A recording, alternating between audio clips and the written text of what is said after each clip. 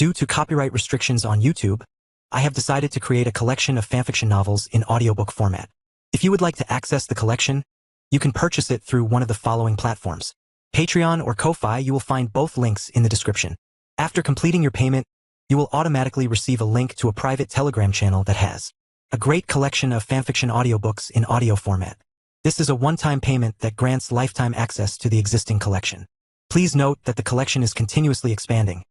I regularly add new audiobooks over time, so the library keeps growing. If you would like to update a novel or add a new one, you must subscribe to my Patreon. Depending on the tier you select, you will be able to request a specific number of chapters weekly, which I will then produce in audiobook format. 101, Chapter 101, I haven't forgotten the promise, I hope you haven't either. Chapter 101, I haven't forgotten the promise, I hope you haven't either. The colossal figure shot upward at an exaggerated speed, covering thousands of meters in mere moments. Under the bird mask, Roy felt the immense power within this body, his heart filled with amazement. The effect of the fusion fruit, definitely worth the difficulty of obtaining it. He muttered, glancing at the information of the special fruit in his system. Tyrant Pteranodon Fruit LV3. Fusion Materials, Quetzalcoatlus Fruit plus Tyrannosaurus Fruit. Fruit Effect, combines the abilities of the Ancient Sky King Quetzalcoatlus and the Ancient Ground King Tyrannosaurus. Grants the stacked physical stats and vitality of both ancient zoans. Allows for 3-stage zoan transformation. Fusion does not alter the fruit's lineage factor. Yes, this was the effect of the fusion fruit slot he unlocked recently. Simply put, this slot could fuse all fruits of the same type or with strong correlation. There was no limit to the number of fusion materials. The fused effect was a perfect stacking of all material effects. Like this fruit on Yuji right now. It essentially contained all the abilities of the Quetzalcoatlus Fruit LV4 and the Tyrannosaurus Fruit LV3. As mentioned before, combining fruit abilities wasn't just simple addition. For example, the Quetzalcoatlus fruit excelled in flight and high-speed movement using wind, but its pure muscle strength wasn't the top tier among its kind. The Tyrannosaurus fruit was unmatched in strength and vitality but lacked mobility. The fusion of the two complemented each other perfectly, creating a qualitative change. Compared to equipping these two fruits independently, my overall speed and strength are at least 30% higher. Simply put, the base stat boost from the fusion fruit alone was worth the ticket price. But that wasn't the most special part of the fusion slot. The most special part was Extra Fusion Fruit Effect, King of the Ancients. As a fusion of two ancient kings, the Tyrant Pteranodon's aura can suppress other creatures of sea, land, and air. Suppression effect increases with fruit level and physical strength. Can consume massive stamina to activate Ancient Bloodline, for a short time, entering Ancient Form, unleashing even greater strength and vitality. This effect strengthens with fruit level. Yes. Fruits created by the fusion slot gained additional special effects. For Yuji's Tyrant Pteranodon fruit, the effects were what Robin witnessed earlier. First, a group suppression effect very close to Conqueror's Haki. Second, a special short-term combat state called Ancient Form. Equivalent to an unwrappable Conqueror's Haki and a brief Fruit Awakening. Yuji made a simple judgment. In the moment he pondered. Boom. He broke through the clouds again, reaching the White Sea, 3,000 meters above the White Sea. At a glance, Yuji saw the massive island floating in the distance. That is Skypia. On Yuji's back, Robin also looked at the distant island. Although she had guessed the destination, seeing it with her own eyes was different. But, X2. Both Robin and Yuji fell silent in the next moment. They could see the appearance of the Sky Island. It was divided into two parts, a smaller part made of island clouds, and a massive part made of earth, similar to islands in the Blue Sea. They were connected by a giant cloud river. Up to this point, everything seemed consistent with Yuji's knowledge. But the only difference was, Lord Yuji, this island, seems to have suffered some kind of natural disaster. Robin said hesitantly. Indeed. She could see many buildings on the island, but all were covered in moss and vines. The entire island was devoid of human presence. Most shockingly, the island was scarred. Deep, massive ravines crisscrossed the island as far as Yuji could see, slicing the massive Sky Island into pieces. Yuji didn't answer Robin. He flapped his wings again, flying toward the earthen island nearby. Unlike the White Sky Island, this earthen island was covered in giant trees, teeming with life. Yuji wasn't surprised. He knew this island wasn't originally from the White Sea. It was part of Jaya, launched into the sky by the knock-up stream 400 years ago. According to the original plot, the ancient golden city Shandora he sought was on this island. And indeed, Yuji soon found Shandora. Or rather, the place where Shandora used to be. Here too, deep ravines existed. Inside these ravines, Yuji saw traces, collapsed shrines, massive stone foundations, even some scattered gold fragments. But the magnificent golden city itself was gone. No wonder Enel chose to go to the Blue Sea. Landing and reverting to human form, Yuji muttered internally. The fact was clear. He was too late. Everything here had been taken. And, not just a little late. Yuji looked at the traces. Even as a non-expert, judging by the thickness of the moss and the soil coverage, he could estimate, the things here had been taken at least decades ago. Judging by those massive ravines, did Skypia suffer a natural disaster decades ago? So the people left. And they took the gold with them when they left. Looking at the ravines covering the entire island, Yuji guessed. But compared to him, Robin's mindset was clearly different. Very ancient architecture, extremely ancient, at least 1,100 years old. She stood by the ruins of a shrine. A ravine cut through it, destroying part of it but leaving the general shape.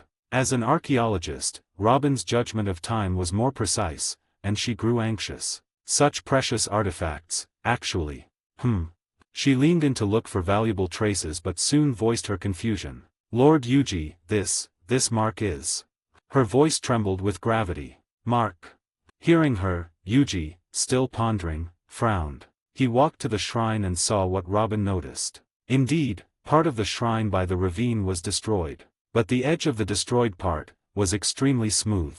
It was clearly not a natural mark. No, not just this. Yuji instantly looked down at the deep ravine below. Yes, at first glance from the sky, one would think these massive ravines were caused by a natural disaster. But looking closely, the edges of these ravines were also extremely smooth. They were cut by some unimaginable, sharp slash.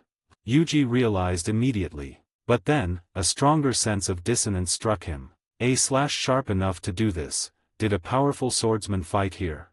No, that's not right. If it was a battle, the traces wouldn't be just this. Yuji keenly grasped the problem. Judging by the cut and the scale of the slash, he had no doubt the owner of the slash was a swordsman beyond his current understanding. He was certain that neither Shimatsuki Koshiro nor Momuzagi Gion could create such smooth marks on this scale. If such a powerhouse fought here, the battle traces wouldn't be just these monotonous slash marks. Referencing his fight with Zephyr on Duel Island, the entire Sky Island would be, if not leveled, at least half destroyed, leaving much more chaotic scars. So, no battle occurred. These marks were left by the swordsman alone. Thinking of this, Yuji realized something. Could it be?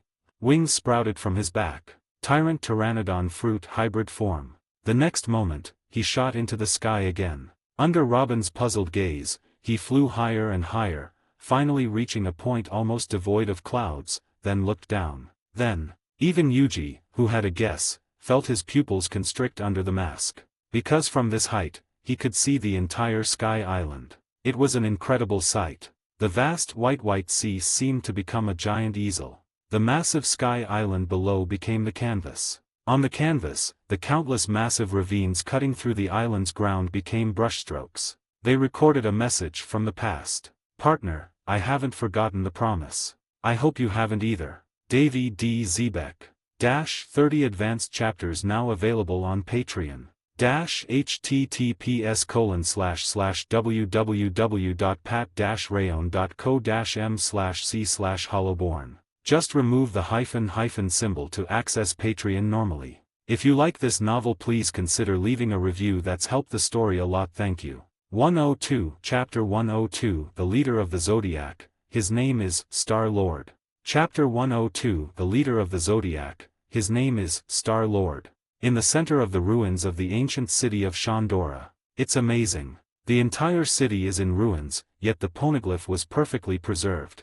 Nico Robin held her notebook, staring excitedly at the massive stone block. The sadness from seeing the destroyed ancient altars around her seemed to vanish. For her, being able to read a poneglyph was the most important thing. However, amidst her excitement, Robin glanced curiously at Yuji behind her. Ever since he suddenly flew into the sky earlier, his mood seemed low. And it was true. The golden bell, the belfry, even the base, everything is gone. Only the poneglyph remains.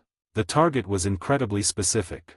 Under the bird mask, Roy's expression was grim. He knew the poneglyph existed, so that wasn't surprising. The problem was, originally, a massive golden bell, the symbol of Shandora, should have been above this poneglyph. But clearly, the golden bell was gone. And now, Roy knew the source of all this. Davy D. Zebek. Or perhaps a more familiar name, King of the World, Rox D. Zebek. Yes, Roy was certain now. The person who took Skypia's gold, used powerful slashes to carve the entire island as a canvas, and left that cryptic message was none other than the strongest man who ruled an era before Pirate King Roger. If nothing unexpected happened, he was likely the source of the massive changes in the Skypia plot. But what Roy didn't understand was, when exactly did he come here? And who was that message for? Is it the butterfly effect? But that's not right.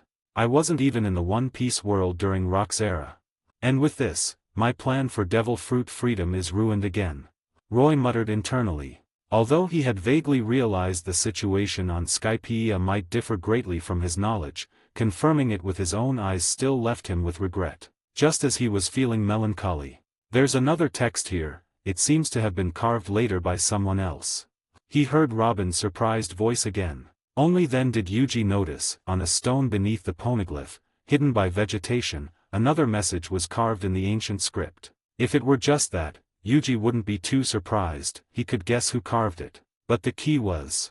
In the next moment, he heard the word Robin whispered in confusion as she deciphered the text. Star-Lord.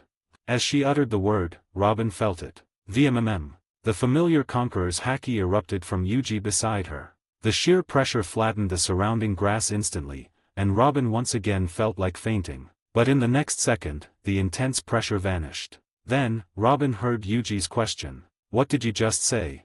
His voice carried unprecedented gravity. After a brief pause, Robin didn't hesitate. It seems like a complaint left by a latecomer like us. When he arrived, the city was already destroyed. And? Yuji nodded, unsurprised. This matched his guess. He could even confirm who left the message. Pirate King, Gold Roger. In the original story, Roger visited Skypia on his final voyage and asked Kojaki Odin, a member of the Stonemason clan, to leave a message by the base of the Golden Bell. But now, the situation was different. Yuji was almost certain Rox took the gold. So, when Roger arrived here, the scene he saw was likely similar to what Yuji saw today. Thus, Roger's message, originally meant for the Golden Bell's base, was carved beside the poneglyph instead. But the key was, what did he write? That was the crucial question. According to Yuji's knowledge, Roger originally left a cryptic message, I have come here and will lead this passage to the farthest ends of the world. But now, he mentioned two people. He seemed to be lamenting. Robin said without hesitation. She pointed at the text and read it aloud to Yuji. I didn't expect anyone could actually make that guy make such a choice. Star-Lord, what kind of existence are you? Truly intriguing. Unfortunately, I probably won't have the chance to meet you, will I? After reciting the text, she looked at Yuji eagerly. Lord Yuji, do you know who carved this? And who are, that guy, and, Star-Lord? She was genuinely curious. Although the exact time couldn't be determined, she was certain this text was carved less than 40 years ago. This meant both the carver and the people mentioned, might still be alive. For Robin, someone who could write in the ancient script was of immense interest. But, Yuji glanced at Robin. After a moment of silence, he spoke softly. The person who carved this text is Gold Roger. That guy, he mentioned is Rox D. Zebek. Just these two names were enough to shake the entire sea. But Yuji's final answer made Robin doubt her ears. As for, Star-Lord, Yuji's voice wavered slightly. As the name suggests, Star-Lord, the master of the zodiac. It is, our leader's codename. Thud. Robin's notebook fell to the ground. Leah. Overwhelmed by shock, her thoughts slowed to a crawl. It took her a long while to realize the incredible information she had just heard. For the first time on this sea, a top executive of the Zodiac personally revealed the codename of their leader. His name was Star-Lord. But Robin didn't know. Yuji's shock was no less than hers. Under the mask, Roy knew best. Star-Lord was indeed the codename for the Zodiac's leader. But he had only decided on this codename 2 days ago. And now, this message from Roger, existing for at least 20 years, mentioned this codename. Wait, could it be? After a brief hesitation, Roy realized the impossible possibility. He looked at the screen in his mind's eye, at a specific fruit in the encyclopedia. Return fruit. Fruit awakening unique chrono field. Revert the time of everything within the field, including the user. Reversion lasts 5 hours. Requires 30 billion berries for unlock. Note, this ability is single-use only. Cannot be blocked by any means. The time reverted is completely random and uncontrollable. That was the only possibility he could think of. 30 advanced chapters now available on Patreon. https://www.pat-rayon.co-m/c/hollowborn. Just remove the hyphen symbol to access Patreon normally. If you like this novel, please consider leaving a review. That's helped the story a lot. Thank you. 103, Chapter 103, Your Blind Loyalty is Meaningless. Chapter 103, Your Blind Loyalty is Meaningless. Roy was not stupid. By now, he could practically map out the timeline of Skypia clearly. At least 30 years ago, Rox came to Skypia, took the gold, and left the message. Later, Roger arrived during his final voyage and saw Rox's message. The Pirate King clearly knew something, so he asked Koji Odin to carve the poneglyph message mentioning Star-Lord. Of course, there were many questions. For example, according to Roger's message, Rox seemed to have made a choice. Or why Rox called Roy partner, and didn't even hide his forbidden true surname. But clearly, these were details. The current intel was enough for Roy to deduce an answer. I went back at least 30 years, met Rox, and made a promise with him. Rox came to Skypia and took the gold because of that promise. This was the only logical conclusion. Based on Roy's current knowledge, only one method could achieve something like this. The return fruit. The awakened effect of this fruit could potentially send me back 5 hours. No, that's not right. The return fruit affects the user. Rox came here over 30 years ago. I can't revert back to that time. Roy frowned deeply. Did I solve the side effects of the fruit in the future? But even then, what kind of situation would force me to use this ability? He knew his own personality. The cost of the return fruit's special awakening was too high, and despite its power, it had many restrictions. Normally, even if he solved the side effects, he would never consider using it. Unless a massive crisis forced my hand. This possibility weighed heavily on Roy's heart. He thought of many potential threats: the 3 admirals, Kaido, Big Mom, Whitebeard, the 5 elders, or even Imu. Roy wasn't sure who, but he knew what he had to do. Gather intel on Rox, Skypia, and Enel. Maybe I can deduce which point in time I return to. There might be clues about the future crisis. Also, intel on the Roger pirates and the Rox pirates. He pondered. He hadn't paid much attention to Rox before. He was a legend from 2 eras ago, and due to the connection to God Valley, intel on him was highly classified. But things were different now. Roy's current authority and status gave him access to these files. Besides intel, I need to hurry up with the next slot too. He muttered, looking at the fruit encyclopedia again. In the Phantom book, after the page for the fusion fruit slot was turned, a new page had opened. Lineage factor expansion, analysis progress, 0.03%. Collecting devil fruits accelerates analysis. Current fruit count, 60. Unlock special slot, fruit creation slot, at 100% analysis progress. Yes. After unlocking the 5th slot, fusion fruit slot, the encyclopedia opened a new page as expected. But unlike before, this page didn't require a specific number of fruits. Instead, it showed a progress bar. Roy observed that the bar grew naturally every day. So he wasn't in a hurry originally. With the cooperation of the Revolutionary Army and the usurpation of Baroque works, he had a large annual income of berries. Plus, Yuji could rob celestial tributes occasionally, or Nezumi could take a few hit contracts. He could afford to take a year or two to accumulate strength. But now, his mindset changed. He didn't know what would happen in the future, what happened in the past, or his fate in that crisis. But he knew he couldn't slow down. I'm not strong enough. It's not time to relax yet.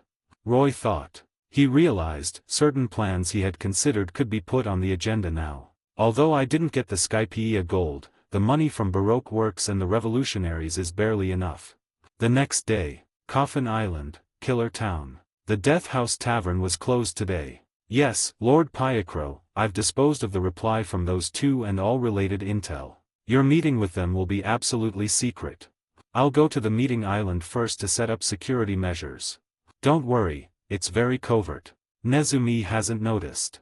In a hidden dark room, Miss Spider whispered into a small den mushy. Click. After hanging up, she reached out to hide the snail in a secret compartment in the wall. But just then. Is that a custom, parent-child snail? Uninterceptable and only recognizes one user. High-end stuff. The sudden voice made Miss Spider tremble. She turned instinctively and saw a figure leaning against the wall nearby. Seeing the rat mask, Miss Spider didn't hesitate. She curled her tongue. Under her tongue, she bit down on a black pill. It was Eternal Sleep, a special poison developed by Pyacro's company. Lethal upon contact with blood, no antidote. Feeling the intense pain and fading life, a look of relief and pride appeared in Miss Spider's eyes. Yes. Suicide was the best response she could make in a split second. As the manager of the Death House and mission dispatcher for killers, she knew better than anyone how strong Nezumi was. His 100% mission completion rate was proof. She was no match for Nezumi. And similarly, the Major Undertaker, Pyacro's recent plans absolutely could not be known by Nezumi. So she had to die. Even now, she glanced at her wrist, a white piece of paper was pasted there. Her Vivre card. She had a piece, and Pyacro had a piece. Due to the poison, the Vivre card began to burn. This was the source of her pride. Pyacro would see her burning Vivre card, know the plan was exposed, and take precautions. As an assassin raised by the Major Undertaker, this was the death she expected. As long as Lord Pyacro is safe. She thought. But the next moment. Truly decisive, such loyalty is commendable. She heard another voice. But it wasn't Nezumi's voice. Simultaneously, she saw another figure appear beside her. What a pity. Next, she felt something furry touch her. Then, Miss Spider saw her Vivre card stopped burning. Even the burnt parts began to rapidly regenerate. Your blind loyalty is meaningless. The voice spoke again, but it sounded incredibly familiar. It was her own voice. Miss Spider struggled to open her eyes to see what happened. But even with all her strength, her barely open eyes could only see 9 swaying shadows on the ground, and a mask. One of the shadows retracted from her face. The shadow of the mask looked like a dog's face. 30 advanced chapters now available on Patreon. https://www.pat-rayon.co-m/c/hollowborn. Just remove the hyphen symbol to access Patreon normally. If you like this novel, please consider leaving a review. That's helped the story a lot. Thank you. 104, Chapter 104, This is my rule. Chapter 104, This is my rule. Grand Line, a certain sea area. In this sea lay an island, Hyundai through Sunday Island. As the name suggested, this was a large island in the center of the sea area. Due to the unique climate, it was sunny for most of the year. With ample sunlight, the island was covered in forests and vegetation, featuring complex terrain with numerous hills. To the north and south of Sunday through Sunday Island, 2 pirate ships were docked. The ship to the south flew a dinosaur-themed pirate flag. It was the Tyrannosaurus, flagship of the Lizard King, Hanafuda. What the hell, we're all here, but only Admiral Hanafuda is allowed on the island. On the ship, a pirate complained. Enough. It can't be helped. A burly man, seemingly the leader on the ship, spoke gravely. This meeting was initiated by the Major Undertaker. We must follow his rules, or else. He looked toward the island. We'll die.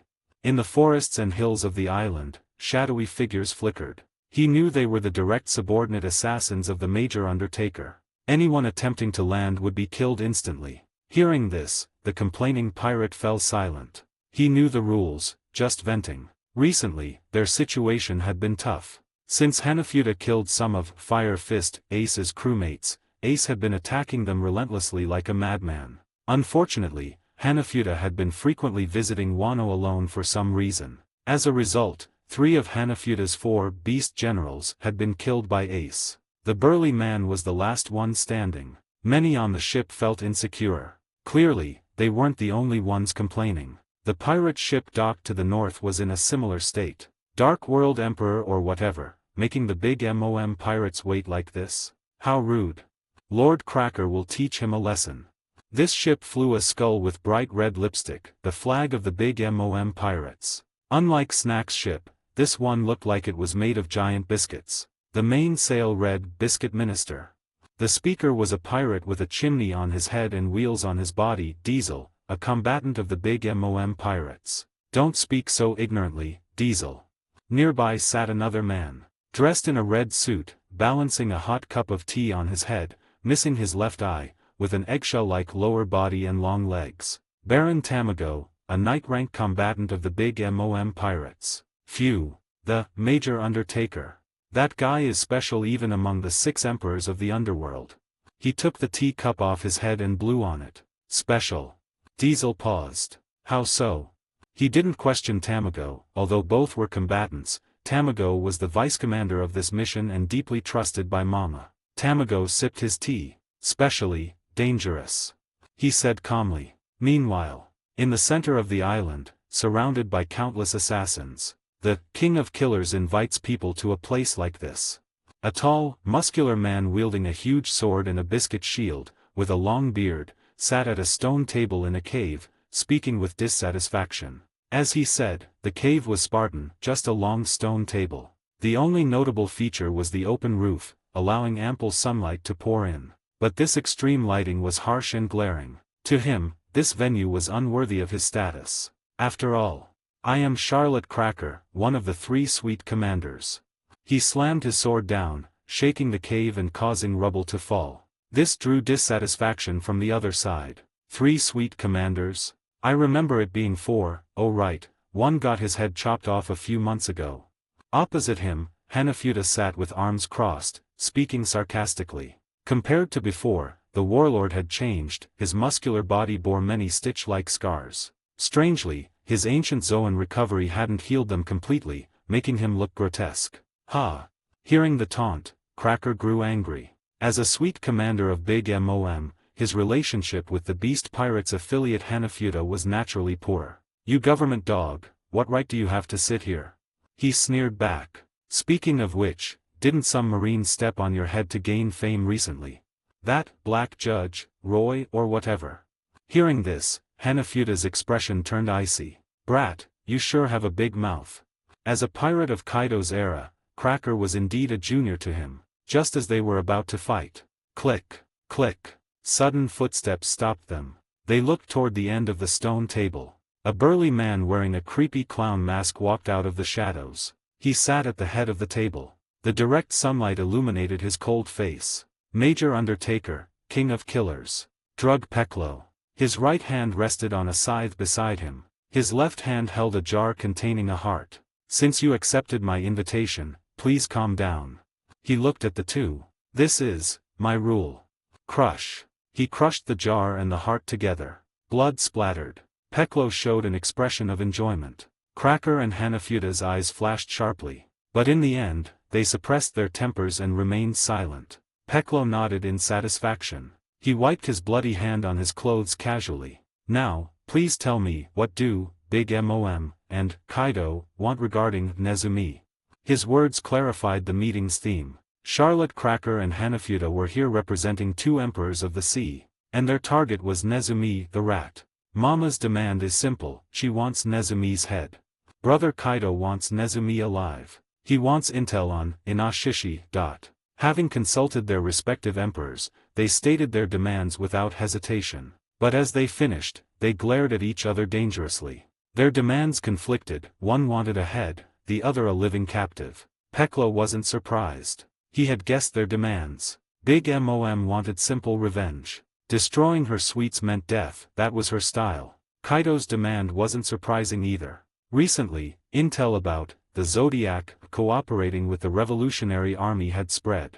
Inoshishi, who appeared in the East Blue, was exposed. Especially recently, the Revolutionary Army used a new weapon to overthrow the Taken Kingdom, a world government affiliate known for its military strength. Reports showed the new weapon's power lay not in design, but in a new alloy. Rumors connected this alloy to the Zodiac's cooperation. Kaido, possessing weapons factories in Wano and being the largest arms dealer, naturally craved Inoshishi and the alloy. But Inoshishi's location was unknown. The only active Zodiac member was Nezumi. This was why Piccolo was here. If it were just Big Mom, he could manage. But with Kaido involved, he was under too much pressure. Gentlemen.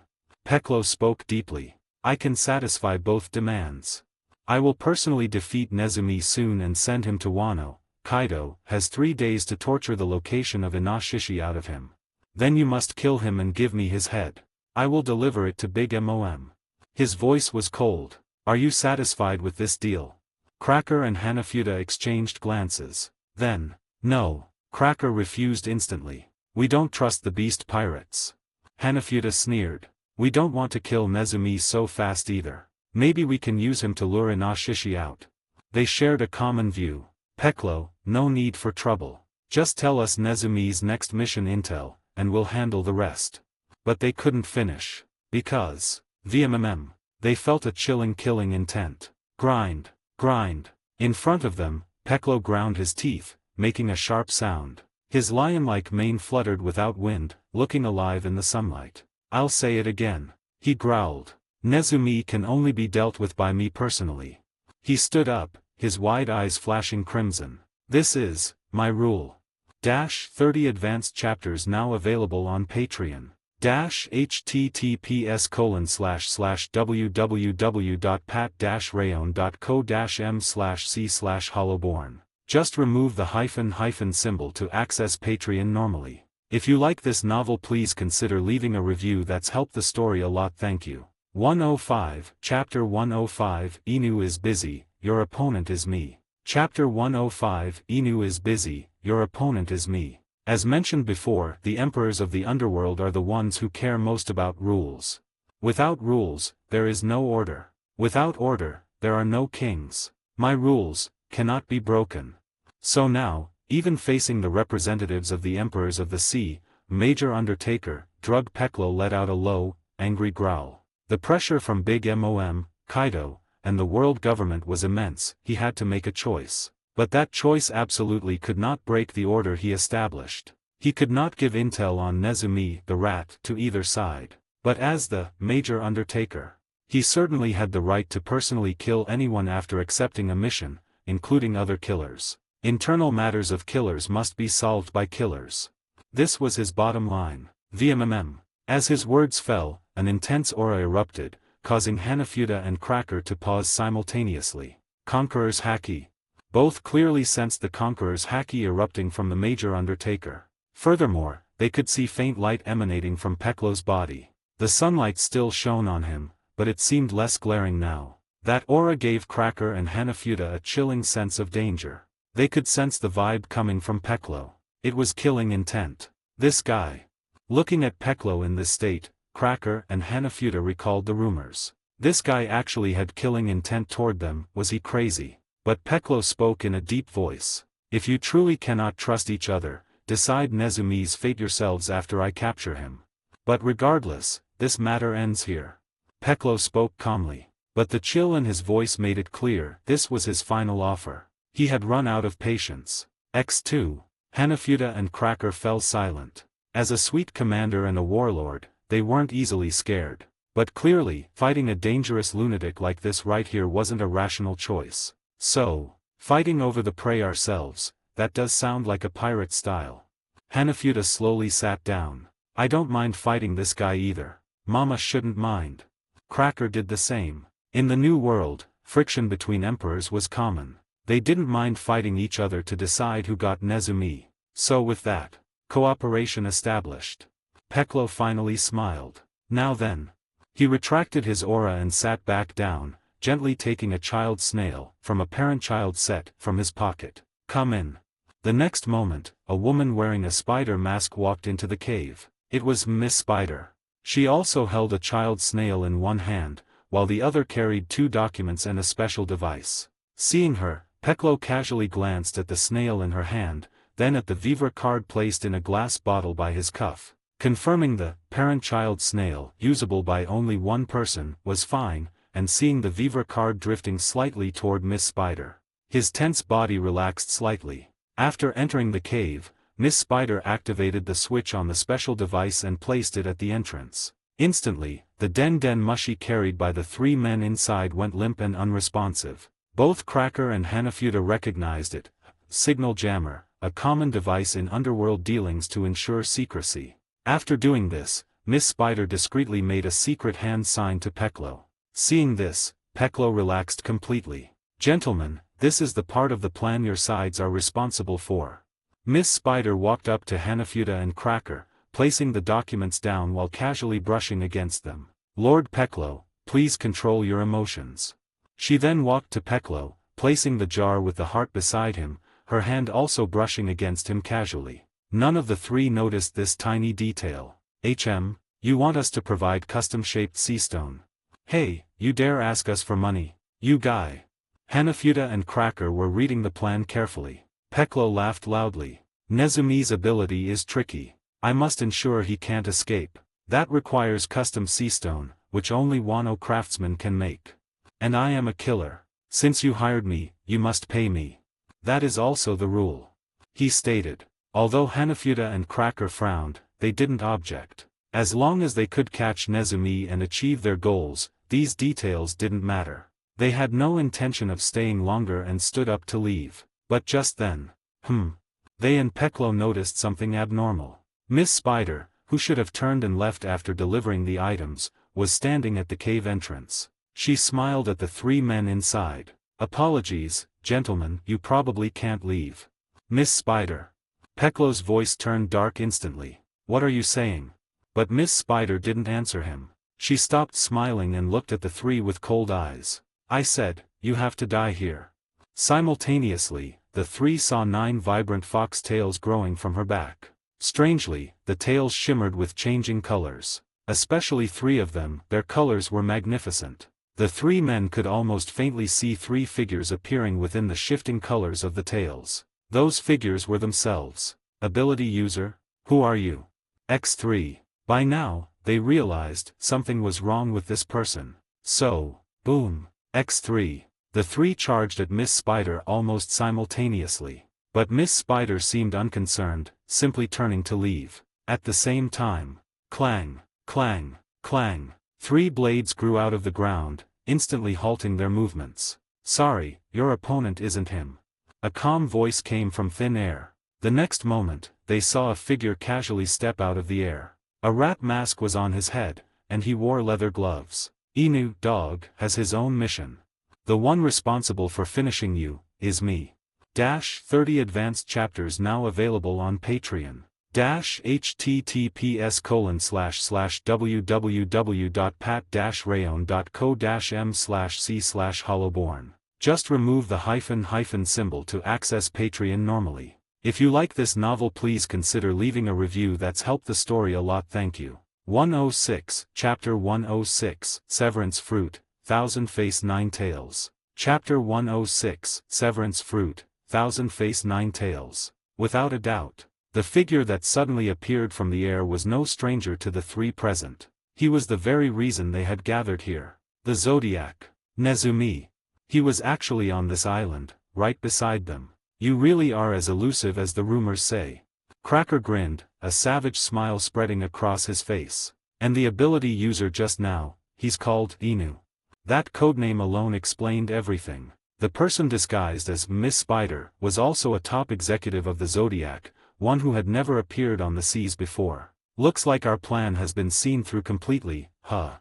Hanafuda, arms crossed, looked at drugged Peclo beside him. The Major Undertaker's fists were clenched tight. Under his ridiculous clown mask, his eyes were bloodshot, teeth grinding in a terrifying grimace. He was so enraged he couldn't even speak. Swish. X3. The next moment, the 3 vanished instantly. Boom. Cracker's massive body erupted with power as he swung his giant sword down at Nezumi's head.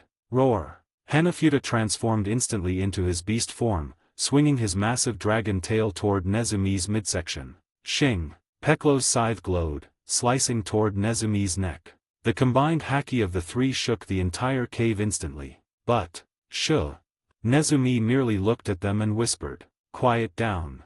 As his words fell, 3 doors appeared out of thin air, instantly swallowing their attacks. Nezumi took a step forward and vanished into the air. The next moment, boom! Countless blades sprouted from every corner of the cave. It's his ability.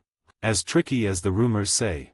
Seeing this, Hanafuda and Cracker frowned immediately. Although there was no definitive conclusion about Nezumi's specific ability in the outside world, analysis of his assassination traces had led to rumors. It was said this Zodiac executive could move through the air and manifest blades from anywhere to kill enemies from blind spots. So now, they instinctively coated themselves in haki to defend against the incoming slashes. But, X2. In the very next instant, their expressions changed drastically. Because, slice. To their shock, the blades sprouting from the cave weren't aimed at them, but at the ground. Slice, slice, slice, slice. Under their wide-eyed gazes, countless slashes cut through the cave walls and rocks as easily as tofu. Then, X3. Moments later, the three realized the sky visible through the cave roof was moving away. Weightlessness hit them. They were falling. Yes, standing on the ground,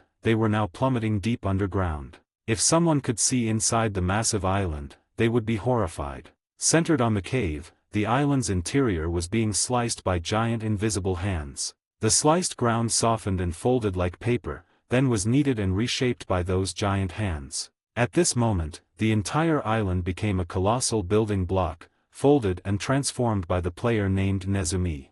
But interestingly, no matter how much the interior changed, the surface of the island remained exactly as it was. Under these circumstances, the foundation beneath the cave was completely hollowed out, so they kept falling until they reached the bottom layer of the island. Immediately after, rumble, rumble, layer upon layer of mountain blocks stacked up, cutting off the sunlight and the surface world. The ground beneath them was sliced apart, then walled off by massive earthen barriers. When they finally hit the bottom, the three were completely separated. X3. Looking at the drastically altered terrain around them, their expressions were filled with disbelief. This guy's ability, what the hell? They couldn't understand what had happened. Meanwhile, on the surface, Nezumi stood inside the now hollow cave. Under his mask, his eyes watched the changes on the screen in his mind. Fusion fruit, severance fruit, cut fruit, LV5. Fusion materials, dice fruit LV4 plus snip fruit LV5. Fruit effect, combines abilities of both fruits. Grants the body hardness and blade transformation of the dice fruit, and the cutting and reshaping ability of the snip fruit. Extra fusion effect, free severance. Can choose different slash modes, trim, sever, and annihilate. Trim can cut any non-living solid matter and reshape it. Even haki-infused matter can be easily cut. Only cuts without destroying internal structure. Cut objects recover after a period.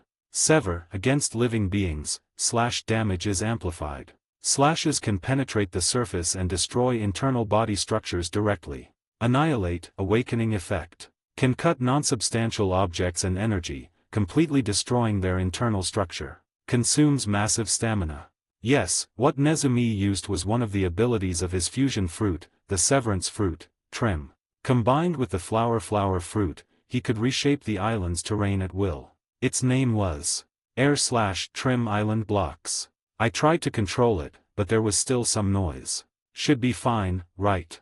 After doing this, he glanced toward the outside of the cave, muttering. Then, he stepped forward. A door opened in the air. Nezumi jumped in, heading underground. At the same time, outside the cave, rumble. Miss Spider, Inu, stood outside, feeling the tremors from below. Not huge, but not small either. So, puru. The den mushi in her hand rang immediately. Looking at it, Miss Spider wasn't panicked. The 9 color-shifting fox tails behind her swayed. The 3 most magnificent tails turned into wisps of fox fur and fell from her back. Then, something incredible happened. As the three tails hit the ground, rainbow smoke rose. Then, VMMM, X3, the smoke condensed, and three figures formed out of thin air. They were Hanafuda, Cracker, and Drug Peklo. Watching this, Miss Spider, no, Inu's expression remained unchanged. This cost a fortune. She muttered. In her eyes, the fruit encyclopedia screen was visible. Fusion fruit, dog fruit, model, thousand face nine tails LV5. Fusion materials, dog fruit, model, nine-tailed fox LV5 plus clone fruit LV3. Fruit effect, combines abilities of both fruits. Enhances the transformation ability of the nine-tailed fox fruit. Effects by level. LV3, gain full fruit effect. Can transform into the mythical beast, thousand face nine tails. Gains Zoan transformation and greatly enhanced stats. Can transform into anyone by touching any body part, even copying armor or clothes. LV4, deep dive development. Copies life aura after transformation. Can obtain part of the target's memories, up to 1 month of memories. LV5, fruit awakening thousand face fox. Gains Zoan awakening transformation with flame clouds. Can perform perfect transformation. Copies target's abilities and physical stats, weakened version. Extra fusion effect, 9 tails, 9 visages. The main body and each tail can store one perfect transformation form. Tails can detach to transform independently. After the transformation ends, the corresponding tail vanishes and regrows in 3 days without a stored form. Both tails and main body can only maintain one transformation at a time. Cannot copy oneself. Nine-tailed fox fruit LV5, plus snip fruit LV5, plus the fruit on Nezumi. The second payment from the Revolutionary Army and the profits from Baroque works are almost all gone. Inu muttered, looking at the distant coasts. As she said, awakening 2 fruits and upgrading another almost emptied Roy's recently healthy finances. But undoubtedly, if this attempt succeeded, it will all be worth it. Whispering, she picked up the ringing den mushi. Click. As the call connected, an anxious voice came through. Miss Spider, what was that tremor? What happened? Big Mom's and Hanafuda's men are agitated. What should we do? Having obtained Miss Spider's memories, Inu knew the speaker was one of the leaders of the assassins guarding the perimeter. Clearly, the tremor had caused a commotion outside. But, it's fine. Probably just a sea quake. Inu glanced at Hanafuda, Cracker, and Peklo beside her, smiling softly. She spoke calmly, stating the fact, the meeting is going smoothly, nothing happened. 30 advanced chapters now available on Patreon.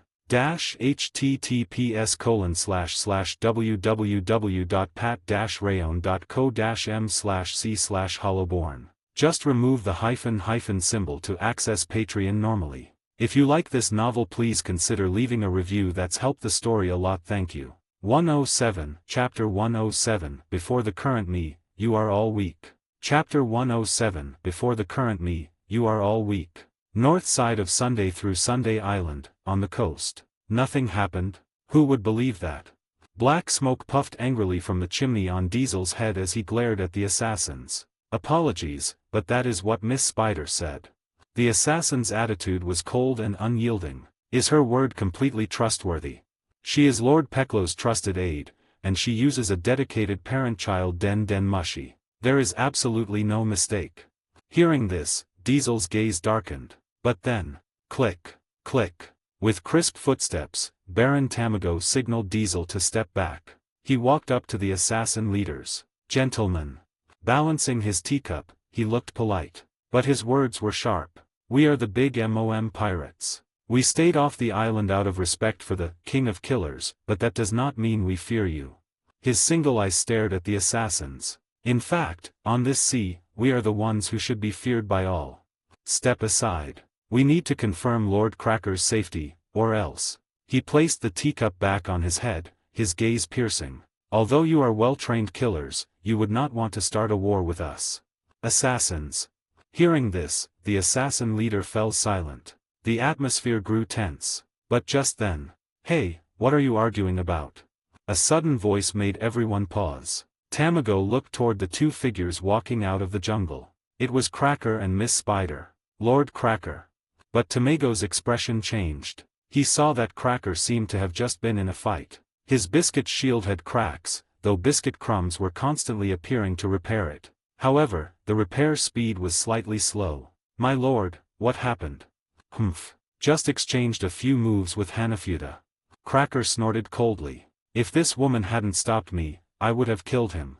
Hearing this, Tamago understood, so that was the cause of the tremor. He wasn't surprised that Miss Spider followed him. She probably worried Cracker would go after Hanafuda again and cause trouble for Peclo. So Tamago tipped his hat to Miss Spider. "Pardon the rudeness." Miss Spider nodded. But at this moment, Devil Fruit user, Baron Tamago, discovered. Confirmed Devil Fruit, Zoan Egg Fruit, Tama no Mi. Analyzing and saving to, Fruit Encyclopedia. Hearing the notification, Inu, disguised as Miss Spider, thought, as expected. Only Roy Amos can analyze devil fruits, the clones created by the foxtails cannot. He felt a bit regretful.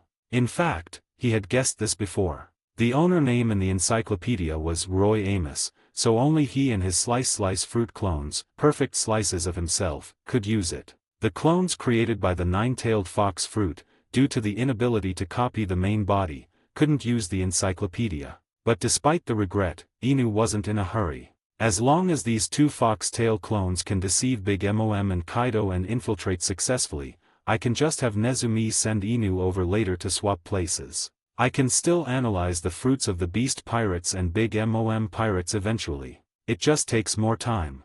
And even if the two emperors discover them, it doesn't matter, I'll lose at most two foxtails. Mutters aside, externally, she represented Peclo and apologized to Cracker. Soon. Egg Fruit, analysis complete. As the notification rang. "Let's go." Cracker ended the conversation immediately, turning to Tamago. "Set sail for Tato land immediately. Report to Mama." Tamago didn't suspect anything. "Yes, Lord Cracker." Meanwhile, on the Tyrannosaurus. Admiral Hanafuda, you. Seeing the Tyrannosaurus walk onto the ship with surging killing intent, the pirates panicked. Thud. Hanafuda's massive tail smashed the deck in annoyance, denting it. "That brat Cracker." He snorted, seemingly dissatisfied with Cracker. But then, he seemed to restrain his temper, reverting to human form. "Forget it, set sail immediately for Dinosaur Island." "Set sail." The subordinate responded quickly but then paused, asking tentatively, "Admiral, back to Dinosaur Island. Aren't we returning to Wano to report to Governor-General Kaido?" Hearing this, Hanafuda glared at him coldly. "First back to Dinosaur Island. I need to move my treasures to a safer place, then return to Wano." He grinned savagely. "This time, we might be staying in Wano for a while." The subordinate was stunned. Why move treasures suddenly? And why stay in Wano for a long time? Didn't Hanafuda reject Kaido's invitation many times with the excuse of inconvenient to plan in Wano? But seeing Hanafuda's cold, violent expression, he didn't dare ask aloud. Besides him, the other pirates had no objections. In fact, they were happy. As mentioned before, Fire Fist Ace had been attacking them like a madman. Even Dinosaur Island might not be safe. But Wano was different. Wano was Kaido of the Beast's base. Even Ace wouldn't dare chase them there, right? Thinking of this, the pirates cheered and busied themselves with setting sail. Only the pirate repairing the deck muttered to himself. Usually when Admiral Hanafuda is angry, one tail smash pierces the deck. Today it only dented it. He thought, but naturally wouldn't doubt anything over such a small detail. As both pirate crews weighed anchor and left. "All right." Miss Spider walked to the gathered assassins. "Let's return to back to Coffin Island?" asked the assassins. "No." From the shadows, Peclo walked out. Under his clown mask, his smile was bright and savage. "To Peclo and Company. HQ. I need to check my treasury." Meanwhile, somewhere deep underground. "Damn it." Boom, boom. A tall figure swung a giant sword, smashing the surrounding rocks. It was Charlotte Cracker. Beside him, dozens of identical tall figures were also smashing rocks. "Trying to trap me here with this? You underestimate me, Lord Cracker." Looking at the shattered rocks, Cracker roared. But just then, "No." He heard a response in the quiet underground. "Although you aren't a difficult opponent, you are still a sweet commander of Big Mom. I don't think this method can trap you to death." With these words, Nezumi slowly appeared in Cracker's vision. It's just that fighting you earlier would have caused too much commotion, he said calmly. But it doesn't matter now. I can kill you. As his words fell, swish, Cracker heard the sharp sound of a slash by his ear. Ha, how can you be so arrogant? Hearing Nezumi, Cracker found it laughable. Just because you killed that trash snack, you think you're strong. He sneered, raising his hand. Don't get it wrong. I'm not on the same level as that idiot, slash. He didn't panic at all. That kind of thing is useless against me. He raised his biscuit shield. Cracker was confident. He was a biscuit human who ate the bisbis fruit. His biscuits were incredibly hard. Even powerful pirates in the New World couldn't scratch his biscuits. In fact, Cracker hadn't felt pain for many years. The only weakness of his biscuits was water, but clearly this guy didn't know that. Trying to cut my biscuits with slashes? You think you're Hawkeye? His mockery was cut short, because the next moment, the slash arrived. Slice. Then, Cracker felt his biscuit shield being cut open. No. Saying, cut, was strange, because the slash encountered zero resistance. It was as if it passed through empty air. But both the biscuit shield and the massive body of the burly man were sliced apart instantly. What is this? Cracker's expression changed drastically. But as a sweet commander, his combat instinct and reaction speed were undeniably fast. It's fine, he doesn't know where my real body is. He instinctively thought. Yes, the burly man outside was just a biscuit soldier puppet. His real body was safely hidden inside. Even if the biscuit was cut, the enemy wouldn't know. The moment of surprise would be Cracker's chance to counterattack. In the past, he had killed several strong enemies this way. But, in a flash, Cracker's expression froze. Because, slice. His observation Haki told him, after cutting the shield and the soldier, the countless slashes didn't hesitate, continuing toward his real body. He knows I'm here. Cracker finally panicked. Hard biscuit. Hard biscuit. Hard biscuit. He activated his ability without hesitation, creating layers of hard biscuit walls around him. He coated them in armament Haki. But, slice. The continued slicing sound told Cracker it was meaningless. Trim omni cut. Yes. Under the trim state of the severance fruit, defense by any non-living matter was meaningless. No. In this situation, Cracker exploded with Haki, wrapping it around his body. This was his last-ditch struggle. The next moment. Thud. The slash arrived, a hand struck his neck. For a moment, Cracker felt a flicker of hope. Because this strike didn't slice through his neck like it did the biscuits, it seemed blocked by his armament Haki. His ability can only cut matter, but can't forcefully cut people. Cracker vaguely realized the nature of the ability. But his relief lasted only an instant. Because in the very next second, Cracker felt long-forgotten pain. But strangely, he could clearly feel it. The pain of the slash exploded, inside his body. Sever internal decapitation. Sever against living beings, slash damage is amplified. Slashes can penetrate the surface and destroy internal body structures directly. Thud. The next moment, his head flew high. You said you weren't on the same level as Snack. As his consciousness faded, Cracker seemed to hear Nezumi's calm voice. I think you're about the same. Before the current me, you are all weak. 30 advanced chapters now available on Patreon. https://www.pat-rayon.co-m/c/hollowborn. Just remove the hyphen symbol to access Patreon normally. If you like this novel, please consider leaving a review. That's helped the story a lot. Thank you. 108, Chapter 108, The Beast's Hunt ends here. Chapter 108, The Beast's Hunt ends here. Deep underground, in another hollow. Gurea. With a low roar, Hanafuda continued to climb upward. His colossal Tyrannosaurus body was like an unstoppable wrecking ball. His claws easily pierced the rock, allowing him to smash through the layers of barriers Nezumi created with his head.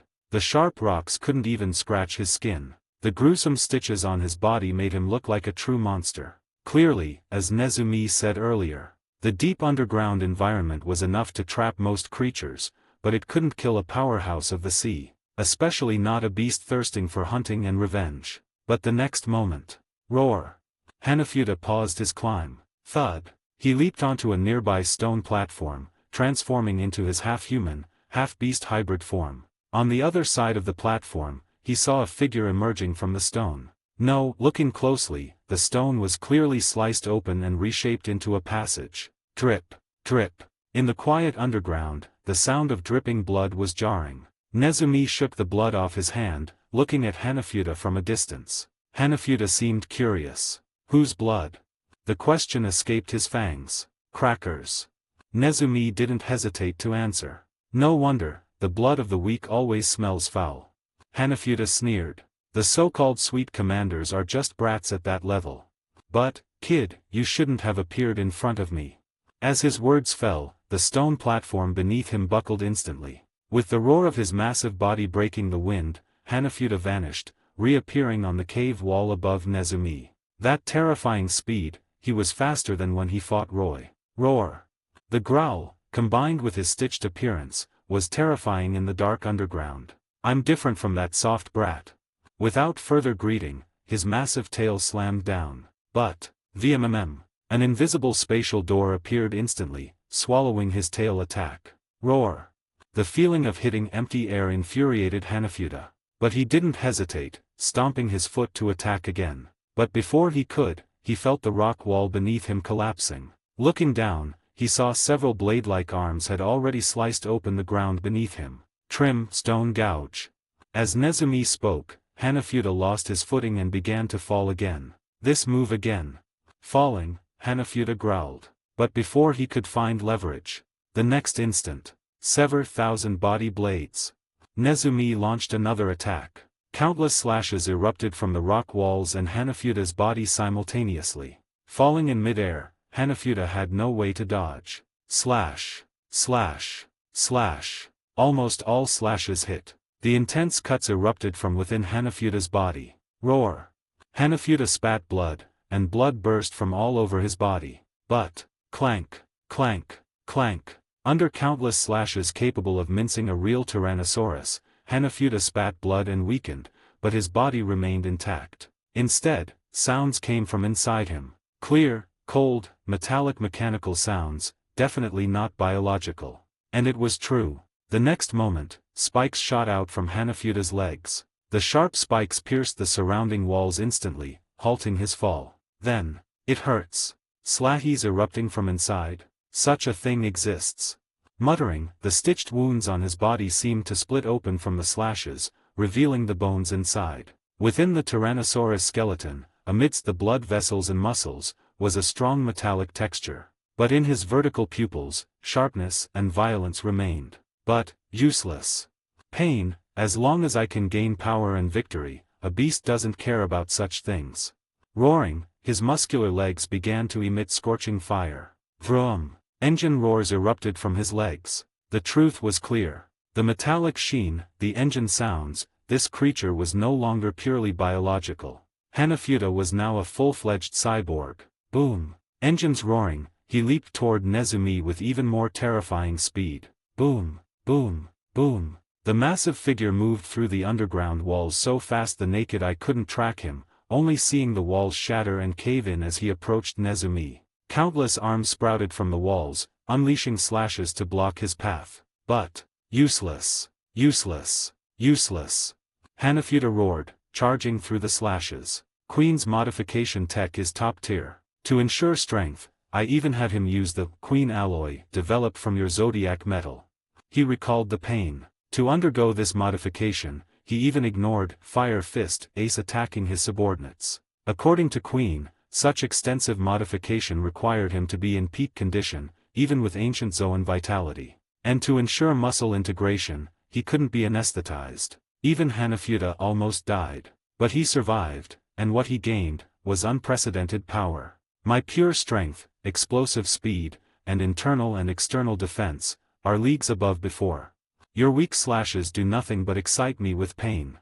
This power was prepared for revenge against a black judge. He grinned savagely. But using the blood of a Zodiac executive as a sacrifice for the first battle isn't bad. After defeating you and handing you to Brother Kaido to get the alloy formula, I can hunt black judge's crewmates' friends and family in peace. Yes, he had planned his revenge on Roy. Per the agreement, he couldn't attack Roy or his crew directly. But he could kill their families and friends. He could force Roy to challenge him to a duel. Of course, since Roy was now an admiral candidate, doing so would cost him his warlord title and affect Kaido's dealings with the government. So he held back. But now it was different. If he secured the alloy formula for Kaido, the world government wouldn't be a crucial buyer anymore. Every faction in the world would crave deals with the beast pirates. Even if he lost the warlord title, Kaido's ambition could still be realized. Click. As his words fell, his tail split open. A sharp sword grew from it, shaped from his tailbone and metal. King Dragon Tail Sword. Hanafuda's tail extended and stabbed with terrifying speed. Beside Nezumi, spatial doors opened again to swallow the attack. This move again. Seeing this, Hanafuda smirked. In that instant, click, click, miniature rocket thrusters grew beside the tail sword. Hanafuda's tail changed direction and accelerated instantly. I've seen through your move, tricky defense, but you need to track the attack to open those doors in the air.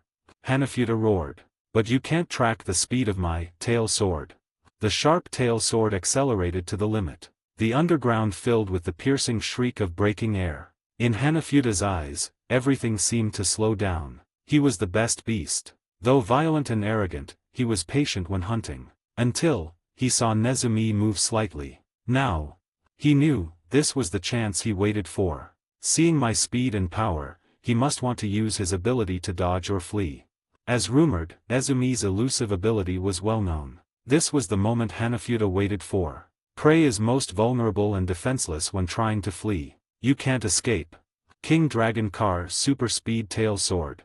The sharp sword stabbed down. In that instant, Hanafuda was certain of the hit. The sensors on his tail could almost feel the body heat. But the next moment, Hanafuda was stunned. No sensation of piercing flesh, no sound of spilling blood. Boom. Where his sword struck, the rock wall shattered, a massive hole punched through. But there was nothing there. Then, you made two mistakes. Hanafuda heard a voice. His body froze. The voice was too close. He looked down. He saw the rat mask right in front of him. First, you assumed I appeared because I didn't know you were a cyborg. Reacting, Hanafuda transformed fully into a Tyrannosaurus and bit down. But he bit empty air. But on the contrary, I know you very well. The voice came from behind him, still frighteningly close. Where? Hanafuda turned instinctively. But then, footsteps came from directly in front of him again. The whistling wind in his ears made Hanafuda realize the impossible truth. The enemy wasn't using spatial doors to dodge. He was using pure, physical speed. How can he be this fast? His mind went blank. In his peripheral vision, he saw Nezumi raise his hand. An intense crisis surged in Hanafuda's heart. At that moment, under the mask, Nezumi's eyes were cold and murderous. Yes. After Inu copied Hanafuda's body, he knew about the modifications. Plus, having fought Hanafuda before, he knew his strength well. He could have dodged into another dimension long ago. But he didn't. The reason was simple. A modified ancient Zoan user is the best material to test /power. As he spoke, black haki gathered on Nezumi's raised hand. Ryu. Munch fruit, can fuse living and non-living things, granting the living thing the properties of the non-living. Only one property at a time. Yes, the munch fruit allowed fusion. Inma iron was included. So in fact, since the Triforce demonstration, all of Roy's clones could use haki. But that wasn't the key. The key was the last fruit Nezumi carried. More fruit, Moa no Mi, LV3. Multiplies the speed and size of objects. Ineffective on living beings other than the user's main body. Current multiplier limit, 50x. This was what Nezumi wanted to test. But now, he didn't want to test anymore. Second, you said the wrong thing. Hanafuda's revenge plan made him lose patience. Tell me, Hanafuda. He looked up at Hanafuda. You said you became many times stronger. How many times? The words fell. His hand slashed out. More fruit, 50x enhancement. Ryu infusion. Severance fruit sever. Air cut sever 50 black slashes. With the speed of the more fruit, Hanafuda couldn't dodge. Boom. With speed and mass enhanced, this slash was incomparable to before. Hanafuda clearly heard his metal skeleton snapping, his muscles pulverizing. It was power even a cyborg body couldn't withstand. The next moment, his head flew. In that instant, the warlord's eyes were still confused. But then, his fading consciousness saw his massive Tyrannosaurus body exploded. Oil, metal, and blood mixed and sprayed. Nezumi stood in the rain of blood, but a spatial door opening above him kept him dry. His cold gaze looked at Hanafuda, making Hanafuda feel strangely familiar. His dying beast instinct suddenly reminded him of something. A possibility he had never imagined, never dared to imagine. You. His expression filled with disbelief. But then, his consciousness faded. Brother Kaido. He didn't think of his treasure, or his children. Only Kaido. That guy. The Zodiac is. In this moment, he finally realized just how dangerous the organization named the Zodiac was. And he instinctively foresaw what a massive threat this organization would pose to the beast he respected in the future. But clearly, ambition, hatred, unwillingness, everything belonging to him lost meaning. Thud. The head landed. The Lizard King's hunt ended here. 30 advanced chapters now available on Patreon. https://www.pat-rayon.co-m/c/hollowborn. Just remove the hyphen symbol to access Patreon normally. If you like this novel, please consider leaving a review. That's helped the story a lot. Thank you. 109, Chapter 109, Sunflower and Killer. Chapter 109, Sunflower and Killer. As Hanafuda's head tumbled into the depths of the underground, Nezumi didn't pause for a second, stepping back into his pocket dimension. Inside the pocket dimension, food and water were already prepared. Nezumi grabbed them and ate as he moved toward the final battlefield. Indeed, the more fruit is a logical match. Even without the giant hand, Nezumi can now deal with powerhouses with immense vitality and physique. As Slashes casually cleared the rocks and barriers in his path, Roy analyzed quietly under the mask. Yes. When creating clones, Roy was well aware of their strengths and weaknesses. Take Nezumi, as Roy expected, he was the perfect assassin. If tasked to assassinate a king, no matter how many guards, Nezumi could easily kill him. Even against tricky opponents like Cracker or Snack who had obvious weaknesses, Nezumi didn't struggle. But this clone had a significant weakness. He lacked a good solution against opponents with extreme vitality and physique in a one-on-one fight. So after unlocking the new slot, Roy chose to equip him with the more fruit to cover this weakness. Obtained from the great pirate Burndy world in Impel Down, this fruit's destructive power was unquestionable. After all, World's epithet was the World Destroyer. The only issue is that the more fruit consumes far more stamina than the flower or severance fruit. Also, due to his physique, Nezumi's Ryu quality is relatively weaker. After unlocking the next slot, it would be best to cover this.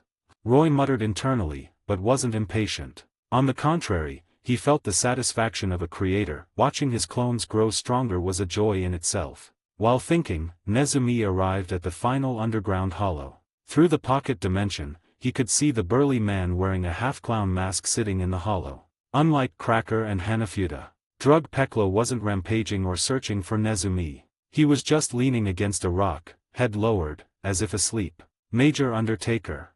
Nezumi whispered. Among the three targets, he was the only one whose ability Nezumi wasn't sure of initially. But through Inu, he had confirmed the target's ability, a very tricky devil fruit. This was why he saved Peklo for last. First, I must confirm one thing.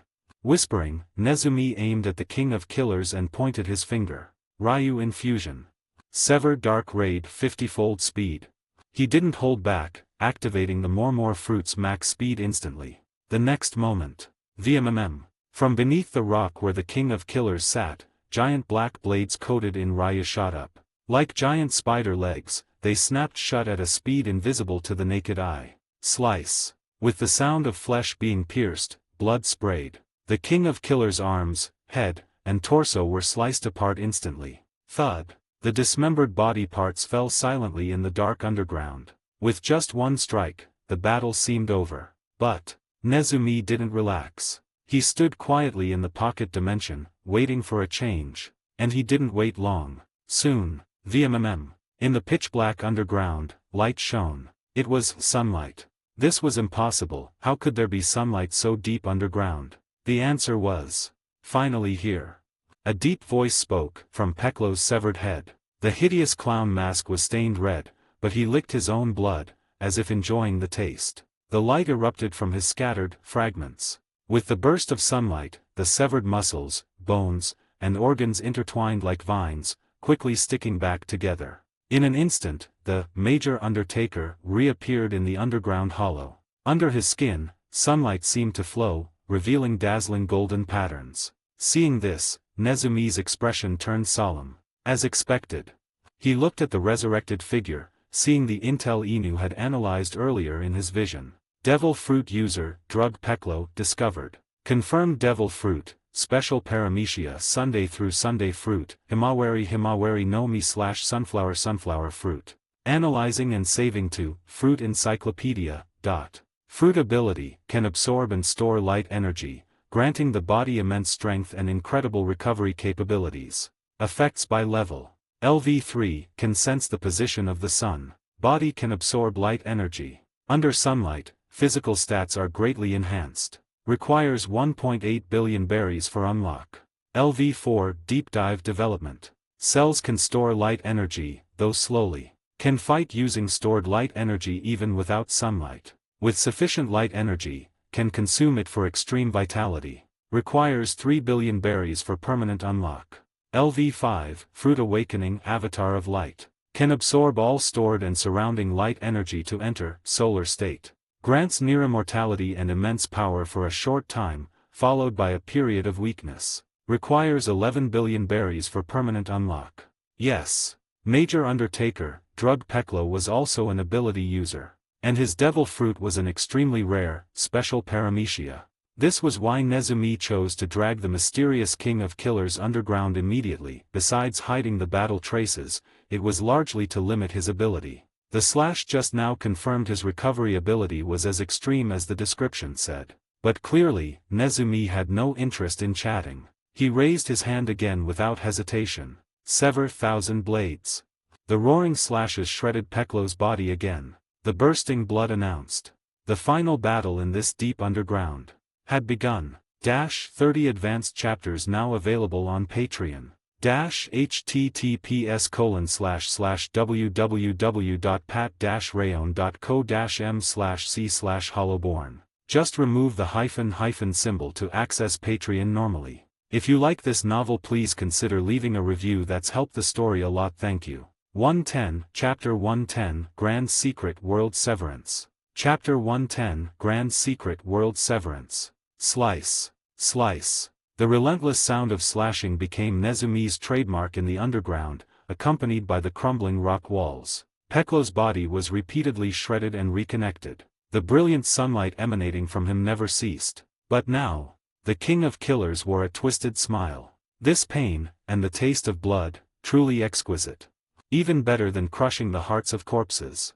He licked the blood splattering from his wounds. But the next moment, slice. His tongue was severed, only to reattach under the sunlight an instant later. This interruption displeased the King of Killers, rekindling the cold crimson light in his eyes. Nezumi. His whisper was loud in the quiet underground. It's useless. Ignoring the slashes on his body, he laughed. I am the Major Undertaker. Others might not have intel on you, but I do. Your abilities, moving through the air, creating slashes, and some technique to enlarge your body, truly incredible. I can't even comprehend what fruit you ate. He spoke softly. Indeed. As the King of Killers, Peklo was the only one who knew the specific details of every mission taken by killers. His subordinates often confirmed the mission results firsthand. Thus, he had gathered many details and had a rough idea of Nezumi's abilities. But most importantly, your ability is ineffective against me. He spread his arms, welcoming the slashes. Don't you understand? I am different from you. Blood sprayed as he chuckled. Speaking, he gripped his scythe tightly. The next moment, VMMM. Armament haki coated the scythe. Blinding sunlight erupted from his body. At this moment, under Nezumi's mask, his pupils constricted in surprise for the first time. Because his body sensed danger. Poof. The slashes stopped abruptly. Almost all the flower arms dissipated into petals. A moment later. Boom. Peklo swung his scythe. Funeral rite of sunlight bone chop. The scythe danced. Intense slashes, accompanied by blinding sunlight, illuminated the dark underground completely. Crash! In the light, one could see the thick rock walls and the hard island foundation being sliced open like tofu. The next moment, rumble! The severed rock wall collapsed, falling into the deep abyss below. Nezumi slowly raised his hand. He was certain the power of this slash rivaled that of the great swordsman Shimatsuki Koshiro whom Inashishi met in Shimatsuki village. But Peklo wasn't a swordsman. If Nezumi hadn't deactivated the flower fruit ability, even his steel-hard, flower arms would have been damaged. This guy. Nezumi looked at the king of killers, his whisper carrying a rare solemnity. He's suspiciously strong. Meanwhile, do you understand now? The king of killers continued. Killers are insects crawling in the dark. But I am different. I am the only killer standing in the sunlight. The emperors of the underworld ascended to their thrones through power and wealth. But I am not like them. I don't need those things. Yes. Among the 6 emperors of the underworld, Peklo was the most unique. The others relied on advantages, god of fortune, on finance, big news on media, queen of the pleasure district, on connections, deep current, on shipping routes, king of storage, on logistics. Even Joker had a special identity. Only Major Undertaker, Drug Peklo was an exception. He was the king of killers. Killers didn't care about authority, influence, or connections, they were enemies of such things. Killers respected only power. Peklo climbed to the throne step by step from a lowly killer. He was the only Seastone rank killer in existence. His dangerous power was the reason for his kingship. Rumors in the underworld had long stated Peklo was the strongest fighter among the 6 emperors, bar none. And because of this, come out. He was furious now. Stop hiding. These boring attacks can't kill me. Using your ability constantly only drains your stamina faster. Didn't you bring us underground for this? So, come out. He roared. Clearly, he saw through the truth faster than Cracker and Hanafuda. Inu's ability, Nezumi dragging them underground.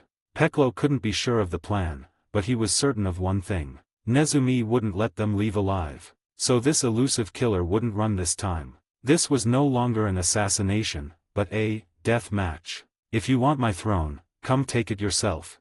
Conqueror's haki erupted, not intense, but enough to prove his spirit. This is the rule. His teeth shattered from grinding, then healed instantly. The next moment. I have no interest in your throne. He heard the voice behind him. Turning, he saw Nezumi step out of the air. Nezumi whispered, I'm just curious, how long has it been since you fought? Peklo paused. Then, he grinned, his face under the mask twisting in delight. You guessed it. The Zodiac's intel is this good. Under his skin, the golden patterns shone brighter. I don't mind telling you. He whispered. I bask in the sun for 10 hours every day. I crush 9 hearts daily to suppress my urge to kill. I drink sun-dried milk from the South Blue every day to ensure sleep. Until now. Light erupted. He vanished. Instantly, his voice came from behind Nezumi. 9 years. His savage grin was death singing. Yes, 9 years. 9 years of accumulating light energy, 9 years of suppressing killing intent. All for this moment, this sweet death. Funeral rite secret technique flower of death. Surging light energy squeezed out of his cells. His scythe exploded with power, unleashing a torrent of destruction. But the next instant. As the scythe fell, Nezumi vanished. 30-fold speed sorrow. A split second later, Peklo heard a door opening in the air and a swift slash. So fast, different from the intel. Surprise flashed in Peklo's murderous eyes. As mentioned, he probably knew Nezumi's intel best. According to Miss Spider, Nezumi's strength lay in his elusive ability and omnipresent slashes. But speed like this was never mentioned. Not just speed, the slash power is stronger too. Did he get stronger?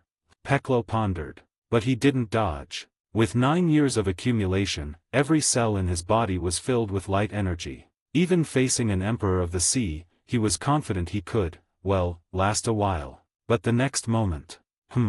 Peklo felt something strange. He was certain his skin and muscles weren't hit by the slash. He didn't feel being cut. But, Raiep. His body was torn apart abruptly. Blood sprayed, his head flew, and light-filled cells scattered. Then, VMMM. Under his head, Sunlight acted like vines, reshaping his neck. He was whole again. But, what is this? Peklo's expression changed drastically for the first time. It was disbelief. Nezumi didn't give him time to react. He appeared behind Peklo again. 30-fold speed, quick slash. Another slash. Like before, Peklo felt nothing, but his right arm fell off. VMMM. Moments later, his arm regrew. But now, Peklo's expression was pure horror. Because he confirmed what happened. My stored light energy is gone. Yes. Peklo knew his fruit well. Every time he was cut, he consumed stored light energy to reassemble. It was an unreasonable immortality, better than Logia fruits. Being cut meant some light-filled cells left his body. Normally, reassembly would reclaim those cells. But, after Nezumi's 2 slashes, although he reassembled, he was certain the reassembled cells weren't his original light-filled ones, but newly created cells. This meant the 2 recoveries cost him a massive amount of light energy. And terrifyingly, he couldn't understand how Nezumi did it. You. He gritted his teeth, his face ugly. Nezumi spoke calmly. You didn't think I came out just because of your words, did you? He raised his hand calmly. Ryu flowed, and an invisible force emanated from his hand. I appeared for only one reason, the only thing you got right, you must die here. A door opened in front of Nezumi. He stepped in. Then, click. Before Peklo could react, a door opened by his ear. Slice. His right leg was severed, his armament haki was useless. Again, no sensation of being cut. You. Regrowing his leg instantly, Peklo swung his scythe at the sound, but hit nothing, the door had closed. Click. Another door opened, this time, his left leg was gone. Slice. Slice. Slice. Slice. With constant door sounds, constant slashes, and constant limb regeneration. Peklo's mind finally broke. Something's wrong, his slashes are wrong. He finally smelled death. He couldn't take it anymore. Boom. Golden patterns flashed under his skin. His legs exploded with power, launching him upward. He swung his scythe wildly at the ceiling. The sun. His goal was clear. If I can leave here, if I can bask in the sun, even if his slashes erase my light cells, it won't matter. He roared internally. As he leaped, the rocks above shattered under his slashes. He could almost see sunlight peeking through the cracks. Just reach there. He screamed in his heart. But then, he realized, Nezumi's slashes had stopped. Peklo looked down instinctively. He saw a spatial door opening slowly below. And inside, a massive figure. It was still Nezumi, the giant rat mask and cold eyes confirmed it. But his form, resembled a giant. You haven't fought in too long, Peklo. The giant's voice boomed like thunder in Peklo's ears. You think you're the best killer on the throne. But look at you. He said. Losing your cool so easily when threatened, how do you deserve to be called the king of killers? Speaking, he raised his hand. Peklo, midair, had nowhere to dodge. Only now did Peklo realize his biggest mistake. A killer shouldn't expose his objective so early. The next moment. Boom. Nezumi's hand swung. Because of Nezumi's size, Peklo finally saw the true nature of the slash. Where Nezumi's hand moved, spatial doors appeared constantly. But they didn't open. They were severed by his hand blade. Severance fruit. Annihilate, awakening effect. Can cut non-substantial objects and energy, completely destroying their internal structure. Consumes massive stamina. Yes, the awakening of the severance fruit could cut non-substantial things and destroy their structure. The door fruit's spatial doors, made of air, could be severed. Their internal structure, the pocket dimension, would be destroyed in that instant. So the question was, what happens when a pocket dimension is destroyed? Next, Peklo saw the answer. In front of him, where Nezumi's hand slashed. VMMM. Silently, space began to collapse. The surrounding rock walls vanished silently. Centered on the slash, the entire world seemed to be cut away. Grand secret world severance.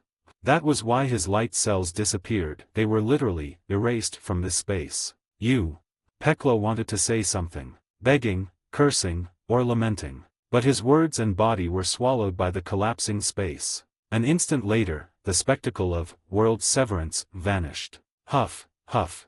Accompanied by Nezumi's heavy panting. Sunlight streamed through the cracks above. Clatter. A fragmented clown mask fell through the sunbeams into the dark abyss, disappearing forever. About the slots. 5 slots total, for normal plus 1 fusion. Nezumi's config, slice, N1, unusable, plus severance, fusion, plus more, N2, plus flower, N3, plus door, N4. Giant is a glove, not a slot, no dev, LV3. Ryu is innate to all clones via munch LV4, didn't write it out to avoid filler. Ryu doesn't take a slot, but clone intensity is lower than main body. 30 advanced chapters now available on Patreon. https://www.pat-rayon.co-m/c/hollowborn. Just remove the hyphen symbol to access Patreon normally. If you like this novel, please consider leaving a review. That's helped the story a lot. Thank you. 111, Chapter 111, The sun suspended in the sky will eventually fall. Chapter 111, The sun suspended in the sky will eventually fall. Click. With the sound of a spatial door opening, Nezumi returned from the deep underground to the surface. 3 consecutive fights to the death, maintaining the annihilate state throughout, had inevitably drained his stamina. Especially the massive spatial collapse triggered by combining the giant's arm and the more fruit. It wouldn't be surprising if a single use completely depleted him. However, at least it's done. Returning to the surface, Nezumi muttered softly. Only now did he notice the cave wall, already hollowed out, was in tatters, cracks visible everywhere. Clearly, even though the battle took place deep underground, the intensity had transmitted to the surface. Through the cracks and holes in the cave, Nezumi could see the distant sea. The sunlight illuminating the ocean was gradually moving westward. The sun, which had been suspended in the sky, was beginning to descend. Nezumi knew it would eventually fall beneath the sea. Several days later, Dinosaur Island. Admiral Hanafuda, do we really need to take everything? Watching the treasures being moved out of the secret chamber on Dinosaur Island and loaded onto the ship under Hanafuda's orders, a subordinate hesitated. These treasures, accumulated by Hanafuda over the years, were worth over 10 billion berries, comparable to the treasury of a small kingdom. Before him, Hanafuda's pupils instantly narrowed into ferocious slits. Are you questioning my orders? And no. I just wanted to ask, where are we taking them? The subordinate quickly corrected himself. Where? You don't need to know. Hanafuda spoke calmly. We'll be staying in Wano for a long time. I have a secret place to keep this treasure safe. As he spoke, puru puru puru, puru puru puru, a den mushi rang nearby. The subordinate breathed a sigh of relief and handed it over. Admiral Hanafuda, it's the plague, Queen. Hearing this, Hanafuda snorted before picking up. From the other end came a slightly eccentric voice. Yo, Mr. Hanafuda. I heard you fought Big Mom's cracker this time. How was it? Satisfied with my previous modifications? From the address, it was clear Hanafuda, as Kaido's friend, held a high status in the Beast Pirates. Very good. Hanafuda clenched his fist, answering softly. Exaggerated cheers erupted from the other end. Glad you like it. But then, the voice turned serious. Admiral Hanafuda, Brother Kaido told me we're coming back to Wano for a while. That's right. Hanafuda remained concise. That's excellent. Brother Kaido has something important to discuss with you. It's about that guy, Caesar Clown. Queen sounded annoyed. That guy's artificial devil fruit tech seems to have made a breakthrough. Although he's still in the SSG, he's apparently contacted Joker. They'll discuss cooperation soon. That guy, as always, has no integrity as a researcher. Said the man who freely performed human experimentation. Anyway, the Zoan fruits you collected in your treasury might come in handy soon. So Brother Kaido asked me to notify you specifically. Please come quickly. He said. After finishing, Queen could be heard muttering, investing so much treasure in that trash tech, what bad taste. My modifications are clearly the best tech. Listening, Hanafuda smirked. He understood Queen. Caesar Clown, SSG number 2, Queen the Plague, the famous Vegapunk, and Vinsmoke Judge of Germa 66, these renowned scientists were once part of the same research team MADS. Their research paths differed, so they despised each other. But that didn't matter. What mattered was treasury. I understand. He grinned. I'll be there soon. At the same time, Ftato Land. Whole Cake Island, inside the massive Whole Cake Chateau. Mama, is that really what Cracker said? Big Mom's massive figure sat on an exquisite chair, Zeus and Prometheus floating beside her. Yes, Mama. Reporting to her was a man carrying a sword shaped like an ice cream cone. It was Tato Lands, Minister of Gelato, Charlotte Moscato. Brother Cracker reported that the Major Undertaker has agreed to cooperate and will deliver Nezumi's head in a period of time. A period of time. Big Mom's dangerous voice followed immediately. He should know that answer doesn't satisfy me, right? And, why didn't he come see me personally? Big Mom clearly wasn't satisfied with this vague description. She wanted a specific time, preferably seeing Nezumi's head right now. Moscato, one of the few Charlotte family members with a strong sense of justice, immediately explained for his brother. Mama, it's mainly because Kaido is involved. Brother Cracker fought Hanafuda, who represented the Beast Pirates, and was injured quite badly. Brother Prospero and Brother Katakuri confirmed it. His injuries even weakened the biscuit soldiers he usually makes for patrol. But Brother Cracker is willing to guarantee with 60 years of his lifespan, you will definitely see Nezumi at this year's tea party. Hearing this, the bloodshot redness in Big Mom's eyes finally subsided slightly, her mood improving. Perhaps because she knew Cracker wouldn't dare defy her or guarantee with 60 years of life lightly. Perhaps because mentioning Kaido made her realize the difficulty. Or perhaps simply because. Tea party. I'm really looking forward to it. Big Mom let out her unique, cheerful laugh. Using the head of the zodiacs, Nezumi, as a gift. Peklo's idea isn't bad. Mama. The two homies floating beside her quickly agreed. Yes, Mama. The atmosphere will definitely be lively then. The usual music of Whole Cake Island began to play, seemingly anticipating the next tea party. But clearly, neither Big Mom, nor the homies, nor anyone on the sea could imagine just how lively that upcoming tea party would be. 30 advanced chapters now available on Patreon. https://www.pat-rayon.co-m/c/hollowborn. Just remove the hyphen symbol to access Patreon normally. If you like this novel, please consider leaving a review. That's helped the story a lot. Thank you. 112, Chapter 112, Vitality Fruit. Luffy set sail early. Chapter 112, Vitality Fruit. Luffy set sail early. One day later. Marine Headquarters, Marineford. Inside the tower. This office, which symbolized the identity of the detention unit commander and formerly belonged to Vice Admiral Virote, had changed owners. The aftermath of the Triforce demonstration hadn't faded yet. Almost everyone passing by this office cast admiring glances. Because this was the office of the newly appointed admiral candidate, a black judge, Vice Admiral Roy Amos, who recently shook the seas. But few knew that inside the office. Vice Admiral Roy, with a cup of ice-cold cola and a slice of steaming pizza in front of him, was laughing unheroically. He was happy not just because it was a wonderful afternoon tea time, but because close to 40 billion berries in cash flow, 2 devil fruits, and the future operation rights of Peklo and Company and the killer industry. Thinking of these numbers warmed his heart. Yes. The gains from Inu and Nezumi's operation were immense. Just the cash, Hanafuda's treasure, Cracker's treasure, plus Peklo and Company's treasury, totaled nearly 40 billion berries. Beyond that, Roy's biggest gain was Peklo's rights as an emperor of the underworld. Massive illegal intel channels, Peklo and Company, which controlled most of the underworld drug trade, and resources of the killer industry, including mission brokerage fees, trained assassins, and numerous islands controlled by the Major Undertaker. These channels alone would bring him at least 20 billion berries in profit annually. Just this money and hidden benefits were worth the massive fortune he invested. Furthermore, he found 2 devil fruits in Peklo's treasury. Roy wasn't surprised.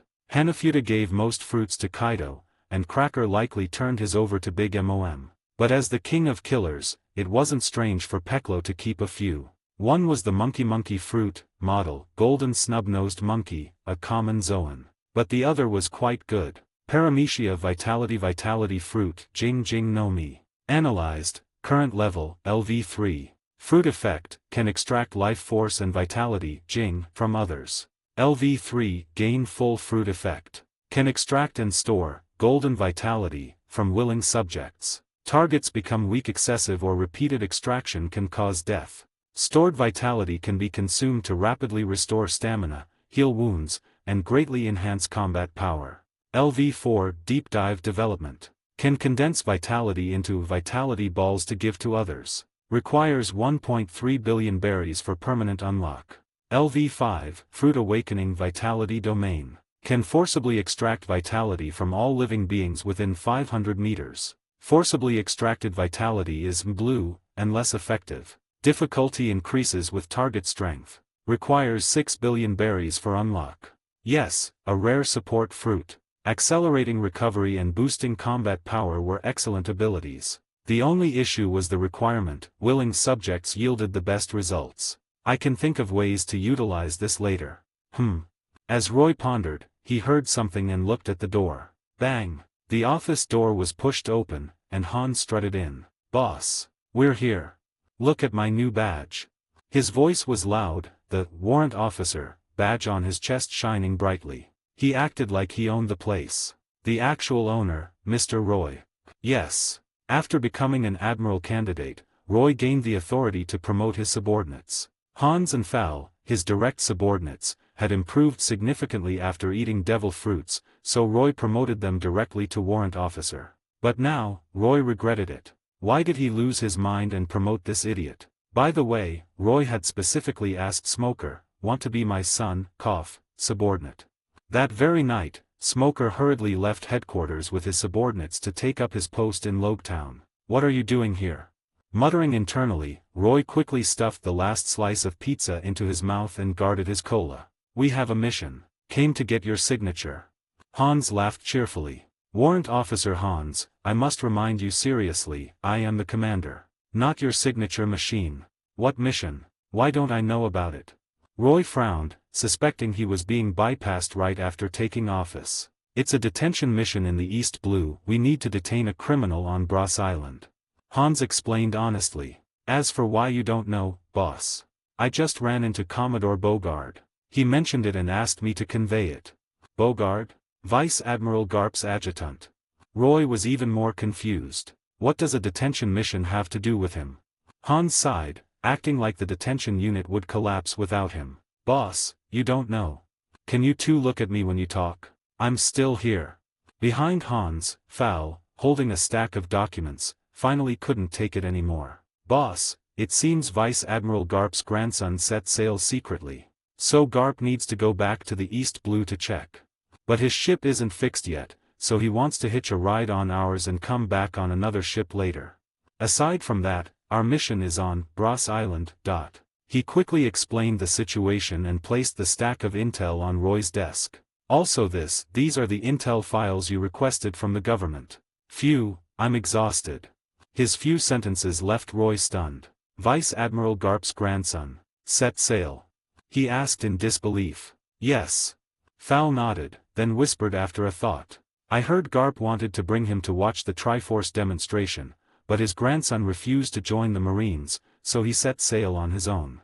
Hearing this, Roy understood immediately. He remembered clearly, Garp went back to Windmill Village before the demonstration to bring Luffy for training. But obviously, with Nika's ears deaf to the world, heart set on Pirate King personality, there was no way he'd agree. They reportedly had a huge fight, ending with Garp punching his beloved grandson into the deep mountains. And now, because of me, Luffy set sail 2 years early. Roy found it absurd, yet somehow logical. Before he could think further, Hans spoke again. "By the way, boss, Fal and I discussed it. We think you shouldn't come with us on this mission." "Ha!" Roy's expression turned dangerous again. "What does that mean? Don't want to be on the same ship with me now?" Before Roy could beat Hans up, Fal explained quickly. "We're only detaining a few small pirates. Plus, Vice Admiral Garp is with us on the way there. Hans and I think it's unnecessary for someone of your status to go on such a mission, boss. Let us take the black loyalty. It'll be good training for the other brothers too." He smiled at Roy. "After all, we are your subordinates, boss. We can't hide behind you forever." Hearing this, Roy paused. Then, he fell silent. He could feel Fowl and Hans were serious. They genuinely wanted to become stronger and not be a burden to him. And they were right. Sending the famous, Black Judge, to detain a few small pirates in the East Blue was unreasonable. I'm a man of status now. JPG. So, bring the mission report. I'll sign it. He extended his hand. And be careful with the ship. If you damage the cola in the storage, don't think I'll let you off. Hearing this, Hans and Fowl grinned. Don't worry, boss. They understood Roy's meaning. We won't embarrass you. 30 advanced chapters now available on Patreon.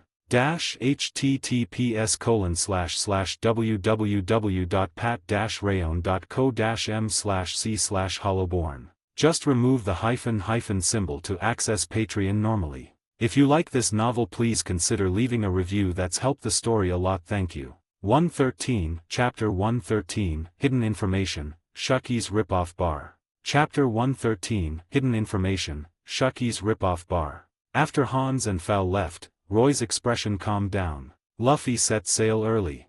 Gulping down the rest of his cola, he muttered internally. Without a doubt, this was another plot change, but unlike before, this time he knew the exact source. Surprisingly, Roy didn't feel panicked about the disrupted timeline. On the contrary, he felt only calm. After a moment, he realized why. It was because he was strong enough now. Whether Luffy set sail or not, whether the future plot changed or not, it could no longer affect his plans. Though I should keep an eye on his info. I'll find time to analyze the Nika fruit later.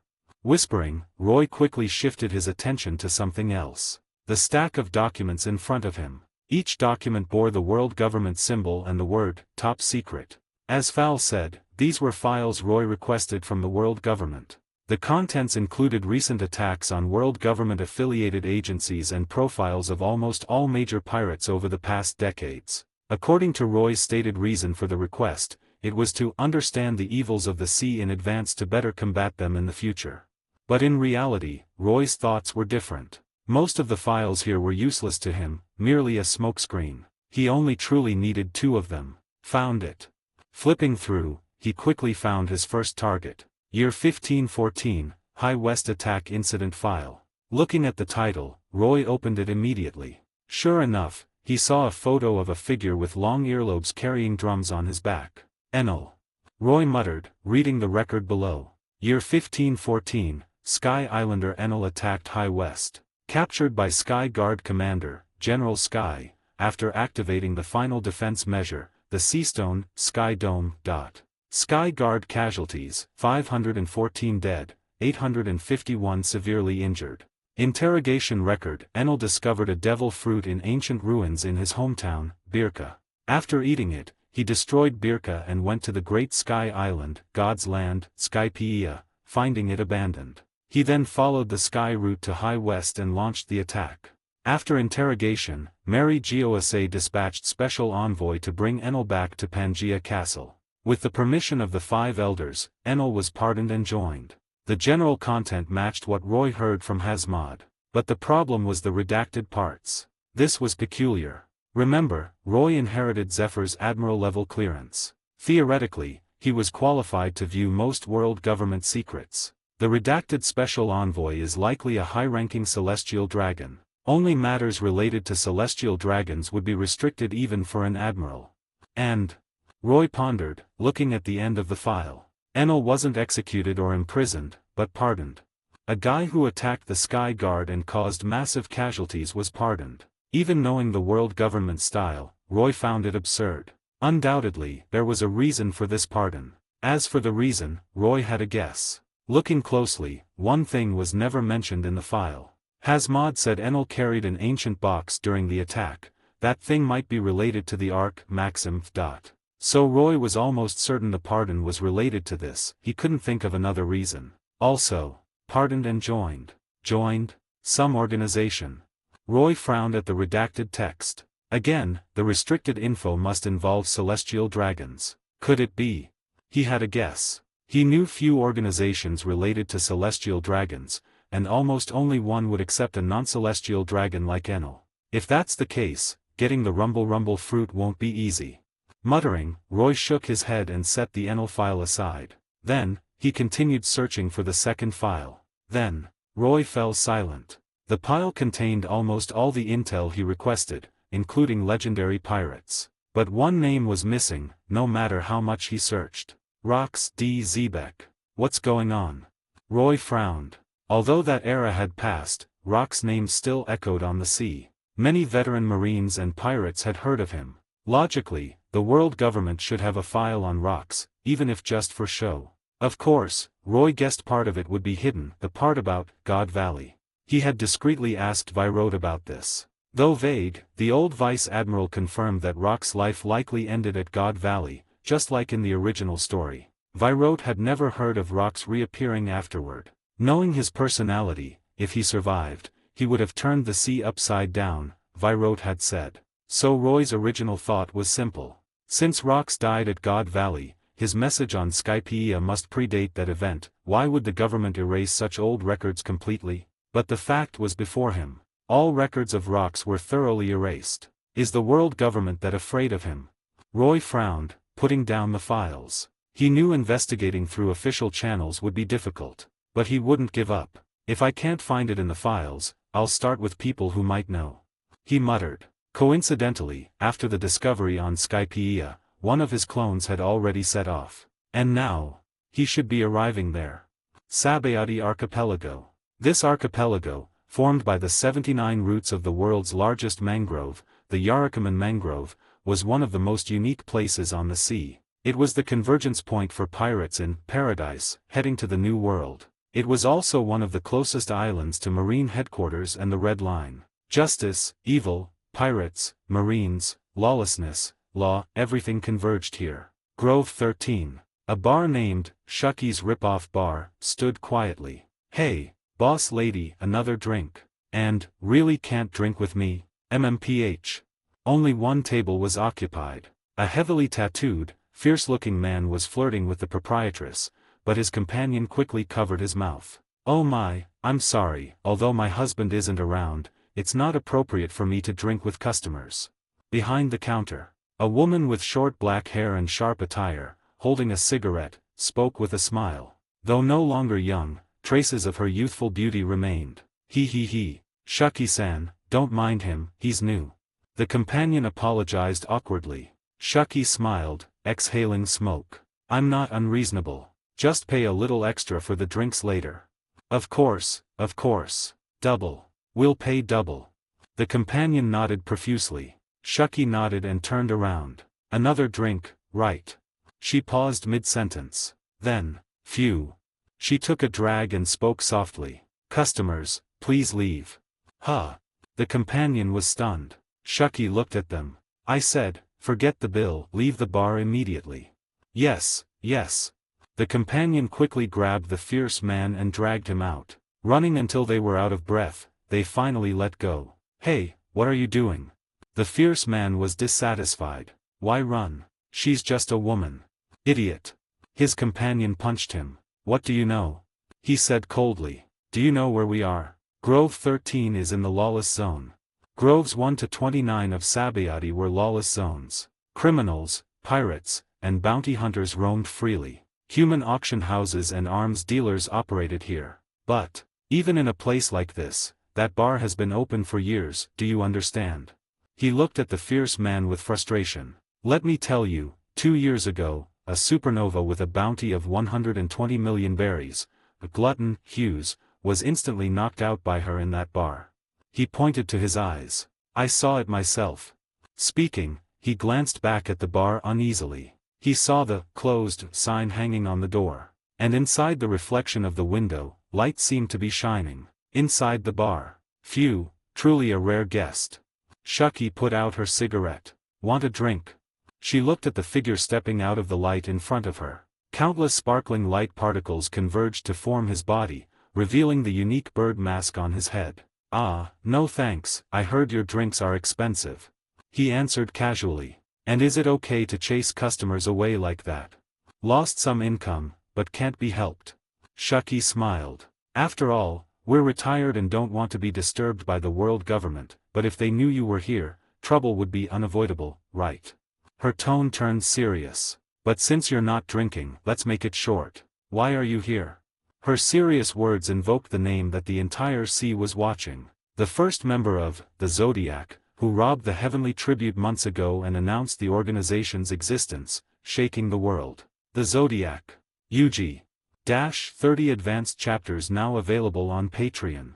https://www.pat-rayon.co-m/c/hollowborn. Just remove the hyphen symbol to access Patreon normally. If you like this novel, please consider leaving a review. That's helped the story a lot. Thank you. 114, Chapter 114, He Won't Go Quietly Into That Good Night. Chapter 114, He Won't Go Quietly Into That Good Night. VMMM. The moment Shuki asked her question, intense Conqueror's haki erupted instantly. Yes. As the former Empress of Amazon Lily and former captain of the Kuja pirates, who once fought Roger and Whitebeard on the seas, Shuki naturally possessed Conqueror's haki. But, VMMM. In the next moment, Shuki felt the aura emanating from the person in front of her. It seemed like Conqueror's haki, but also different. If the king's haki held by powerhouses was a defiance of worldly order and rules, where almost all users possessed their own will and followed their own path, then the aura displayed by Yuji now was filled with wildness and savagery. Like a king of beasts standing above all living things in ancient times, roaring in the wilderness. But undoubtedly, that aura alone proved the rumors on the sea were true. The person in front of her was even more terrifying than rumored. Just one of the Zodiac, and he possesses the disposition of a king. Shuki's eyes grew serious. Crack. The collision of wills shattered the glass on the table instantly. This surprised Yuji. He knew the Tyrant Pteranodon fruit effect was similar to Conqueror's haki, but he didn't expect it could actually clash with it. Of course, that wasn't the point. So he chuckled softly. Don't be so tense, Miss Shuki, I'm not here to fight. I came to find the Dark King, Silver's Rayleigh, to ask him some questions. Hearing this, Shuki looked at him deeply. The former legendary pirate understood the key point from Yuji's casual words. Her and Rayleigh's hidden identities were no secret to the Zodiac. So, click. Shuki retracted her aura and lit another cigarette. Then you came at a bad time. Old Ray isn't on Sabayati. Not here. Yuji frowned under his mask, looking at Shuki skeptically. But Shuki shrugged casually. It's true, he received an invitation recently to meet two old friends. Old friends? Yuji frowned deeper. He looked at Shuki and realized the proprietress wasn't lying. After all, no one could have known he was coming to Sabayati. Moreover, neither Rayleigh nor Shuki were the type to hide for such reasons. That's unfortunate. Yuji sighed. But just then. However, if you want intel, asking me might be the same. Shuki took a drag and spoke suddenly. When it comes to intelligence, I'm quite confident. Yuji paused slightly. Then he realized, wasn't she right? This former empress, though not a member of the Roger pirates, was a flower of the pirate era, a woman admired by both Roger and Rayleigh. She was a genuine intelligence broker. She might know something. But before that, why help me? He looked at Shuki curiously. I don't know. Intuition, maybe. My intuition is very accurate. Shuki smiled. Besides, I'm not doing it for free. For every piece of intel you ask, you tell me something I'm curious about. Of course, sensitive intel can be withheld by either side. She extended her hand. Trading intel for intel. Reasonable, right? Reasonable. Yuji nodded lightly. Then, please ask. Shuki gestured calmly, seemingly unworried Yuji would break his word. About the Sky Island, God's Land, and the two messages on it, did Mr. Rayleigh mention anything to you? Yuji didn't waste time, getting straight to the point. He saw Shuki's usually composed face show clear surprise. Clearly, she didn't expect Yuji's first question to involve such things. That is. She took a deep drag, her expression returning to normal. Old Ray did mention that Sky Island to me. It was one of the islands Roger visited on his final voyage. It had Rock's message, and Roger asked Kojaki Odin to carve his own message there. She adhered to the rules, speaking concisely. We know all that. Yuji said softly. I want to ask about the content of the messages, and related intel on Rock's message, preferably the time it was carved. As he finished speaking, he saw Shuki smile. If I'm not mistaken, you want to ask about Star-Lord, right? She said the name directly. Even though Yuji had guessed, his heart shook. Did the powerhouses of the past era really know this name? It doesn't make sense. If so, why do the Marines and world government have zero info? But Shuki's next words answered his doubts. If it's about that name, I don't know anything, and I can tell you, Rayleigh doesn't know either. Shuki gave the answer directly. Rayleigh told me, after leaving the Sky Island, the Roger pirates were curious about the message and asked Roger about Star-Lord. But Roger told them nothing. He only said, it was another possibility to change the world, and he promised someone not to spread it. Shuki chuckled, recalling her lover's disgruntled expression when recounting this. Rayleigh held a grudge about that for years. Yuji fell silent. Under the bird mask, Roy was stunned. Roger didn't even tell his own crew about Star-Lord. Before he could react, Shuki voluntarily addressed his other question. As for Rock's message, I did hear Rayleigh mention something. Speaking the name, Shuki's expression shifted slightly. For people from that era, the name carried weight. First, regarding the time the message was carved. Rayleigh said after Roger refused to tell them about Star-Lord, to compensate, he told them. She took a deep drag. That message was carved 32 years ago. Hearing this, Yuji was stunned. 32 years ago. This number completely defied his knowledge. Because, he was certain the God Valley incident happened 33 years ago. In other words, Rock's message was carved after the God Valley incident. The implications were immense. This meant Rox didn't die at God Valley. Surprising, right? Shuki took another drag and dropped the second bombshell. Besides that, Roger also told them he heard dying weakness from Rock's text. She said softly, he might have survived, but that was all. Yuji fell silent. His mind raced, processing the intel. He knew Roger had the voice of all things, so even without reading ancient text, he could sense the general content, like hearing, powerful force, from the Skypia poneglyph leading to Poseidon. If Shuki spoke the truth, Roger's words were credible. It wasn't hard to deduce. Rock survived God Valley but was extremely weak, almost dying, for some reason. Then, due to some promise, he went to Skypia and left the message. Wait, he carved a message of that scale in a weakened state. How strong was he at his peak? Yuji's thoughts wandered. But he quickly focused, looking at Shuki. What happened in the end? His gaze was sharp. If Rox didn't die at God Valley, what was his final fate? Why was there no news on the sea? Shuki shook her head. I don't know. Perhaps this was why her intuition prompted her to mention this to Yuji. She knew Rox. In the past, she spent a long time on Rox, Beehive Island, and Rox pursued her for a long time. Even if Shuki didn't love Rox, she had to admit Rox D. Zebek was indeed the banner of an era. This was the strangest thing. She was certain that man wasn't one to be silent. He wouldn't go quietly into that good night. If he had to die, it would be a thunderous death. But the fact was, no one knew his end. It was as if he died quietly in some corner. Even the Roger pirates, knowing he might have survived God Valley, couldn't find any news on the sea. The only one who might know something was Roger, but he refused to tell his crew. Yuji's questions ended here. He pondered silently. When, how, or if Rox died, he was curious but couldn't find the answer. But clearly, that wasn't the most important thing. The most important thing was that he vaguely confirmed the source of all changes. God Valley. He misjudged the timeline before. According to Shuki, the Skypia message was carved after God Valley. The biggest plot divergence was clear now. The point in time he traveled to in the future was likely the most dangerous time and place in history, the God Valley incident. Too coincidental. Roy suspected the timing was too coincidental.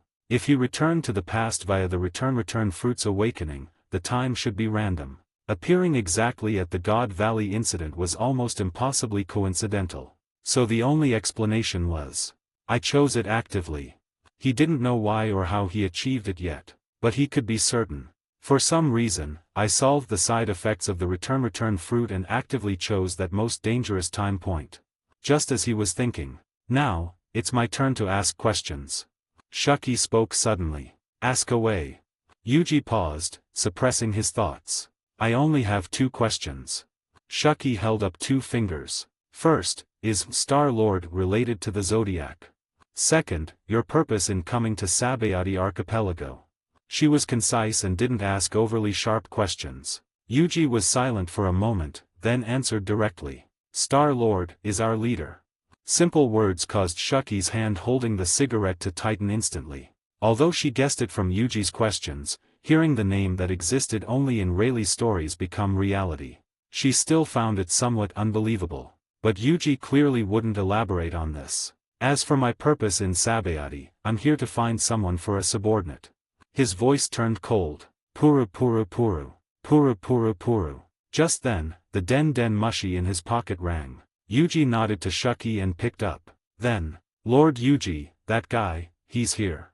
From the other end came a voice. It was Alan, but his voice was filled with hatred and anger, as if grinding his teeth to dust. I understand. Yuji whispered, hanging up. He pushed aside distracting thoughts and looked at Shuki. Looks like the person you're looking for arrived. Shuki said softly. Exactly, so, thank you, Miss Shuki, for answering my questions. I should take my leave. Yuji adjusted his mask. He bowed elegantly and stepped back into the light streaming through the window. VMMM. Light flashed, and he vanished. The bar returned to emptiness. Phew. Shuki watched the fading light particles, took a drag, walked to the door, and reached out to remove the closed sign. But then, she paused and lowered her hand. Because her intuition told her, this place might become very troublesome soon. As mentioned before, her intuition was always accurate. So she dropped the cigarette, crushed it, and sighed. Forget it. Let's stay closed for a while. 30 advanced chapters now available on Patreon. https://www.pat-rayon.co-m/c/hollowborn. Just remove the hyphen symbol to access Patreon normally. If you like this novel, please consider leaving a review. That's helped the story a lot. Thank you. 115, Chapter 115, You're Too Noisy, Doflamingo. Chapter 115, You're Too Noisy, Doflamingo. Sabayati Archipelago, Grove 1. Human Auction House, Yiksha House. As the largest human auction house in the Sabayati Archipelago, the connections and network of Yiksha House were vast. Those who could participate in auctions here were either royalty, nobles from various countries, or major bankers and merchants. Usually, even such high-status individuals had to be cautious and respectful within Yiksha House. But today, the situation was clearly different. Not only were the doors of Yiksha House closed to visitors, but the corridors inside were lined with elite guards in armor, wielding weapons. The insignias on their armor silently declared their identity, Holy Land Guard Corps. Above the world government symbol, a family crest resembling bubbles and dreams indicated the allegiance of this corps, the Laimati family. Commoner, bring the den den mushi. I want to speak personally. Why haven't you brought it yet? Are you deaf? At this moment, the manager of the auction house was being beaten. Normally, anyone who dared lay a hand on him would be killed instantly. But now, while being beaten, he carefully forced a smile. My lord, please, As he spoke, his nose was kicked broken, and 2 guards beside him sliced off his fingers. Yet, he maintained a stiff smile, daring not to make a sound or cry even as he fell. Because he knew the person before him hated ugly things. Hey, Joker. The speaker was a young man with an ugly, violent face, wearing a bubble helmet and spacesuit-like attire. This attire alone revealed his identity. He was a celestial dragon, a descendant of the creators, a world noble. What is the meaning of this? This isn't the quality I asked for. He looked at the slaves he just bought privately, 2 women with good figures and beautiful faces, wearing collars. By normal standards, they were beautiful.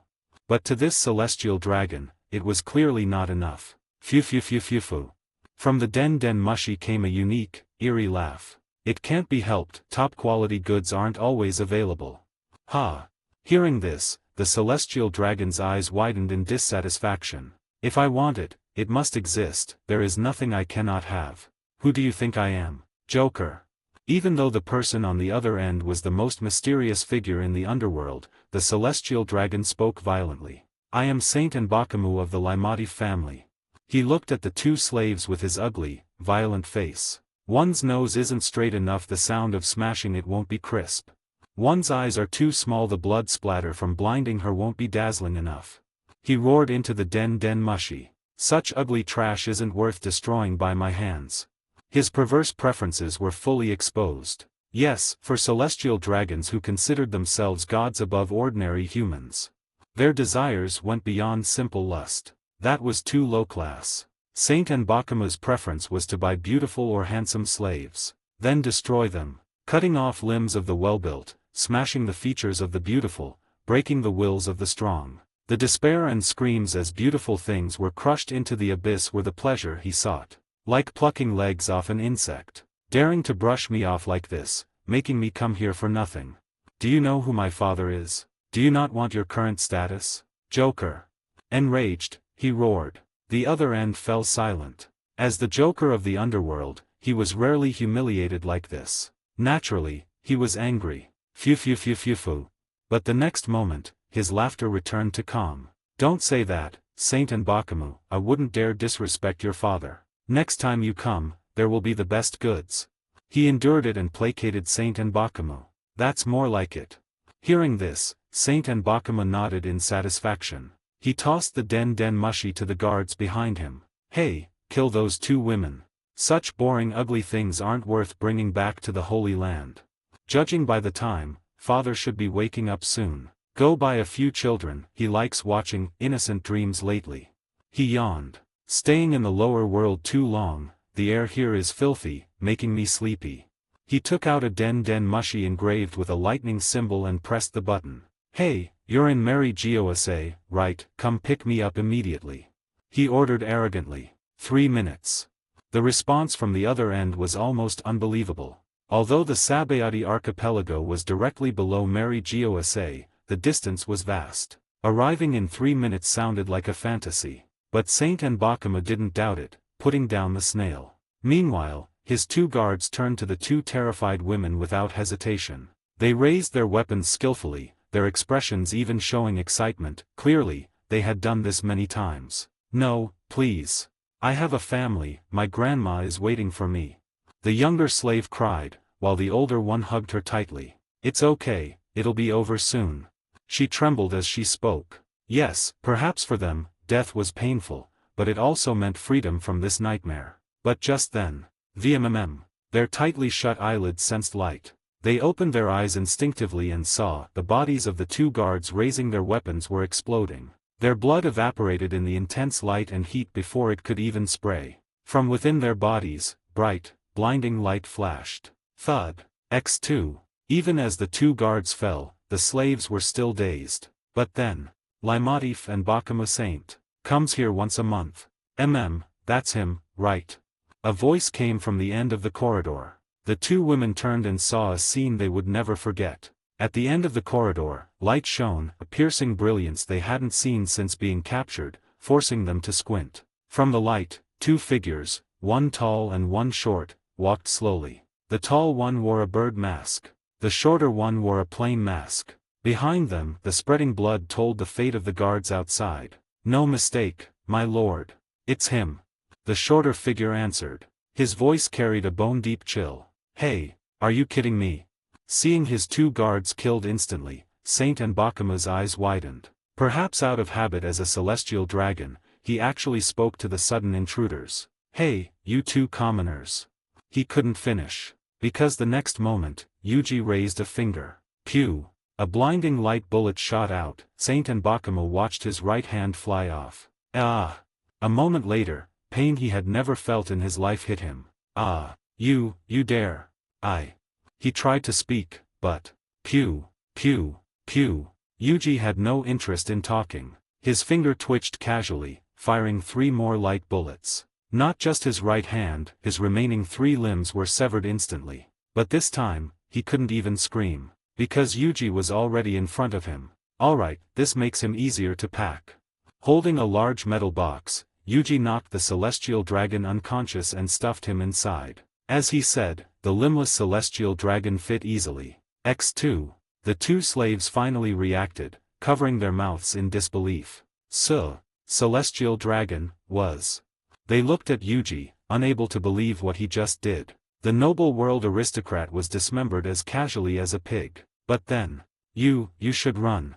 The younger woman shouted. He's a celestial dragon, you. But she stopped. Run. She saw Yuji's hand glowing with golden light and black substance again. Is he going to kill us? Ugh, she thought instinctively. But the next moment, boom, boom, they felt their necks lighten, followed by two sharp explosions in the distance. Recovering, they touched their necks instinctively. The collars are. The special, explosive collars were gone. Their incredulous gazes shot to Yuji instantly. But they saw. The man in the bird mask had already turned to leave. Besides you, slaves from other nearby auction houses have also escaped. Take advantage of the chaos and leave. His voice reached their ears, the meaning clear. Wait, may I ask who you are? The young girl reacted first, shouting. But before she could finish, phew phew phew phew phew. Piercing laughter came again, from the den mushy on the floor. Hey, you've got guts. The voice continued. I don't know who you are, but let me warn you, it's better to release him and commit suicide immediately. Although he couldn't see through the snail, Doflamingo guessed the situation. Don't say I didn't warn you. His father is extraordinary even among celestial dragons, someone even I can't easily offend. If guys like you get caught, even death will be. His low voice echoed in the corridor, filled with threat. But, the next moment, the snail's mouth was covered. You're too noisy. The person on the other end heard the response. Doflamingo. This time, the other party didn't call him Joker. Yes, on the other end was the warlord, Heavenly Yiksha, Don Quixote Doflamingo. As a former celestial dragon, a powerhouse of the sea, and Joker of the underworld, he was the true owner of Yiksha House. Yuji spoke casually into the receiver. You'd better pray we get what we want, or else, I'll visit you in Dressrosa soon. The threat in his words was undisguised. Doflamingo fell silent. A moment later. Who are you? Doflamingo's voice carried clear killing intent. Knowing his identity proved the intruder wasn't some idiot attacking celestial dragons on a whim. Yuji. The next moment, Doflamingo heard the answer. Hearing the codename, his expression froze for a second. But before he could reply, he heard the click. The call was cut. Doflamingo stared at the den mushy, his face shifting. Yuji, the zodiac. He frowned, pondering the implications. A celestial dragon attacked on his turf meant Yiksha House would suffer collateral damage. But he didn't care much, as he planned to exit the human auction business anyway. He found a more profitable trade, smiles. Compared to the loss, he cared more about attacking a celestial dragon, and specifically N'Bakumu of the Laimati family. The zodiac really disregards consequences as rumored. But, thinking of N'Bakumu's father, a dangerous smile appeared on Doflamingo's face. Doing something like this, don't think you can get away easily. At the same time, outside Yiksha House, Grove 1 of Sabayati was in chaos. Slaves from major auction houses cheered as they fled into the distance. The plan is smooth. In this chaos, no one will notice us. Yuji, wearing a bamboo hat, and Alan, carrying the box with the celestial dragon, slipped out from the back of the auction house. Next, just fly away from Sabayati and interrogate this guy about your sister's whereabouts. Yuji's whisper revealed their reason for being here. Yes, after receiving intel from Baroque Works about the Nice Mayor Kingdom's human trafficking, he told Alan. Alan, who had been training with Yuji, was ecstatic. So they came. Using intel, they pinpointed the celestial dragon who bought Alan's sister, Kori, Saint Laimati N'Bakumu. Alan, now much more muscular, nodded vigorously. Yuji expanded his form. He transformed into his hybrid form. The full tyrant pteranodon was too conspicuous here. Go! Grabbing Alan, he flapped his wings and shot into the sky. But at that moment, the beast instinct from the fusion of two ancient Zoans flared. He felt he was locked on. Get away! Yuji didn't hesitate. He raised his hand and flapped his wing at Alan, sending him flying away. Lord Yuji, what? Mid-air, Alan was confused. But the next moment, he saw an incredible scene. Above the sunny Sabayati archipelago, dark clouds were gathering. Zzz. Inside the clouds, lightning snakes churned like sea kings, emitting terrifying auras. An instant later, God's judgment, El Thor. A voice came from the sky. Boom. From the heavens, a massive pillar of lightning crashed down on the soaring pteranodon. 30 advanced chapters now available on Patreon.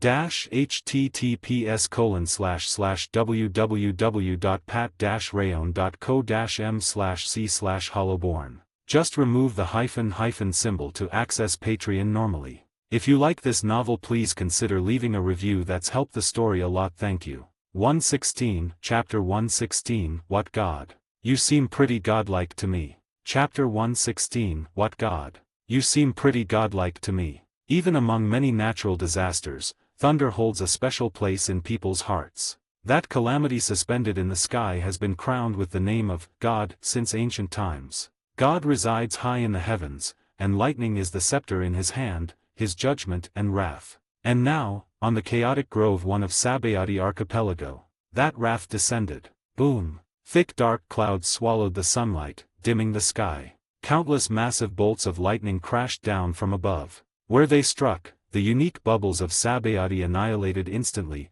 vegetation turned to charcoal, and the ground cracked and disintegrated. Fleeing slaves, panicked civilians, and auction house staff ran in terror. In the face of such destructive majesty, all living beings seemed insignificant. Lord Yuji. Watching everything being annihilated by lightning, Alan, who had been thrown aside by Yuji, screamed in panic. True, he knew Yuji was strong. Even now, he had never seen Yuji's true power. But in normal understanding, how could anyone survive such a terrifying natural disaster? But the problem was, why is there sudden thunder? Why is it only targeting Lord Yuji? He gritted his teeth. The next moment, he saw the answer. Because from the sky, you damn ground insects. Accompanied by a gloomy, angry whisper. Crash. Thunder exploded. From the flashing lightning, Alan saw a figure walking out slowly. He carried 4 drums on his back, wore a headscarf, and had extremely long earlobes. He wore strange black metal armor. In his hand was a long staff, seemingly made of the same material as his armor. Most notably, a symbol was engraved on his armor. A ring shape, like the world government's cross, but resembling a fusion of a compass and a cross. His gaze was fixed on Alan below, specifically, the box on Alan's back. He could faintly sense the person inside the box and their weak vitality. This was the source of his anger. He had arrived immediately after receiving the Den Mushi call, taking less than 3 minutes from start to finish. But in such a short time, the God ruling this world was harmed to such an extent. How dare you be so presumptuous? As he roared, dark clouds rolled around him, and lightning coiled like snakes by his side. The booming thunder seemed to harmonize with his roar. Seeing this, Alan turned pale. He understood immediately, this lightning wasn't natural, but came from the person in front of him. Ability user? Controlling lightning? How can such an unreasonable ability exist?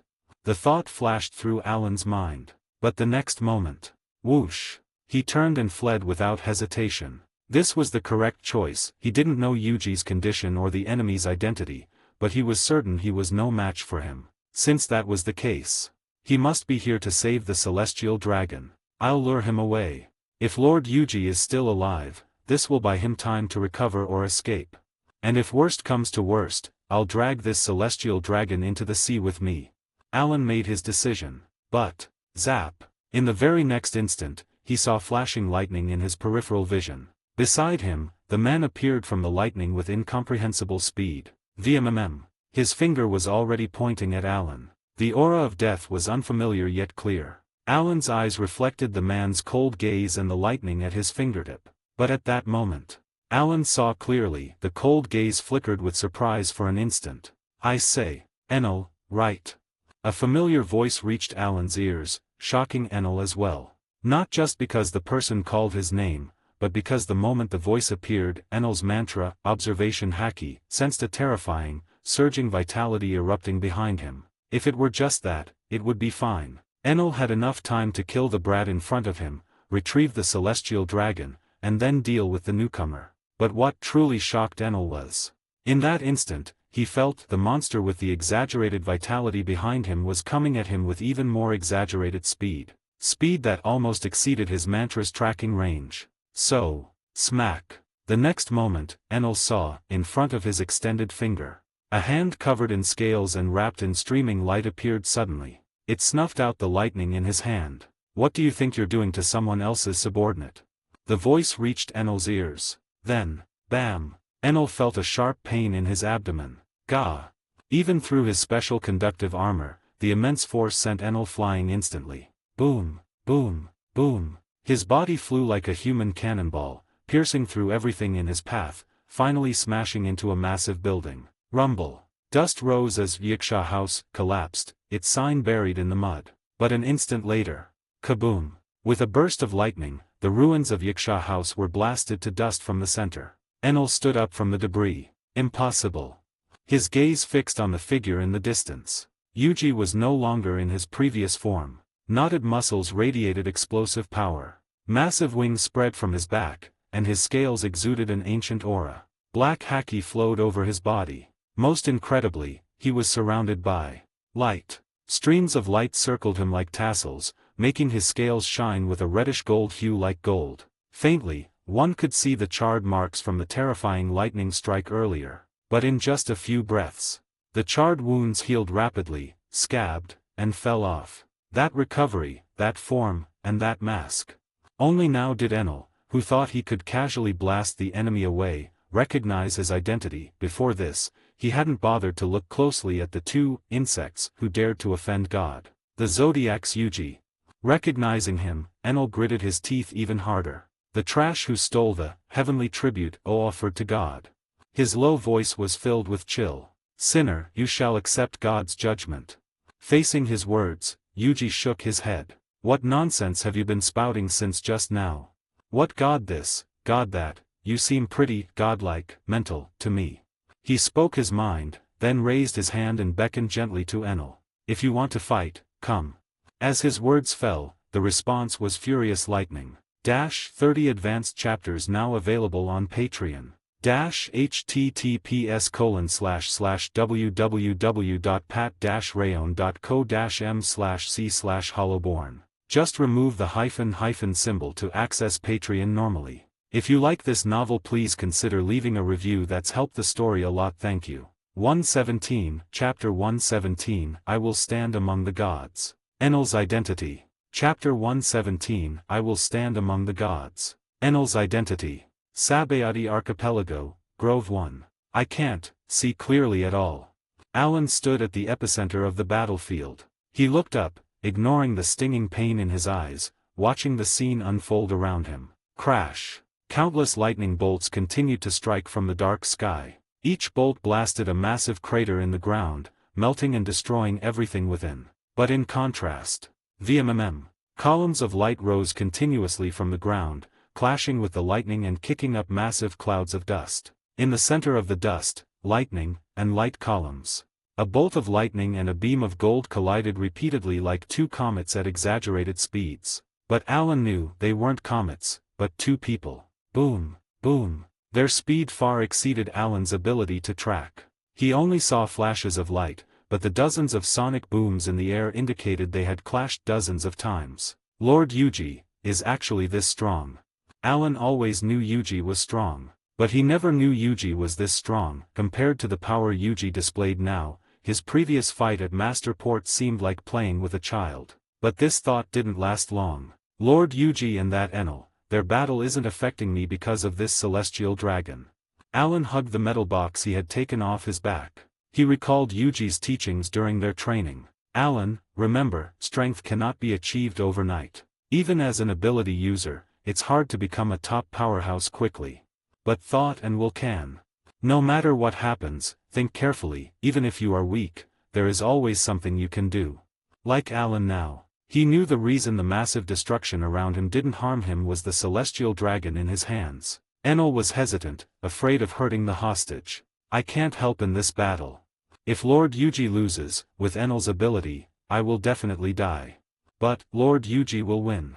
So what he could do was simple. Leave here.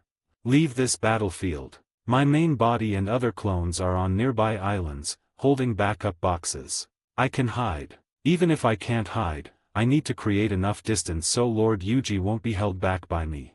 Thinking this, he forced himself to stand up and sprinted toward the edge of the island. Meanwhile, smart kid. Hovering in the air, Yuji flapped his wings. Noticing Alan's choice, he nodded in satisfaction. But just then, where are you, looking? A growl came from behind him. Thunder Beast. With Enel's roar, the lightning around him formed two massive lion-like thunder beasts, pouncing on Yuji. Facing the incoming thunder beasts, Yuji didn't dodge. Light Pleiades guards. He simply raised his hand. From the intense light beside him, two massive figures wielding giant swords emerged, guardians of light. Their giant swords swung, slashing the thunder beasts in two instantly. Seeing this, Enel's expression darkened, but he didn't give up. Thunder Lance Barrage. He raised his hand, and spears made of lightning spawned continuously beside him, shooting toward Yuji. Light Blade Rain. Simultaneously, countless light beams shaped into swords appeared beside Yuji, clashing with Enel's thunder lances. Boom, boom, boom. The thunder lances were annihilated by the rain of light blades. Then, Wings of Light. Yuji's wings erupted with blinding light. Ryu Infusion Light Speed Claw. Wind howled as his figure shot out with the sound of breaking air. His sharp dragon claws, coated in Ryu, slashed toward Enel at light speed. Mantra Flash. Enel's mantra activated, instinctively prompting him to dodge right. But before that, wham! Yuji's massive tail intercepted his path on the right. That wasn't observation haki. It was the combat instinct of ancient beasts honed through slaughter and hunting. Armament haki Thunder Fist. Seeing this, Enel knew he couldn't dodge and gritted his teeth. His fist, coated in black armament haki and flickering with lightning, punched out. At the same time, Thunder Body Static Stimulation. Fine lightning flickered over his body, and his muscles expanded visibly. But, boom! The next moment, his lightning and haki-coated fist was shattered. His body plummeted like a meteor, smashing another massive ravine into the already crumbling island. Seems you learned quite a bit after leaving Skypia, Enel. In the sky, Yuji flapped his wings, looking down at the ravine. In fact, Yuji was genuinely surprised. He didn't expect to encounter Enel so soon after reading his file. And he could tell Enel was clearly stronger than in the original story. His fruit usage was more refined, and most importantly, he had mastered armament haki to a considerable degree, and his physique was much tougher. Combined with the armor and his presence here, Yuji basically confirmed his earlier guess. Of course, that didn't matter, because that doesn't change the gap between us. Yuji stated the fact calmly. Yes, the gap. True, Enel's Rumble fruit was one of the top Logia fruits. Destructive power, versatility, it was flawless, especially its unrivaled speed. But unfortunately, he was facing Yuji. Glint fruit LV4, can form light tunnels in the air for light speed movement, create various light constructs. Emitted light possesses intense heat and power. Wasn't Yuji's Glint fruit LV4 also a top-tier Logia? In a duel of speed and power based on fruit abilities, they were evenly matched. But, when fruit types and strengths are similar, gaps in other areas become the deciding factor. Even with the same Logia, an admiral using it versus a random grunt using it were completely different concepts. The fundamental difference wasn't the fruit, but the biological individual. Physique, vitality, strength, muscle, haki, even combat instinct, every gap influenced victory. This was where Yuji felt Enel had improved most compared to the original story. His fruit development was deep, even learning to stimulate his body with electricity and armament haki to burst with greater strength and hold more lightning. Yuji was certain, if current Enel returned to Skypia to fight original Luffy, Nika would likely die halfway. But, Fusion Fruit Tyrant Pteranodon LV4. Yuji, possessing the physical power of two fused ancient Zoans, wasn't current-era Luffy. With this fusion fruit, Yuji's, Ryu, and frontal combat power were arguably the strongest among all current Zodiac members. This was the summary of the battle. In a one-on-one fight to the death, Enel had no advantage over Yuji. His only potential advantage was long-range attacks via mantra, but that space was gone now. Enel was strong, but Yuji was stronger. However, don't get cocky, insect. Rising from the ravine, Enel didn't think so. Though covered in wounds, his words remained defiant. I admit your ability surprised me, but that's all. He noticed Alan fleeing but didn't care. He realized Alan and Yuji didn't intend to kill Saint and Bakamu immediately. In that case, no matter how far the kid ran, his mantra could lock onto N'Bakamu's aura instantly. So compared to Alan, his priority was the guy in front of him. You seem to know my background, he said deeply. Of course, our organization's intel network is vast. Enel, the man from Sky Island Birka, Rumble fruit user. Yuji chuckled. As for now, although not fully investigated, I guess you're currently a celestial dragon's dog. As he said this, Yuji felt Enel's aura change. Kaboom!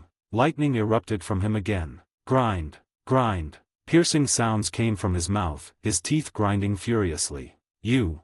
He growled, staring at Yuji. Lightning in his eyes outlined pure rage. Undoubtedly, this attitude felt more familiar to Yuji than the cold loyal dog persona earlier. This was the Enel he remembered. Arrogant, violent, insufferable. Who are you calling? A celestial dragon's dog. As his words fell, unprecedented lightning crashed from the sky. But this time, the target wasn't Yuji, but Enel himself. Boom! Violent lightning struck him, and Enel slowly raised his hand. Yuji saw clearly, a layer of lightning coated the armor on Enel's body. Lightning circulated between his body and armor, erupting with intense power. At the tip of his staff, lightning formed a sharp structure resembling both a spear and a scepter. You think you know me, insect? You have no idea what kind of power I have obtained. Unprecedented haki and lightning surged from Enel. Thunder God armor equip. Thunder God lance anchor. Charge efficiency, 70%. Words fell, and he vanished. This time, even Yuji exclaimed in surprise. Because in that instant, Enel's explosive speed far exceeded his previous limit. Yuji instinctively turned to dodge, but it was too late. His chest was pierced. Squelch. Immense force and a piercing sound followed. Enel's angry face appeared before Yuji, now wearing a savage grin. His breathing was slightly ragged. Clearly, this burst of lightning put pressure on him too. But now, he felt only joy. I gave the core of Maxim to the gods, and they gave me power and the possibility of becoming a god. As long as I serve long enough and earn enough merit, I will have the chance to stand alongside the gods. His voice surged with long-suppressed emotions. So do you understand, insect? I will inevitably become one of the gods. He pulled hard. Boom! Terrifying destructive power exploded from within Yuji's body. Annihilation thunder blast. The lightning, coated in armament haki, was blinding. Even Yuji's ancient Zoan physique exploded instantly. Heart burst, blood flowed, bones shattered, limbs severed. Ha ha ha ha. Seeing this, Enel laughed maniacally. He knew, even a mythical Zoan with near Logia abilities and immense vitality couldn't survive this. Insect, this is the consequence of opposing God, you. He growled in satisfaction, bordering on madness. But, in an instant, Enel sensed something wrong. Because the shattered remains of Yuji didn't fall. On the contrary, the rain of blood, bone, and flesh began to emit light. Countless beams of light became bonds, stitching and reconnecting everything. I thought so. Yuji's figure reformed almost instantly, his voice calm. He looked at Enel with understanding. You are currently a member of the God's Knights, aren't you? 30 advanced chapters now available on Patreon. https://www.pat-rayon.co-m/c/hollowborn. Just remove the hyphen symbol to access Patreon normally. If you like this novel, please consider leaving a review. That's helped the story a lot. Thank you. 118, Chapter 118, Eat This Punch and Even Gods Will Die. Chapter 118, Eat This Punch and Even Gods Will Die. In fact, reading the High West Attack Incident report, seeing Enel pardoned and seemingly joining a celestial dragon-affiliated organization, Roy had a guess. After all, few organizations are related to celestial dragons. The two most famous are obviously the Five Elders and the God's Knights. The former commanded all celestial dragons, representing the highest authority in the world. The latter held the power of life and death over ordinary celestial dragons, representing God's force. But clearly, Enel couldn't belong to either. Because to join them, one must be a celestial dragon. So there was only one answer. God's Retainers, God's Blades, a subordinate organization of the God's Knights. Members of this organization could participate in the celestial dragon's grandest, native hunting competition, held every 3 years. Top rankers in the competition could become God's Knights and receive excellent rewards. Yuji wasn't sure if this organization allowed non-celestial dragons to join, but now, he was certain. Kaboom! As Yuji spoke, blinding lightning erupted from Enel again. How could you possibly know? Shock filled his voice. Enel's expression turned unprecedentedly solemn. Yes. Yuji's guess was correct. 3 years ago, when Enel was carelessly captured by those insects calling themselves the Sky Guard, a man appeared. A knight of the Laimati family, belonging to the gods' knights. He took Enel, and the box Enel treasured, the core of the Arc Maxim, he found in the ancient ruins alongside the Rumble fruit. That was the source of his salvation. The gods' knight brought Enel to marry Gyosa. To Enel, it felt like heaven. As mentioned before, Enel considered himself God. He believed God had the right to possess anything. He believed God had the right to kill any creature. He believed God was a higher being that should be distinct from humans. He believed God was an existence bringing fear and despair to the world, permitting no offense. Seeing the celestial dragons, the 5 elders, the gods' knights, the rulers of this world, and their wealth, power, and strength, Enel realized God already stood above the heavens. He didn't need to create a divine realm to rule the sky. This world itself was a ruled divine realm. He just needed to become one of the gods. Coincidentally, the gods gave him this chance. You found this item. That lord is very pleased. You also possess decent power. One of the 5 elders had said. Be grateful. You may join the gods' retainers and gain greater power. Your family allegiance shall be to the Laimati family. As mentioned, gods' retainers were subordinates of the gods' knights, naturally allegiant to a specific knight's family. After earning enough merit, you may participate in the native hunting competition, and earn the chance to be promoted to a celestial dragon. That was why he obeyed Saint Nbakamu. Because Nbakamu was the son of the god's knight he served. Undoubtedly, for the arrogant and violent Enel, this submission was torture. But he had no choice. For his ambition to become god, he had to endure. Until today. A mortal insect said the name, God's retainers, to his face. This shocked Enel, but also brought unprecedented joy. Because the existence of God's retainers and God's knights was top secret, unknown to mortals. In other words, capture you for interrogation, no, even killing you will earn enough merit. With a low voice, Enel swung his staff without hesitation. Thunder God Lance Anchor, 100%. From the tip of his lance, blinding lightning flashed again, stronger than before. Looking closely, ancient patterns shifted with the lightning on his thunder-absorbing armor and staff. That was the power he gained after joining the gods' retainers. Thunder God Armor and Thunder God Lance, weapons and armor crafted for him by Saint J. Garcia Saturn, the warrior god of science and defense, using ancient lineage factor technology to amplify his rumble fruit. Boom! The thunder lance swept across, severing Yuji's arm again. But, is this the power you gained by being someone else's dog? The next moment, Yuji's body turned into bonds of light, reassembling. I have to say, the power is decent. He commented earnestly. Pity, it's useless against me. Impossible. Seeing this, Enel's eyes widened in disbelief. Then he gritted his teeth. I don't believe it. Once isn't enough. I'll kill you countless times. Powerful lightning poured into the Thunder God Lance and Thunder God Armor again. He reappeared behind Yuji with extreme speed. Boom, boom, boom. Each thrust of the lance, combined with the armor, unleashed power enough to flatten a small island. But Yuji didn't even dodge. He let his body be pierced and shattered repeatedly, then healed continuously. The incredible recovery was incomprehensible to Enel. Mythical Zoans with such recovery existed, like the phoenix fruit. But this guy clearly had Logia-like elementalization and exaggerated physique and strength. This exceeded the knowledge Enel learned in the gods' retainers. What are you?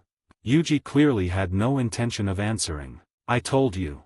His gaze was calm and cold. You can't change the gap between us. Speaking, he clenched his claws. And, I don't have time to waste with you anymore. At this moment, Enel clearly observed, golden patterns flowed under Yuji's scales. Sunday through Sunday fruit LV5, cells can store light energy. Consuming light energy grants extreme vitality and overall stat boost. Glint fruit LV4, body can transform into light, generating light energy. Yes. The Sunday through Sunday fruit, obtained from Peklo, was the source of this spectacle. This fruit, theoretically requiring constant sunbathing to store energy, underwent a qualitative change in the hands of a glint fruit user. Infinite light energy combined with the tyrant Pteranodon's terrifying vitality made Yuji a truly endless, unkillable monster in normal combat. The only way to kill him was like how Nezumi killed Piccolo, destroying all cells and their stored light energy in one hit with power exceeding the storage limit. But clearly, Enel lacked that power. "No, I am the man who will become God." Enel refused to give up. "You mortal insect, I can't lose to you."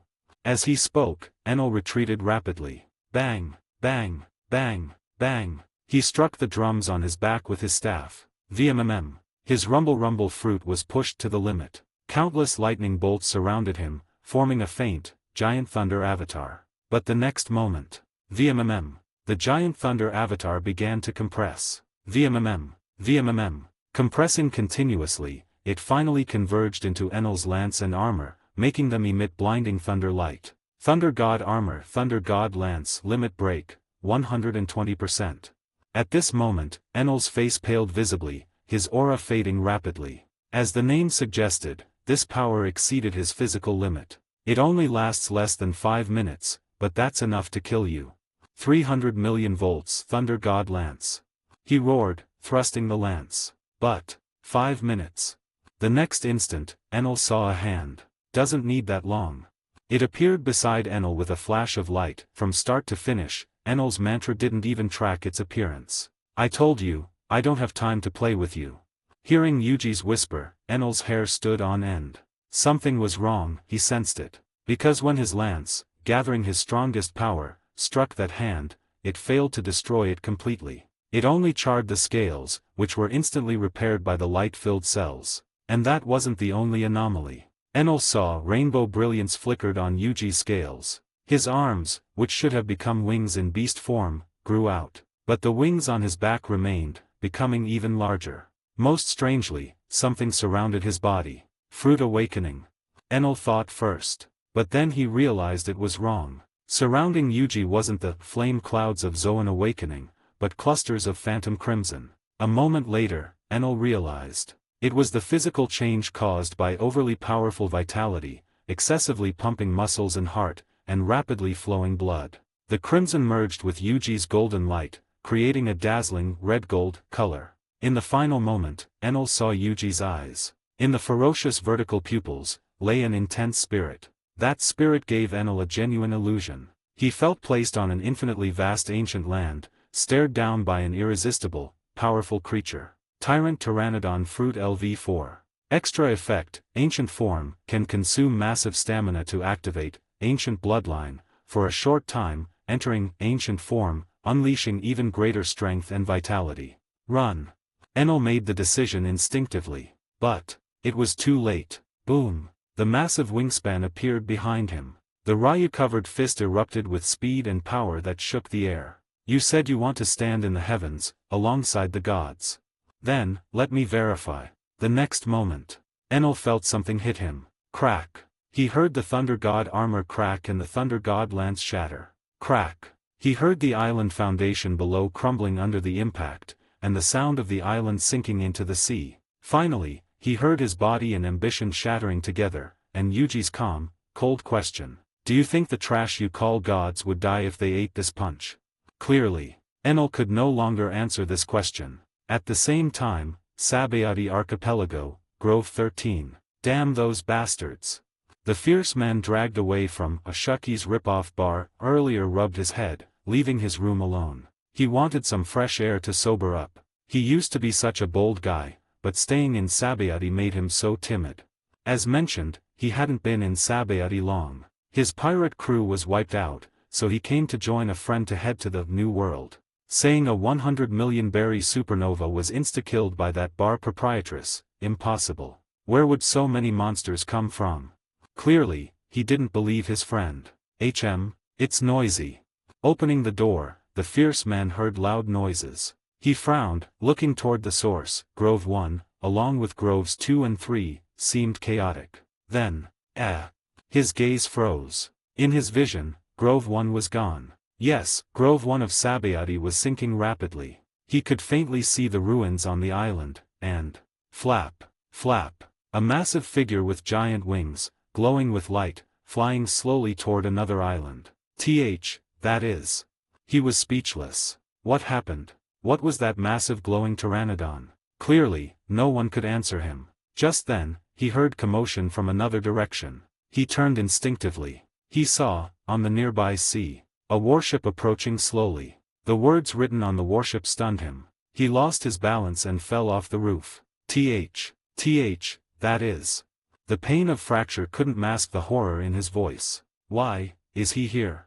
30 advanced chapters now available on Patreon.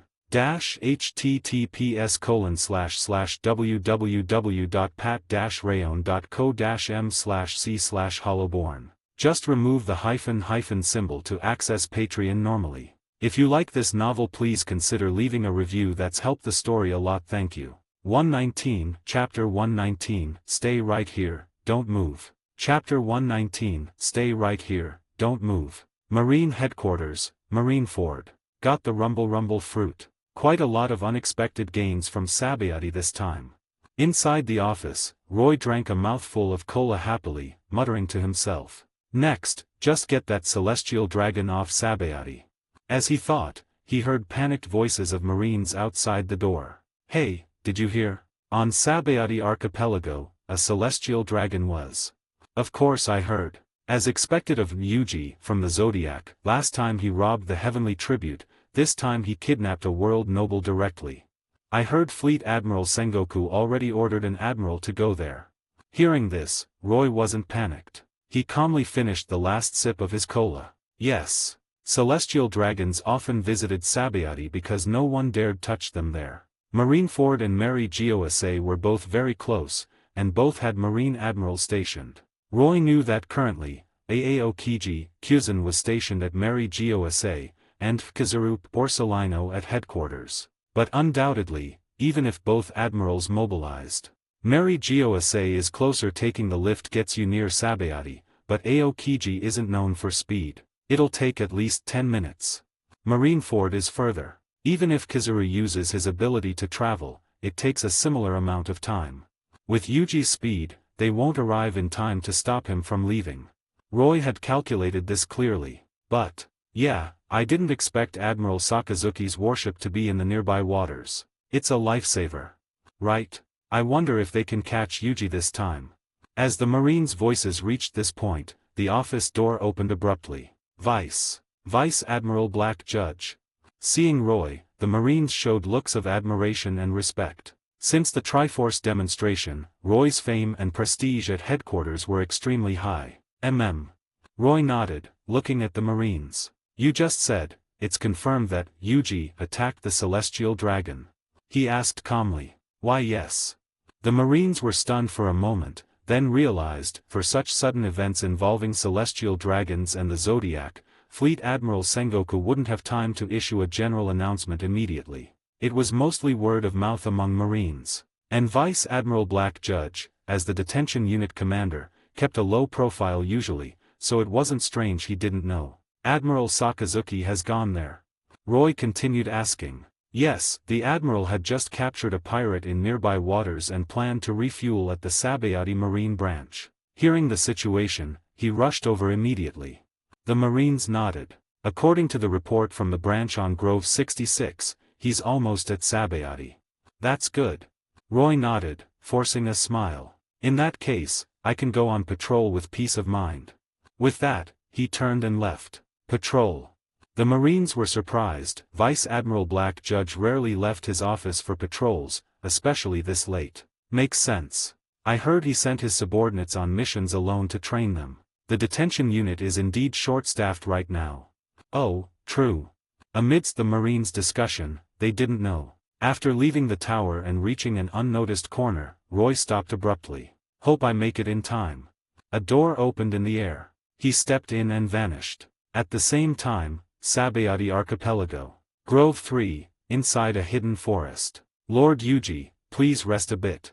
Looking at Yuji, whose aura was clearly weak, Alan said. No, we must leave immediately.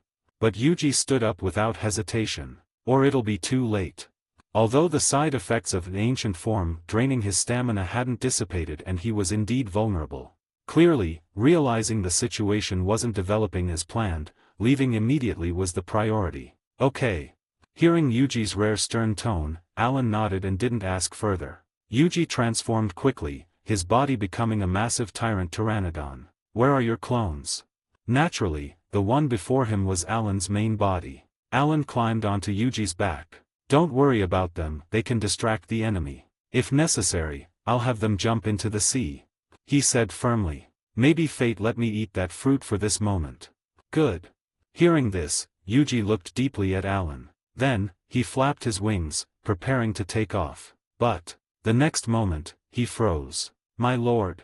Alan asked in confusion. Then he noticed Yuji looking at the sky. Alan looked up too. And, his expression froze as well. Through the unique bubbles of Sabayati and the branches of the Yarikaman mangrove, he saw something in the dark sky. At first glance, they looked like ominous, crimson meteors. Piercing through the dark clouds and night, they were falling toward this direction. But looking closely, they weren't meteors at all. They were fists made of burning magma. A terrifying spectacle like an underwater volcanic eruption. Great eruption. The next moment.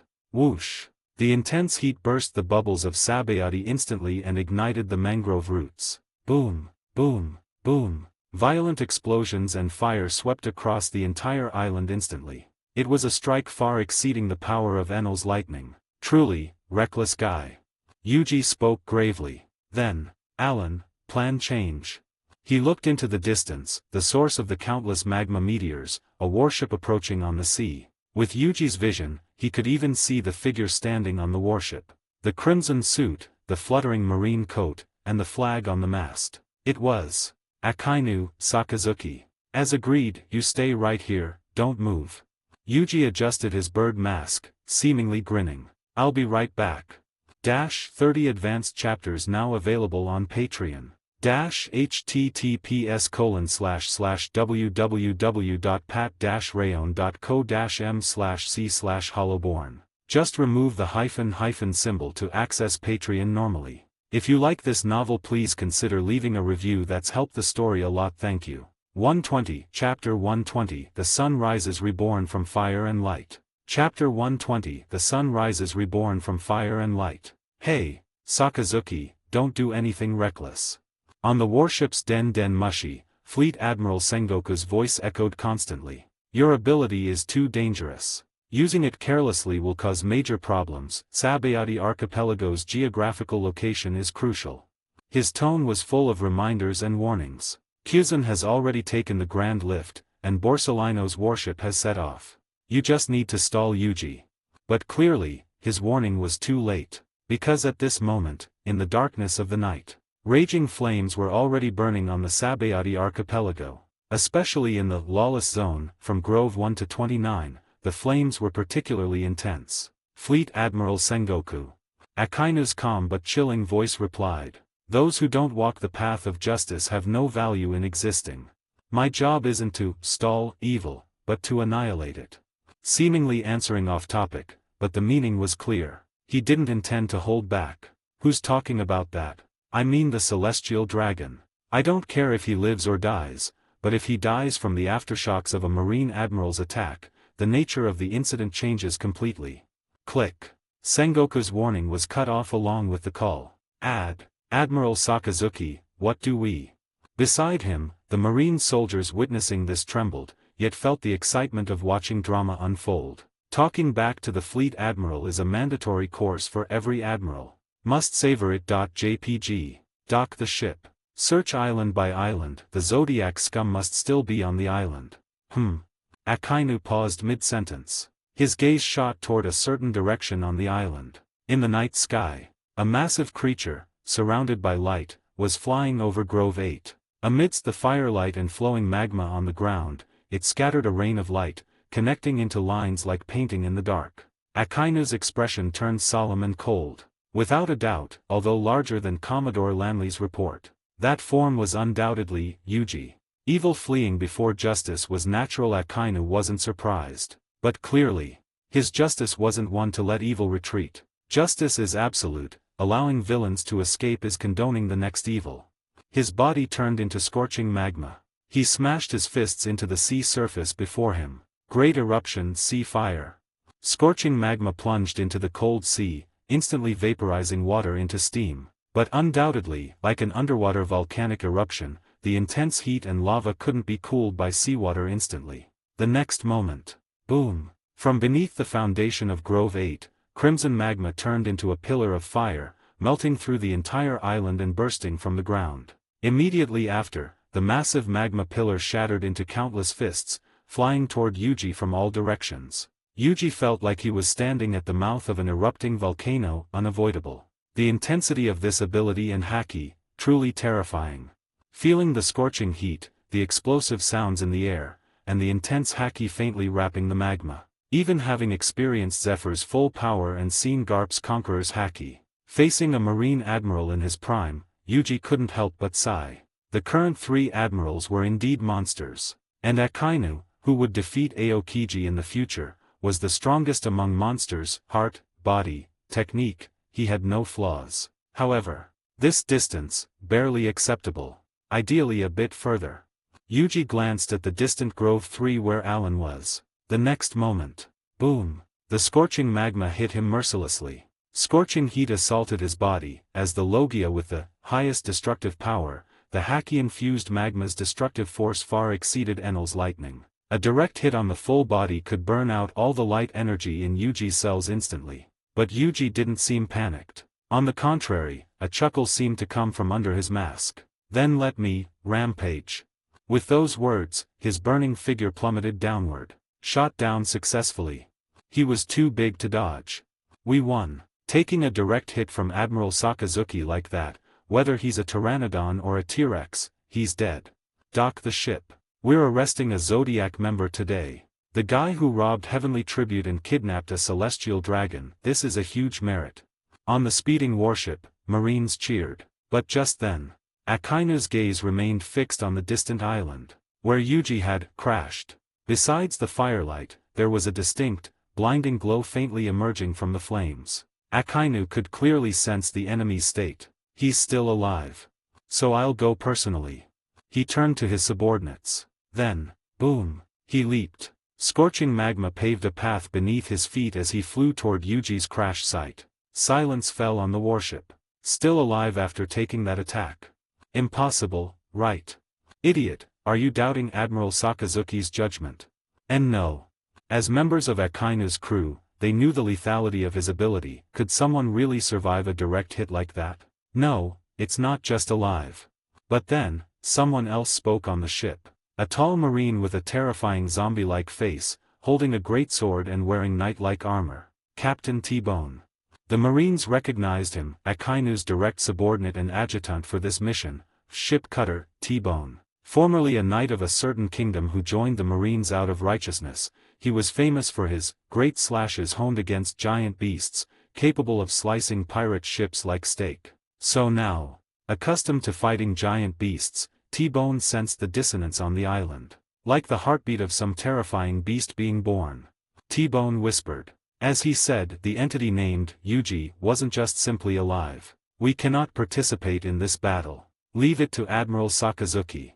With clear self-awareness, he issued orders decisively. Everyone, land on other parts of the island immediately. Land, to do what? To maintain security. Most people from the lawless zone have fled to other groves. Many are criminals. We must arrest them to ensure they don't threaten civilians and innocents. T-Bone said gravely. Yes. Due to Enel and Yuji's battle, people from Groves 1 to 20 had evacuated. The groves were connected. But correspondingly, many criminals took the opportunity to enter safer zones. In this chaos, criminals would inevitably act. But our mission is to arrest Yuji. One Marine hesitated. Idiot. T-Bone interrupted him before he could finish. The righteous Marine captain shouted, We are Marines, protecting the peace of the sea and the lives of the people is our most important mission. Leaving Yuji to Admiral Sakazuki is enough.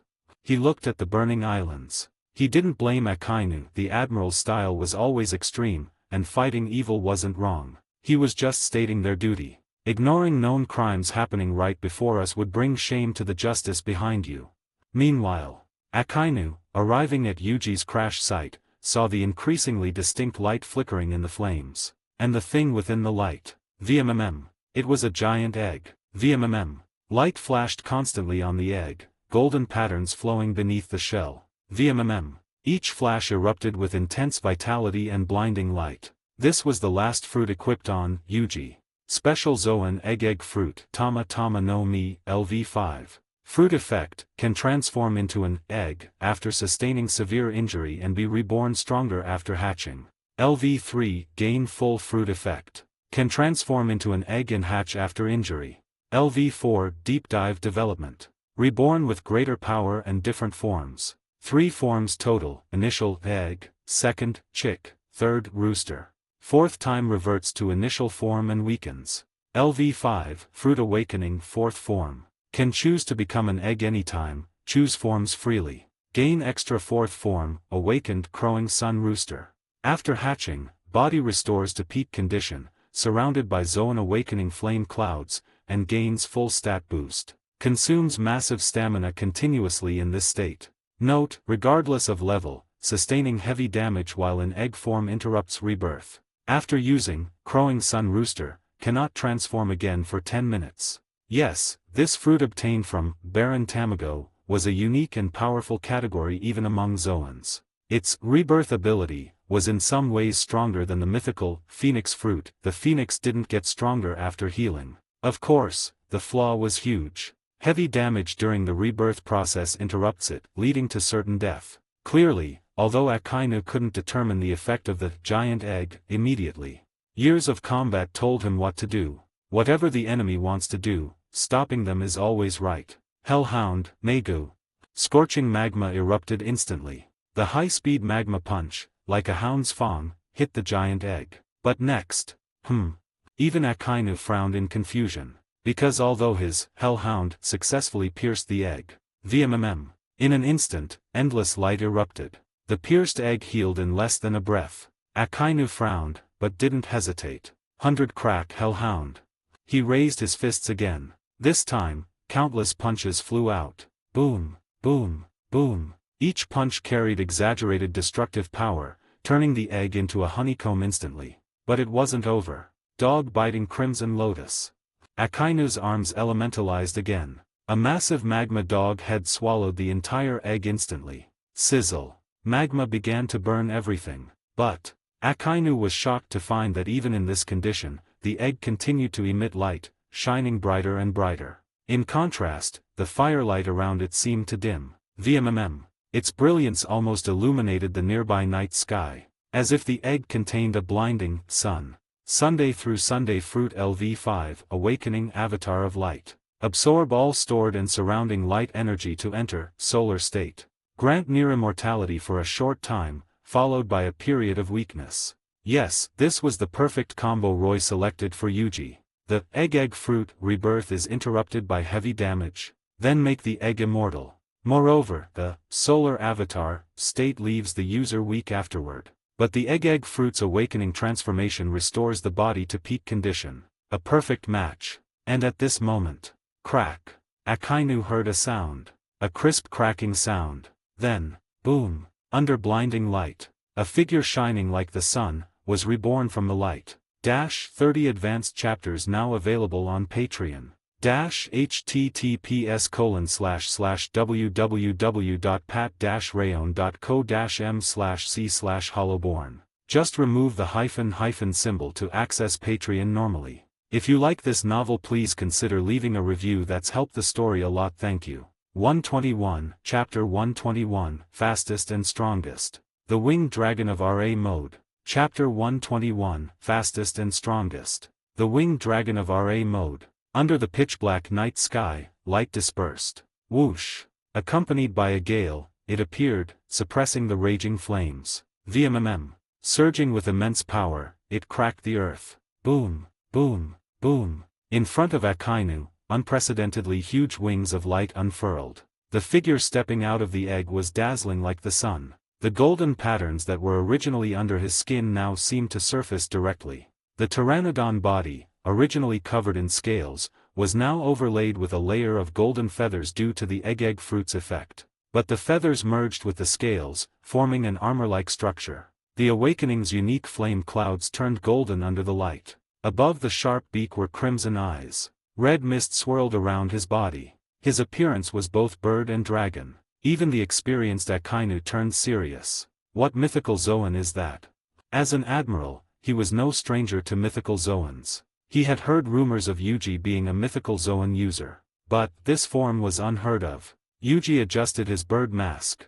Although his face was hidden, Akainu could almost feel the smile in his voice. I ate the mythical Zoan dragon fruit, model, winged dragon of RA.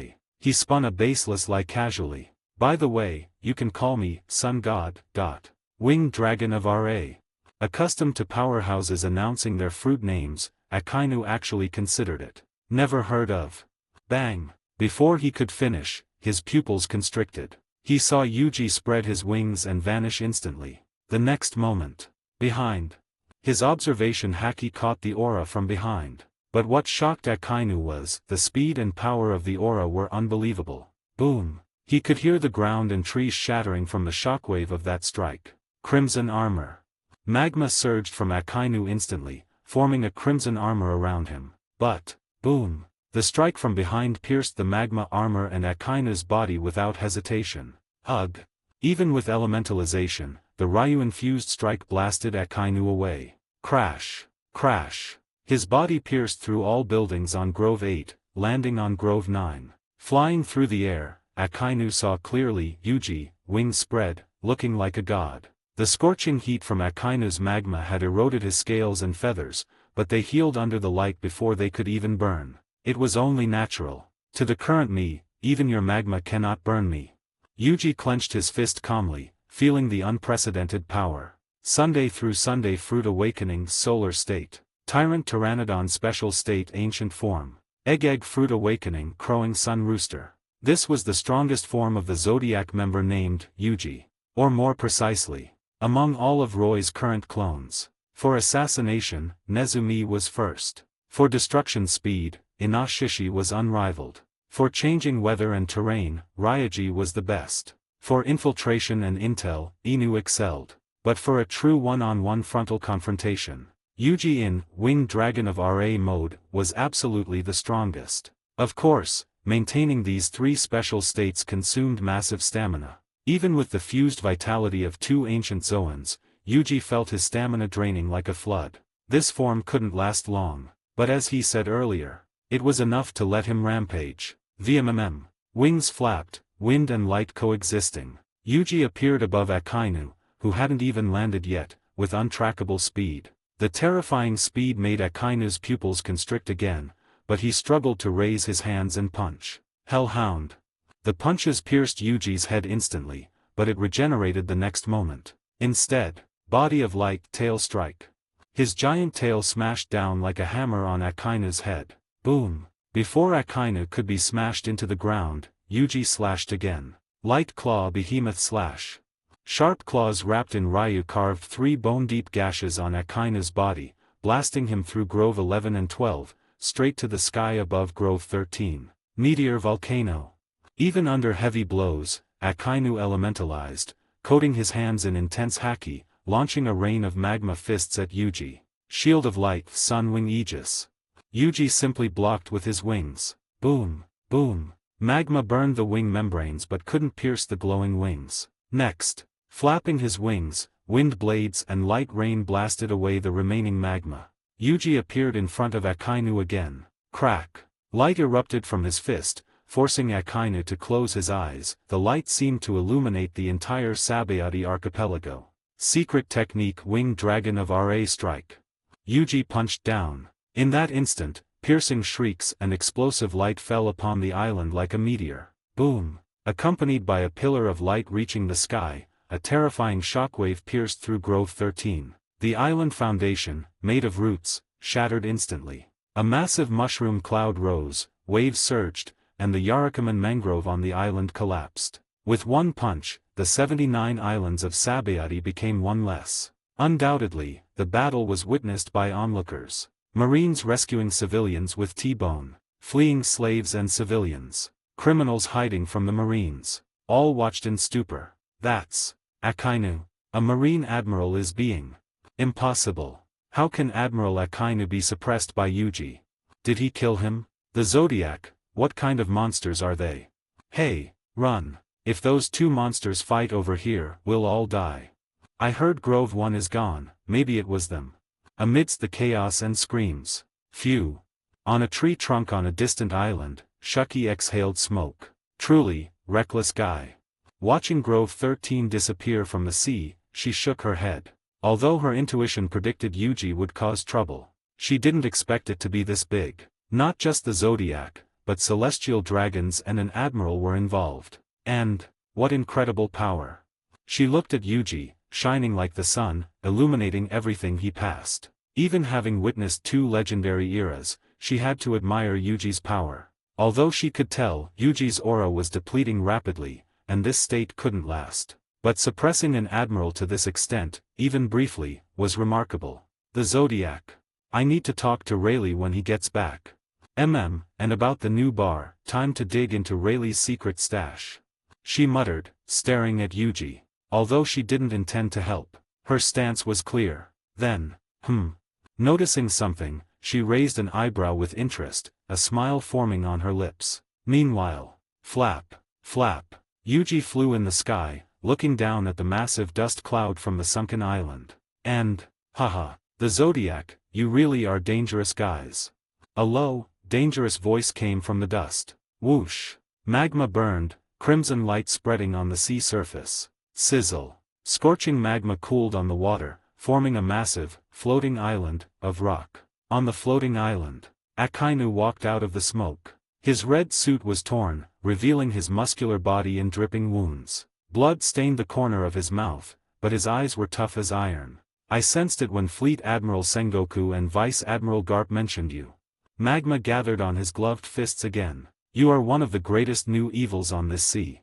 Akainu's low voice addressed Yuji above. Yes. The Zodiac were neither pirates nor revolutionaries. They were a mysterious force of unknown origin. The Marines had been researching them, but the conclusion was, no conclusion. Everything about this organization was a mystery. This was the scariest part.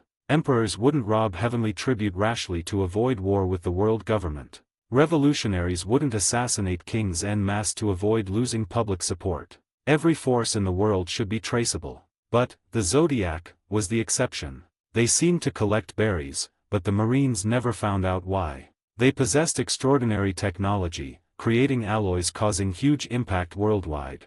Their executives' identities were unknown. And now, Akainu experienced the power of Yuji. Even Akainu had to admit, it was shocking power. An unknown, purposeless, powerful force acting uncontrollably. Akainu understood what this meant. You are a greater threat than the so-called emperors of the sea. You are the greatest instability of this era. He was certain now. So, whoosh. He clenched his fists. The wounds brought long-forgotten pain, proof of Yuji's power. Injuring a Marine admiral to this extent, a remarkable achievement. But for Akainu Sakazuki, these wounds were just that much. His emotions didn't waver. Let alone these wounds. Even if his body was torn, organs pierced, bones crushed. As long as evil existed before him, he could fight. Muscle torn? Use bone. Hands gone? Use legs. Limbs gone? Use teeth. His fighting will was an unextinguishable flame in magma. A Marine admiral is the banner of justice, and justice will not be defeated. Akainu declared coldly. But then, ? His expression changed. Only now did he notice. Above him, the hovering, cold-faced Yuji had dimmed unknowingly. Moments later, pop. His figure dispersed before Akainu, turning into shards of light. 30 advanced chapters now available on Patreon. https://www.pat-rayon.co-m/c/hollowborn. Just remove the hyphen symbol to access Patreon normally. If you like this novel, please consider leaving a review. That's helped the story a lot. Thank you. 122, Chapter 122, Saint Kyrangulm and the Starry Sky. Chapter 122, Saint Kyrangulm and the Starry Sky. As Yuji in the sky turned into shards of light and dissipated. The blinding light illuminating the nearby sea extinguished instantly. Akainu, standing still, his expression was ugly as he realized what had happened. After being injured for the first time in a long time, he had made a mistake for the first time in a long time. Since seeing Yuji, the blinding light on him had left a deep impression. So until just now, the Yuji illuminating the sky made Akainu firmly believe it was the main body. But clearly, that wasn't the case. Light clone, created during the gap of that last attack. As a classmate of Kizuru Borsalino, Akainu knew Kizuru's ability. Light clones created by the fruit were almost indistinguishable from the main body in aura. But he didn't expect Yuji's mythical Zoan to possess a similar ability. Taking advantage of the intense light from that last strike, the enemy generated a light clone to replace the main body. And now, over there. Observation haki flared, and Akainu instantly locked onto the figure in the distance. The massive pteranodon was soaring into the sky from Grove 3. The light and red mist on his body had dissipated, and his aura was slightly weak. On his back, Alan, also wearing a mask, sat next to the metal box containing the celestial dragon. It's his accomplice from the intel. Akainu realized immediately. His goal from the start was to lure me further away. And it was true. Fighting Akainu to the death on Sabayati, knowing other admirals are coming, only a fool would do that. Soaring in the sky, Yuji thought. He knew well that in Winged Dragon of RA mode, he was strong. But solving Akainu in a few moves, impossible no matter how you thought about it. Admirals stood at the pinnacle of the sea, the Marine's strongest force. In the original Marineford War, Akainu tanked 2 enraged hits from Whitebeard and remained standing. For reference, those 2 hits almost destroyed Marineford. This showed the Admiral's physique and vitality. Even without fruit abilities, he was a monster among monsters. So from the start, Yuji's plan was simple. This was never a death match, but a retreat. With this distance, and Akainu's ability not being suited for pursuit, it's enough for me to retreat. This was Yuji's plan. Just then. In his peripheral vision, he saw Akainu's movement on the sea behind him, planning to leave like this. The Marine Admiral clenched his fists, body trembling slightly. Some power began to activate within him. Woo! Something seemed to rise beneath the sea. That is. Yuji's pupils constricted. This guy's ability is indeed awakened. He grew solemn, flapping his wings harder, preparing to face Akainu's next attack. But at that moment, Lord Yuji, please keep going. He heard Alan's low shout from his back. At the same time, Akainu, on the sea, saw, from the nearest Grove 14 and Grove 12, several figures leaped toward him. They wore different masks and clothes, even disguised their heights. But the common point was, they all carried a metal box. There are more Zodiac members on this island. Akainu judged their identities instantly. Weak. Not executives.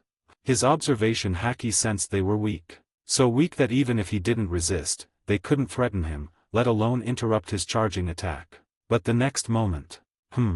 The figures opened the metal boxes simultaneously. Naturally, there wasn't a second celestial dragon inside. Inside were bombs. The countdown showed they were already activated and about to explode. Boom! Explosions rang out. Akainu's expression finally changed. True, explosions posed almost no threat to him as a Logia user. But don't forget, he was currently on the sea. Explosions didn't threaten him, but they threatened the floating island of cooled magma beneath his feet. If the floating island was destroyed, no matter how strong Akainu was, he was still an ability user. These guys. Akainu gritted his teeth. What resolve? They didn't plan to survive. They came with the intent to die. And this was what angered him most. Having such firm resolve but not walking the path of justice. Being so weak yet persisting in opposing justice. Like most who shouted about freedom and dreams to become pirates. In Akainu's view, it was exactly these people who make this era run wild.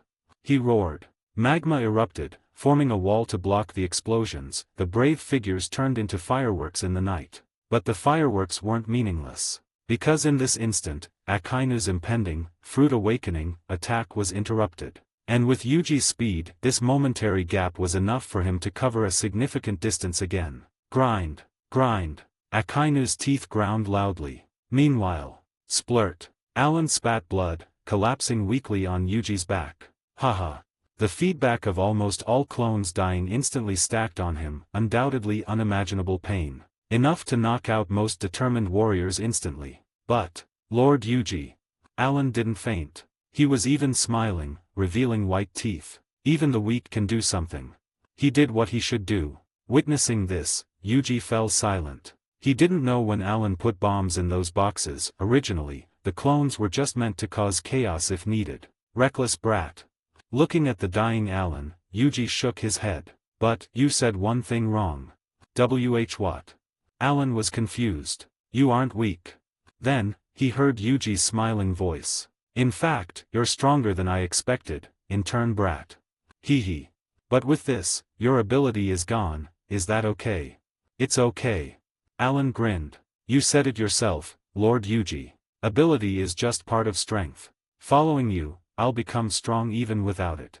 With these words, everything seemed settled. But, facts often don't shift according to human will. In front of Yuji, the sea began to churn. Boom. A massive wave surged instantly. The terrifying height formed a giant, water cage, trapping Yuji within. From within the sea. Whoa! A cry echoed across the ocean. Beneath the surface, a colossal creature beyond belief, slowly revealed itself. It was a strange creature. The massive waves and tsunamis were just aftershocks of its movement. Its size was hard to estimate, at least 1,000 meters long, almost the size of a deep-sea king. But Yuji was certain it wasn't a sea king, because he saw the monster breathing fire and smoke, with a body like a serpent but a head like a dragon. It was Leviathan, a monster from legends. It shouldn't exist in reality. The next moment, Yuji heard a voice from above. Nightmare Cave Nightmare Creature MMA Leviathan.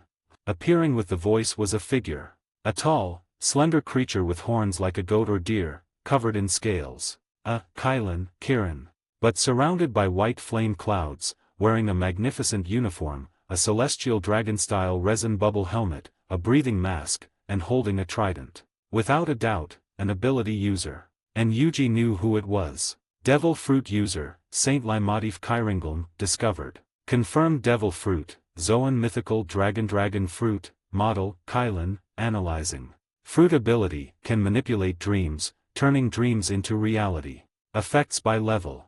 LV3, gain full fruit effect. Can hypnotize others into sleep. Gain 3 Zoan forms and, dream manifestation, ability, bringing objects from dreams into reality. Can create dream products like weapons, food, fills stomach but no calories, plants. Requires 2 billion berries for unlock. LV4 Deep Dive Development. Can create and guide true, dream creatures, MMA, from dreams. Dream creatures have intelligence and substance. Creation consumes dreamers' vitality and energy. Requires 4.5 billion berries for unlock. Dream creatures/products aren't real, so they don't die or get destroyed. Can be reborn if ability is used again. Strength varies by dreamer. Disappear when dreamer wakes. LV5 Fruit Awakening Dream Weaver. Gain awakening transformation with flame clouds and stat boost. Can induce lucid dream state on touched subjects. In this state, user can summon dream objects/creatures from subjects' thoughts without them sleeping. Works on user too. Lucid dream creations don't vanish upon waking but dissipate after energy exhaustion. Requires 15 billion berries for unlock. Analysis progress, 0%. God's Night, Mythical Zoan user, Saint Limatif Kyringlm. Yawn, only slept for 30 hours, and waking up to such absurdity. Saint Kyringlm yawned. Marine Admirals 2, useless bunch. He looked down at Yuji, Alan, and the bleeding metal box. Daring to do this to my son, and killing my attendant. Cold light flashed in his sleepy eyes. Troublesome, in that case, the young one becomes my dream slave, and you. He looked at Yuji. Seems like a decent transport, a good replacement for that attendant. As his words fell, Yuji narrowed his eyes. The facts were clear. Saint Kyringlm was Enbakuma's father, and the god's knight Enel served. Of course, Enel didn't know. He thought he was on the path to godhood, becoming a peer to celestial dragons. But in reality, judging by Kyringlm's words, he was just seen as an attendant and useful transport. Lord Yuji. Behind Yuji, Alan struggled to speak. Leave me, take the box and run. Alan didn't know who Kyringlm was. But seeing the terrifying monster below and Kyringlm above, he knew the new enemy was strong. And in this surrounded state, Yuji, having fought 2 battles, couldn't escape if burdened by him. Throw me into the sea. Lord Yuji. Alan said. But, you brat. He heard Yuji chuckle. There was no tension in Yuji's voice, on the contrary, he seemed relaxed. "It's okay. We are already safe," he announced. "Safe." Hearing this, Saint Kairinglum chuckled. Presumptuous insect, scared into delirium. Speaking, the massive Leviathan opened its maw to attack. But the next moment, an aura descended. Both Akainu, returning to his warship to pursue, and Kairinglum made surprised sounds. Leviathan's attack froze instantly. Birds fell from the sky. Trees on Sabayati swayed, and clouds dispersed. The next instant, Akainu saw from afar, behind Yuji, a spatial door opened. Yuji and Alan fell into it instantly. Nezumi.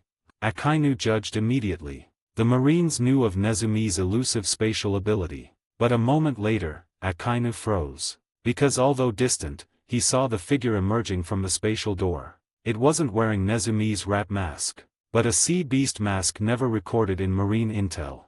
The mask seemed to flow like liquid, and carved upon it was a starry sky. 30 advanced chapters now available on Patreon. https://www.pat-rayon.co-m/c/hollowborn. Just remove the hyphen symbol to access Patreon normally. If you like this novel, please consider leaving a review. That's helped the story a lot. Thank you. 123, Chapter 123, This Strike, Piercing the Stars. Chapter 123, This Strike, Piercing the Stars. Who is that? A new Zodiac member here for support.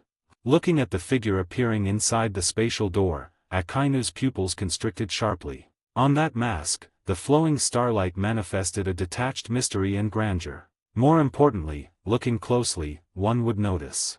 Not just the mask, the figure seemed shrouded in a thin layer of mist-like light. Within that light, constellations shifted constantly. Standing beneath the night sky, the figure looked like the master of the stars. In that instant, a terrifying guess instinctively formed in Akainu's mind. Faster! Speed up the ship! He roared with unprecedented urgency. Because he understood, if the identity of that person was truly what he suspected, we must catch him here. Speaking, he looked at Saint Kairinglum in the sky. As an admiral who visited Mary Gosa annually, he didn't know the specific details of the God's Knights, but he knew of their existence. He knew that the members of the God's Knights, representing God's force, each possessed extremely powerful abilities and combat prowess. At least stalling him shouldn't be a prob. But the next moment, Akainu froze. Because he clearly saw the God's Knight named Saint Kairinglum was trembling all over. His flame-like beard bristled. His widened pupils were filled with unprecedented shock. "You are." He stared at the figure, gripping his trident tightly. Too similar, that posture was too similar. Although there were differences in details from the legends, there was no doubt. It is that person, or at least someone related to him. Kairinglum knew what that person represented. It was God Valley, 33 years ago. That unprecedented hunting competition. As a relatively young member of the God's Knights, he didn't participate in that hunt. But he heard about the unexpected variable that appeared, the massive chaos caused by the arrival of pirates, and the person who appeared unexpectedly afterward. A name intentionally erased and hidden even among celestial dragons, known only to the God's Knights, the 5 elders, and that lord. Even Kairinglum, who joined later, wasn't sure what exactly happened back then. He only knew that after that great battle, only one member of the previous generation of God's Knights remained, along with a special God's retainer. And that name surpassed the cursed Davy clan, and the clan of D, jumping to the top of the God's Knights hunt list. His name was Enemy of God, Star Lord. Behind Kairinglum, flame clouds transformed into a pair of pure white wings. On those wings, a group of small fantasy creatures surrounded by wind seemed to tow him. Simultaneously, the Leviathan in the sea below, and massive dream creatures flew out from behind him, charging toward the figure in the spatial dimension. Dream creation angel wings. Dream creature wind Sylph. Dream creature sphinx. Dream creature twin-headed dragon. Countless powerful dream creatures proved the depth of his fruit development. Of course, these dream creatures didn't come from himself, but from the dream slaves he kept in Mary Gosa. Although Kairinglum knew such massive dream creation would weaken or even kill those slaves. But, so what? Dream slaves. I can have as many as I want. Kairingulm stepped on the flame clouds, flapping his wings. His sleepiness was gone, replaced by excitement. Because he was thinking about the reward within the God's Knights for intel on Star-Lord. If he is related to Star-Lord, capturing him makes me the commander of the God's Knights. If he is Star-Lord, and I capture or kill him, I will become one of the 5 elders. The 5 elders represented eternal life and infinite power. Even within the God's Knights who possessed everything, that was an absolutely rule-breaking and tempting reward. So, even knowing the enemy was powerful and dangerous, Kairingulm chose to attack without hesitation. Meanwhile, made it. Looking at the incoming dream creatures, under the mask of flowing stars, Roy felt no panic, only relief. Although the appearance of Akainu and this God's Knight exceeded his initial estimates, at least he made it in time. And, God's Knight, looks like he recognizes me. From Kairingulm's reaction, Roy confirmed his previous guess about God Valley. Besides that, Roy could see frost spreading on the sea behind Sabayati, and on the horizon toward Marineford, a warship was flashing with light. Aokiji, Kyuzan and Kizaru Borsalino were arriving. But clearly, to Roy now, none of this mattered. Because as Yuji said earlier, this was a retreat. Unnecessary fighting is meaningless. What I need to do, is only one thing. With a thought, Roy moved. Facing the countless fantasy creatures attacking from the sky and sea, he simply raised one finger. 7 colored flame clouds flowed around him, like the reflection of stars. At the tip of that finger, infinite starlight began to gather. This was the fruit he currently equipped. Fusion Fruit Sovereign King Buddha. Fusion Materials Human Fruit, Model, Giant LV5 plus Human Fruit, Model, Buddha LV5 plus Human Fruit, Base, LV5. Fruit Effect, combines abilities of 3 fruits. Grants powerful giant physique, shockwaves from any body part, body shrouded in Buddha light, and human limit intellect, learning ability, and physical stamina. Extra Fusion Effect, Sovereign Buddha Body. Effect 1, can freely change body size and form. Freely alter the external appearance of the Buddha body, Buddha light, and shockwaves.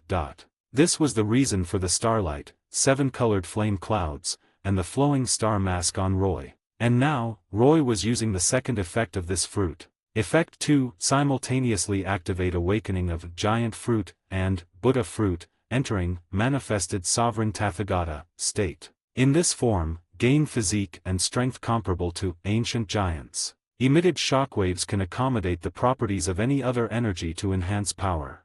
This form consumes massive stamina. The more/stronger energy the shockwave holds, the greater the stamina consumption. At this moment, Magma Fruit LV3, Ice Fruit LV3, Glint Fruit LV4, Dice Fruit LV4, Bomb Fruit LV4. In an instant, switching fruits rapidly, all their energies converged into the starlight at his fingertip. Scorching heat, freezing cold, explosive force, sharpness, all phenomena and natures gathered within that starlight. Every attribute and energy was but a corner of the stars. Then, Kairingulm and the countless dream creatures froze instantly, pressured by the mere leakage of the starlight from Star-Lord's fingertip. What is this? Kairingulm looked at the fingertip. He could feel the unimaginable power contained within that wisp of starlight. Just the leakage caused the sea below to depress significantly. At this moment, Kairingulm felt he could see the cold eyes beneath that mask of flowing stars. Limit reached. Roy sensed it too. Even with the ancient giant physique, bearing this wisp of starlight on his fingertip was strenuous. This was his current max output. 1 strike, and my stamina will be empty. But for the current situation, it's perfect. He looked at Kairingulm and the myriad fantasy creatures. More fruit 50x speed. Mark fruit target. Silently, the target was locked. He flicked his finger gently. The starlight at his fingertip collapsed instantly, as if the entire galaxy was compressed into a square inch. Secret technique Star Piercer. Then, destruction descended. Akainu, approaching rapidly on the distant sea, saw the scene clearly. From the fingertip of that sudden zodiac member, a seemingly casual flick released an unbelievably massive beam of starlight. The starlight seemed to pierce through space, appearing instantly beside Saint Kairingulm. The god's knight didn't even have time to react before vanishing into the starlight. His awakened mythical Zoan physique evaporated without leaving a drop of blood. Along with him, the countless dream creatures vanished. The Leviathan, over 1,000 meters long, was hit inevitably. Its scales, flesh, and bones turned to dust the moment they touched the starlight. The so-called god's knight and his years of accumulated dream army ceased to exist in a fraction of a second. But this was just the beginning. After instantly erasing Kyrangulm and the creatures, the vast starlight didn't slow down. Boom! Where it passed, the ocean was split as if by a god's blade. The sea surface cracked instantly, a bottomless, marine canyon, extending to the end of vision. And this was still not the end. Because the starlight continued further. Akainu knew what lay in that direction. A massive object existed there. Something known to everyone in this world. Existing since recorded history, sitting there immovably. It divided the 4 seas and cut the world apart. The symbol of the world. It was the red line. In an instant, the starlight, blinding in the night, struck the red line. Then, Aokiji, stepping on ice, just arriving at Sabayati, stopped. Rumble. The massive roar and the tremors shaking Sabayati didn't sway him. But the scene on the distant red line shook him to his core. At the same time, "Ooh, are you kidding me?" On the distant warship, Kizuru took off his sunglasses. His usual lazy tone was now extremely solemn. Yes. At this moment, the 3 admirals, the people of Sabayati, and everyone in the nearby seas could see, in the far distance, on the red continent that had stood unchanged since ancient times, there was a hole. It had been pierced through. Although the hole was insignificant compared to the red line's massive size, people could see through the massive, puncture wound to the sea on the other side. The sea of the New World. Coincidentally, Akainu, closest to the scene, could see. At the end of the New World's horizon, the sun was rising. The last second of the night had passed. Dawn had arrived. The morning sun, not yet blinding, shone through the hole in the red line, falling perfectly onto that figure. The figure with the mask of flowing stars stood there. Watching this, even Akainu felt indescribable shock. Star-Lord. He clenched his fists, whispering the name. He had heard Kyrangulm's growl earlier. But after witnessing this strike that seemed to truly pierce the stars, he understood the weight of this name. Even for him, that strike was beyond comprehension. Just then, he saw the existence named Star-Lord slowly turn around. VMMM. He raised his hand gently, moving slowly. The spatial door closed slowly. But Akainu knew it was because no one could stop him anymore. VMMM. Meanwhile, at the position where Kyrangulm existed, the god's knight, whose body had turned to dust, began to slowly reassemble. Ha, ha, ha. He gasped heavily, heart palpitating from the impossible strike. He understood, if he weren't a god's knight, granted the gift by the world's ruler, he would have been dead without a trace. At this moment, he saw Star-Lord's slowly fading figure. And in his ears, he heard the calm, indifferent whisper left by the other party. This strike was just a greeting. Say hello to Imu for me. 30 advanced chapters now available on Patreon. https://www.pat-rayon.co-m/c/hollowborn. Just remove the hyphen symbol to access Patreon normally. If you like this novel, please consider leaving a review. That's helped the story a lot. Thank you. 124, Chapter 124, The Wave of the New Era, A Souvenir from Laugh Tale? Chapter 124, The Wave of the New Era, A Souvenir from Laugh Tale? So-called, ill-fated relationships are bonds that, no matter how times change, will eventually meet. For example, the reincarnation of Nika and Imu. The reincarnation of Joy Boy and Imu. The reincarnation of the Pirate King and Imu. And for example, the future Pirate King Luffy and his first mate, Pirate Hunter, Roronoa Zoro. Hey Zoro, I'm so hungry. I'm hungry too, that's why I'm leading the way to find food. The green-haired swordsman led the way, followed by a straw-hat boy whose stomach was growling loudly. But we've been walking in this town for 30 minutes. Luffy muttered, causing Zoro to fly into a rage. Shut up. It's such a small town, do you think I'd get lost? I saw a sign just now, just follow me. As they argued, they heard gasps and the sound of bowls shattering from nearby. What the hell? The World Economic Newspaper's reports are getting more and more ridiculous. What does it mean? The Zodiac fought an admiral on Sabayati, and the red line was pierced. Red line? Pierced? Can words even be arranged like that? Hey, boss, my fried rice spilled, can you make me another? Shut up. I'm busy reading the paper, no time. A loud voice rang out, causing Luffy and Zoro to freeze. Zoro froze for 2 reasons. First, he was confused about when this restaurant appeared next to them. Why didn't he see it when he was leading the way? Second, the Zodiac. This term made him pause instantly. His mind involuntarily recalled the figure wearing a boar mask a few months ago. After setting sail and learning some basic knowledge of the sea, he was fairly certain that person was likely Inoshishi, the boar of the Zodiac. But clearly, Luffy couldn't care less about that. Food, food. He roared excitedly and rushed into the restaurant. The restaurant was strangely quiet. Everyone had their heads down, reading newspapers. Looking closely, many customers had knocked over their cups, spilling alcohol all over themselves, yet they didn't seem to notice. While Luffy was ordering food from the boss, exclaiming, "Everything looks so good. And, I'm starving to death, I can't wait." Zoro walked to the counter. The boss had been dragged away by Luffy to cook, leaving his newspaper on the counter. So Zoro picked it up and started reading. Then he understood why the customers in the restaurant had stopped eating. The Zodiac reappears. World noble kidnapped. The Zodiac clashes with Admiral. 2 islands of Sabayati archipelago sink. Leader of the Zodiac? The red line pierced. For the first time in history, the top 3 headlines of the World Economic Newspaper's special edition were all related to the same organization. Zoro looked at the photos. The first photo showed a ruined building. Faintly, the words, "Yaksha House," could be seen on the debris. The surrounding area bore exaggerated battle scars, lightning craters and high-temperature scorch marks turned the place into a wasteland. Zoro found it hard to comprehend what kind of thing could cause such destruction.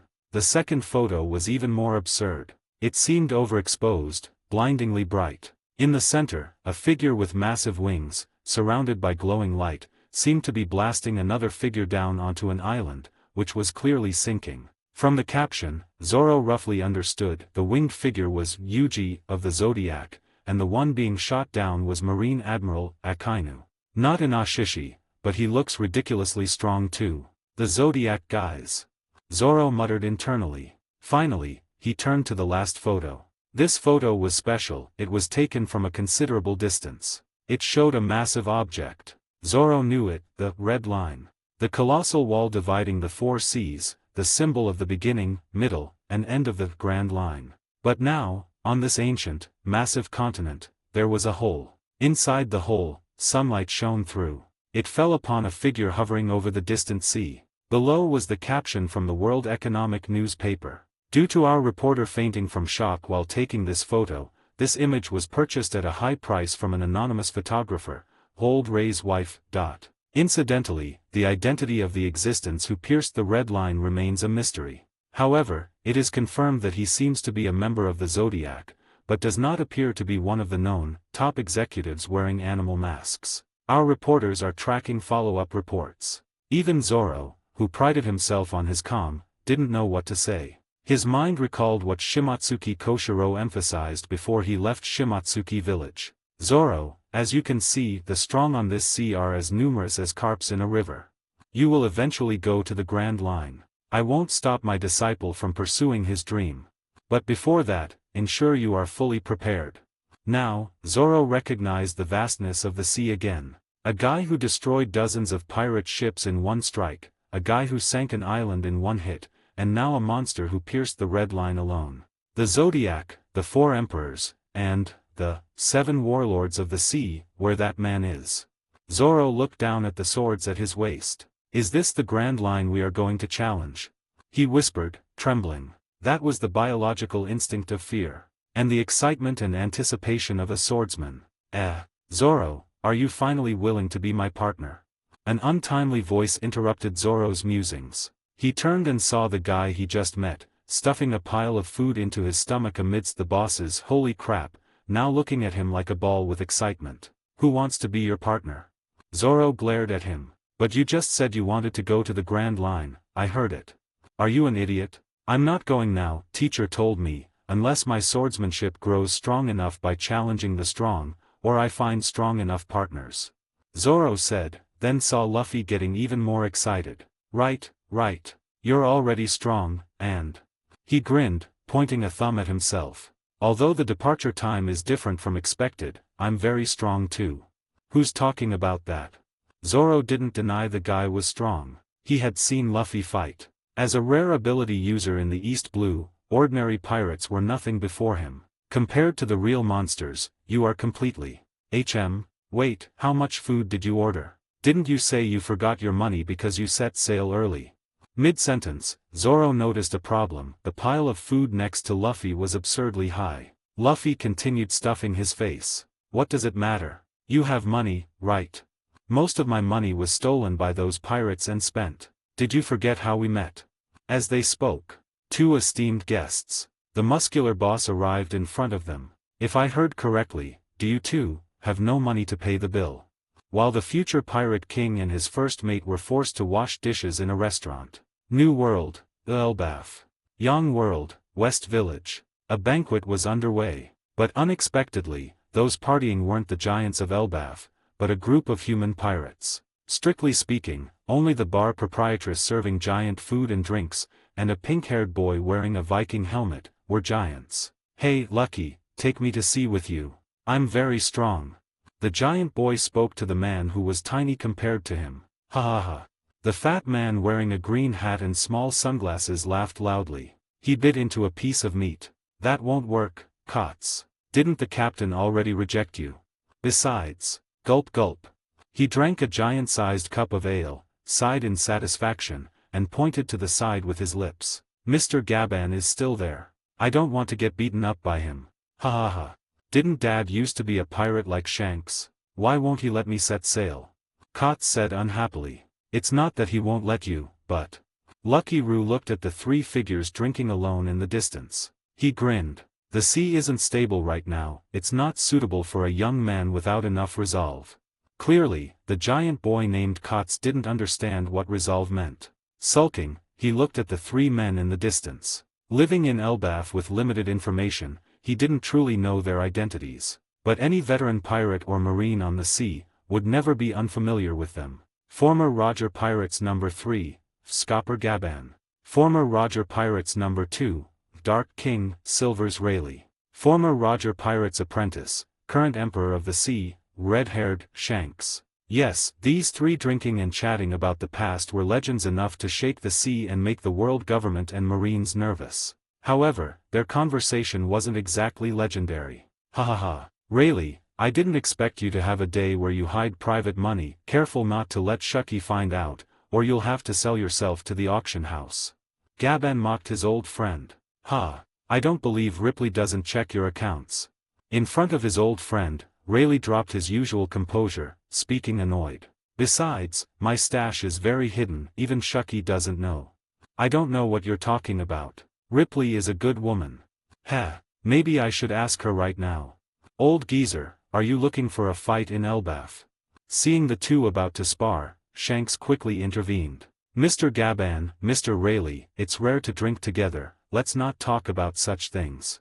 He smoothed over the two old men's sore spots in a few words. Hearing this, Gaban and Rayleigh looked at Shanks, knowing he wanted to talk business. Speak, Shanks, coming all the way to Elbaf and calling Rayleigh over, did you want to confirm something?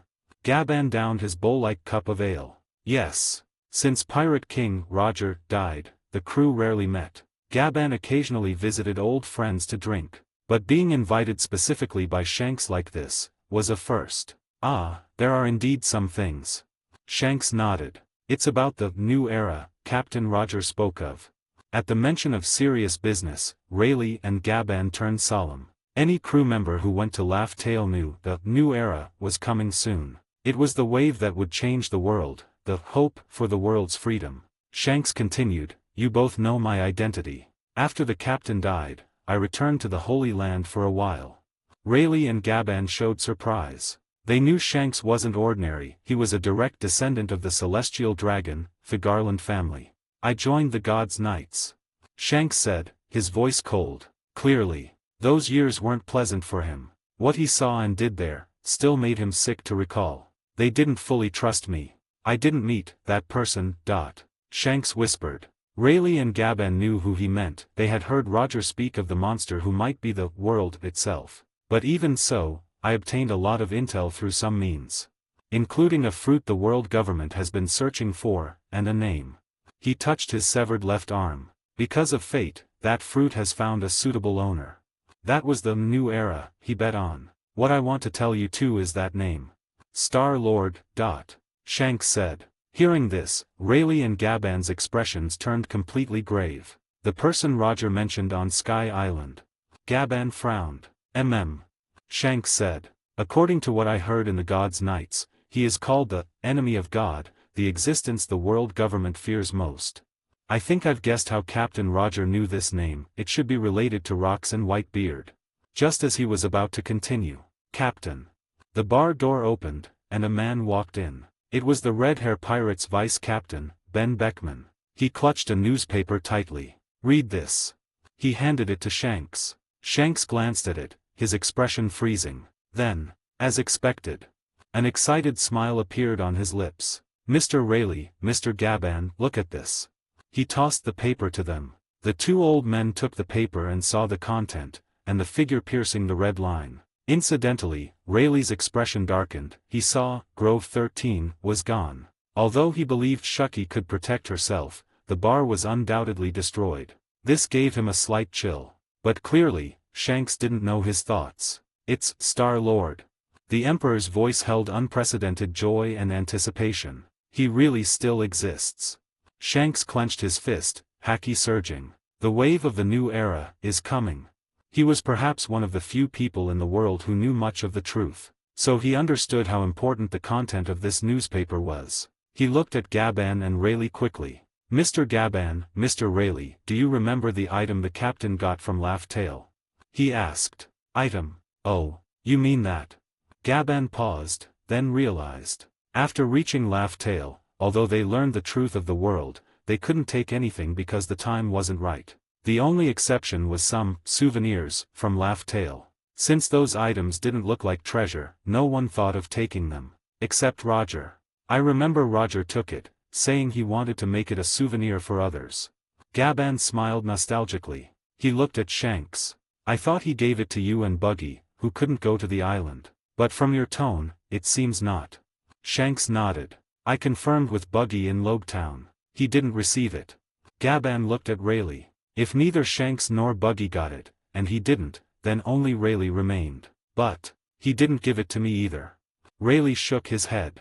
Then, they looked at Shanks. What's the use of that stuff? They didn't understand. To them, it was truly a useless item. But Shanks shook his head. I'm not sure if it's what I guess it is, but if it is, it might be the key item that determines the ending of the coming era. 30 advanced chapters now available on Patreon. https://www.pat-rayon.co-m/c/hollowborn. Just remove the hyphen symbol to access Patreon normally. If you like this novel, please consider leaving a review. That's helped the story a lot. Thank you. 125, Chapter 125, Don't Let Him Die Too Easily. Chapter 125, Don't Let Him Die Too Easily. Naturally. While the sea was shaken by the events on Sabayati Archipelago and legends conversed on Elbaf, Mary Gosa, the true center of the incident, was far from calm. Piercing the red line, what presumption! Unforgivable. This is a threat to us. Was Saint and Bakamu of the Laimati family really taken? Saint Kairingalm couldn't stop them. Are the admirals useless? Couldn't even capture a single person. The celestial dragons were genuinely panicked. As descendants of gods residing in the Holy Land, standing above mortals, their rule had never been shaken. Even if occasional fools tried to act against them, they were erased before anything could happen. Even when Fisher Tiger caused the massive fire in Mary Gosa and freed countless slaves, the resulting chaos didn't truly threaten them. And eventually, Fisher Tiger died under the world government's endless pursuit. This was the truth. Celestial dragons could act recklessly. Those who resisted would be killed. Even occasional disturbances couldn't threaten their lives. But now, this rule was broken. Saint Nbakamu was truly taken, reportedly severely injured before being abducted. And the perpetrator escaped smoothly despite being surrounded by a Marine Admiral and the God's Knights, disappearing completely. So naturally, the celestial dragon's anger and unease were immense. Their noisy clamor was just to cover their true emotions. A primal biological instinct that shouldn't arise in the hearts of world nobles. Fear. Meanwhile, highest room of Pangaea Castle, room of authority. The 5 elders, the highest authority in the world, gathered here. A bunch of trash. Saint Topman Warcury, the warrior god of justice, stood by the window looking at the gathered celestial dragons below. Clueless about the truth, panicking over mere rumors, such trash should be disposed of. His words were sharp and cold, but the other 4 or 5 elders found no fault in them, because their views aligned. Although nominally celestial dragons and world nobles, belonging to certain families, after becoming 5 elders, they were beings on a different level. Ageless, undying, possessing immense power and infinite authority, serving only Lord Imu. To them, ordinary celestial dragons were like mortals to celestial dragons, though different from insects. Can't be helped. They are part of the agreement.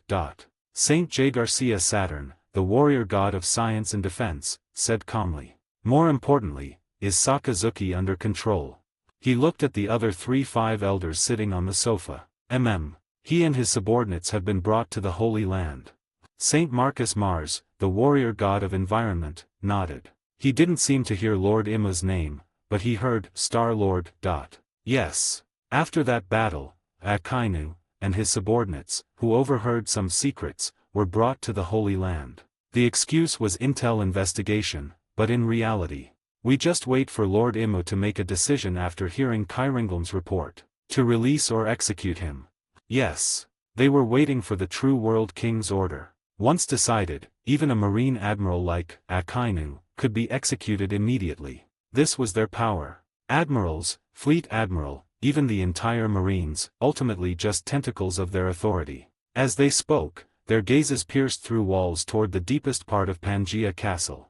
A room known only to them. The Room of Flowers. He said, to say hello to me for him.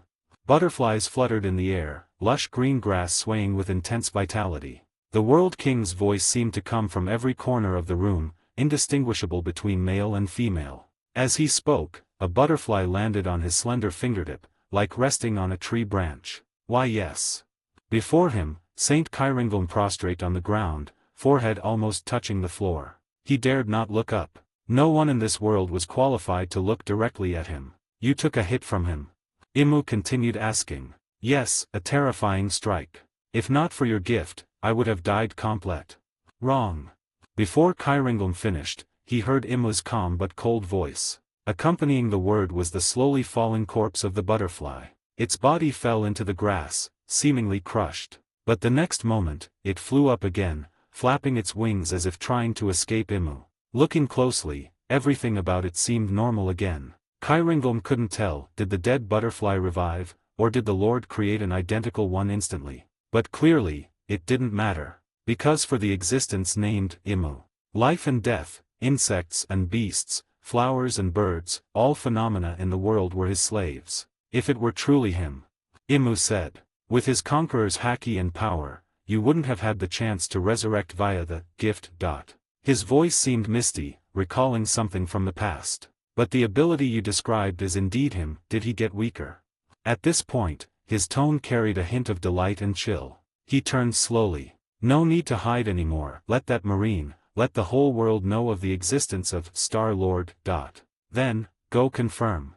He dragged his long, massive train deeper into the Room of Flowers. Confirm the identities of the zodiac. Confirm if he is truly the Star-Lord from back then. Confirm. As he spoke, the flying butterfly burst into flame spontaneously. Whoosh! It fell from the sky. This time, it didn't fly again. Where is he hiding?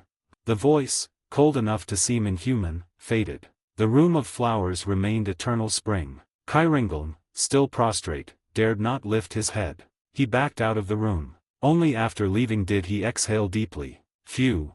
He knew, if his answer or behavior had been slightly improper, or if the Lord's mood was bad, he would have been that butterfly. Kairinglam turned to leave quickly. But as he left, he hesitated. Did I forget something? Spare me. Spare me. My father will give you money, as much as you want. I told you everything, the location of my personal vault, with over 70 billion berries and 2 devil fruits, all collected by myself, no need to go through the family.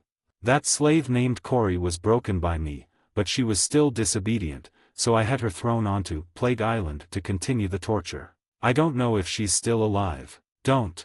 You can't kill me, or the world will be enraged. I am a celestial dragon, you can't. Saint N'Bakuma's wails echoed in the pocket dimension.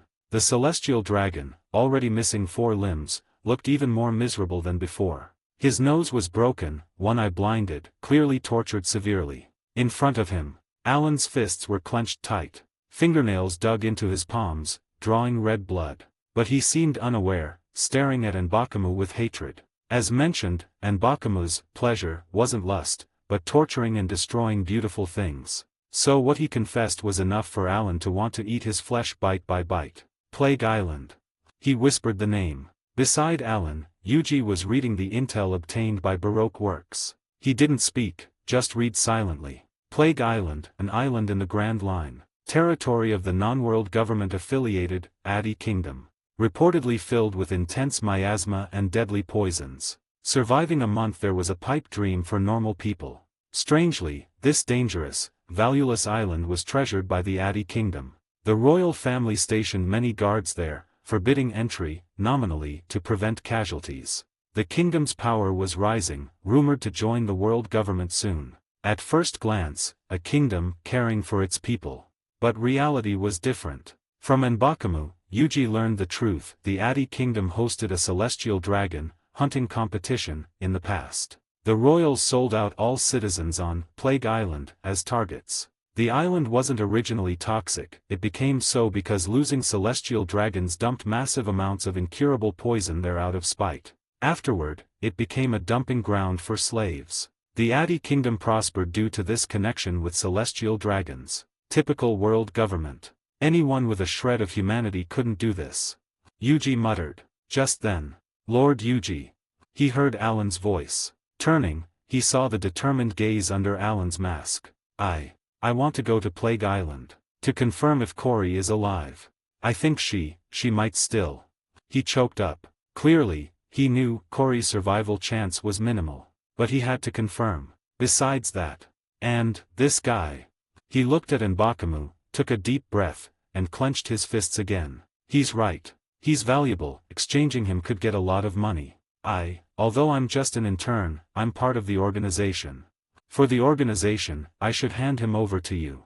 His gratitude to Yuji was unspeakable, his sense of belonging to the zodiac immense. But he felt he only took from the zodiac and never gave back. Now was his chance. Yuji kidnapped a celestial dragon for him, helping him find his sister. In Alan's view, that was enough. It was time to repay the organization. Kidnapping a celestial dragon was a heavy crime, but killing one was unforgivable. N'Bakumu could be exchanged for a massive ransom, valuable to the organization. So despite his unwillingness, he felt he should choose this. They're letting me go. They'll use me for ransom. They really don't dare kill me. But, hearing this, N'Bakumu showed a look of joy. But next. Don't spout nonsense, brat. Before he could finish, Yuji interrupted. Alan looked up and saw Yuji's eyes. Calm, yet hiding fire. You made 2 mistakes. He said calmly. Leaving aside the danger of ransoming N'Bakumu when Kairingalm clearly knew of Star-Lord.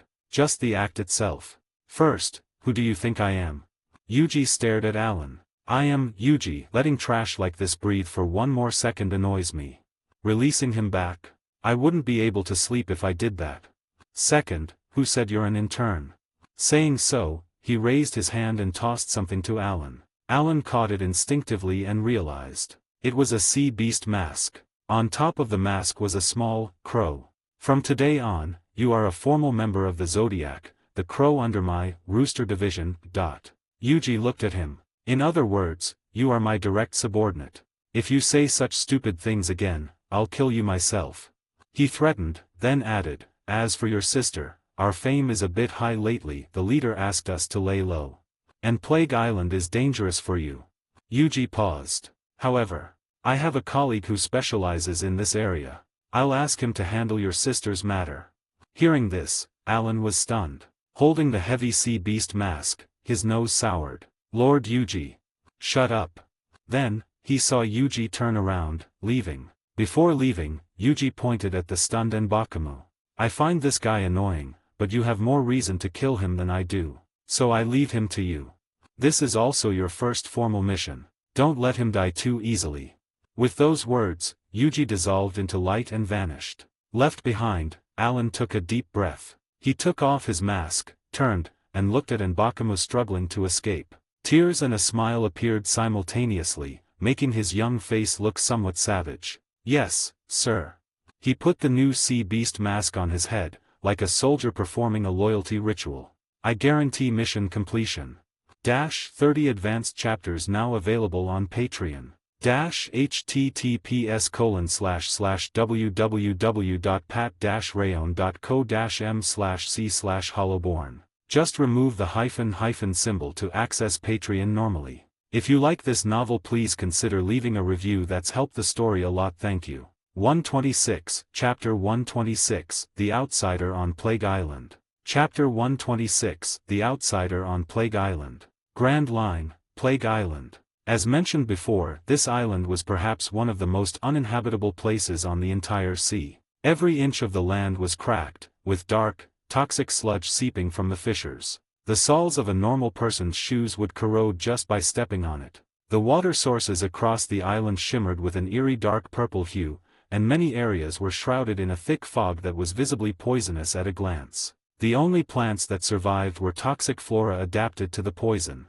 Even though the island itself was a massive, large island, the only place that could be called lush with vegetation was the great forest in the center, which was filled with toxic miasma. Fish and sea beasts wouldn't approach, and even seabirds instinctively avoided flying over the island. It was a true, forbidden zone for life, where normal existence was impossible. But right now, cough, cough. A petite young girl was walking on this island. She hunched over, leaning on a cracked wooden staff.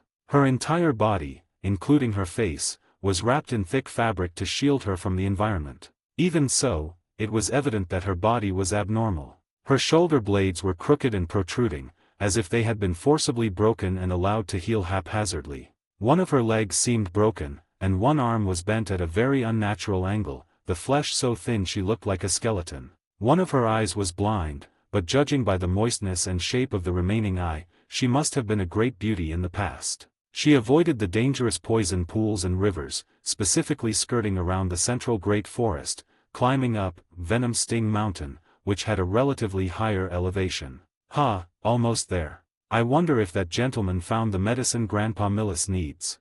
She panted heavily. With her body, this was naturally exhausting. But she had no choice. The group of survivors on this island had managed to live this long thanks to the help of a certain gentleman, but that was all. Aside from her, who had arrived on the island relatively recently, everyone else's bodies were in terrible condition due to long-term exposure to the poison. If possible, they shouldn't inhale any more toxic mist. So, she was the only one who could do this. Of course, she knew the protective measures on her body didn't address the root problem. She could feel the poison slowly infiltrating her body, sending dull pain from every limb. Perhaps this was the celestial dragon's intention. They wanted to see those exiled here die after prolonged, deepening suffering. But again, she had no choice.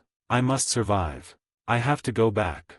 Grandpa and Big Brother are still waiting for me.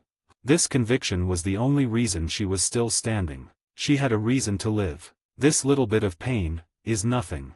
Whispering to herself, she planted her staff firmly into the ground, causing toxic liquid to sputter from the soil. She headed toward a cave not far away, the designated spot where they met that gentleman every month to receive supplies. But just then, the girl caught something in her peripheral vision, and her body froze instantly. Because at that moment, she faintly saw a burst of blue brilliance erupt within the toxic fog of the massive forest below Venom Sting Mountain. Then, scrape.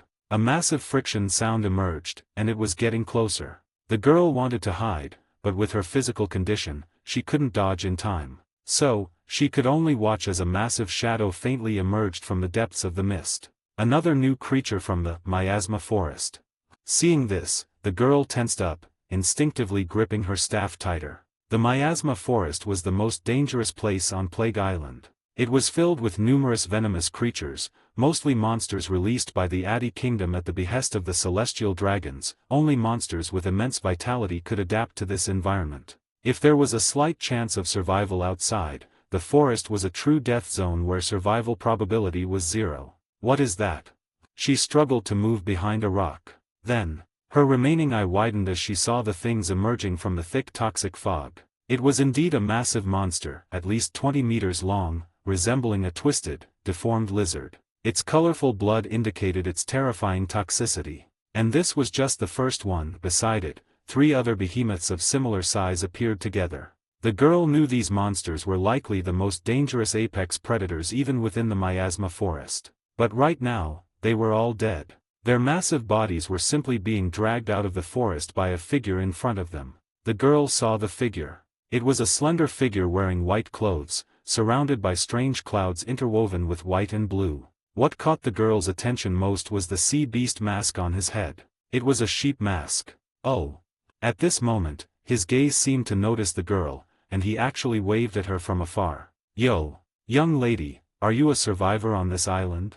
I got lost on the path of life, so I decided to hunt some game. As he spoke, under the girl's horrified gaze, the man in the sheep mask took a step forward. Then, clusters of white and blue interwoven flame clouds instantly appeared beneath his feet. He stepped onto the flame clouds, walking upward step by step. Even more terrifyingly, the pile of monster corpses behind him was lifted into the air along with him. In just a few moments, he arrived in front of the girl, whose expression was frozen stiff. So, young lady, can you guide me back to the correct path? I can offer these prey in exchange. He spoke casually. Correct path. Yes, I was asked by someone to look for a girl named Cory. She should have been to this island. Perhaps you. As the sheep mask man said this, the girl's face turned pale as snow. But at that exact moment, the sheep mask man stopped abruptly. At the same time, rumble. The ground in front of him suddenly collapsed, sinking to form a massive hole that separated him from the girl. Oh ho! The sheep mask man paused, looking to the side. He didn't seem overly wary because the strike just now wasn't an attack, but a warning. Gravity field, separation field. Clack, clack. The sound of wooden clogs hitting the ground echoed. The next moment, a figure appeared in the direction the sheep mask man was looking. Apologies, acting so rashly is truly rude, but uninvited guest. It was a tall figure. He had short black hair, a beard around his mouth, wore a light purple kimono with handguards, and a standard-issue coat draped over his shoulders. He held a sword in his right hand and carried a bag on his shoulder. Most notably, was the scar over his eyes. An X-shaped scar, not too old. He was a blind man. And at this moment, his squinted eyes seemed to sense the sheep mask man's existence, looking slightly toward him. Could I ask you to stay a little further away from her? 30 advanced chapters now available on Patreon. https://www.pat-rayon.co-m/c/hollowborn. Just remove the hyphen symbol to access Patreon normally. If you like this novel, please consider leaving a review. That's helped the story a lot. Thank you. 127, Chapter 127, Code Name, Hitsugi, at your service. Chapter 127, Code Name, Hitsugi, at your service. Looking at the man holding his sword in a reverse grip like a cane, the sheep mask man shrugged with a smile. Oh my, what is this? I just wanted to ask for directions. You don't need to be so tense, sir. He said, a subtle expression in his tone and the eyes behind the mask. Clearly, he recognized the man. That iconic appearance, that iconic ability. And the voice of the fruit encyclopedia ringing in his ears. Devil fruit user, Isho, discovered. Confirmed devil fruit, paramecia thud fruit, zushi no mi / press fruit, analyzing. Fruit ability, can manipulate gravity in the vicinity. Effects by level. LV3, gain full fruit effect. Can manipulate the strength and direction of gravity nearby, causing objects and living beings to fall faster or float weightlessly. Range and intensity vary, consuming different amounts of stamina. Requires 1.9 billion berries for unlock.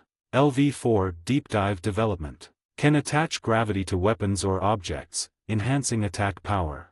Can manipulate gravity to form attraction and repulsion to deal with various attacks and situations. Requires 3.8 billion berries for unlock.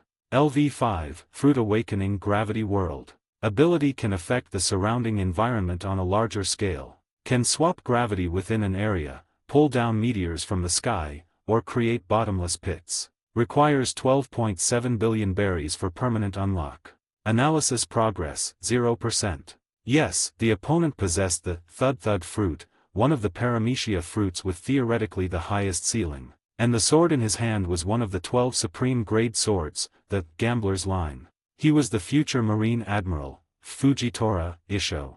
That won't do. But clearly, the future admiral didn't trust him. This old man isn't one who likes treating guests roughly, nor do I like meddling in others' business, but... His voice turned stern. The mask on your head has been causing quite a stir on the seas lately. He gripped his sword tighter. You are, a member of, the Zodiac, aren't you? Ah, yes.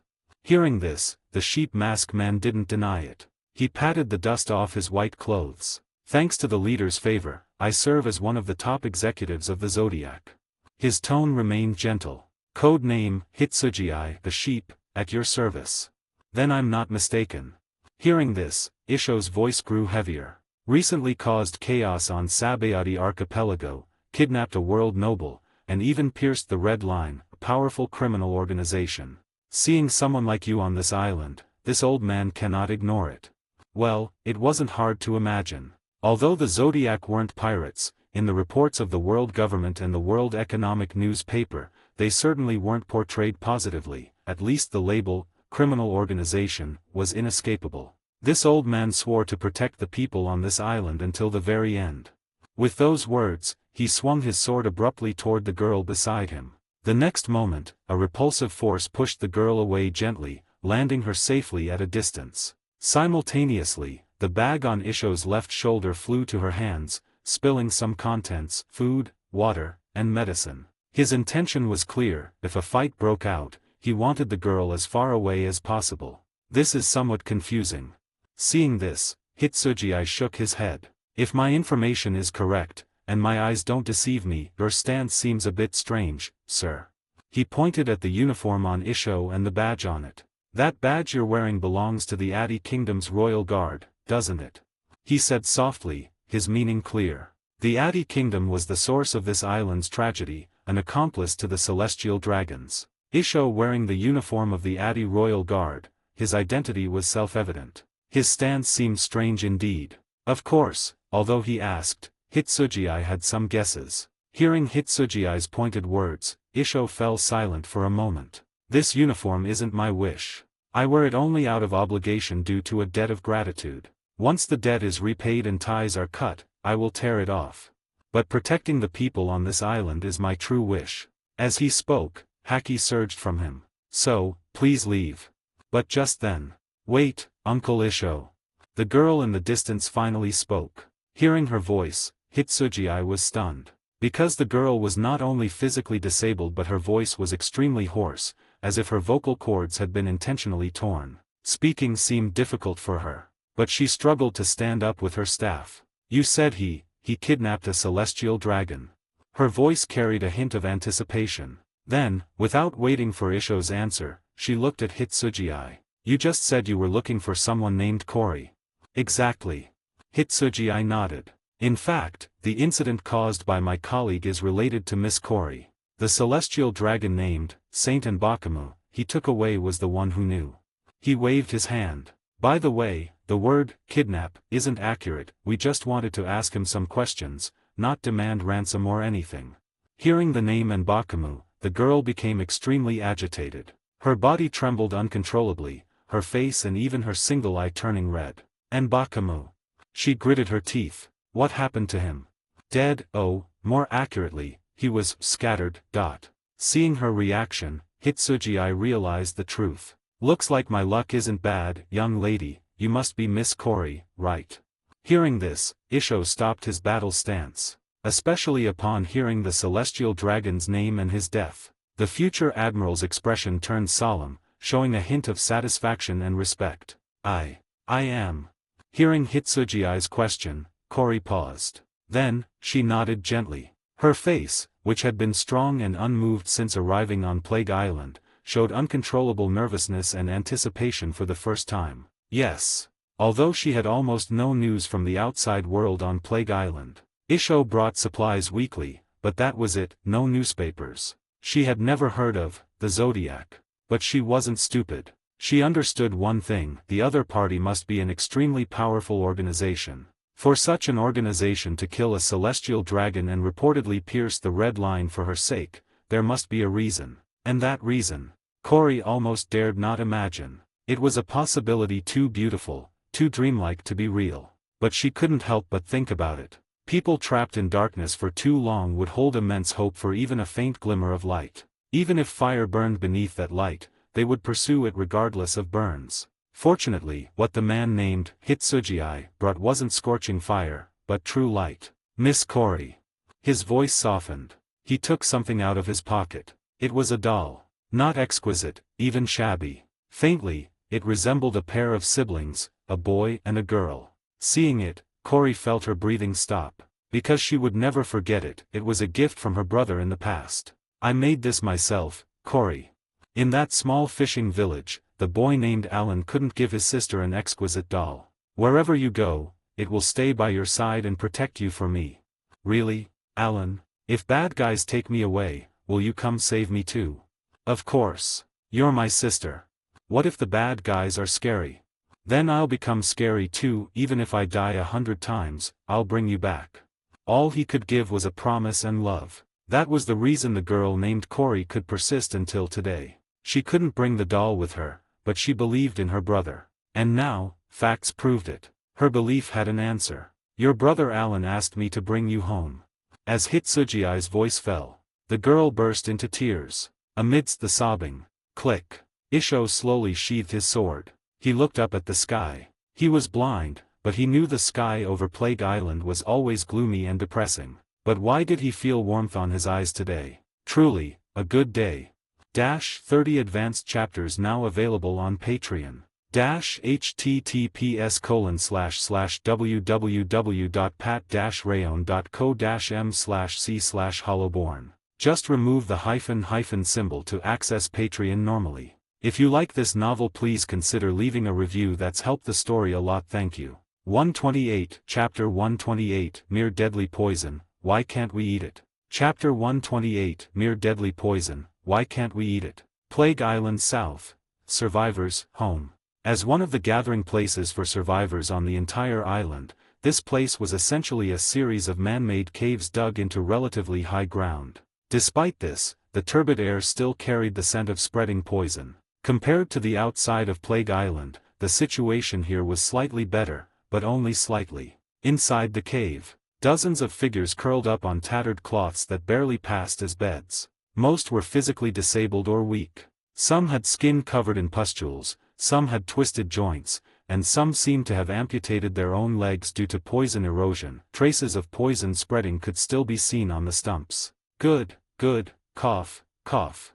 Deep in the cave, on a relatively dry stone platform, an old man coughed weakly as he spoke. Someone came to take you out, that's good. He was clearly extremely weak, his body covered in purple toxic spots, breathing with difficulty. But his cloudy eyes shone with relief. The poison hasn't gone deep in you yet.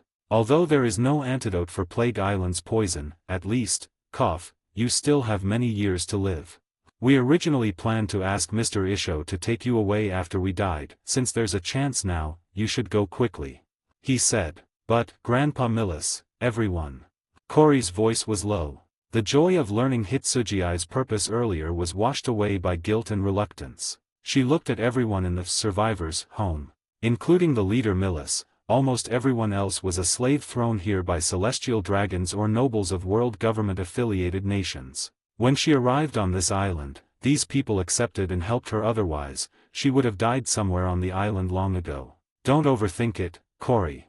Millis grinned. Since Mr. Isho started helping us, our lives have been much better than survivors in previous years. At least we won't die painfully from eating poisonous food when starving, cough. Besides, our bodies have been hollowed out by poison. Leaving is meaningless.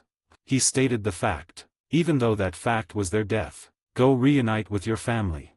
Melissa's voice carried a hint of envy. But Cory clearly wanted to say more. But just then, get lost quickly, little girl. The man with the amputated leg glared at her. With you gone, I can get more supplies. Why are you saying unnecessary things when you have such a chance? Yeah, if you dare say nonsense about staying, I'll kill you today. The cave became noisy instantly. This is truly. Seeing this, Isho standing at the cave entrance gripped his cane sword tightly. How shameful for this old man. His voice carried undisguised anger and sorrow. Parting between life and death is always moving, Mr. Isho. But compared to him, Hitsugii seemed calm. I am somewhat curious, why did you become the guard captain of the Adi Kingdom's army? And, with your strength, it shouldn't be hard to take them away from here, right? He asked. Hearing this, Isho fell silent for a moment. Then, he said, this old man once lost his freedom due to gambling debts. The royal family of the Adi Kingdom redeemed this old man through the world government. This is a debt of gratitude. To repay this debt, this old man accepted the world government's request and became the guard captain of the Adi Kingdom's army, ordered to guard this place for 2 years. As he spoke, he gritted his teeth. Clearly, when choosing to repay the debt, he never expected to face such a mission. Otherwise, he would never have accepted this duty. Of course, with his character, even if the Adi royal family had done him a favor, he would never have ignored the tragedy on this island originally. This old man considered taking them out and settling them down first, then returning to the Adi Kingdom to turn himself in. Even if imprisoned again and losing freedom, the debt would be repaid. Isho looked at the survivors in the cave, but they refused. Plague Island's poison is extremely potent, almost incurable. When this old man arrived over a year ago, the poison had already entered their organs. So they didn't want to trouble this old man, nor their families. They only hoped this old man could bring them some supplies every month. He said deeply, his voice full of guilt. From the survivors' request, it wasn't hard to hear that no one wanted to die. But they had no choice. Knowing they didn't have much time left, risking offending the world government and bringing danger to their families to escape, they didn't make that choice. Speaking, Isho looked at Cory. In less than a month, this old man will have fulfilled the agreement. If you hadn't arrived, this old man planned to take Cory away after fulfilling the agreement. After she finds her family. He gently stroked the sword in his hand. This old man would end everything personally. Hearing this, Hitsugii understood. He looked at the people in the cave. His ability told him everyone here wouldn't live past this month. He knew although Isho was blind, his powerful observation haki made his senses sharper than normal people. The future admiral must also see that the survivors' time was running out. I remember in the original story, Isho indeed served as a guard captain for a kingdom, which then perished, with the royal family dead. Isho was imprisoned as the main culprit of the kingdom's destruction. He wasn't released until the world military draft 4 years later, promoted to admiral. Hitsugii pondered, connecting the dots. Clearly, the kingdom Isho served in the original story was the Adi Kingdom. And the reason for that kingdom's destruction was right before him. This blind swordsman chose revenge for the people suffering on Plague Island. Thinking of this, Hitsugii found it somewhat absurd. The king of Adi Kingdom was truly a genius, assigning someone like Isho to guard this island, eventually causing his own kingdom's demise. Your eyes too. Being unable to see is truly a blessing. The filth of this world is unbearable to watch. This old man prefers not to see it. Isho said calmly. Understood. Hitsugii smiled. However, Mr. Isho, closing your eyes doesn't make things disappear. He stood up, patting his clothes. If you ask me, rather than not looking at it, why not change it? With that, he turned and walked into the cave. Everyone, put down those little trinkets in your hands. Bread isn't filling. I caught quite a bit of game today, just enough to share with everyone. He pointed to the massive beast corpses he dragged outside the cave. XN. The survivors were speechless. Only Cory whispered hoarsely to Hitsugii, Lord Hitsugii, I wanted to tell you earlier, the beasts in the miasma forest are highly toxic and inedible. Not so. Before she finished, Hitsugii answered righteously. Ashamed to say, I have done some research on poisons. Mere deadly poison, harmless. Cory, ? Before she could react, Hitsugii waved his hand gently. A small mound suddenly rose where the massive monster corpses lay, pushing them directly in front of the cave. Before Cory could exclaim, she saw Hitsugii appear beside the corpses. He reached out and patted the corpses gently. Next, something seemed to flow from his hand, a dark purple liquid. But the moment the liquid appeared from Hitsugii's hand, it changed constantly. It gradually became clear and transparent, finally reaching an incredible clarity. Next, it dripped onto the corpses. Isho seemed to sense something and stood up. This is not just him. Cory and the other survivors saw the changes in the corpses. The colorful toxic blood flowing on the surface and the purple toxic flesh seeping from the scales changed rapidly. The blood remained colorful but took on a beautiful hue. The toxic flesh became radiant, looking incredibly delicious. At the same time, so fragrant. An indescribable fragrance filled the cave instantly. It wasn't the scent of any spice or flower, but something sweeter. Everyone felt that just smelling it, the pain and weakness brought by the poison in their bodies seemed to lessen. Gulp, growl, swallowing sounds and stomach growls rose one after another. As mentioned before, although Isho helped them, he was a gambler in the past and had little savings. So the supplies he brought were never very good. Just then, they saw Hitsugii raise his hand elegantly. Everyone, I came to take Cory away. But ashamed to say, I serve as the doctor and Legion commander within the organization. I cannot ignore your condition. Besides, I have my own pursuits on this island. So please, dine first. After eating and drinking your fill, I will detoxify and heal everyone one by one. Everyone. Doctor and Legion commander. These two professions didn't seem related at all. And, you said, detoxify, heal. A quick-wit survivor asked with a trembling voice, catching the key point. Everyone reacted, looking at Hitsugii incredulously. Including Cory, who looked at this mysterious powerhouse she met for the first time with anticipation. Then, they saw Hitsugii nod confidently again. I told you. Mere incurable deadly poison, just a small problem. 30 advanced chapters now available on Patreon. https://www.pat-rayon.co-m/c/hollowborn. Just remove the hyphen symbol to access Patreon normally. If you like this novel, please consider leaving a review. That's helped the story a lot. Thank you. 129, Chapter 129, Gentlemen, let us drink together. Chapter 129, Gentlemen, let us drink together. Inside the cave, Isho held a piece of fragrant roasted meat. Smells good. No need, this old man is full. He finished the meat in a few bites and politely declined another piece offered by Cory. His sharp senses told him this meat was incredibly clean. Not just free of poison, but almost all impurities harmful to the body were removed. It is indeed an ability. His gaze shifted slightly toward the figure in the sheep mask not far away. He had no ill intent toward Hitsugii. His observation was merely the instinctive curiosity of a powerhouse. Because Hitsugii's ability seemed quite unique to him, he was certain that when the beast corpses were pushed to the cave entrance, the island's ground had indeed changed. Furthermore, the fire roasting the meat was summoned by Hitsugii. It burned without any fuel, unlike any real fire. Most importantly, it really. Watching what Hitsugii was doing, Isho muttered internally. Hitsugii was walking among the survivors. From his hand, incredibly clear and transparent liquid dripped continuously, turning into mist that followed his steps. At this moment, a survivor whose body had turned purple-black and lost basic mobility was enveloped by the mist. As the mist infiltrated his body, an incredible scene unfolded. The purple-black color on the survivor faded at a speed visible to the naked eye. Then, his painful groans weakened, replaced by the sound of smooth breathing. I. He touched his body instinctively. My poison. Eek. Good. I'm cured. His exclamation caused many other healed survivors in the cave to cheer along. Surt's poison is gone too. Lord Hitsugii is amazing. Long live. We can leave alive. We've. They looked at Hitsugii walking in the cave as if looking at a god walking among men. But Isho could clearly sense that terrifyingly effective antidote is actually a terrifying poison itself.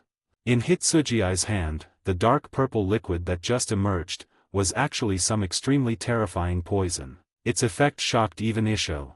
The poisons on Plague Island were gathered by celestial dragons from all over the world, already extremely potent and almost incurable. But the poison in Hitsugiai's hand, in Isho's sight, surpassed the island's toxic mist by countless times. Yet, the moment these terrifying poisons appeared from Hitsugiai, they underwent a transformation. Their internal toxicity seemed to flip to the complete opposite extreme instantly, forming that incredible antidote. Amazing ability.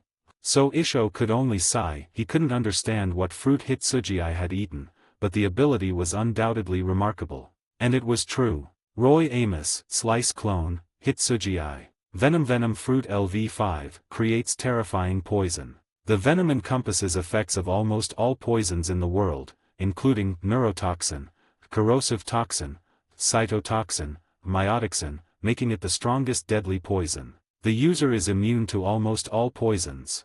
Reverse Fruit LV4 Deep Dive Development can reverse the properties and attributes of non-living objects, including the taste of food and properties of medicine. 2 of the devil fruits Hitsugiai possessed were the source of this miracle. The venom from the venom fruit was the strongest poison in the world, encompassing all toxic properties, troublesome even for monsters like Teach. The reverse fruit, obtained from Vice Warden Saldeth during the Triforce demonstration, could reverse the properties of non-living things. At LV4, it could reverse medicinal properties. Combining the two created the potion Hitsugiai used. The venom fruit's destruction of nerves, cells, blood, and muscles was converted into restoration by the reverse fruit. This made the potion effectively a panacea. On this poison-filled Plague Island, he was indeed no different from a god. But this wasn't all. Kori, also detoxified by Hitsugiai, watched the joyous scene happily. Seeing those who saved her be saved was delightful. But looking closely, although the survivors were detoxified and their cell/muscle damage repaired, restoring their health, their aura and complexion were still far from normal. Almost all survivors bore marks of deformity or disability, and almost all had weak auras. Limbs amputated or mutated due to poison pain, vitality whittled down to near death by poison erosion. These were the unavoidable marks left by this island. After the joy, Kori's gaze dimmed slightly. Including herself, due to Nbakamu, her physical disability was perhaps the most severe among all survivors. But clearly, Kori understood. This couldn't be helped. Everyone being detoxified and reuniting with family is already a great ending. As for the more beautiful parts, Kori was no longer a child. She knew the world wasn't a fairy tale. But, now, prepare for the next step of treatment. Hitsugiai's chuckling voice told her. Even in the real world, fairy tales can exist. Hitsugiai extended his hand again. But this time, the liquid dripping from his hand wasn't the ordinary dark purple fluid. That single drop was pure, death-like black. At this moment, Isho, who had been silent due to the survivor's appearance, gripped his cane sword abruptly, an instinctive reaction to danger. His closed blind eyes stared straight at Hitsugiai, facial muscles twitching in shock. Sir, that is. In that instant, his observation Haki sensed not poison. In that instant, the thing emerging from Hitsugiai's hand seemed like death itself. In Fujitora's sight, that drop of liquid was like a black hole devouring everything. And it was true. Venom fruit awakening can create a tiny amount of pitch-black, death venom. This venom doesn't act via neurotoxin/cytotoxin effects but directly targets the victim's life force, continuously depleting it until death. Looking at the terrifying poison in his hand, Hitsugiai remained calm. Reverse. The whisper fell. Within death, light was born. The pitch-black, death venom, became clear instantly, just like before. Only this time, its clarity was dreamlike, almost invisible at a glance. Death venom acted directly on life force. Naturally, its reversed effect was consistent, it could directly boost and restore the user's life force. But this still wasn't all. Hitsugiai raised his hand gently. Then, Kori, Isho, and everyone present saw. His hand transformed into a strange beast claw. A slender, beautiful claw covered in scales, golden and blue brilliance flowed and shifted between the colors, filled with the aura of life. Blue and white interwoven flame clouds circled his arm, making him look even more like a deity. From the tip of the claw, wisps of blue light flowed out slowly. Cory recognized immediately that light was identical to the blue brilliance in the forest before Hitsugii appeared. Next, Hitsugii gently merged the blue light into the liquid in his hand. Then, VMMM, 7-colored brilliance bloomed within the liquid. Gentlemen, let us drink this water of life together.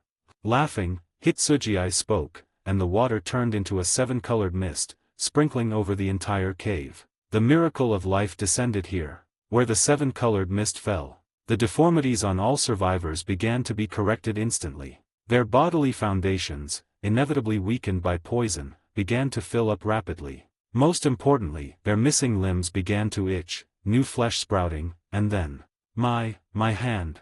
My leg grew back. Am I dreaming?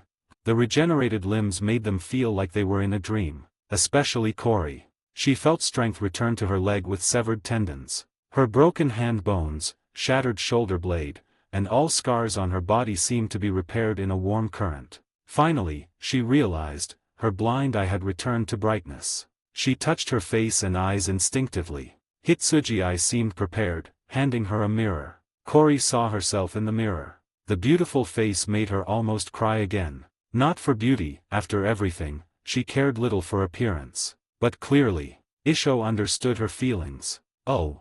The swordsman who blinded himself out of guilt and unease over the tragedy of Plague Island opened his eyes again. In his gaze, he saw a scene he would never forget. Cheering people who had once suffered. A beautiful elf-like girl, a once amputated strong man, a once desperate old man, surrounding the white-clad figure with a sheep mask. Isho turned his head. He saw that inside and outside the once poison-filled, barren cave, green vegetation and beautiful flowers had bloomed unknowingly.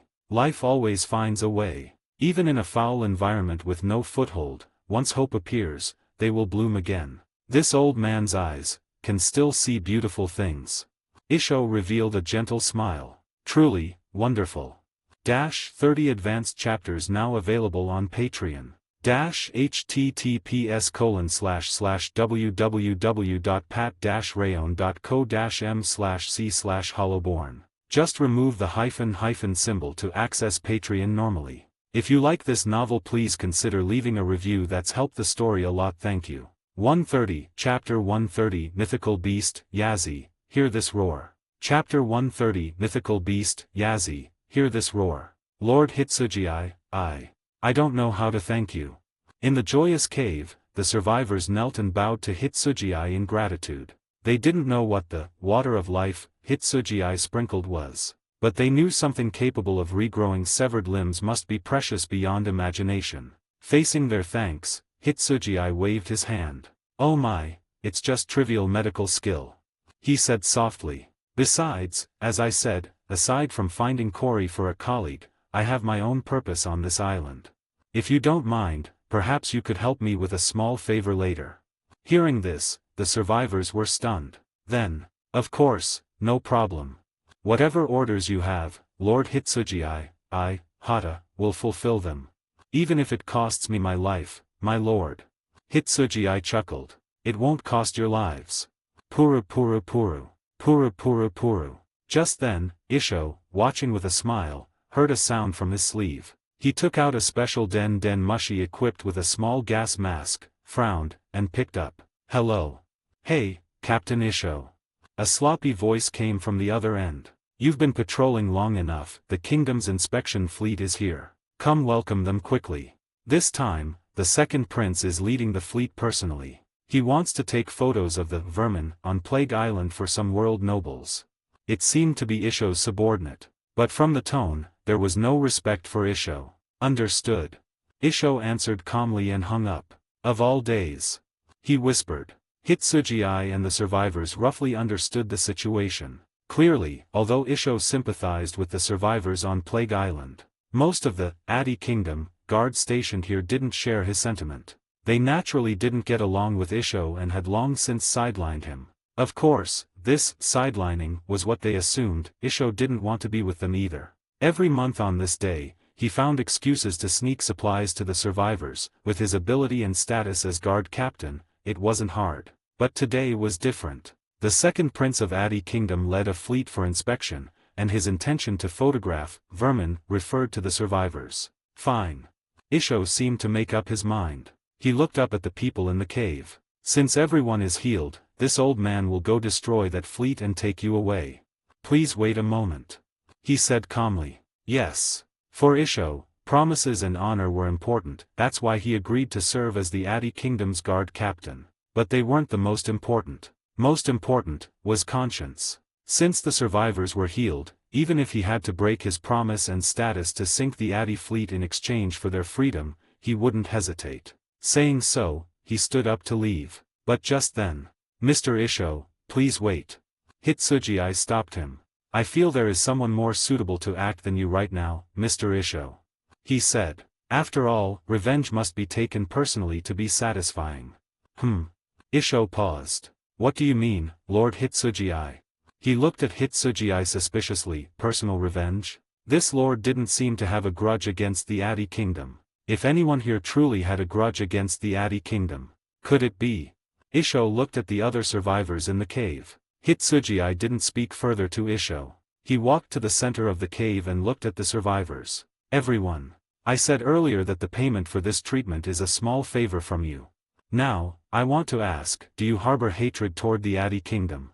He spread his hands. These words were like a spark falling into a haystack. A brief, suffocating silence enveloped the cave. The survivors were silent, but something hot and deep surged in their eyes. As mentioned before, sent here, they were either slaves of celestial dragons or victims of world government-affiliated nations. In the long past, they struggled just to survive on this toxic island. Just living was hard enough. But now, Hitsugii's words reminded them of memories they tried not to recall. Whipping, humiliation, tragic deaths of family and friends. Who here hadn't experienced these? Those memories weren't forgotten, just suppressed. Knowing their powerlessness, they didn't think about it. Because survival was hard enough, they didn't dwell on it. But, as Hitsugii told Isho, closing one's eyes doesn't make things disappear. Similarly, suppressed things were never truly forgotten. Hitsugii asked again, do you want revenge? Before him, only pairs of crimson eyes. Even Cory, who hadn't been here long, was the same. Silence in the cave. But the answer was deafening. Excellent. Under the mask, Hitsugii seemed to grin. Then, please do not resist. As he spoke, his form changed again. Strange flame clouds and scales appeared on him. But unlike before, this time, his entire body changed. Slender tail, white scales, blue-white flame clouds, and twin horns on his head. In moments, he transformed into a Kirin. But this Kirin was fundamentally different from Kiringlum. On its scales, countless blue and gold patterns were constantly drawn. At this moment, wisps of golden thread seemed to flow from the survivors toward him. The survivors felt something being drawn from them. Their vitality, energy, and the anger and hatred swirling in their hearts. Next, from the survivors, the golden threads turned into mist and flew out of the cave. It rose and churned, gradually turning crimson and pitch black. The next moment, anger and hatred descended into reality. It was a massive creature not belonging to reality. Dark red and gold patterns flowed on its body. It had the body of a wolf and the head of a dragon, with a single horn. In its mouth, it held a precious sword. Its size was as massive as a small mountain. Its crimson horn and eyes looked into the distance. Then, boom! Its massive body flew out, sword in mouth, heading toward the distant sea. Seeing this, the survivors almost collapsed in fear. That is, wah!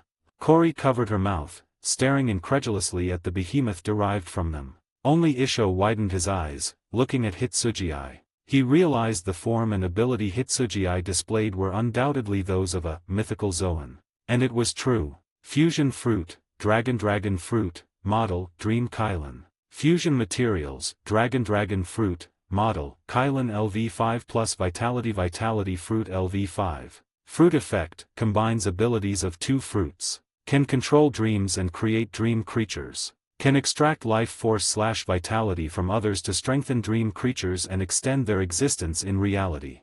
Effects by level. LV3, gain full fruit effect. Transform into mythical beast, dream Kylan.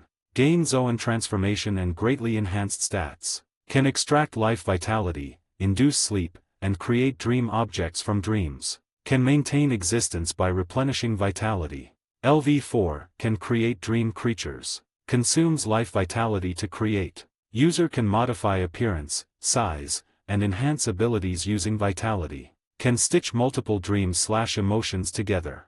Using passively given, blue vitality, creates lesser dream creatures. Using voluntarily given, golden vitality, creates stronger, greater dream creatures. Dream creatures don't die, can be reborn as long as vitality isn't exhausted.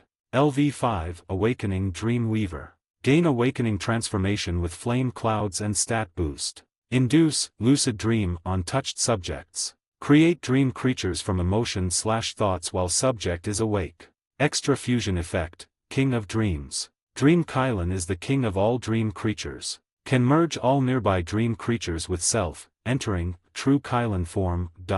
In this form, combat power greatly enhanced. User becomes a dream creature, immune to damage until merged dream creatures are exhausted. Can summon any dream creature/object unconditionally. Stronger summons consume more vitality. In Hitsuji's calm gaze, the equipped fruit was visible. Yes, he hadn't thought the Kylan fruit and vitality fruit could fuse. But thinking about it, the Kylan fruit's dream creation required extracting the dreamer's vitality and mental energy, perfectly matching the vitality fruit. The fused effect was extremely powerful. He could create dream creatures and modify them at will using vitality. Most importantly, the dream creatures could exist continuously by replenishing vitality. This was why Hitsuji called himself Legion Commander. Looking at the giant beast flying toward the sea, he smiled and asked, "Mr. Isho, have you heard of the mythical beast, Yazi?" Mythical beast. Isho, still dazed, paused. Yes, said to have a jackal body and dragon head, fierce temperament, repaying kindness. Hitsuji's voice turned low and cold. And repaying grievances. The Zodiac Dream Legion Yazi. Without waiting for Isho's answer, he raised his hand. "Please listen." "What is that?" "Turn the rudder. Turn the rudder." On the distant sea, aboard the flagship of the Adi Kingdom's inspection fleet, the rat-faced second prince, Adi Garu, was whipping his adjutant frantically. "Faster, you trash, or I'll sell your wife and daughter as slaves and hang you at the city gate."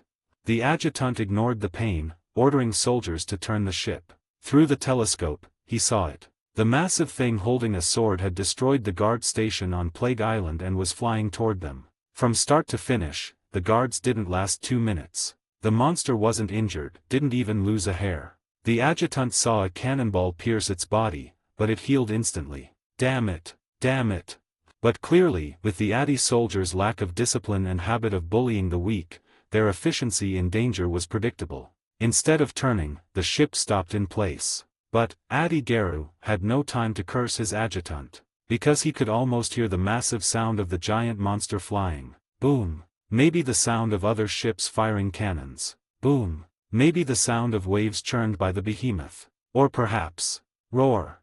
The roar of revenge, filled with joy and anger. Crash. The next moment, the giant monster named Yazi, sword in mouth, sliced the flagship in two. Flames erupted, smoke rose. Resounding over the sea was what Hitsuji said. "Please listen. Hear this roar."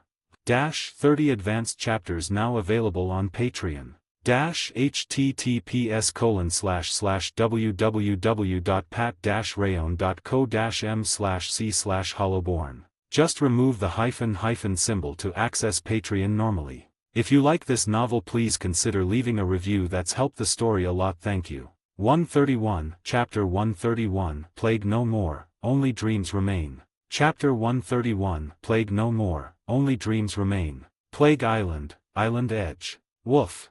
Beside Hitsuji, a dog with dark red fur and a sword-shaped pendant around its neck was growling. It was small, looking rather cute even when angry. But the survivors silently kept their distance. Because they knew clearly what kind of monster the seemingly ordinary dog truly was. "Your ability is truly incredible."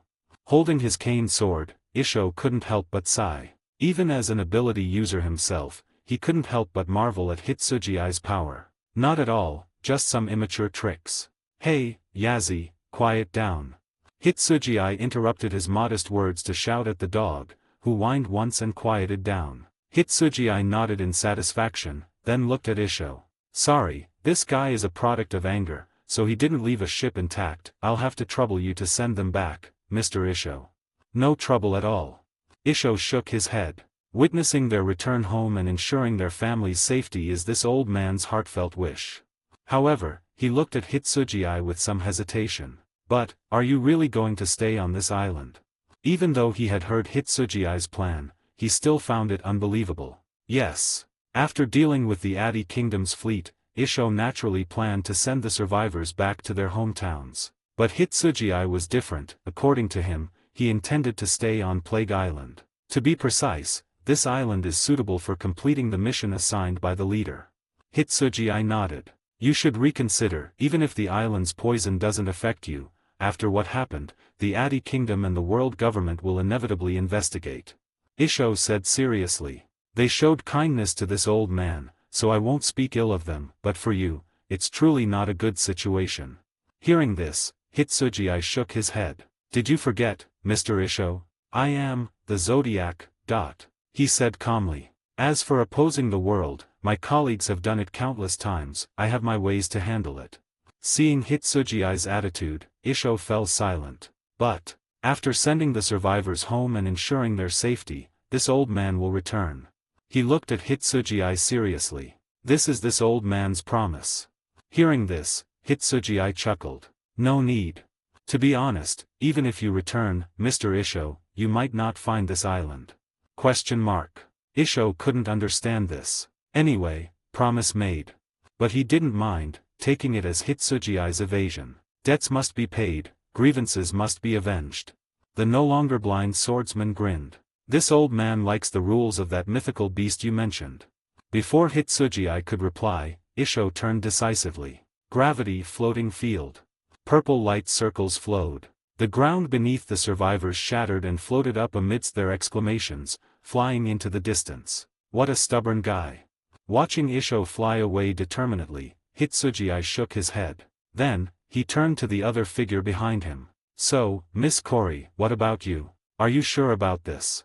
It was Kori. Having completely recovered her appearance, she showed why a haughty celestial dragon bought her. In terms of looks alone, she was perhaps the most exquisite person Hitsuji had seen. Her features were almost perfect, looking like a legendary elf. I have decided, Lord Hitsuji.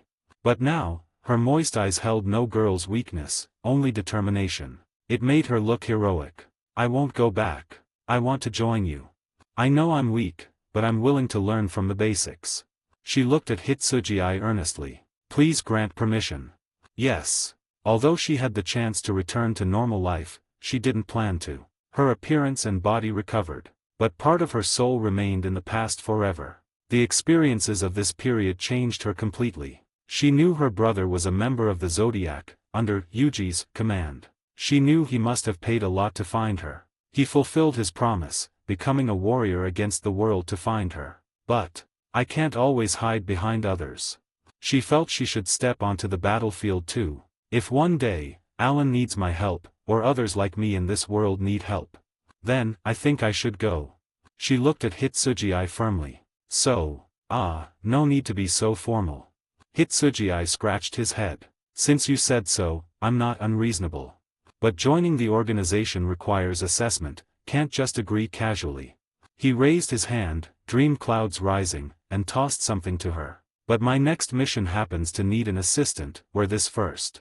Kori caught it instinctively, then paused. Lord Hitsuji, this is.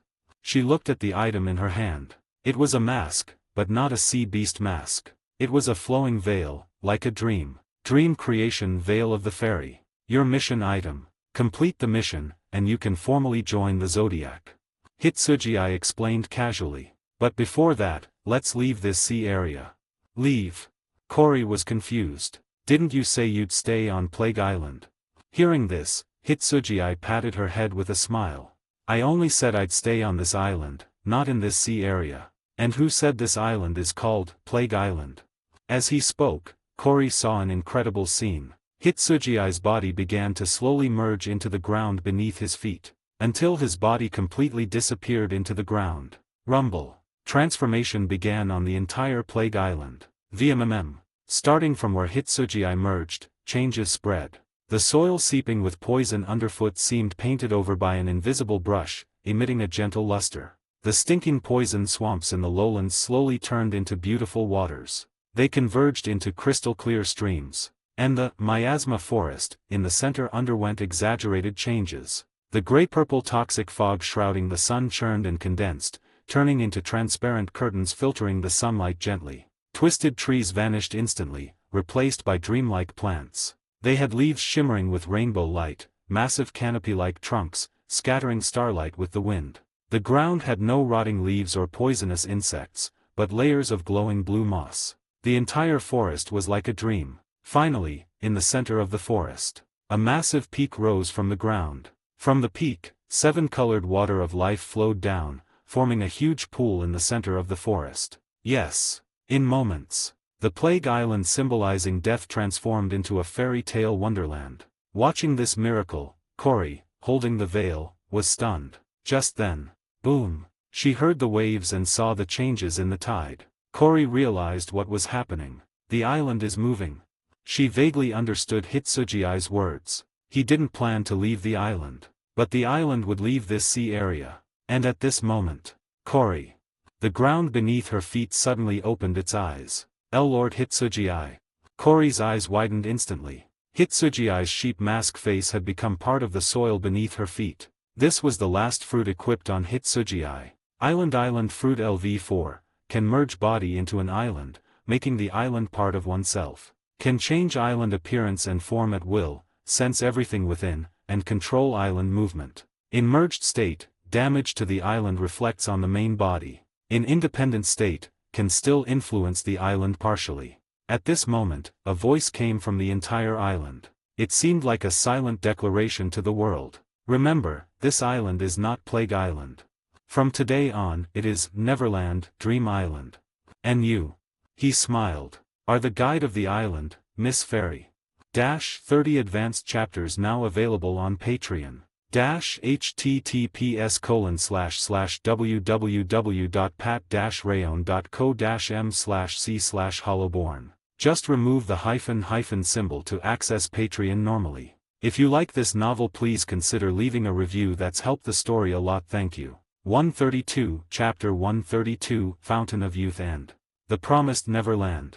Chapter 132, Fountain of Youth and The Promised Neverland. In the Grand Line, what is the leading cause of death each year? Pirate raids? Wars everywhere? Neither. The correct answer is shipwrecks. On the most dangerous sea route in the world, even seasoned sailors, navigators, and meteorologists make misjudgments. And once a shipwreck occurs, survivors are few. Even those few survivors must face a cruel reality. That is, they will face the vast ocean with their flesh and blood. A despair greater than the shipwreck itself. For example, on a ship floating on the sea right now, this despair was playing out. Of course, to be precise, this so-called ship wasn't a ship, just a wooden plank. A young man sat on the plank. The cold night sea breeze blew, and he shivered in his thin undershirt. He could feel his body temperature dropping rapidly, almost making him lose consciousness. But even in this situation, his hand tightly gripped a soaked bag.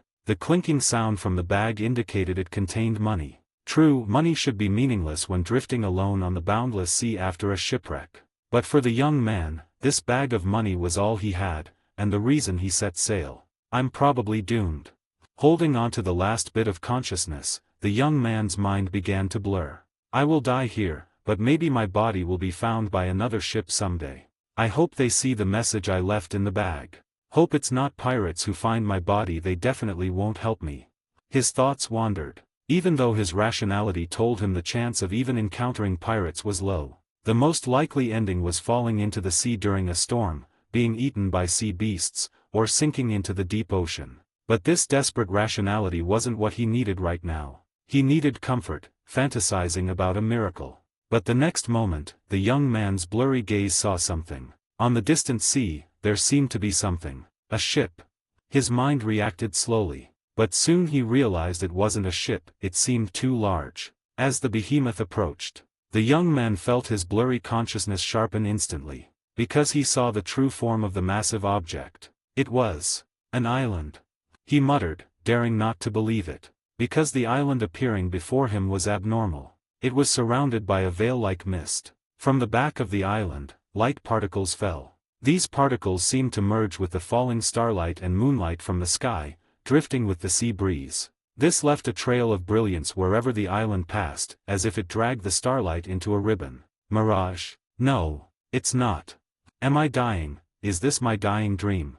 The young man suspected he was dying. They said dying people saw illusory, dreamlike scenes. But moments later, he dismissed this thought. He knew he wouldn't have such imagination even in a dream. Especially as the island approached, he inexplicably felt his body revitalizing, his consciousness cleared, thoughts became sharp again. Then, he sat up abruptly on the plank. Because now, he realized the truth. Not a dream, not a mirage, an incredible island truly appeared before him. And now, splosh. With the sound of waves being cut, he saw the island stop in front of him. This allowed him to see its vastness and unparalleled beauty directly. The island had countless trees and mountains, all growing strange, dreamlike plants. In the center of the island was a forest. The trees in the forest were taller than normal, even displaying translucent, strange colors. Their leaves weren't green but dazzled with 5 colors. Every breeze caused a wave of light to ripple across the canopy. Countless tiny blue light spots drifted across the island, like the island's breathing. Deep in the forest, the young man seemed to see a peak standing tall. Atop the peak was a massive stone statue resembling a sheep's head, looking like the island's guardian deity. From the top of the peak, a brilliant water flow, shimmering with 7-colored light gushed out, forming a massive rainbow spring below, emitting radiant light in the night. Trees dancing, flowers singing. This scene left the young man speechless. Because at this moment, lost traveler of the sea, he heard an ethereal voice. He turned instinctively and saw, not far away, a figure walked out of the thin mist of the island. The young man swore it was the most beautiful, dreamlike figure he had ever seen in his life. Her legs were fair, wearing a beautiful skirt, and her face seemed covered by a constantly flowing, changing veil. Strangely, even through the veil, the young man felt he could see her beautiful face. The changing face couldn't be described specifically, but possessed a unique, unchanging beauty. Mist from the veil surrounded her. She held a 7-colored lantern, and beside her was a small dark red dog wearing a sword-shaped pendant. As she appeared, the young man saw the edge of the massive island change. Massive stairs formed and extended toward him. He stepped onto the stairs instinctively, and then, the stairs retracted rapidly, and he appeared in front of the girl. A fragrance entered his nose, snapping him back to reality. He averted his gaze instinctively. Here. He didn't know what to say. This is Neverland, Dream Island, the place where wishes come true.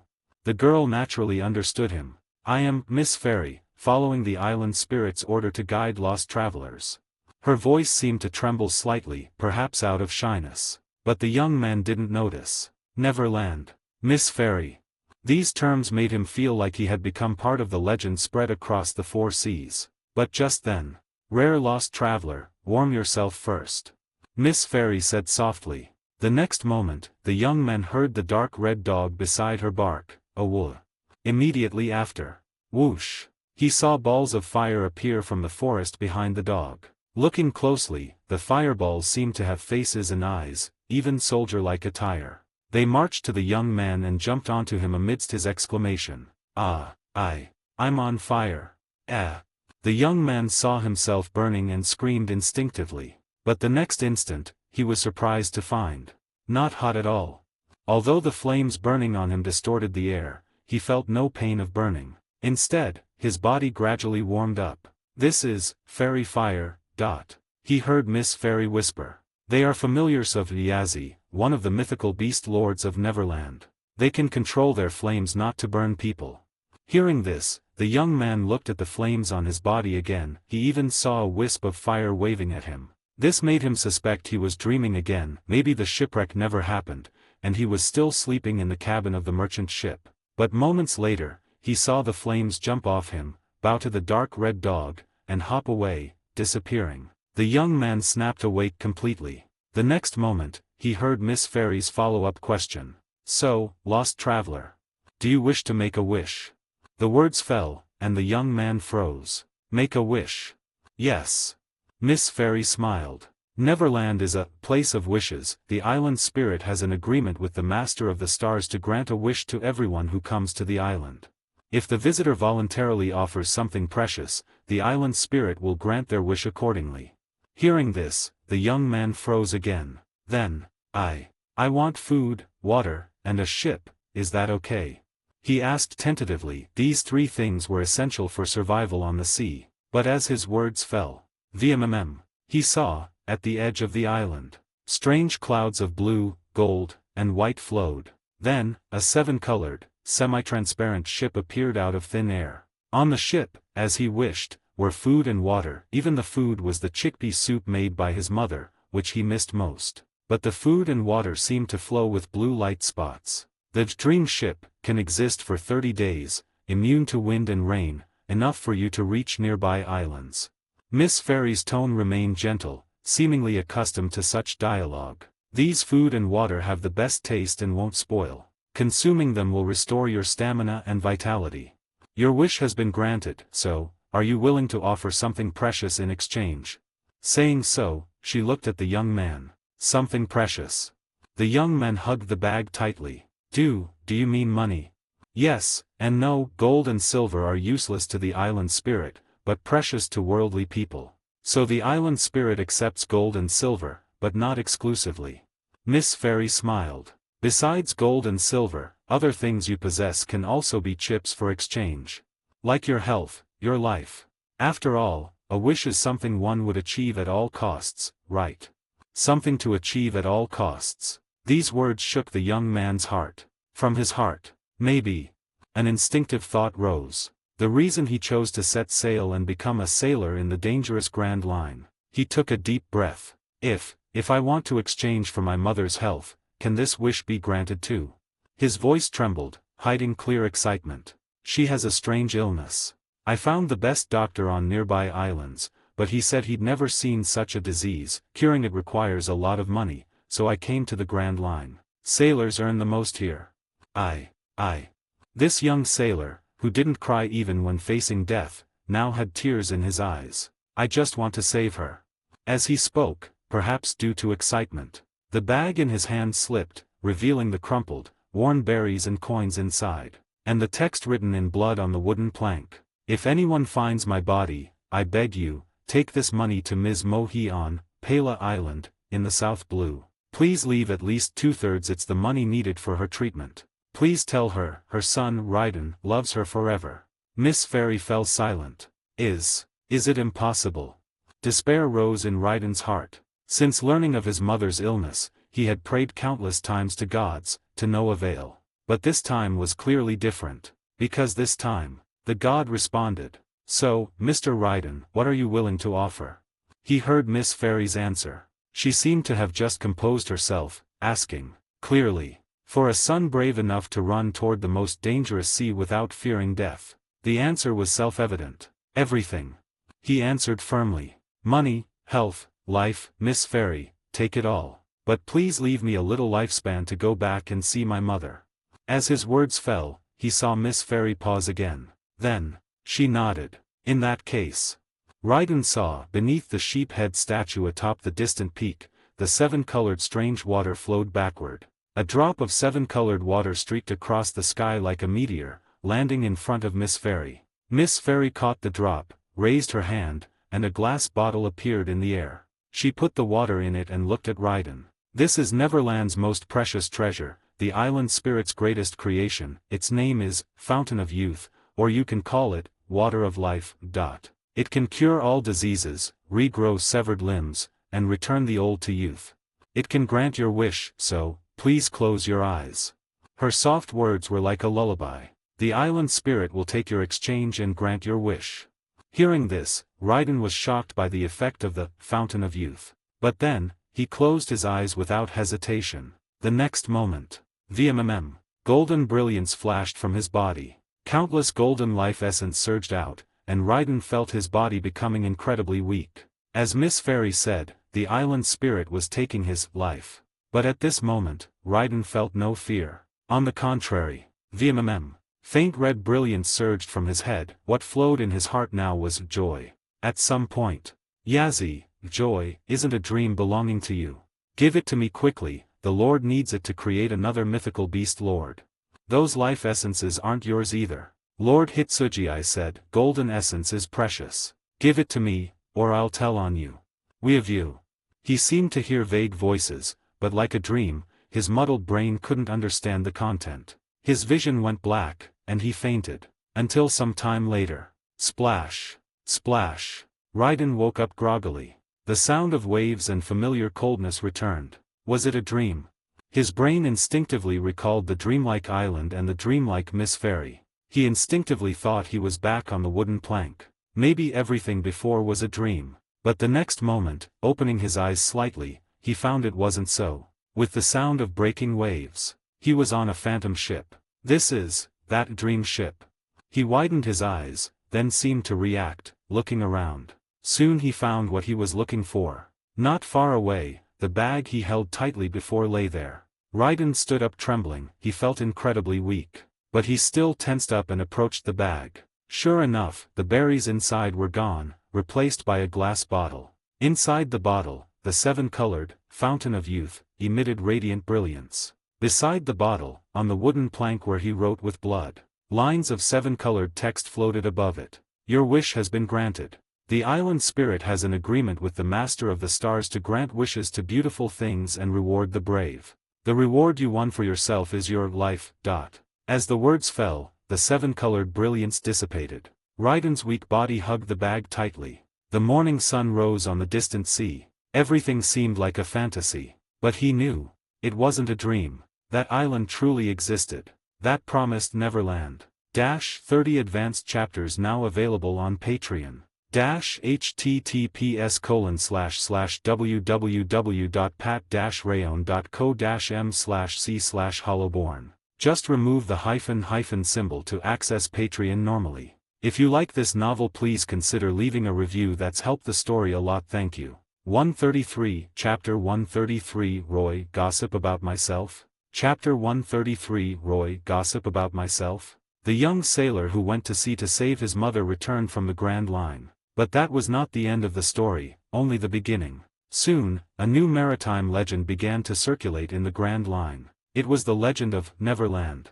It was said to be an incredible island, like a fairy tale wonderland. It wasn't fixed in one place but roamed freely within the Grand Line. On that island lived countless legendary creatures, sphinxes, griffins, chimeras, as well as fire-like fairies and dancing trees. It was said that when sailors encountered the island, a fairy would appear, guiding them to land and allowing the island's god to grant their wishes. Whether wishing for gold and treasure, food and ships, or health and cure, they could get what they desired. Of course, there were also rumors that the island's god disliked greedy people seeking gold and wealth, so treasures brought from the island would soon dissipate into the air. But regardless, people yearned for it. As things developed, some rules of the island gradually spread. It was said wishmakers needed to bring enough precious items, gold, silver, treasures, gems were all acceptable. Besides that, they also needed to offer their own life and part of their lifespan to exchange for the truly precious rewards. Among all rewards, the most precious was the island's unique treasure. Its name was Fountain of Youth. Just these 3 words were undoubtedly enough to drive countless people crazy. Especially after a certain merchant paid over 3 billion berries and the lifespan of 50 retinues to exchange for a drop of the Fountain of Youth, and truly regained his youth for a period. Countless people in the Grand Line began tracking Neverland. Nobles of various kingdoms, greedy pirates, merchants full of money, countless ambitious people flocked there. Many even saw Neverland as their greatest hope for future wealth. Finding Neverland, draining the Fountain of Youth, capturing those mythical beasts, the potential profit was so huge that just imagining it made their heads spin. But soon, someone discovered that fairy tale island wasn't as weak as imagined. It was said famous pirates in the Grand Line landed on the island with weapons. And they never left. Over time, more legends appeared. For example, some claimed they learned from the Miss Fairy on the island that all legendary dream creatures had the duty to guard the island. The strongest among them were called mythical beast lords, servants of the island god. Anyone landing with malice and evil thoughts would eventually perish in their mouths. Only those who landed with goodwill and followed the island god's rules had a chance to realize their wishes. Even nursery rhymes compiled from this maritime legend began to appear throughout the Grand Line. Island of Dreams, Land of Wishes. Moon sails sway, starlight oars play. Fairy with lantern sings in the mist. Lost souls, dream chasers, pray sincerely to the island spirit, return home laden with gifts.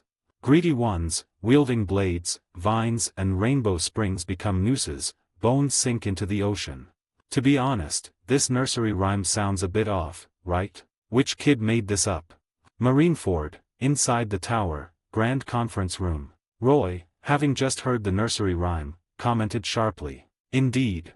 Beside him, the one responding was an acquaintance, Giant Vice Admiral, Great Sword, Hammer. Yes, the one Roy defeated on the spot during the Triforce demonstration and learned Elbaf martial arts from. This nursery rhyme sounds too boring.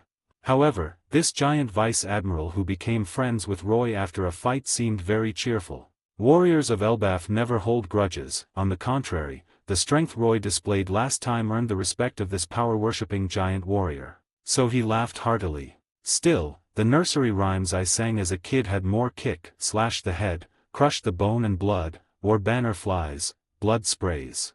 Ah, enough, enough. Roy quickly waved his hand to stop him. The education your giant children receive is indeed forceful. Yeah, pity King Harold banned spreading those rhymes back then. Vice Admiral Hammer smacked his lips, then looked at Roy. By the way, Black Judge, why are you sitting next to me? He looked at Roy curiously. This is a temporary meeting for headquarters officers. According to rank, you should sit over there, right? He pointed to the front. Indeed, the Grand Conference Room was packed. Their badges and powerful auras indicated they were all Commodore rank officers or above, without exception. Sitting at the very front were Akainu, Sakazuki and Kizaru Borsalino. Kizaru looked sloppy as usual. Akainu sat silently, radiating an aura of "do not approach." The last admiral, Aokiji, wasn't present. He was currently guarding Mary Gioase and wouldn't leave easily. Behind the two admirals sat Momuzagi, Dion, while the other admiral candidate, Shaitan, Tokikaki was on a mission away from headquarters. This was the default rule for officer meetings, admirals at the front, admiral candidates next, then other vice admirals and commodores. So logically, Roy, as Black Judge, should sit in that position. Of course, this rule was just a default, not mandatory. For example, Roy right now. He paused for a moment, then decided to tell the truth. This is my first time attending such a meeting. I'm worried if I fall asleep in the front row later, Fleet Admiral Sengoku will give me trouble. Huh. Bang. Just as the giant vice admiral was speechless, the conference room door opened. Sengoku walked in. Beside him, closely following, was Great Staff Officer Tsuru. But what surprised Roy was there was a clear fist mark on Sengoku's face, and his nose was bandaged, obviously bleeding. For reference, almost all officers above Commodore rank at headquarters were present, with one exception. Iron Fist, Garp. So the source of the fist mark on Sengoku's face was self-evident. This surprised Roy. He heard from Zephyr that although Garp was usually heartless in front of Sengoku, laughing and fighting with him often. After Sengoku became Fleet Admiral, Garp would still consider Sengoku's face somewhat. Even if they fought physically, he usually wouldn't hit the face. So Roy was genuinely curious what happened between these two. He even regretted a bit. If he knew the meeting would start so explosively, he should have sat in the front row to watch the drama properly. Gentlemen, prepare for the meeting. But Sengoku, with a fist mark on his face, looked calm. Today's meeting topic is the zodiac. He got straight to the point. His words made Roy pause slightly, then turn serious. Good grief, gossiping about myself? 30 advanced chapters now available on Patreon. https://www.pat-rayon.co-m/c/hollowborn. Just remove the hyphen symbol to access Patreon normally. If you like this novel, please consider leaving a review. That's helped the story a lot. Thank you. 134, Chapter 134, Star-Lord's Bounty, Sudden News. Chapter 134, Star-Lord's Bounty, Sudden News. Roy's momentary daze and serious expression didn't attract anyone's attention.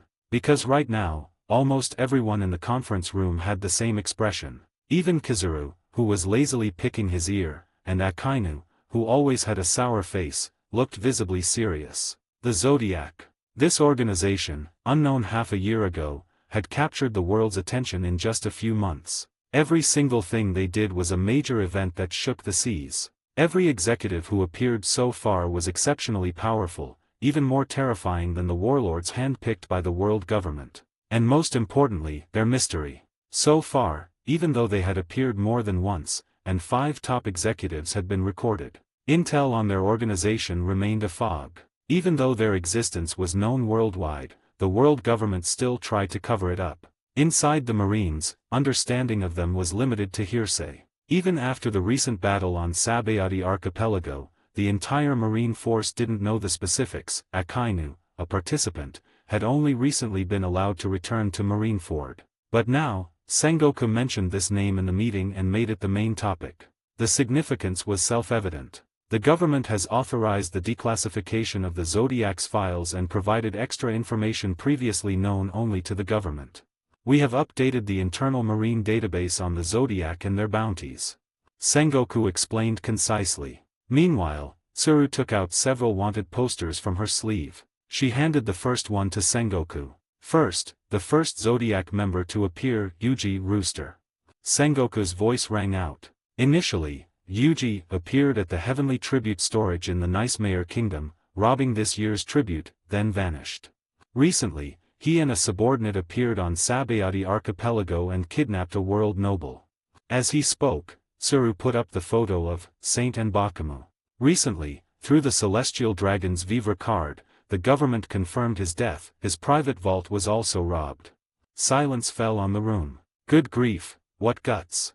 Although it's a good thing, but... Roy heard whispers. Clearly, the officers were shocked, although most knew the nature of celestial dragons and had no loyalty to them. Hearing a celestial dragon was actually killed still shocked them. Most Marines had guessed Yuji would use the celestial dragon for ransom. But Sengoku raised his voice, interrupting the whispers. In summary, we can see Yuji acts without scruples. And the Zodiac isn't just top executives. At least on Sabayati, several lower-level members delayed Sakazuki by self-destructing. Plus previous intel, the president of Baroque Works in the Grand Line is Zodiac member Ryaji Dragon. Analysis suggests the Zodiac is a massive organization. Each top executive likely has many members and subordinate institutions. Due to their incredibly tight structure, we've had no leads until now. Sengoku and Tsuru looked extremely serious. Although they couldn't understand how such a powerful organization hid for so long, facts spoke louder than words. The distinct, powerful top executives and emerging lower members proved this guess. Roy wanted to laugh, but didn't dare. Sengoku continued, besides that, regarding Yuji's ability. He looked at Akainu. Akainu stood up silently, turning to face the room. I fought him. He is indeed a very dangerous guy. The admiral spoke seriously. I confirmed he is a mythical Zoan user, with light manipulation abilities similar to Borsalino, extreme speed, and powerful self-healing and physical strength. He detailed Yuji's strength. The Marine officers grew more alarmed. Hearing rumors was one thing, but hearing Akainu say that guy is dangerous was another. Akainu sat down silently. Sengoku continued, he claimed to have eaten the dragon fruit, model, winged dragon of RA, but the details are doubtful. He paused. Because this fruit doesn't exist in the encyclopedia. He slapped the wanted poster on the board. The figure in the bird mask was clear. Below, the bounty stunned everyone. Therefore, we judge Yuji as one of the most dangerous Zodiac members. His original bounty is void. The new bounty, ordered by the 5 elders, is raised to 3.1 billion berries. Sengoku said softly but seriously. Then, 3.1 billion. XN. Noisy discussions erupted instantly. Above 3 billion, besides the 4 emperors, is there anyone else alive? There's the guy who escaped Impel Down and vanished for over a decade. You mean, Golden Lion, Shiki? Yes, not just Shiki. Akoku Wangji also exceeds 3 billion. Bounty set personally by the 5 elders. Many noticed the issue. Normally, bounties were determined by the Marines and reported to the world government. But this time, the Zodiac's bounties were clearly different. set personally by the 5 elders. Sengoku banged the table. Silence. He didn't explain, picking up the second poster. The second member, Ryaji, Baroque Works Mr.0, killed crocodile in Alabasta. He listed the known top executives, their deeds, and bounties. Ryaji, dragon, bounty, 2.053 billion berries. Nezumi, rat, bounty, 2.731 billion berries. Inoshishi, boar, bounty, 2.511 billion berries. Looking at the bounties, none below 2 billion, totaling almost 10 billion. The officers felt numb. Even Roy was dazed. But what truly shocked him was the last poster Tsuru took out, and Sengoku's words. Besides these 4. Sengoku's tone was extremely grave. The last known member, who appeared only once, suspected to be the leader of the Zodiac.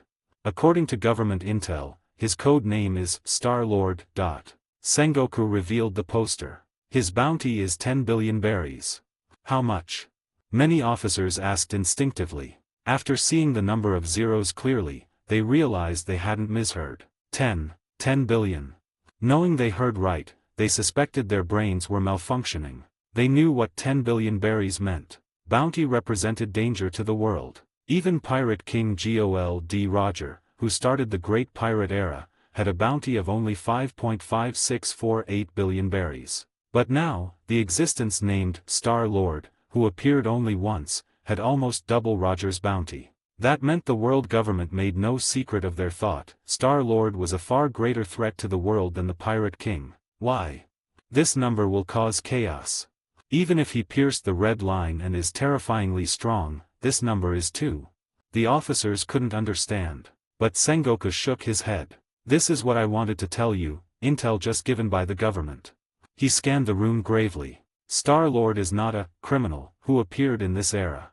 He committed a grave crime in the old era. Sengoku paused, then said, government intel states he was the mastermind behind the God Valley incident over 30 years ago. So this bounty is special. Anyone providing info on Star-Lord's location, verified by the government, can receive a portion of this bounty.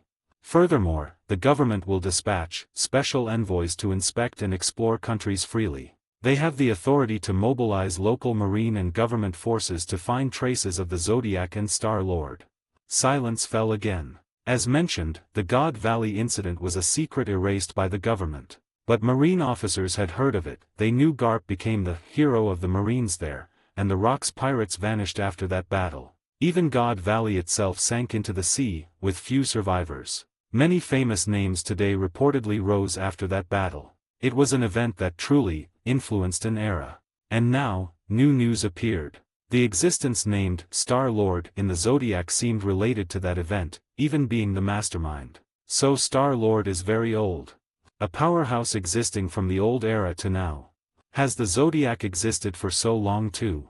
Doubts filled the officers' minds. Roy's eyes also showed surprise. Good grief, they aren't even hiding it anymore. He muttered internally. Unlike others, Roy's intel allowed him to see the truth. Star-Lord wasn't an old monster, and the Zodiac wasn't even a year old. Mastermind of God Valley. Nonsense. He was sure the injury on Sengoku's face came from this. Garp participated in God Valley, even fighting Imu. In the original story, learning Sengoku helped hide the truth for stability. Garp punched his best friend. This time, the government bringing up God Valley and blaming Star-Lord naturally angered Garp again. Speaking of which, Roy was curious, did Garp know Star-Lord appeared at God Valley? Or Rock's final fate? Probably not, or he would have told Sengoku. I can probe later when there's a chance. He muttered, not rushing. His relationship with Garp wasn't as close as with Virote. Mentioning God Valley rashly was unwise. So Roy put Garp aside and pondered. He ignored the fake intel from Sengoku. But he caught 2 key pieces of info. First, the government didn't plan to hide Star-Lord anymore, which would cause chaos. Second, sending special envoys clearly violated the sovereignty of member nations. Member nations were allies, not slaves. These actions would cause huge backlash, yet the government did it without hesitation. Even when Luffy was confirmed as Nika in the original story, the reaction wasn't this huge. This proved. The world government, no, Imu. Roy muttered. That guy fears me more than I imagined.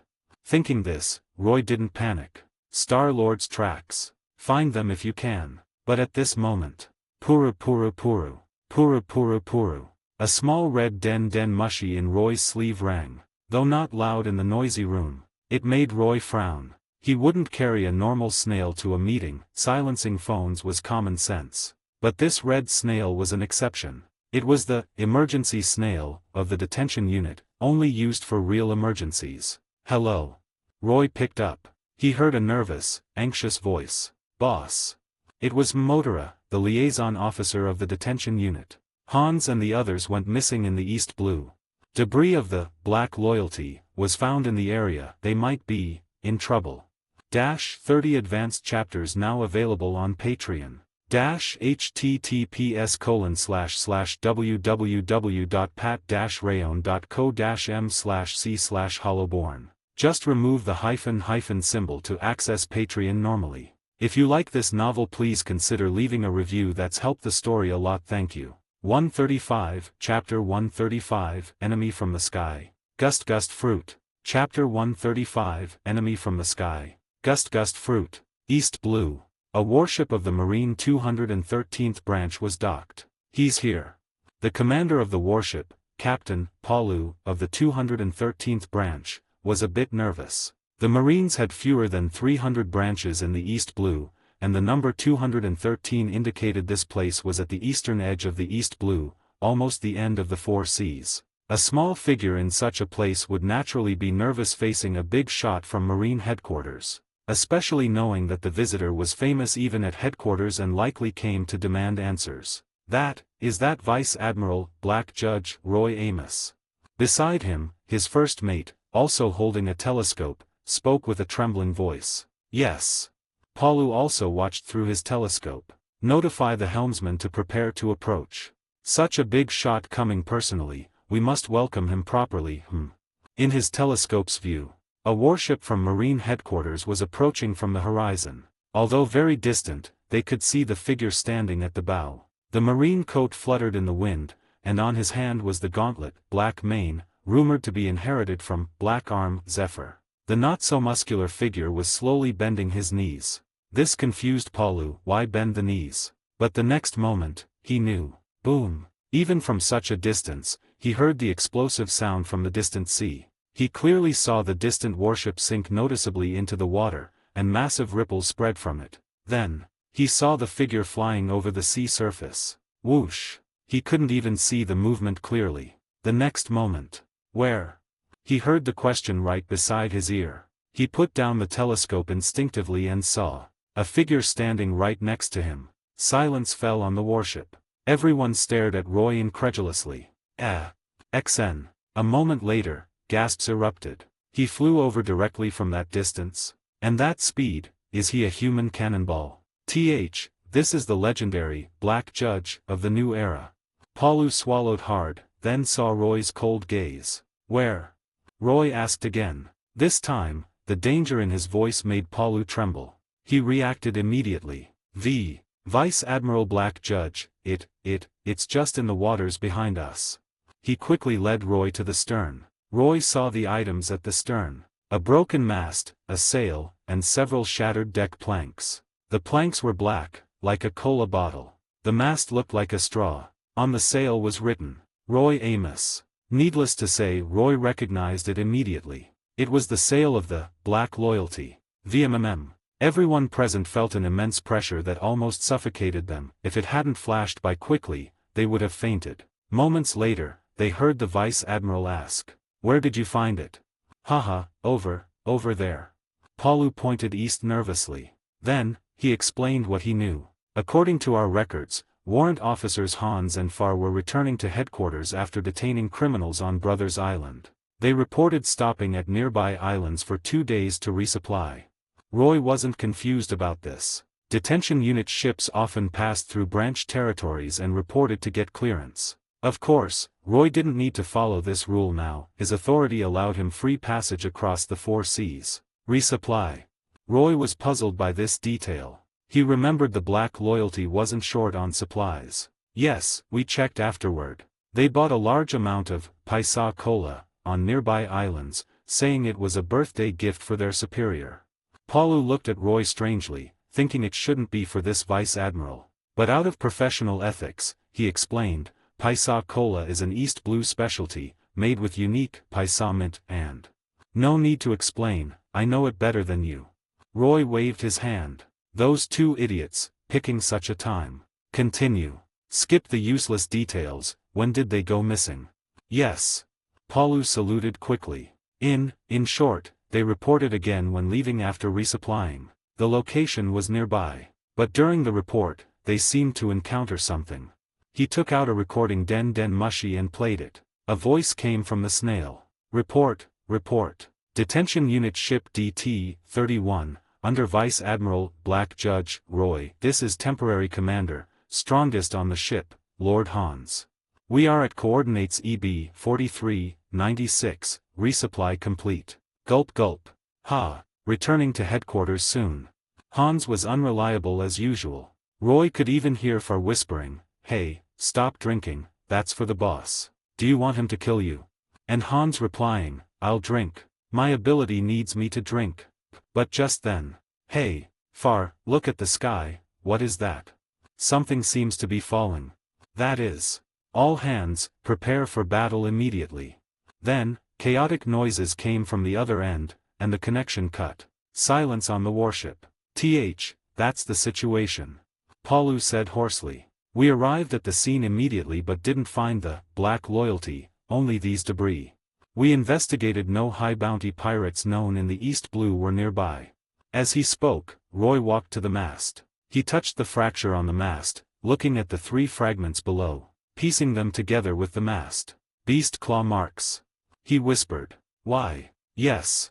Palu became more nervous. We judged they were marks from some powerful beast. Combined with the call, we think they encountered a natural disaster. A hurricane or waterspout lifted a sea king or beast and smashed it onto the ship, but he felt his explanation was weak. Leaving aside the probability of a hurricane lifting a sea king exactly onto the Black Loyalty, there were no records of hurricanes or tornadoes nearby recently. Even if it happened, where was the ship wreckage? Just as he worried Roy would get angry at his nonsensical explanation. I understand. He heard Roy's calm voice. Then, Palu saw Roy look up at the sky. Next, boom, Roy leaped into the sky. Flying. Is this the legendary moonwalk of the 6 powers?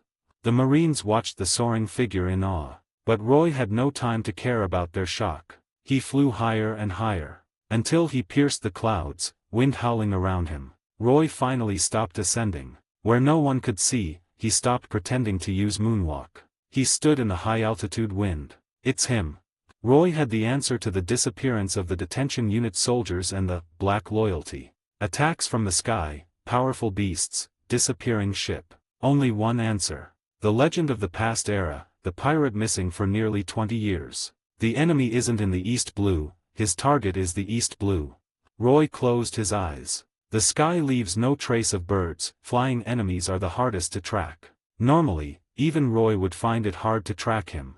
But a fruit Roy recently obtained could help him. Logia Gust fruit, Lulu no Mi. Analyzed, current level LV3. Fruit effect, can transform into wind and control air currents. LV3, gain full fruit effect. Can elementalize into wind and control nearby air currents. LV4, deep dive development. Increase range and intensity of air control. Can turn wind into slashes or shapes. Create powerful gales nearby. High-speed movement as wind. Requires 5 billion berries. LV5, Fruit Awakening Hurricane Calamity. Transform into true calamity wind. Physical form dissipates, raising endless gales in nearby seas. Can manifest in any nearby wind anytime. Use wind as sensory organ to sense surroundings. Create tornadoes, hurricanes, gales, out of thin air. Consumes massive stamina continuously. Requires 12 billion berries for unlock. Yes, recently, Roy obtained the location of Saint and Bakuma's personal vault through Yuji's interrogation. By the way, Celestial Dragon's vaults weren't all in Mary Geoase. Mary Geoase only had the world government's grand vault and the family vaults of the 20 families, known only to the 5 elders and family heads. Ordinary celestial dragons often hid personal assets elsewhere, and Bakamu hid his vault on a private island owned by the Laimati family. As he said, it contained 70 billion berries and 2 devil fruits. One of them was the one Roy used now, the Logia controlling wind, gust fruit.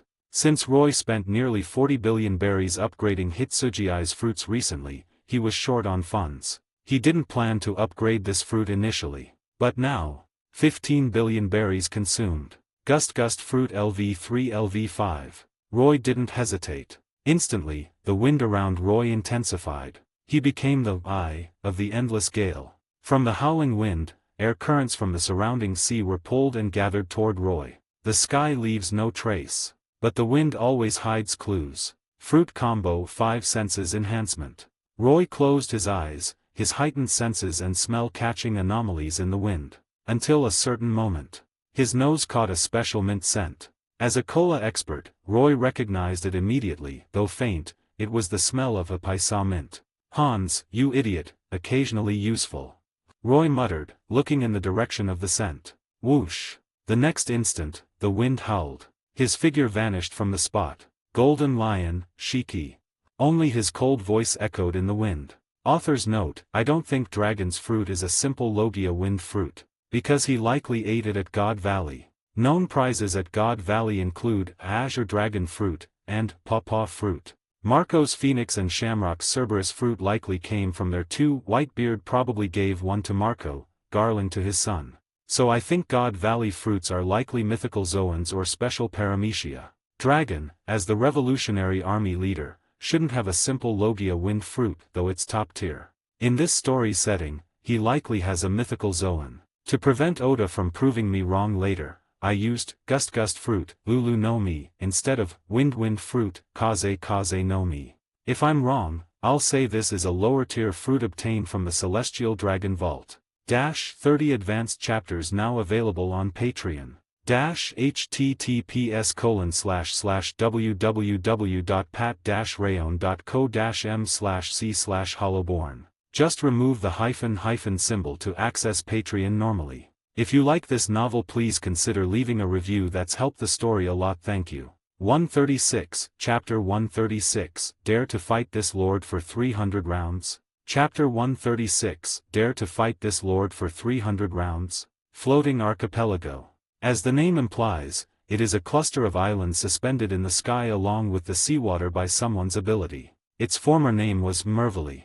Now, it is called Strong World, a land where the weak are prey to the strong. Undoubtedly, the citizens living in the villages of Merville are the weak. Since the strong and young were conscripted and forced to join the Golden Lion Pirates, only the old, weak, sick, and disabled remained here, capable of only the most basic labor. Their arms bore strange wing-like growths, and their bodies. Cough. Weakness and dark green poison spots were visible almost everywhere. I told you. You are absolutely forbidden from leaving the village. Whether discovered by Shiki or the beasts, you'll lose your life.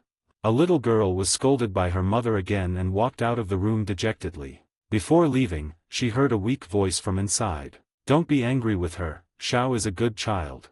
It's all because Shiki made the island float that things became like this. Cough, watch over her. When she comes of age, Shiki will conscript her into the palace as a servant, and then, cough. It was her grandmother's voice. Xiao knew very well, because the pirate named Shiki floated the island and monopolized the special herb, IQ. He researched this herb, which could make animals incredibly powerful, turning the island's animals ferocious and dangerous. The villagers were forced to plant daft green trees around the village to repel the animals. The scent of these trees was repulsive to them. But simultaneously, the poison carried by these trees slowly poisoned humans, requiring IQ to cure. Xiao heard from the village doctor, if left untreated, her grandmother, absorbing the poison continuously, wouldn't live past 3 years. Damn Shiki. Walking to the corner of the village, she kicked a roadside stone angrily. If only someone could drive him away. That was her deepest wish. But unfortunately, her mother told her Shiki was a very powerful pirate, with few people on the sea capable of defeating him. Instead, those targeted by Shiki almost always faced total destruction. For example, this morning, it was said Shiki brought a ship back.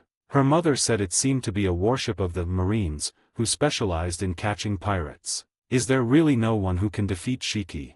Xiao thought. Then, Puru. She saw the stone she kicked accidentally hit a giant Den Mushi walking by. The snail turned its head, its huge eyes staring intently at Xiao. Xiao knew it was a large surveillance snail of the Golden Lion pirates, Shiki's eyes and ears monitoring the village. Since Shiki invited his pirate allies to the island for an annual banquet recently, the patrol frequency was high. And now, she was clearly targeted. Xiao recalled her mother's words, if targeted by the snail, immediately show submission to the Golden Lion pirates. Otherwise, it would invite death. But, Xiao bit her lip, unable to open her mouth. Submitting to the enemy who destroyed the village, cast a decade-long shadow, and almost killed her grandmother. Her father and grandfather died in Shiki's palace. Submitting to such a guy, even for a child, was After a long time, she took a deep breath, ready to speak. But just then, an invisible pressure descended. Then, Xiao suddenly saw the giant snail in front of her exploded instantly. Blood splattered, though not on Xiao, leaving her stunned. The next moment, whoosh! Xiao felt a gust of wind blow past. She looked up instinctively. She saw a figure flying upward with the gale. He wore white clothes, with black gauntlets on his hands. His destination was the highest point of the floating island. Please notify the villagers to prepare. Xiao seemed to hear the person's voice from the wind. This floating island is about to fall. At the same time, highest point of Mervali Archipelago. Golden Lion Pirates Headquarters, Lion Palace. Due to the high altitude, snow was falling outside the palace. Inside, the banquet was in full swing. Pirates were reveling. Of course, due to the sparse population on the floating island, there weren't many beauties. But the atmosphere was still heated. Because, as expected of Boss Shiki, actually capturing Marines for our entertainment. Is this the power boss cultivated for over a decade to conquer the world? Amazing. Those Marines are no match at all. I heard they aren't ordinary Marines, but direct subordinates of that black judge, famous recently. Capturing an admiral candidate subordinates? Is this the boldness of the legendary pirate once mentioned alongside the Pirate King and Whitebeard? Amidst the noise, the pirate spoke of the man sitting on the central throne. He had extremely long, golden hair like a lion's mane. He was clearly not young, with marks of time on his face. A steering wheel was lodged in his head. He wore an orange and yellow kimono. His legs were severed, replaced by 2 swords as prosthetics. But all this only deepened the pirate's admiration, because every scar on the man was part of the legend. The steering wheel was proof of the Battle of Ed War against Pirate King Roger. The severed legs were proof of his solo invasion of Marineford and subsequent escape from Impel Down alone. Yes, from any angle. Golden Lion, Shiki was a legend among legends. And this prestige was the reason these pirates gathered here. At this moment. Jihahaha. Looking at the cheering pirates below, Shiki laughed heartily. In his view, this was how pirates should be, gathering in numbers and acting recklessly. Clang, clang. He stood up, the sound of his steps like swords clashing. My little ones. He spread his arms. Look, we don't need to wait much longer. In the banquet hall window was a giant projection Den Mushi. It projected the scene outside the palace. In the projection, a group of massive, berserk beasts were conducting a hunt. Boom! A giant centipede burrowed through the ground. Its movement created a 10-meter wide fissure. Elsewhere, a mantis at least 5 meters long swung its sides, slicing through massive trees instantly. Its movements resembled the rudiments of swordsmanship. Clearly, these animals possessed strength, speed, physique, and intelligence far exceeding normal animals. And in the hunting ground, there were at least hundreds of such beasts. This was what Shiki researched over the years, the symbol of his ambition. Using the island's herb IQ, purifying it into the special serum SIQ, and cultivating animals. This created these ferocious, powerful special beasts. Their name, IQ beasts. And now, the prey these powerful beasts were hunting, was a group of Marines. This was the entertainment Shiki prepared for the banquet. He didn't expect it either. Originally, he and his subordinate, scientist Dr. Indigo, went to the East Blue to test the latest batch of IQ beasts. Their plan was to drop beasts on a deserted island to test their destructive power. But coincidentally, their Den Den Mushi intercepted a marine warship signal. Hence this hunting show. Shiki knew well, the pirates behind him only followed him due to his legendary fame and power. After over a decade of dormancy, many were wavering. So Shiki needed to show the power gained from his endurance. My subordinate has developed the best works. The IQ beasts need at most 1 or 2 more iterations. By then. He laughed. First destroy the East Blue as a warning, then pressure the 4 seas. The world will be in our grasp. Hearing this, the pirates were excited. But just then. Hey, that rooster head. Called Golden Lion or whatever, aren't you a legendary pirate? What skill is there in letting a bunch of animals play with us? Dare to come down and fight Lord Hans for 300 rounds. A loud provocation came from the snail. The atmosphere stagnated slightly. Shiki's heroic laughter paused. He looked at the projection. On the screen, a muscular marine held a can of cola in each hand. He was covered in blood, indistinguishable between his own and the beast's. He gulped down the cola in his left hand. Then, his right arm expanded instantly. Satiated right arm.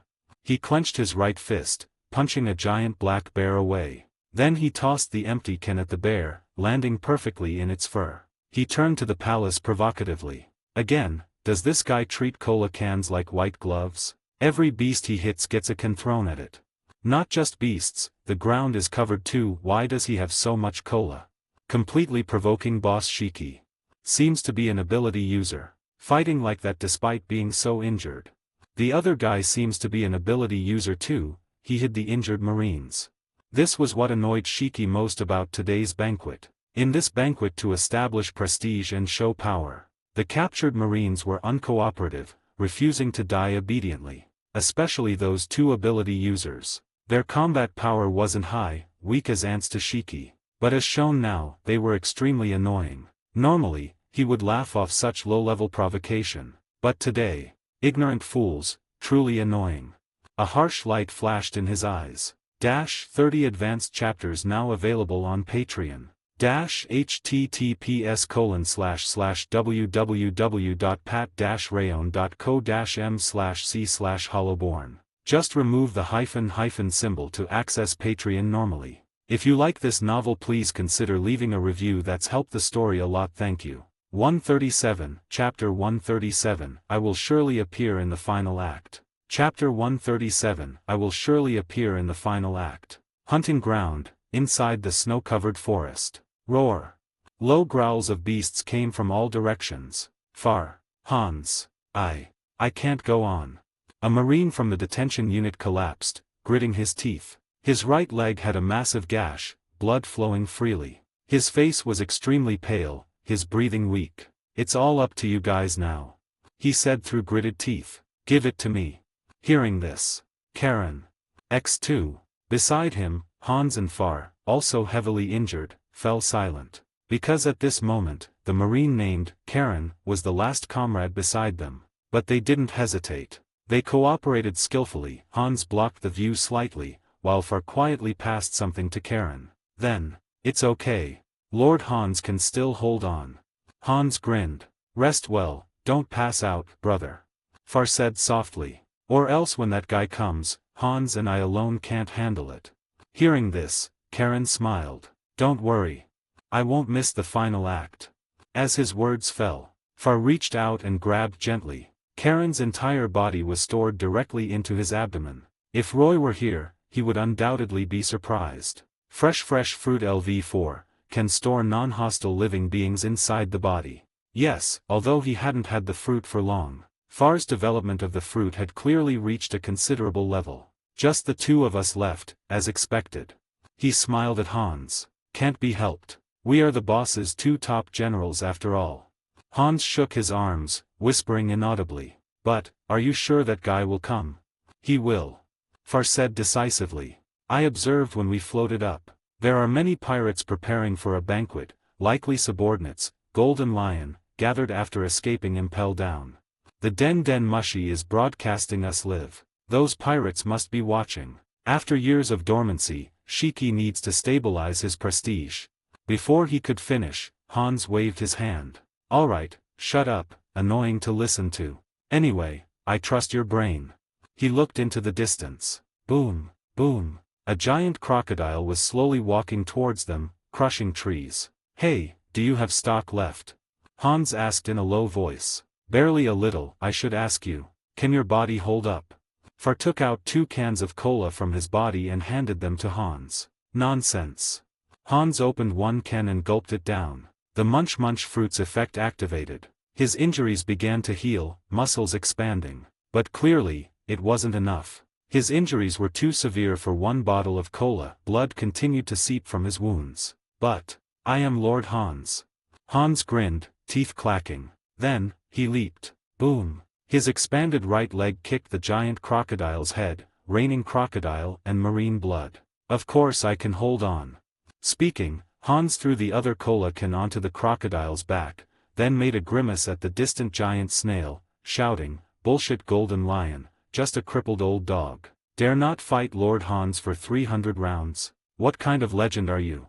As he spoke, the next moment, rumble. He and Far saw from afar, from the golden lion's palace high above. As if responding to his words, the gate opened abruptly. Clang, clang. The sound of blades hitting the ground rang out. Shiki, biting a cigar, floated out of the palace slowly. Then, VMMM. Hans and Far couldn't even see his movement. Lion's Majesty's snow mane.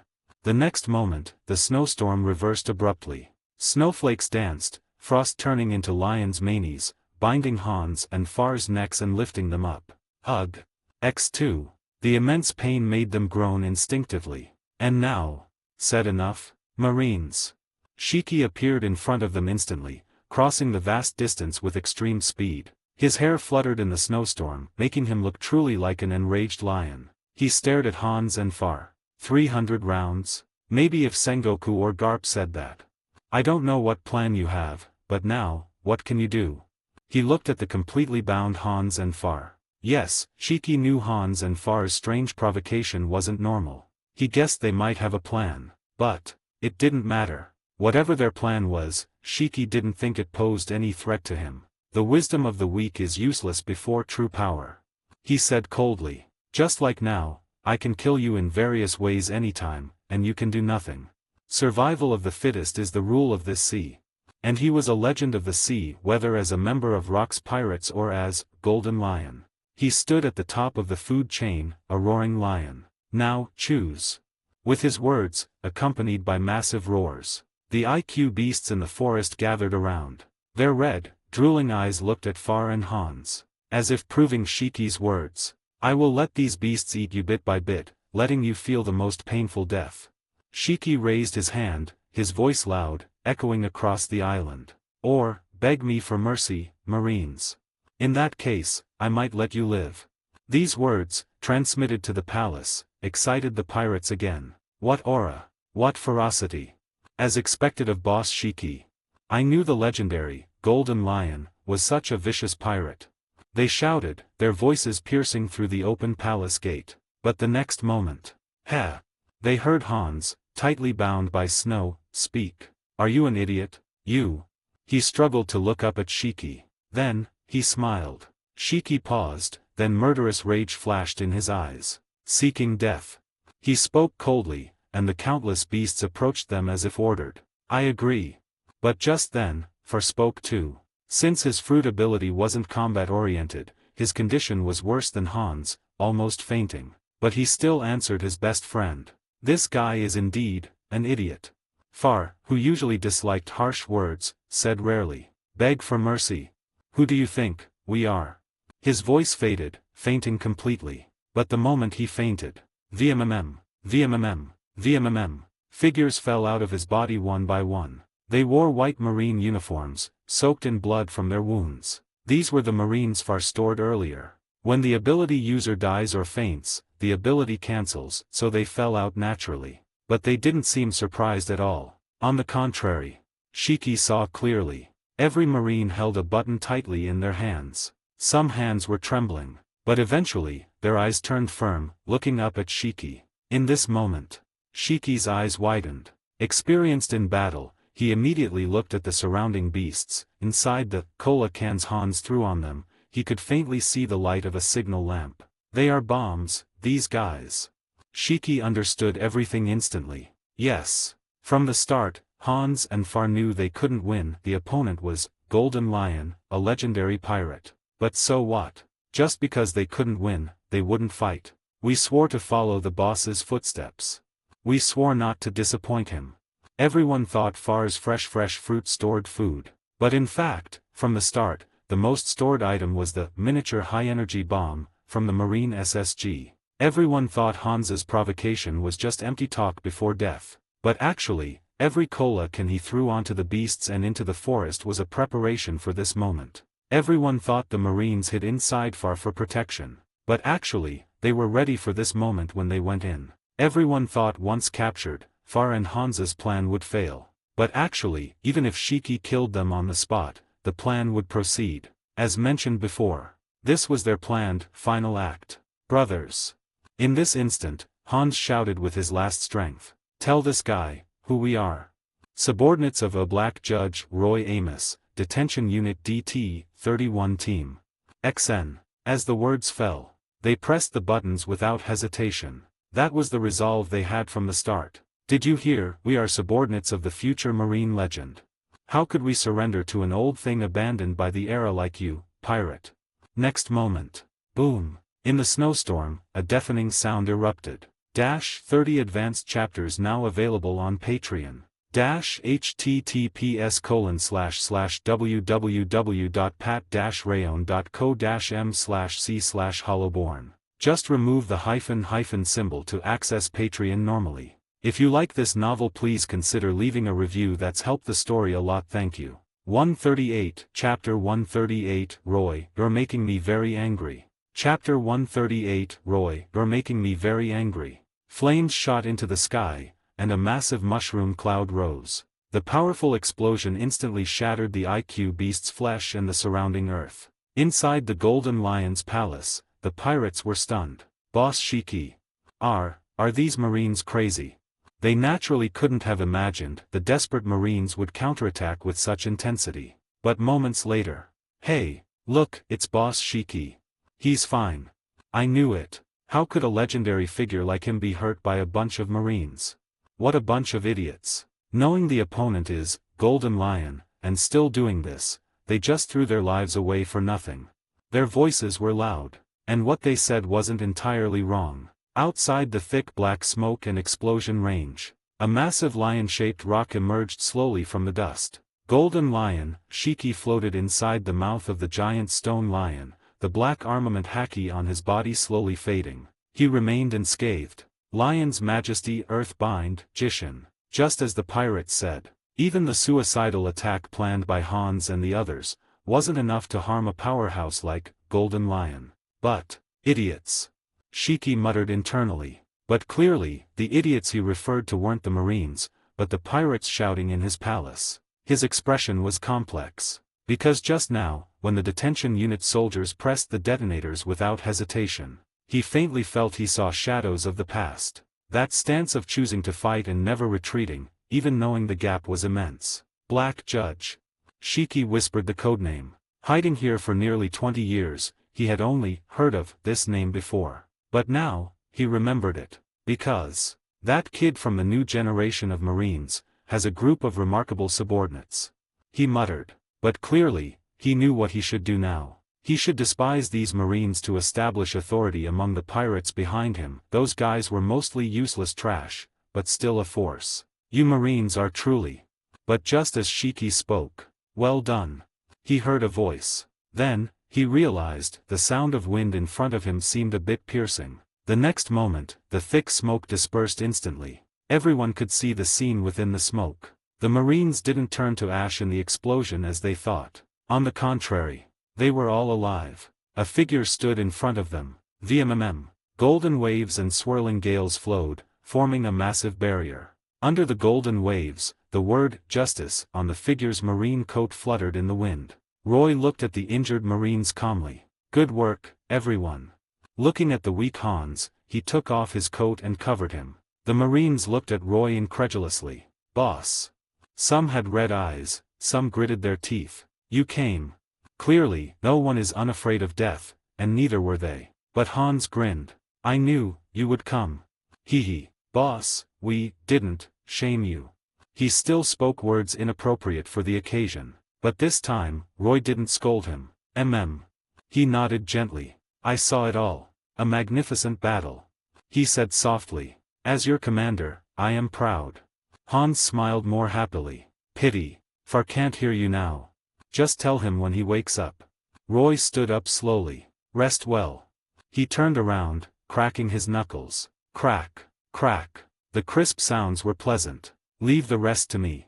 As the words fell, Hans seemed to relax finally and fainted. Other detention unit soldiers collapsed one by one too. Their bodies had long reached their limits. At the same time, roar, woo, countless roars came from all directions after the explosion's aftermath. These were the IQ beasts prepared by Shiki over the years, although some died in the explosion. A significant number remained in this hunting ground.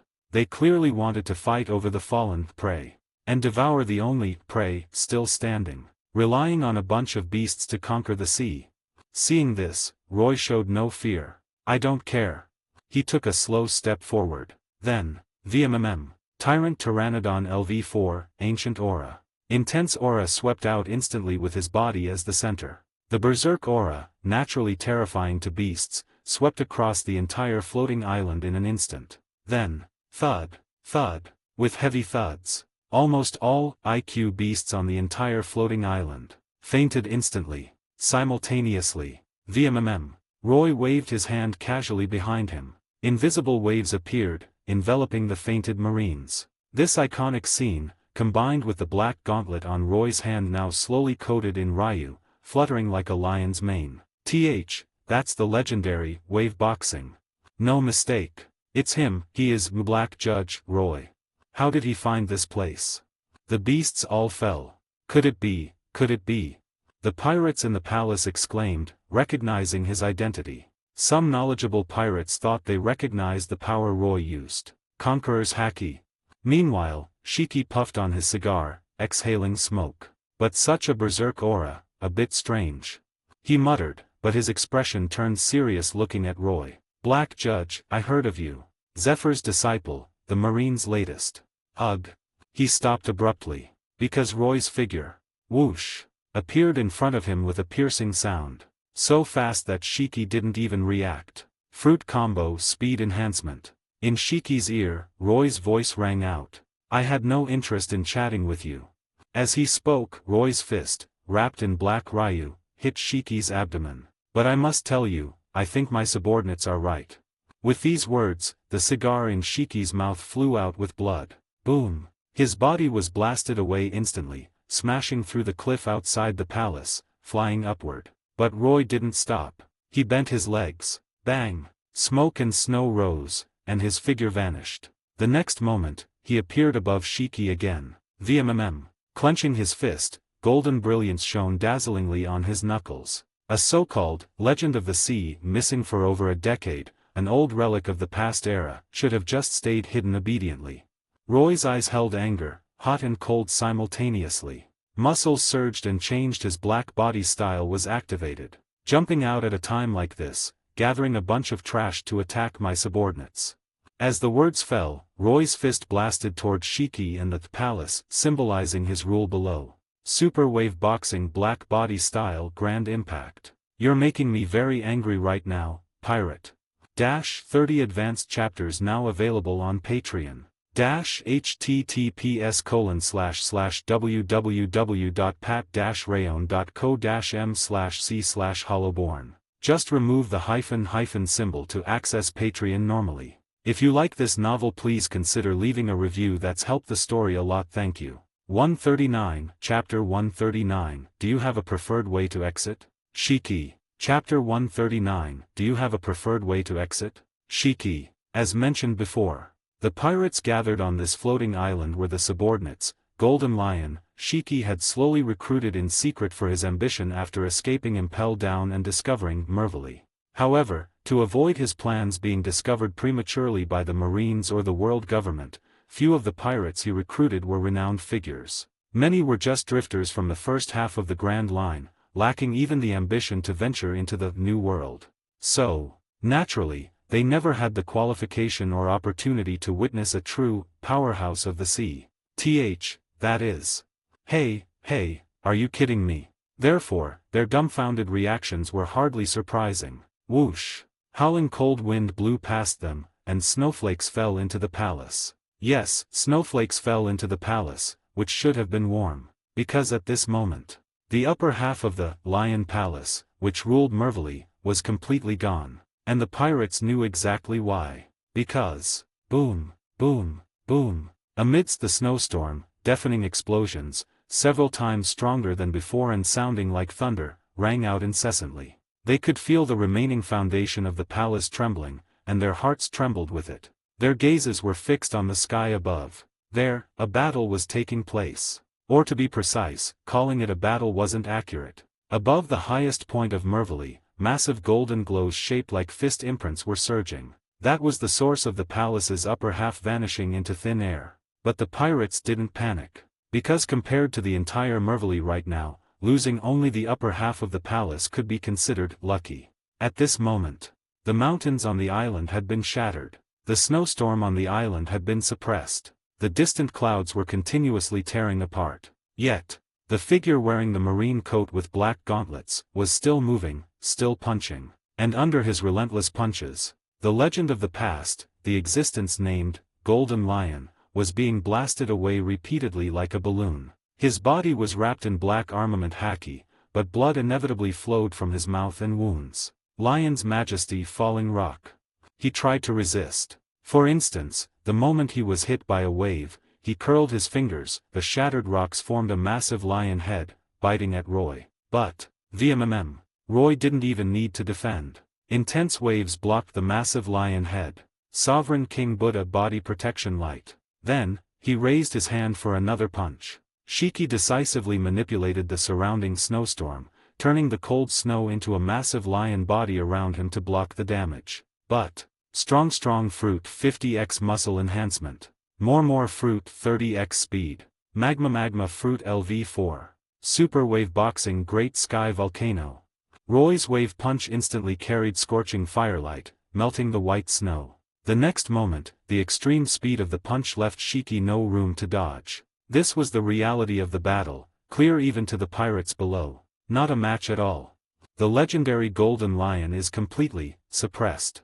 Terrifying. Is this Black Judge? The future legend of the Marines, is he this strong?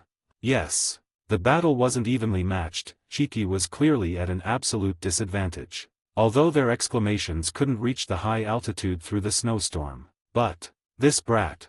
Shiki himself was undoubtedly the one who knew this best. How can he be this strong?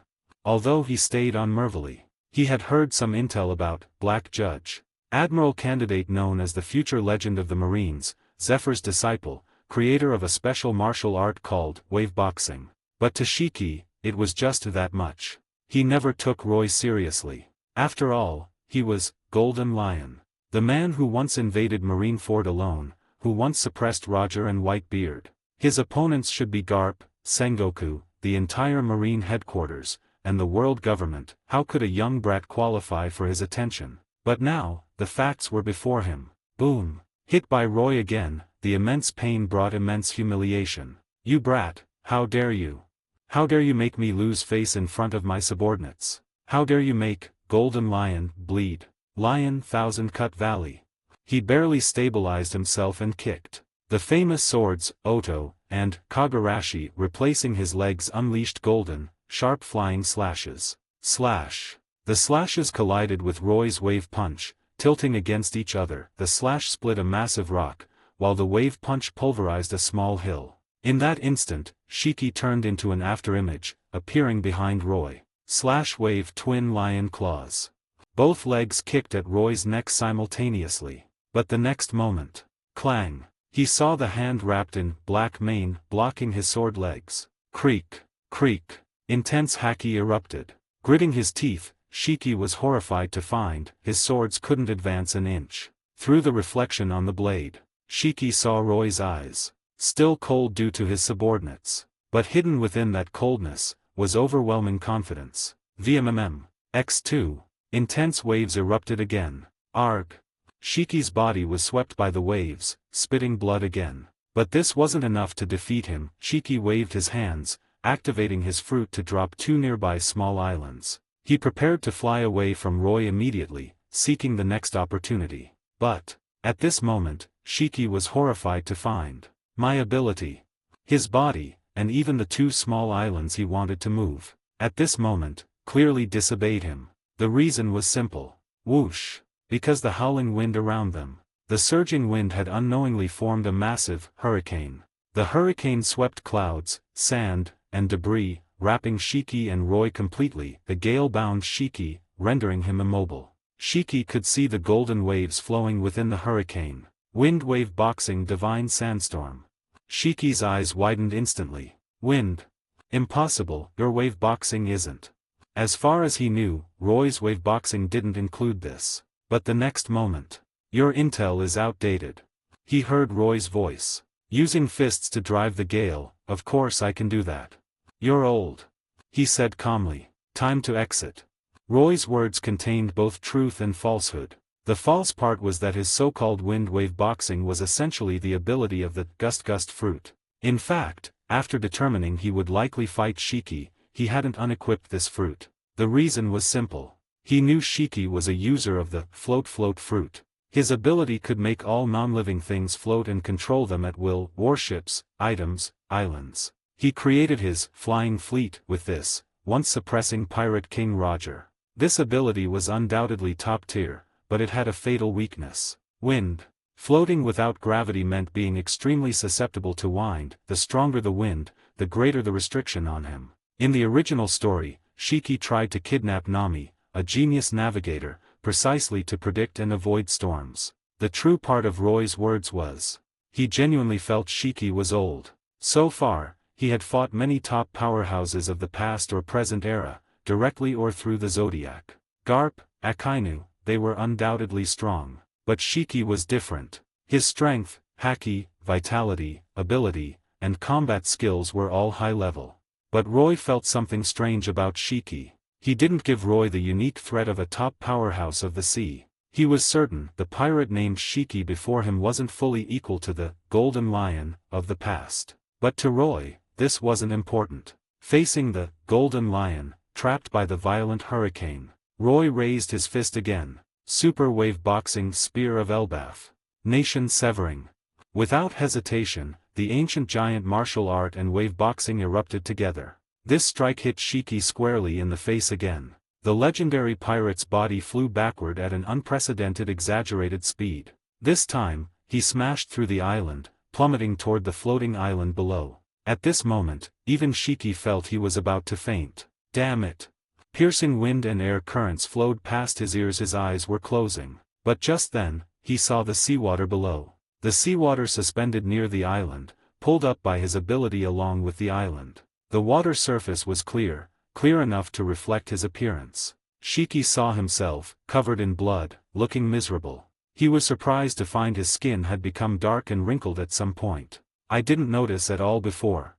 In this near-death moment, his thoughts became scattered and confused. His mind instinctively began recalling things. His actions over the years. After cutting off his legs and escaping, discovering this island of rare beasts by chance, seeing it as the key to his ambition. Hiding on this floating archipelago, waiting for subordinates to conduct experiments every day, dreaming of conquering the world in the future. Until today, defeated by Roy in such a crushing manner. Legend? How ridiculous.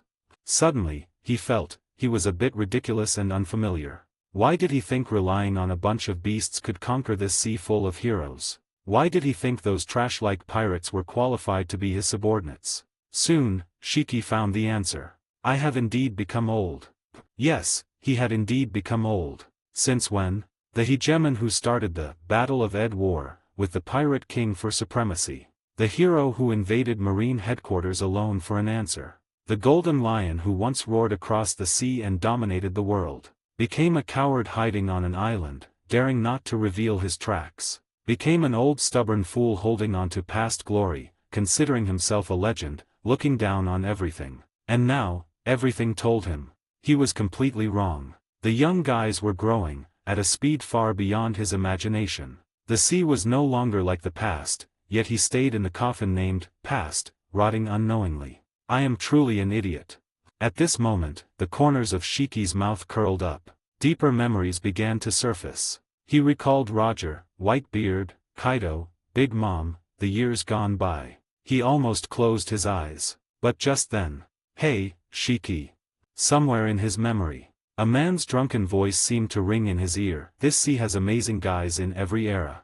That was an even older time, when he was just a member of a certain pirate crew. I am one of them, of course. You are too, Roger too. But in the future, there will surely be countless amazing guys.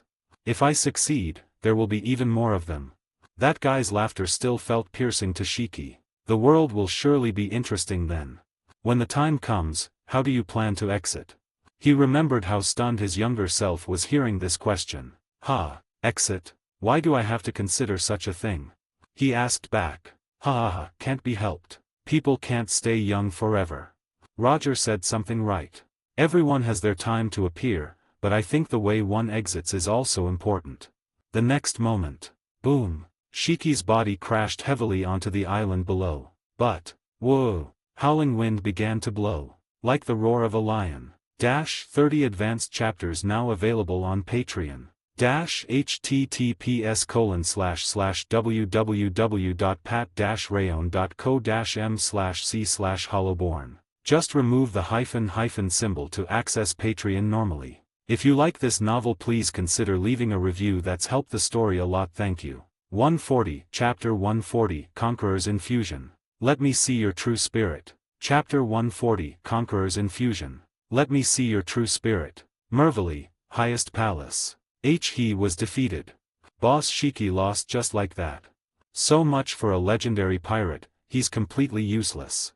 The pirates who witnessed Shiki falling into the island below were in chaos. Looking at the monster in marine uniform hovering in the sky, they panicked, cursing or blaming the golden lion who led them here. But right now, Roy stood in the air, with no intention of attacking these pirates immediately, because he noticed. The floating island showed no signs of falling yet.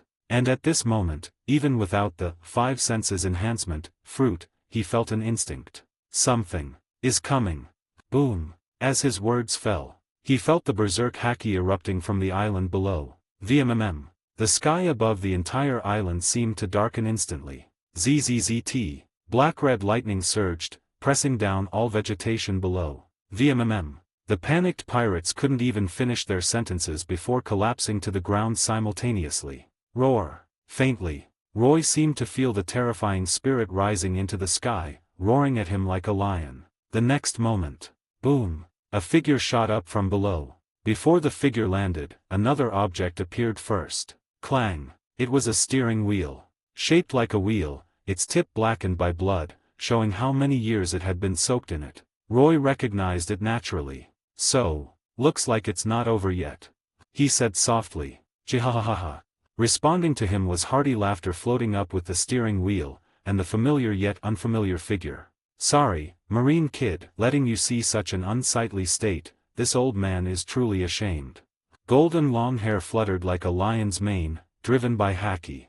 Shiki, laughing heartily, was completely different from a few minutes ago. His self-reference changed from I to this old man. His words lost the arrogance and conceit of calling himself a legend. Blood spurted uncontrollably from the top of his head. There were several holes piercing directly into his skull. For anyone, these were fatal wounds, and he was no exception. Roy could feel Shiki's aura weakening with the spurting blood. But, if you know it's unsightly, why not just stay down?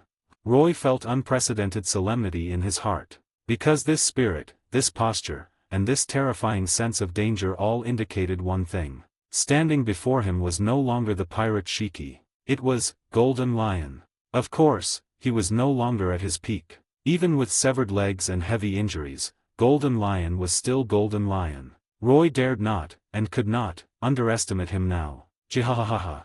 Hearing this, Shiki laughed even louder. That won't do. As his words fell, Shiki's berserk gaze locked onto Roy. Like an old lion king on the prairie looking at a young lion, he admitted his age and decline. But the transition and inheritance of the era couldn't end so hastily. This old man won't accept such a mediocre exit. He laughed. If this old man's era is destined to end here, then at least he would let out the last roar. Come. As he spoke, the bloodstained steering wheel floated up, disassembled, and reassembled. In an instant, he held two sharp, bloodstained, wooden swords in his hands. On these two wooden swords and the two blade legs beneath him, Armament Haki and Conqueror's Haki were wrapped impressively. Facing the old Lion King's final roar, Roy simply raised his hand. Waves surged, Ryu circulated. Come. As the words fell, both figures vanished instantly. Boom. The next moment, they collided. Clang, clang, clang. In an instant, sword and fist clashed countless times. Golden waves and slashes erupted, collided, and annihilated each other. Each collision shattered a nearby peak or the remaining earth. Fruit combo strength enhancement. Until a certain moment, Roy's powerful punch blasted Shiki away again. But this time, Shiki wasn't sent flying far. Instead, while flying backward with blood streaming from his head, the ground below shattered instantly. Countless massive, sharp rock pillars were pulled from the island and hurled at Roy. Wave boxing, frost fire. Roy punched with both hands, frost and heat shattering and melting the rock pillars instantly. But Shiki was already above him. Roy didn't hesitate, punching upward. Equipped, gust fruit. Wind wave boxing wild storm. Intense gales swept again, enveloping Shiki directly. But, in Roy's constricted pupils, Shiki was laughing heartily. Even affected by the wind, his floating body remained steady as a mountain. ZZZT, ZZZT. Black-red lightning erupted from the blade edges. Using both hands and feet, his four swords slashed simultaneously. Lion King's Majesty Heaven Devourer.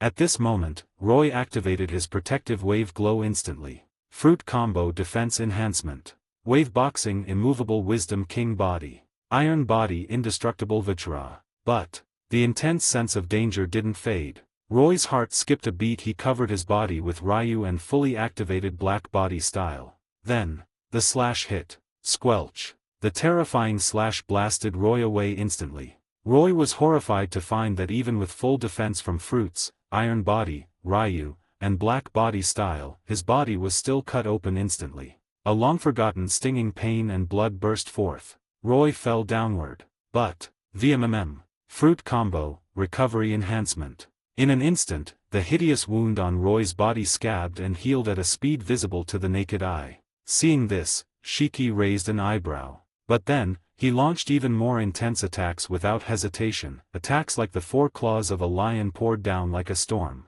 So strong. Even Roy had to sigh internally. Yes, strong, not just a little. The current, golden lion, was many times stronger than before. No, they weren't even in the same league. Strength, speed, and physique haven't fundamentally changed. Roy knew this well. In terms of pure strength, speed, physique, and vitality, he had the advantage. But in actual combat, Shiki became many times stronger. The reason was only one. This spirit. Roy could feel it clearly. No, he could even see it. He saw the waves around the island fluctuating and wailing. He saw the clouds around the floating archipelago churning constantly. He even saw the black-red arcs erupting continuously from Shiki. That was the spirit looking down on the world, enough to suppress the howling wind and surging waves. Before, he had only glimpsed it on Garp. Now, he truly witnessed it. That was, Conqueror's Infusion, Advanced Conqueror's Haki, only possible with top-tier Conqueror's Haki. It was only natural. The legendary pirate, Golden Lion, who once pressured an era and suppressed Roger and Whitebeard, naturally had top-tier Conqueror's Haki. My ability is weakened, his combat power is comprehensively enhanced, both offense and defense. Even if physical stats didn't change, everything else became stronger. Roy muttered, but wasn't truly terrified. He always knew. Among the three types of Haki, Conqueror's Haki was special. It couldn't be obtained through training, nor strengthened by normal means, only related to the user's spirit, a very idealistic power. But its effect was terrifying. In the original story, only powerful Conqueror's Haki could break the invincibility granted by the World King's mark on the God's Knights and truly harm them. Also, strong Conqueror's Infusion was arguably the strongest killing move of top powerhouses. I can use Ancient Aura to clash and offset part of his Conqueror's Haki, but it's still not enough. While fighting Shiki, Roy frowned. Just then, clang, boom, wave punch and slash collided again, blasting Roy away. He stabilized with moonwalk immediately, preparing to defend against Shiki's next attack. But just then, he found Shiki didn't attack. "Hey, Black Judge Kid." Shiki's hearty voice came. Roy looked at him instinctively, and then, Roy paused. Shiki's eyes were still burning with haki, but his body wasn't. Blood flowed continuously from the wound on his head. Roy suspected Shiki was running out of blood. The previous injuries couldn't be ignored either, so now, although his haki and will were still strong, his body's aura was clearly weakening. "This old man doesn't have much time, no time to waste with you," Shiki said. The steering wheel in his head came from the Battle of Ed War. In that final duel with Roger, he lost miserably, and the wheel lodged in his head. All doctors told him pulling it out would kill him. Besides, since it was close to his brain, he couldn't fight with full power. In other words, from the moment he chose to pull out the wheel, Golden Lion, Shiki was already stepping into death. He chose his way to exit, not dying of old age in a nameless corner, but dying in a legendary deathmatch. A lion shouldn't die of old age, but in slaughter. "The papers say you'll be the future legend of the Marines." His voice grew louder. "But to take this old man's head and truly become a legend of this era, show your real skills first. Let this old man see your true spirit." As he spoke, his conqueror's haki surged again. "Ha!" Roy frowned. He didn't quite understand what the old lion was talking about, but he understood from Shiki's momentum. The next strike would be the last. "So, legend or not, I don't care. But I am indeed happy to send you off, Golden Lion." As they spoke, both moved simultaneously. ZZZT, ZZZT. Black-red arcs erupted from Shiki's hands. He arched his wooden swords and legs. Whoosh! In this instant, his conqueror's infusion was so solid it seemed to burn like fire. Correspondingly, blood flowed faster from his head. His aura became weaker. But the smile on his lips grew more hearty. Secret technique Lion King Heaven Fall. The next moment, he turned into a golden meteor tearing the sky, diving toward Roy with a black-red tail flame. At the same time, VMMM. Roy took a deep breath. Power surged and gathered within him. VMMM. Frost, fire, wind, lightning, slashes, everything gathered within the wave of this punch. It was the punch that once pierced the red line, but slightly different in appearance and aura. Compared to the limit-breaking Star Piercer used by Star-Lord, which caused immediate exhaustion, the punch Roy threw now was the strongest strike within his controllable range. Wave boxing secret technique Universal Wave. Roy punched. In the sky, the roaring fist met the falling meteor. The next moment, boom! With the eruption of terrifying power, the legendary battle entered its finale. 30 advanced chapters now available on Patreon. https://www.pat-rayon.co-m/c/hollowborn. Just remove the hyphen symbol to access Patreon normally. If you like this novel, please consider leaving a review. That's helped the story a lot. Thank you. 141, Chapter 141, Kid, you have the potential to be a king. Chapter 141, Kid, you have the potential to be a king. Meanwhile, in the village below Merville, Xiao, her mother, and her grandmother stared at the sky above. Beside them, other villagers, already gathered, did the same. Their expressions were all frozen. In fact, when Xiao gathered them earlier and said, "A weird man flew up to the palace and said the island is going to fall soon," they naturally didn't believe it. But as the exaggerated battle continued, they believed. Even from a great distance, they could see the collapsing palace and falling island fragments above, and the uneasy, ferocious beasts all over the island. But they never thought they would see such a scene. The sky above Merville was torn apart. To be precise, massive energy was spreading in the sky. Thick clouds were vaporized and torn apart like fragile paper. Even the sunlight behind the clouds was distorted. It looked as if the entire sky was ripped open by that strike. Even the villagers who knew nothing about combat understood. If this strike hadn't happened in the sky but on Merville, the entire floating archipelago would have been completely destroyed. All villagers held their breath. Their eyes flickered with uncontrollable anticipation. Because they realized the possibility they had waited over a decade for. Get ready, if Shiki really, we must ensure the safety of our fellow villagers in the palace. With the oldest villager's words, the villagers began to move. At the same time, as they thought, under the battlefield sky, the fight had ended. Thud. Roy landed slowly on Merville's ground. There was a hideous wound on the left side of his body. But now, amidst flashes of light, the wound was healing continuously. Sunday through Sunday fruit LV5. Glint glint fruit LV4. Haven't had such an injury in a long time. Not bad, old man.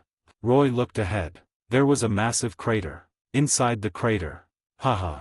Shiki lay at the bottom. But the legendary pirate looked extremely miserable. From the waist down, his already severed legs, along with Oto and Kagurashi, were gone. His hands were burned beyond recognition, and his face and eyes were completely burned through. Victory and defeat were decided. His life was draining away rapidly. Of course. But clearly, Shiki didn't care anymore. This old man is Golden Lion, cough. He coughed up blood, seeming to have a final burst of energy. You kid, on the other hand, Zephyr, that old geezer, really took in a monster of a disciple in his old age. He struggled to speak. Roy didn't reply. He still held a grudge against Shiki's previous actions, but insulting him before death was meaningless. Just then. But, why do you hide yourself, kid? Shiki's words almost made Roy's heart skip a beat. Did that last strike reveal his identity as Star-Lord to Shiki? It didn't make sense. Sovereign King Buddha's wave manipulation should be flawless. But then, Roy heard Shiki's next words. That beast-like spirit isn't your true inner will, is it? Shiki said, sounding slightly regretful. This old man wanted to see your true, conqueror's haki. You, cough, have that spirit. Do you think the current me isn't qualified for you to show it, kid?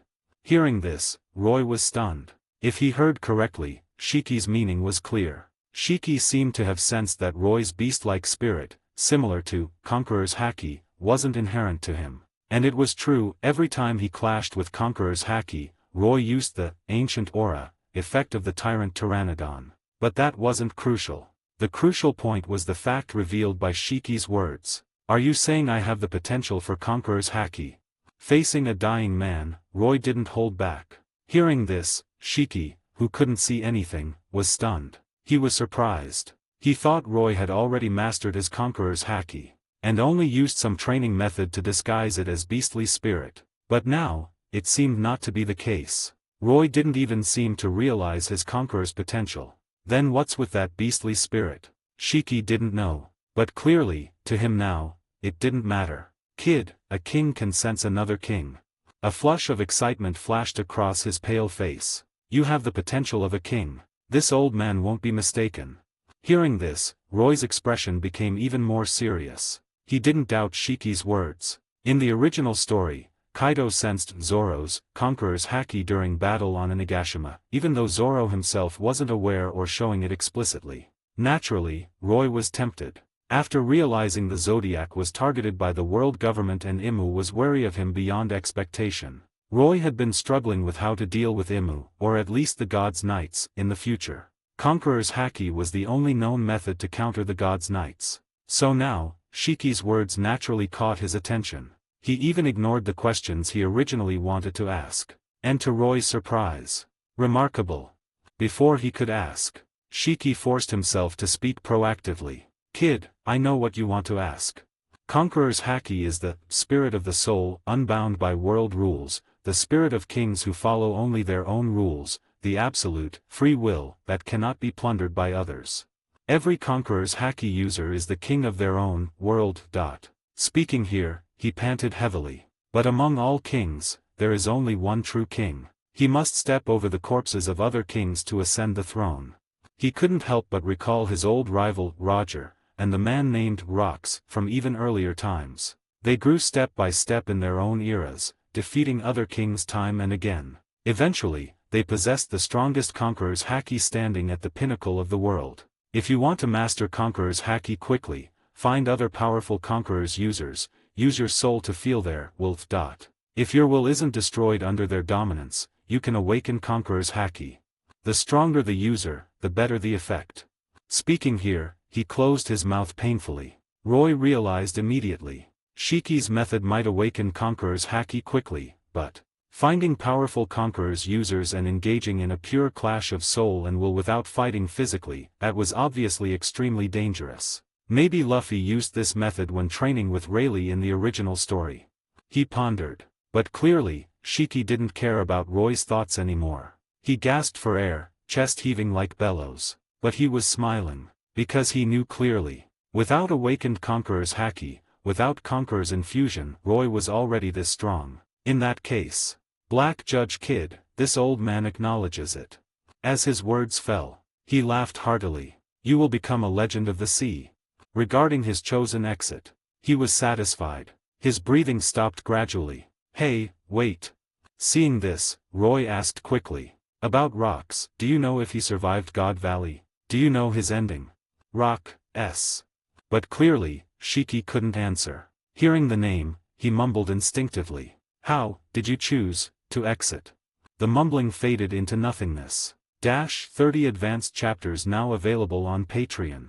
https://www.pat-rayon.co-m/c/hollowborn. Just remove the hyphen symbol to access Patreon normally. If you like this novel, please consider leaving a review. That's helped the story a lot. Thank you. 142 Chapter 142 Alliance of Nations, King Taemi III's Resolve. Chapter 142 Alliance of Nations, King Taemi III's Resolve. Rumble. Rumble. With the massive sound of something collapsing and falling, Hans woke up from his daze.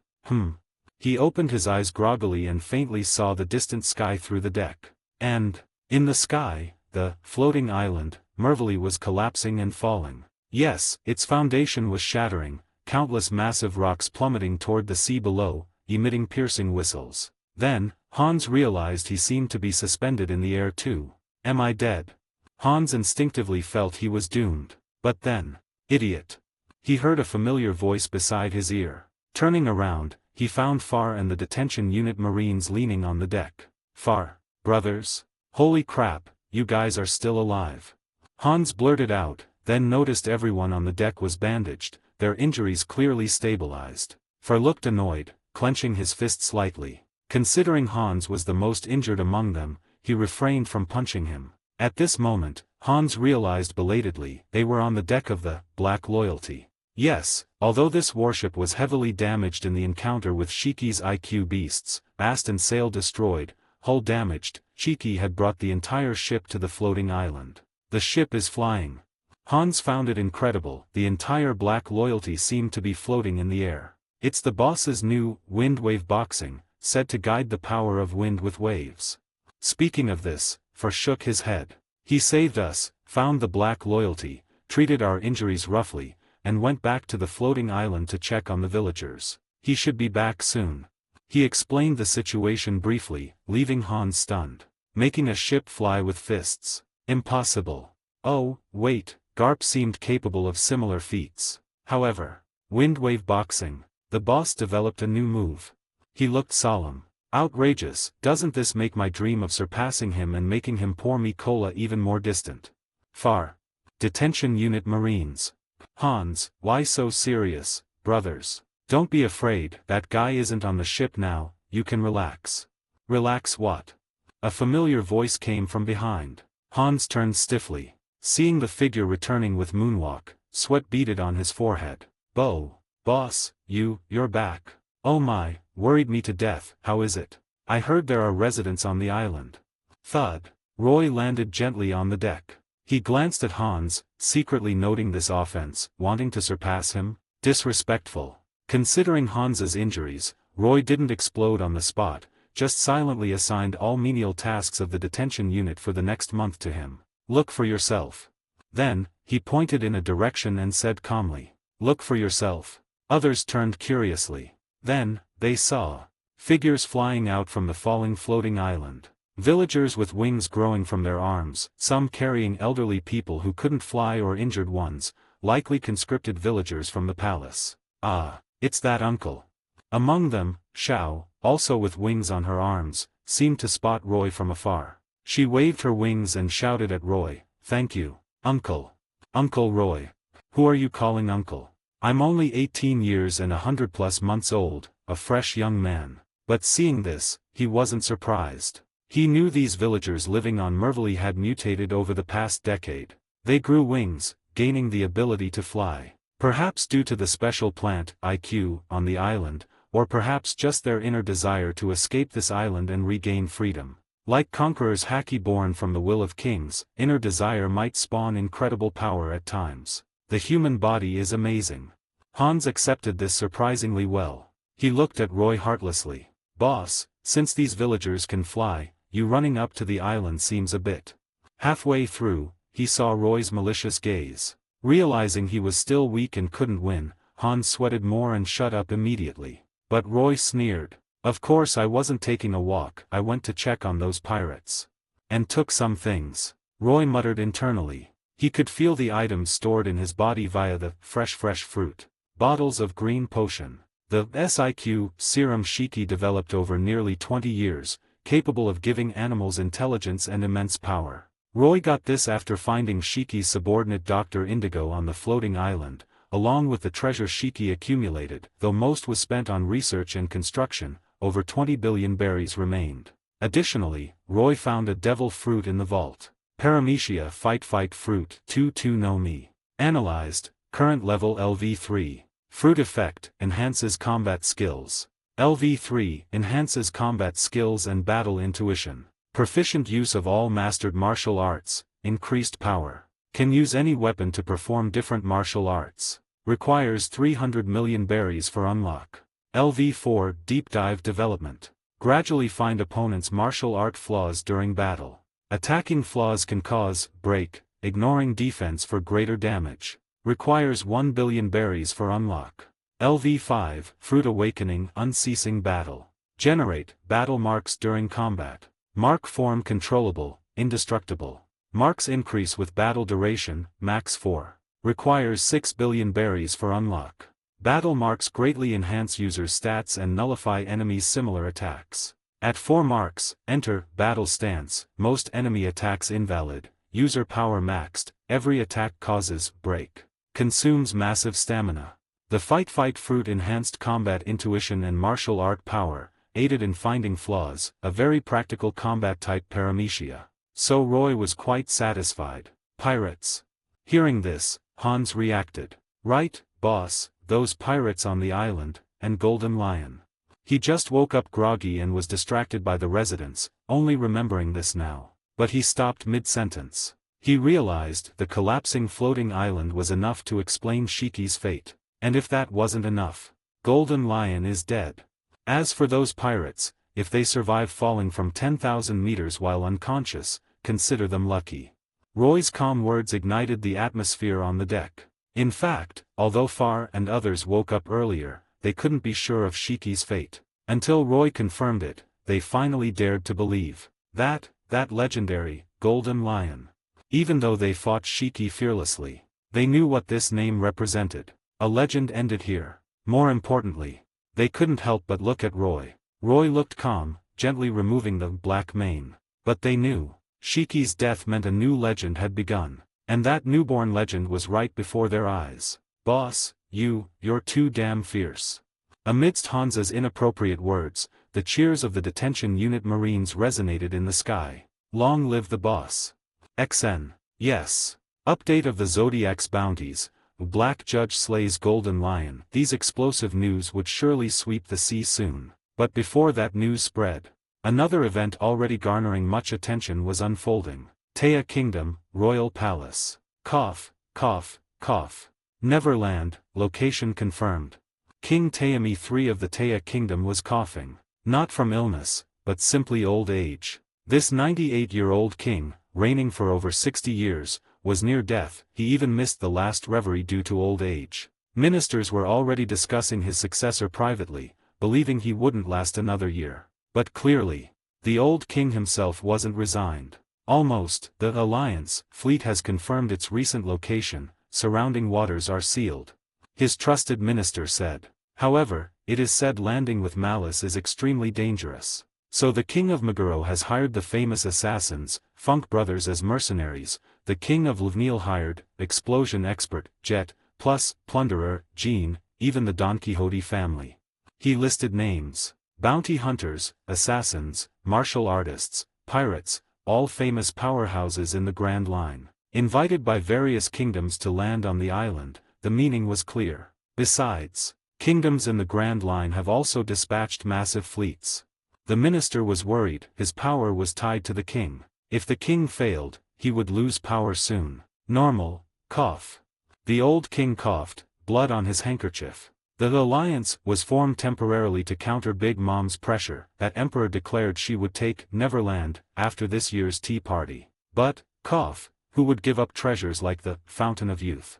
He whispered about the hottest topic on the sea, Neverland. This fairy tale-like legendary island was confirmed. Dream creatures, fairies, and the legendary Fountain of Youth were the biggest hotspots. Kingdoms investigated and tracked intel, hoping to obtain the exaggerated resources and wealth. But things changed recently. The source was Emperor Big Mom, known for collecting rare creatures for her Tato land. Naturally, Neverland with its legendary creatures attracted her. This island belongs to me, she declared. But since her birthday tea party was approaching, everyone knew she would wait until after the party to find Neverland. Normally, if an unclaimed island in the Grand Line was claimed by for emperors, few nations would dare offend them to seize it, even world government member nations. But clearly, Neverland was an exception, because most people on this sea craved eternal youth and life. So recently, nations desiring the Fountain of Youth formed a temporary alliance to counter Big Mom's pressure and seize Neverland before the tea party. With multiple nations involved, not just member nations, they had some confidence even against Big Mom. But clearly, although allied nominally, they weren't truly united. The minister's report proved it. Finding Neverland went smoothly. Even a moving island would eventually be located with enough eyes. Sending mercenaries, pirates, and bounty hunters, those who land first will naturally possess the most. Fountain of Youth. King Taemi III's face flushed. That is my water. Yes, among all kings, he was one of the most desperate for the Fountain of Youth. He was dying of old age. But with that magical water, he could live on, even regain youth. He could wear his crown forever, hold on to everything in the kingdom. Just thinking about it drove him mad. Once tasted, no one wants to let go of power. Once tasted, no one wants to continue aging. But unfortunately, Taya Kingdom was a world government member, but not large or rich in resources. Like the Nice Mayor Kingdom, it prospered through trade with mafia or illegal forces using its member status. But after an incident years ago, its national power declined sharply. Located in the South Blue, it couldn't intervene much in the Grand Line. So knowing other Grand Line kingdoms prepared to act on the Fountain of Youth, sending mercenaries and fleets, he was helpless. If this continued, how much water would he get? 1 drop. 2. But just then, Your Majesty. His minister thought of something. Perhaps we can release that person. That person. Taemi III paused, then realized who he meant. A criminal imprisoned in Taya Kingdom. The culprit behind Taya Kingdom's decline in recent years. But, if it is him. At this moment, King Taemi III was tempted. 30 advanced chapters now available on Patreon. https://www.pat-rayon.co-m/c/hollowborn. Just remove the hyphen symbol to access Patreon normally. If you like this novel, please consider leaving a review. That's helped the story a lot. Thank you. 143, Chapter 143, A Nightmare is Still a Dream, Makes Sense. Chapter 143, A Nightmare is Still a Dream, Makes Sense. Grand Line, Seafall Sea Area. In this previously obscure sea area, a large number of ships were now gathered. Well-equipped warships were docked, almost completely encircling the sea area. Different flags hung on their masts, counting at least dozens, symbolizing that this massive fleet was a joint fleet composed of dozens of kingdoms and forces. They sealed off the entire sea area, the reason self-evident. How is it? Did they land on the island? On one of the ships, a commander holding a den mushi asked solemnly. Yeah. From the snail came a voice that sounded irritable. We landed, it's true as the rumors say. If you don't follow the rules and enter from the east entrance, you aren't considered a formal visitor, and Miss Fairy won't even appear. His voice carried a hint of regret. What a pity. I heard that lady is a great beauty. Beauty? That kind of thing. Once you complete the mission on the island, you can have as many as you want. The commander roared. Focus on your mission, Kelly Funk. Do you know how many warships are in this sea area now? Soon, all warships here will set off for Neverland together. That's your final deadline. Our Meguro Kingdom is located in the New World after all. To compete for a large amount of Fountain of Youth, we rely on you. As he said, every kingdom wanted to seize more resources on Neverland. Especially the legendary Fountain of Youth, a target most countries were determined to get. But everyone knew. The quantity of Fountain of Youth was limited, and the island was only so big. Once the warships moved, everything would become chaotic, likely leading to massive naval battles. By then, even strong nations couldn't guarantee how much they could seize. Especially countries like Meguro Kingdom located in the New World, inconvenienced to deploy large armies here. So right now, almost all nations' warships were preparing to depart while waiting for news from the powerhouses they hired to land on Neverland in advance. His Majesty the King paid you brothers a huge sum, you. The commander wanted to say more, but, beep beep beep. He heard the busy tone of the call being hung up. Meanwhile, on Neverland, so noisy. Hanging up the snail, the muscular man wearing red boxing gloves picked his ear. Just paid a little money, yet daring to dictate here. If we really get treasures like the Fountain of Youth, wouldn't we be fools to hand them over, right, Bobby? Yeah, big brother. Behind him, a sunglass-wearing man, far taller and muscular like a monster, responded deeply. He was Bobby Funk, known as the Funk Brothers with his brother Kelly Funk, professional assassins from the Meguro Kingdom. But now, what does that mean? A female voice came. A woman dressed as a maid, smoking, carrying various weapons. Despite wearing an eye patch, her beautiful features were visible. I'm here on the young master's order to seize the Fountain of Youth. If I get it, I'll definitely give it to him for praise, okay? She looked at the Funk brothers. You guys sound like you won't honor the contract, very untrustworthy. Maybe I should kill you here. She was a maid of the Dressrosa royal family, Don Quixote family assassin, Baby 5. The hot-tempered Kelly Funk changed expression. Stupid woman, what did you say? He clenched his fists, ready to fight. Big brother, calm down. But the cowardly Bobby Funk said, fighting now will only let others profit. He looked at Baby 5. Miss, why you too? Well said. Another voice chimed in. It was the man standing with Baby 5, wearing goggles and a mask, with spiky white hair. Also a Don Quixote family member, Gladius. Baby 5, we have a contract with them, follow the contract. You know, I hate people who don't follow plans the most. He said to Baby 5 sternly. Humph.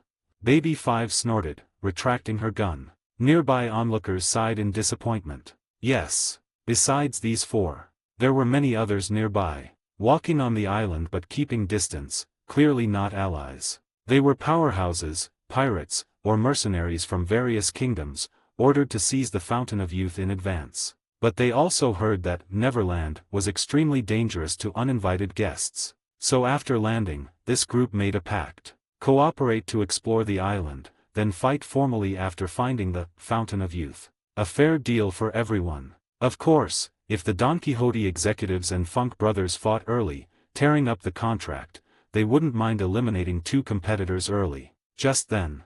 Look over there, we've reached the fairy tale forest. The Fountain of Youth is close, solve problems later. Among the crowd, a masked man spoke, bounty hunter, explosion expert, Jet. Everyone looked in the direction he pointed. Not far ahead, the entrance to a forest was visible. Rainbow colors flowed on countless massive trees. The air carried an intoxicating sweet scent. Translucent branches swayed like silk in the wind. Sunlight filtered through the colorful canopy, casting shifting spots on glowing moss, breathtakingly beautiful. Heard about it, but, truly amazing scenery. Seeing the dreamlike scene, someone muttered. They knew this forest. The great forest in the center of Neverland, called Fairy Tale Forest. The island spirit, Miss Fairy, and many dream creatures reportedly lived here. The legendary Fountain of Youth was also deep in this forest. They say it's dangerous, but I see nothing but small animals and shifting terrain on the way. Kelly Funk sneered, stepping into the forest first. Bobby, follow. Yes, big brother. As the Funk brothers entered, others followed quickly. But the moment they stepped into the forest. Some sensitive people sensed a subtle change in the atmosphere. Rumble. They heard a loud noise behind them. The massive trees at the entrance moved. In an instant, the entrance vanished. Immediately after. Rumble. The ground began to surge. Their bodies tilted uncontrollably, then. Whoosh. They heard a piercing sound. Then. Arg. Ah.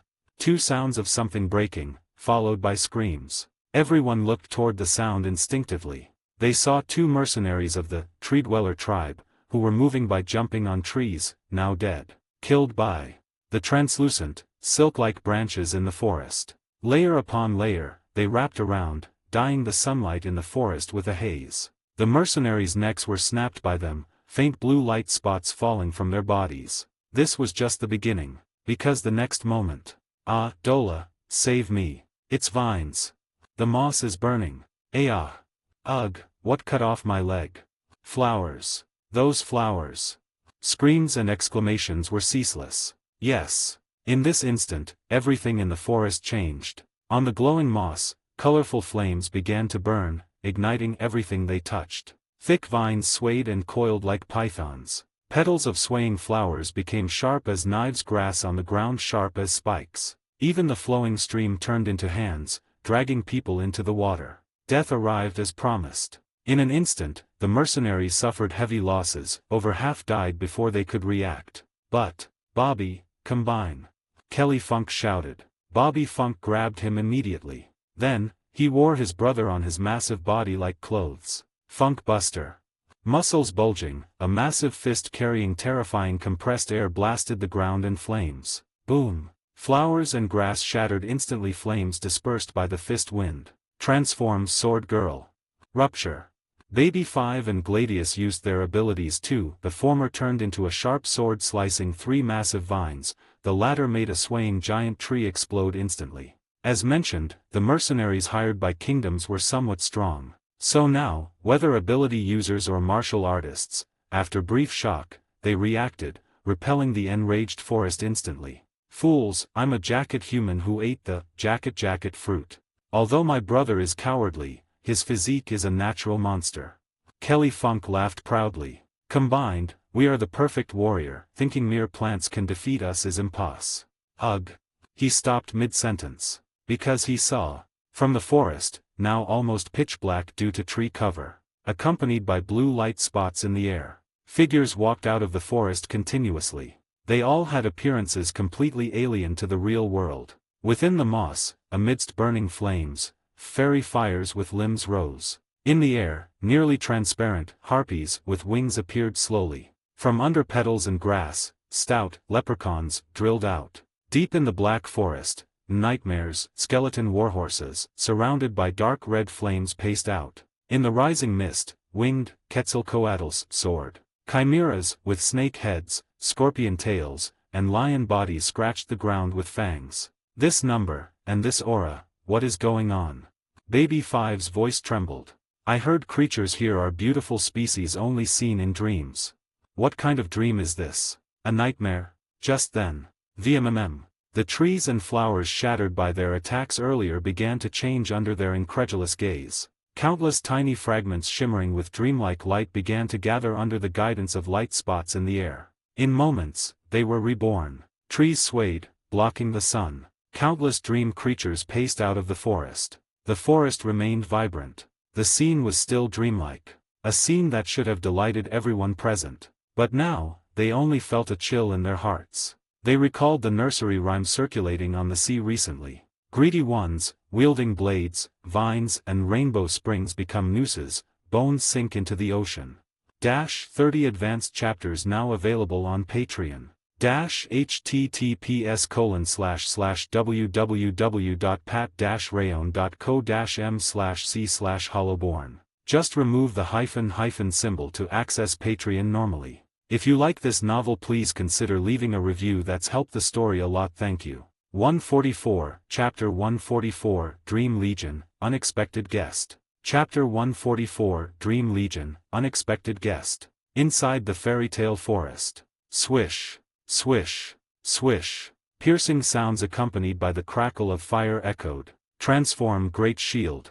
The battered baby 5 turned instinctively, her hands transforming into a massive tower shield. Moments later, a rain of arrows shot by a group of centaurs bombarded the shield she created. As an arms fruit user, Baby 5 knew well, her shield could withstand cannon fire. But now, she saw the arrows were made of ice, yet bizarrely, the ice burned with flames without melting. Looking closely, she realized, both the ice arrows and the flames were living creatures. Dream Spirit Fairy Fire. Dream Spirit Ice Sprite. The flames and ice, wielding short swords of fire and frost, charged at her. Transform Multi-Barreled Shotgun.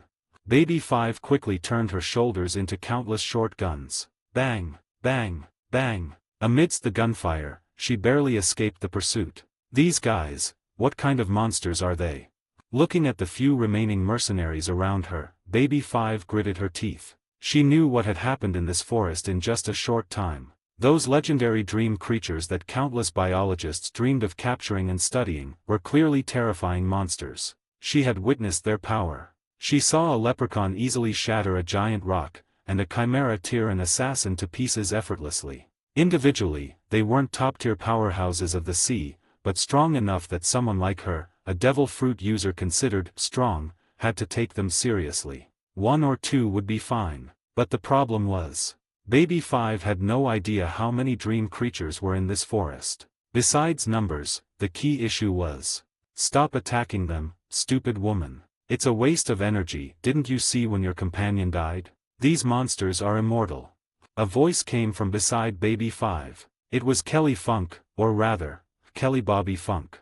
The top assassin who ate the jacket fruit, and merged with his brother was panting heavily. Hearing this, Baby 5's expression darkened. She knew he was right. Gladius, the Don Quixote family executive who came with her, died not long ago. His pop fruit had decent destructive power but lacked self-defense. Before dying, he triggered a massive explosion, taking dozens of dream creatures with him. But as Funk said, it was meaningless. She saw the shattered creatures reassemble and revive moments later. Baby 5 didn't care much about Gladius's death. They were just colleagues, and her feelings for the family were complicated. But, if we don't attack, can we escape? Knowing he was right, her personality compelled her to retort. Escape? Funk sneered. Escape where? He looked down. On his chest were hideous, bone-deep wounds, the reason for his poor condition.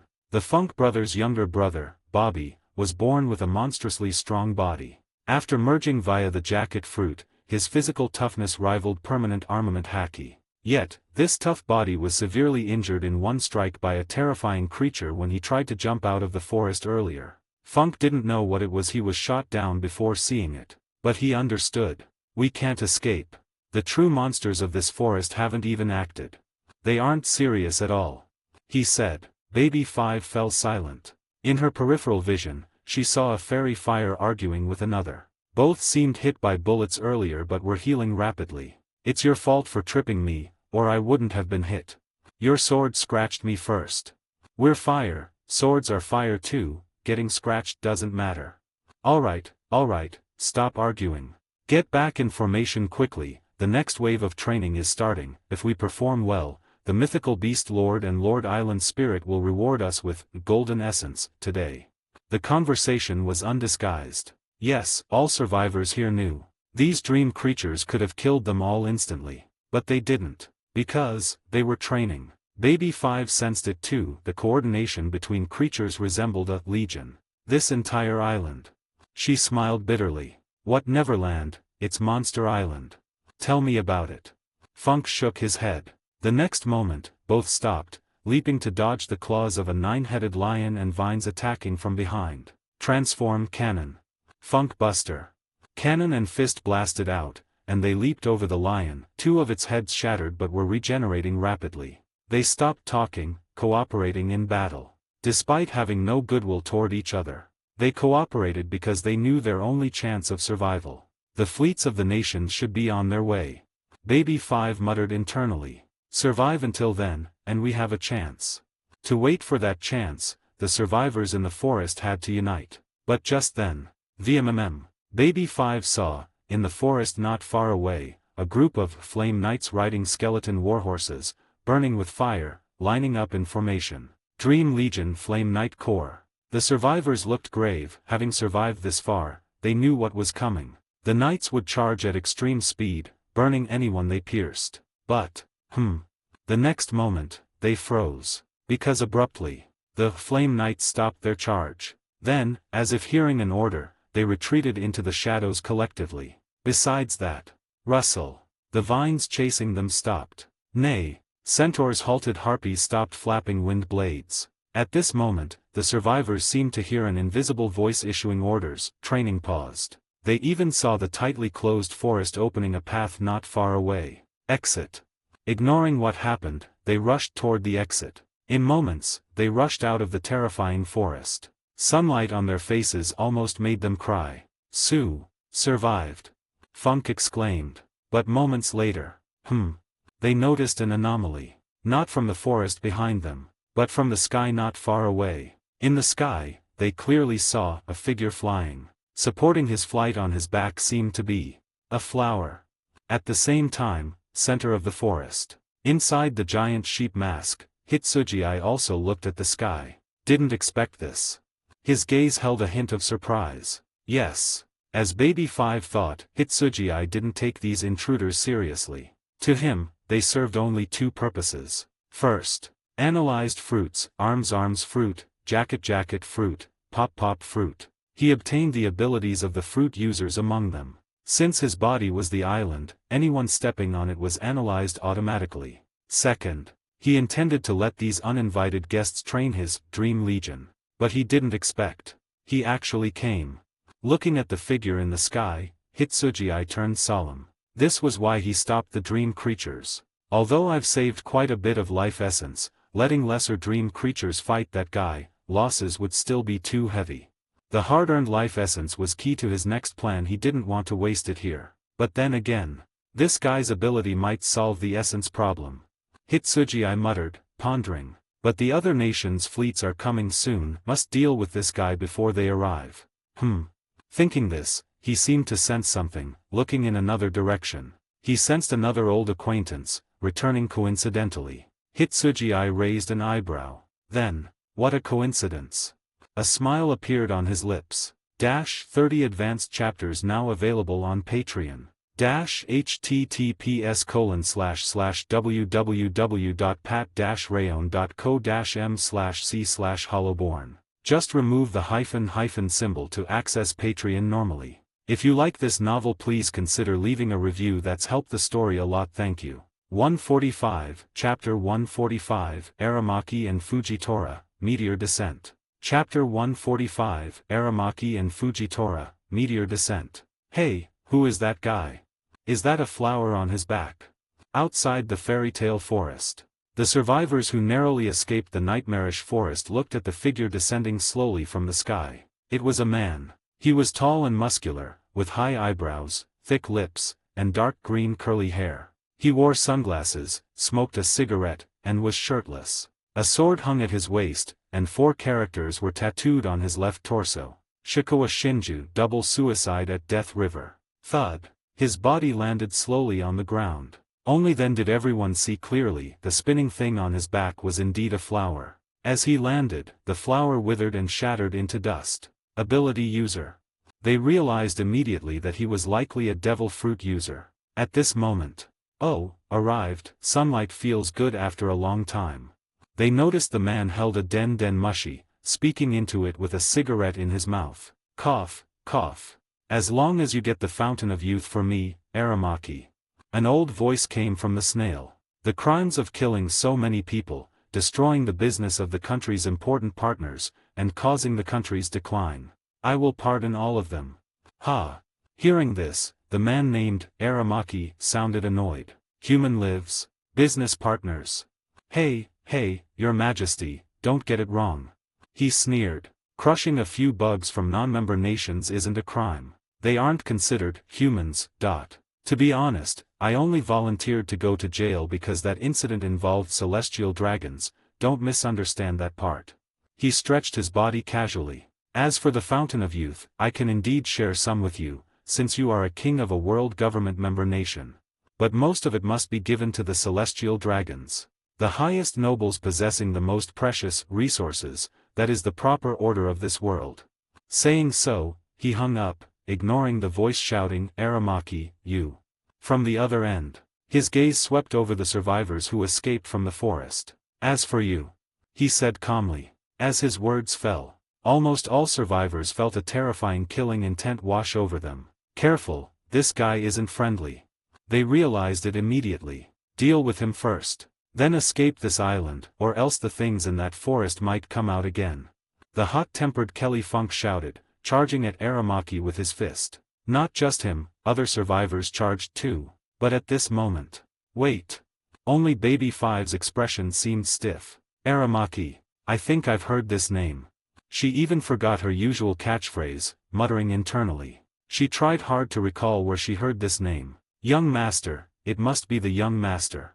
As a maid and assassin executive of the Don Quixote family, she had access to a lot of info. She was sure that if a name left an impression, it likely came from her young master, Doflamingo, who raised her since childhood. Confirming this, she recalled quickly. It was a conversation from a few years ago. Phew. There really are monsters hiding everywhere.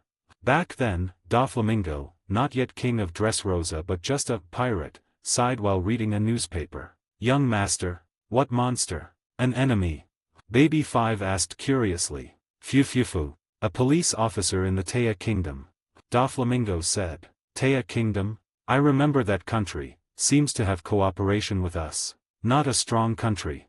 Yes, because it's not strong, it needs more help from the underworld. Doflamingo said casually. Slave trade, arms trade, organ trafficking, the most profitable industries in the world need an umbrella. Taya Kingdom is a member nation and can play this role.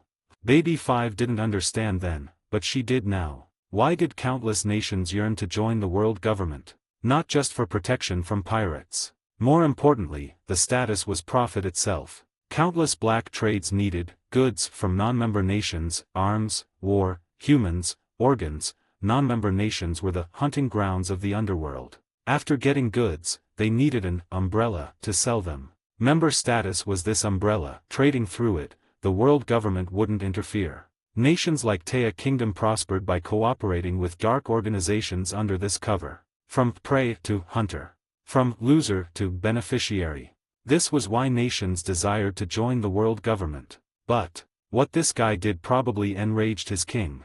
Underworld members, plus sold slaves, including rare species reserved for celestial dragons. Phew, he sure had guts. Doflamingo showed the newspaper to Baby Five. Now, Baby Five recalled the image on the paper. Wait, don't attack, this guy is.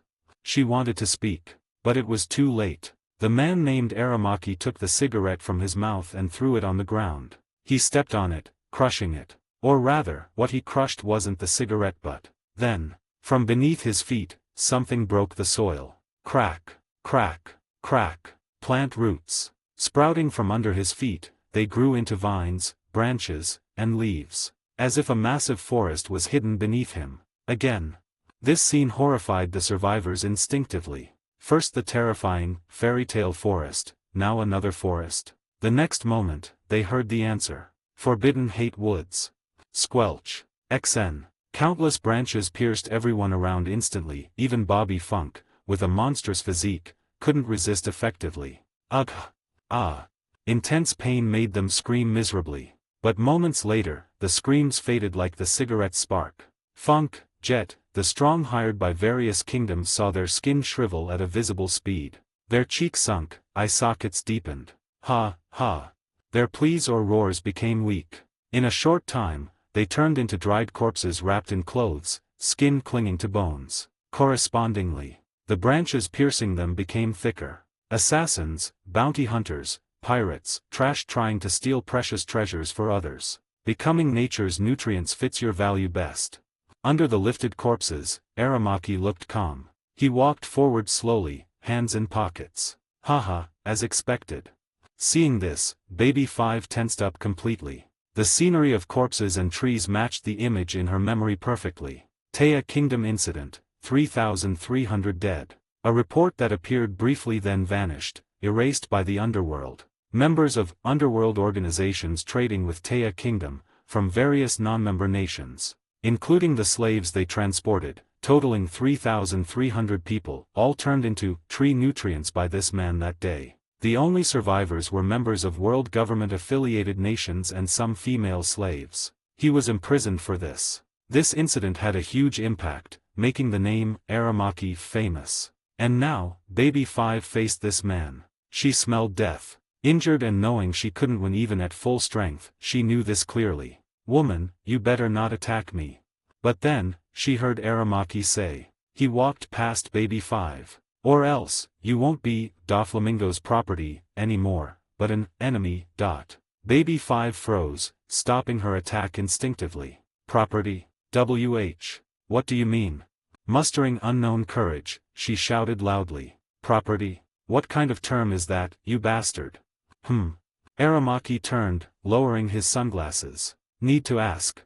Baby 5 saw the eyes under the sunglasses. "Beasts fight for mating rights, only the strong have the right to possess, humans are the same. Beautiful females are like money, precious resources, property of the strong and noble." Those eyes held no emotion. "I saw you in the intel. You are the Don Quixote family maid, Heavenly Yiksha's property. He is the king of Dressrosa, a government-chosen warlord, part of the order. I won't destroy or steal his property. That's impolite." That was his genuine thought. "This is nature's rule. I always respect nature. So, I respect your value, too." Baby 5 understood. He didn't kill the female slaves in the news or attack her now out of pity, but because he never considered them humans from the start. Thinking deeper, his reason for killing the underworld members was simple too, not for justice, but simply because he thought those non-member trash had no right to steal resources. Monster. Baby 5 realized the guy in front of her was a monster like her young master. Not just strength, but twisted inside too. But Aramaki ignored her. "Run away yourself, woman, I have to get the Fountain of Youth. But what's with this forest? My ability doesn't work on it." He clicked his tongue. "Trees, yet not part of nature. Truly precious stuff. Offering this island to the celestial dragons should be good." "You." Baby 5 gritted her teeth, raising her hand. Click. She didn't know why she was so angry. But she knew. "I am not anyone's property, you tree bastard." As she spoke, her hand began to transform into a cannon. Sensing killing intent from behind, Aramaki turned. "Stupid woman." Before he could finish, his expression changed abruptly. The next moment, intense gravity struck, shattering the ground instantly. "This is..." Aramaki looked serious, even his body couldn't move under this intense gravity. A moment later, he heard the sound of wooden clogs from behind. "This old man feels two things you said are wrong." A steady voice came. Aramaki saw a figure walking out. Though blind eyes were healed, he still held a cane sword. Though shackles were removed, he still held to his nature. It was Isho. "First, this old man believes no one in this world can treat others as goods. Those who do will eventually be treated as goods by others. Your words are truly unpleasant. On the contrary, this lady, though an intruder, her courage earns this old man's praise." He stepped forward slowly. Tiger-sharp eyes looked at Aramaki. Simultaneously, a strong repulsive force pushed Baby 5 far away. "Second, the owner of this island and this forest is this old man's benefactor and friend. You want to offer this island and forest to the celestial dragons, such a thing." At this point, click. Aramaki heard the sound of the blade sheathing, and rumble. A massive roaring sound from above his head. He lifted his head slowly against the intense gravity. Then, he saw the massive meteor falling from the sky. In his ear, Isho's calm yet stern voice rang out. "This old man will not sit idly by." 30 advanced chapters now available on Patreon. https://www.pat-rayon.co-m/c/hollowborn. Just remove the hyphen symbol to access Patreon normally. If you like this novel, please consider leaving a review. That's helped the story a lot. Thank you. 146, Chapter 146, Rage and the Fairy Tale Forest. Chapter 146, Rage and the Fairy Tale Forest. Outside the fairy tale forest, massive dust clouds rose. In the deep crater where the meteor fell, flames were burning fiercely. Aramaki's figure had vanished. Baby 5 stared at the scene, almost dazed. "What?" what was that? She felt like this trip to Neverland was truly a dream. First the forest full of monsters, then the guy with twisted values, and now this. A swordsman pulling meteors from the sky. She doubted her sanity. Mississippi. Just then, she heard the swordsman speak to her from afar. You are an intruder. Normally, this old man should hand you over to Mr. Hitsugi. But now, this old man has a strong enemy to deal with. Please leave the battlefield for now. He said. Hitsugi? Strong enemy? Baby 5 didn't understand what he was saying. After such a meteor impact, could that guy still be alive? But she understood the gist, leaving was the best choice right now. So, without hesitation, she dragged her injured body and ran. What an obedient child. Seeing this, Isho nodded with a smile. But just then, you. Behind him, a voice and aura emerged simultaneously. Who do you think you are? In the deep crater created by the meteor, sharp, massive trees grew out. Blade Forest. Aramaki's body grew along with the trees. Looking closely, he wasn't just growing on the tree, but sprouting from the seeds on the tree. The forest cut toward Isho like blades. Gravity Blade Raging Tiger. Isho remained calm, drawing his cane sword again. Clang. Sharp sword edge carrying immense gravity shattered the attacking branches and trees instantly. Aramaki's figure was blasted away, caught by growing vegetation upon landing. He stood up, facing Isho. Never heard of someone like you among the contenders for the Fountain of Youth. He said deeply, realizing the strength of his opponent. How rude. This old man has no intention of fighting for the Fountain of Youth. Then move. This old man refuses. VMMM. Intense auras clashed. The sky seemed to tilt due to gravity changes, while the earth sprouted lush grass. Just as the battle was about to erupt. X2. Both paused simultaneously. They turned to look at the nearby fairy tale forest. Rustle. Rustle. Footsteps approached. A figure walked out of the fairy tale forest slowly. Mr. Isho, long time no see. However, I spent a long time fixing this island. It's not good to use your ability like this as soon as you return. The white robe and the sheep mask silently explained his identity. Oh, indeed. Hearing Hitsugi, Isho smiled. However, Lord Hitsugi, because of you, this old man spent quite some time locating the island. Shall we call it even? That is incorrect. Hitsugi said righteously. I warned you back then, Mr. Isho, that the island might not stay in the same place. Hearing this, Isho had no rebuttal. When he took the Plague Island survivors away, Hitsugi did say he might not find the island when he returned. But he didn't expect not find meant literally moving the island. Indeed. Isho nodded helplessly. It was this old man's rashness. Hearing this, Hitsugi's smile deepened. In that case, I boldly ask Mr. Isho for a small compensation request. Please speak. Hitsugi approached them. Please leave him to me to handle. Hitsugi looked at Aramaki. As for you, Mr. Isho, could you please block the fleet outside the island for a moment? Hearing this, Isho frowned. Lord Hitsugi, although this Mr. Aramaki seems to have questionable character, his strength. Yes. The strong sense the strong. Even after a brief exchange, Isho was certain the man named Aramaki was strong. No matter. Hitsugi's tone remained unchanged. I am also very strong. Moreover. This is Neverland. Hearing this, Isho paused. He heard the absolute confidence in Hitsugi's words. So, Isho hummed. Since Lord Hitsugi says so, this old man has no objections. He drew his sword slightly. VMMM. Gravity reversed. He stepped on a rock and floated up, heading toward the edge of the island. But just then. Hey! What are you two talking about on your own? The voice came from behind them. Rumble. Accompanied by earth tremors and the sound of tearing crust. It was the voice of anger, being ignored like this, treated as an allocated item. For Aramaki, this was enough to enrage him. It broke the order in his heart. Just some non-member bugs. Don't underestimate nature. With Aramaki as the center, a massive forest rose from the ground. Unlike the fairy tale forest, this forest was filled with violence and death. Countless trees and vines grew wildly, crushing everything in their path, thrusting toward Hitsugi and Isho. Forest of Rage. Facing the countless giant trees filled with rage, Hitsugi didn't even bother to turn his head. He simply raised his right hand and waved gently. The next moment. Rumble. Aramaki saw everything on the island change. The ground seemed to shift like a carpet. The fairy tale forest, originally some distance away, approached and expanded at a speed far exceeding his forest's growth. The magnificent forest, existing only in dreams, moved like a chess piece, enveloping him and Hitsugi instantly. Command forest wave.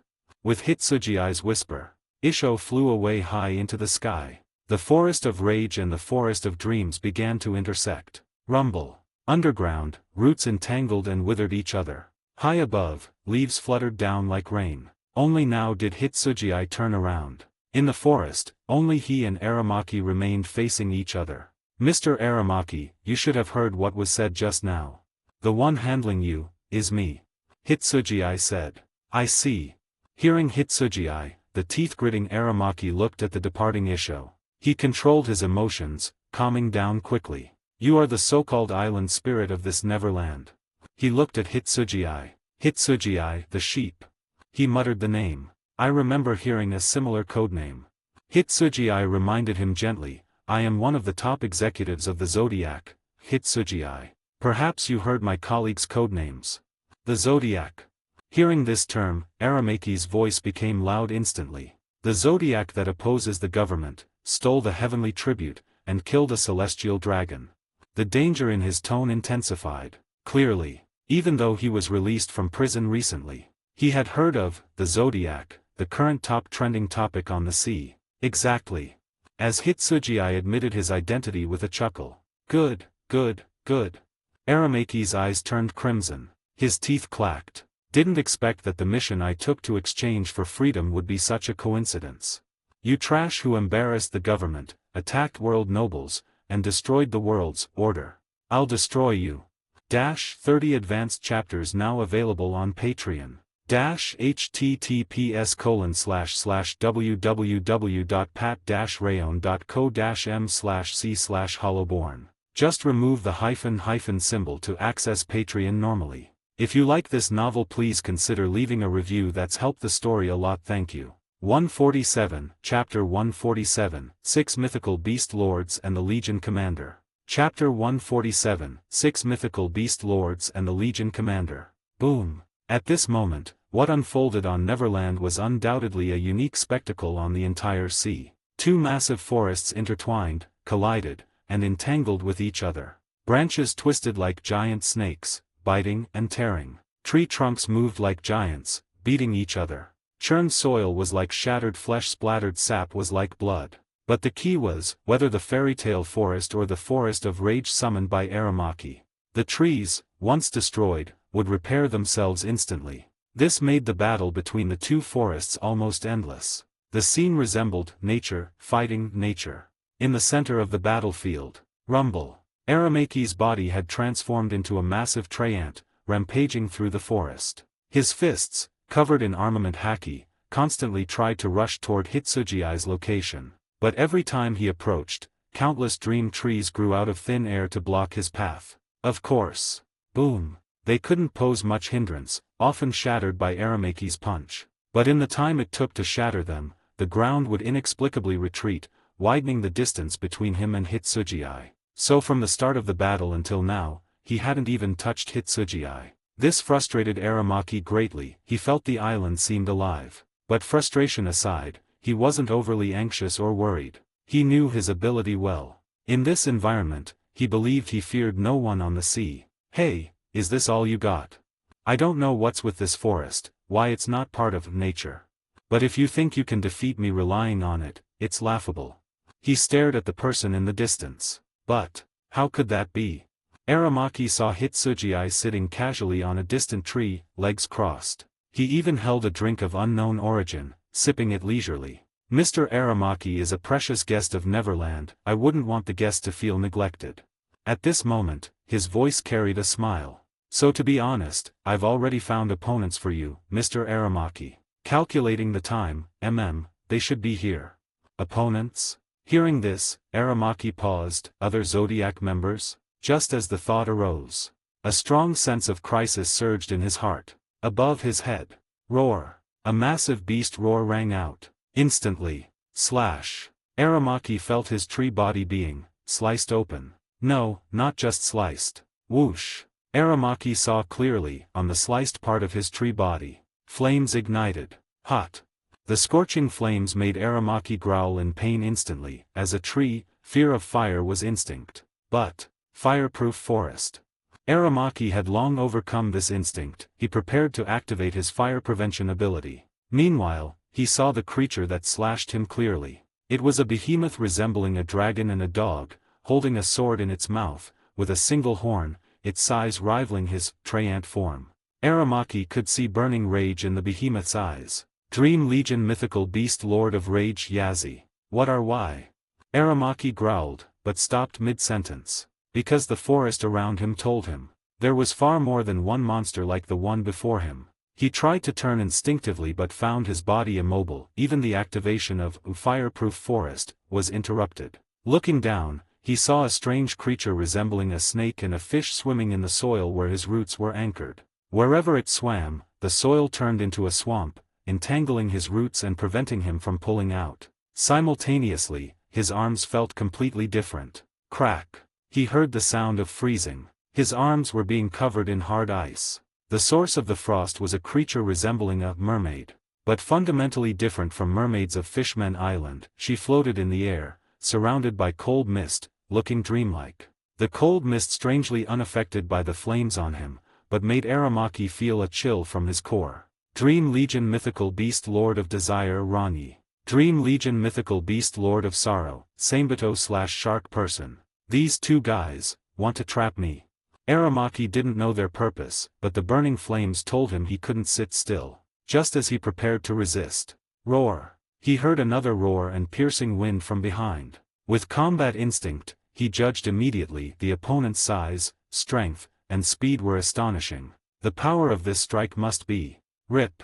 The next instant, sharp giant claws tore through his tree body, causing his already flame-scorched fragile body to shatter instantly. Behind him, a massive creature resembling a red leopard with 5 tails let out a piercing roar. Dream Legion mythical beast lord of hatred Zheng. You bunch. Aramaki was thoroughly enraged. Ignoring the burning flames and the pain of being torn apart. Forbidden hate shards. He roared, and the scattered body fragments grew in the air, turning into sharp wooden spikes shooting at the creatures. But moments later, Aramaki saw the spikes, sharp enough to pierce steel, being blocked. It was a massive monster resembling a stone. Dream Legion mythical beast lord of joy Shigandang. Another one.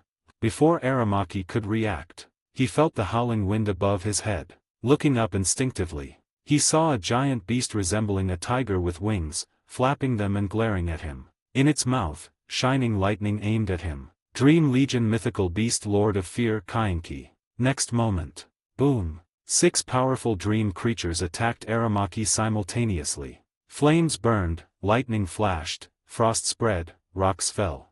Rumble. Centered on the constantly spreading and fighting forests, the entire Neverland shook violently. Aramaki's already crumbling tree body was blasted to smithereens instantly. Scattered leaves and wood debris drifted in the air. But, roar. X6. The 6 mythical beast lords didn't relax, their gazes remained locked below. Moments later.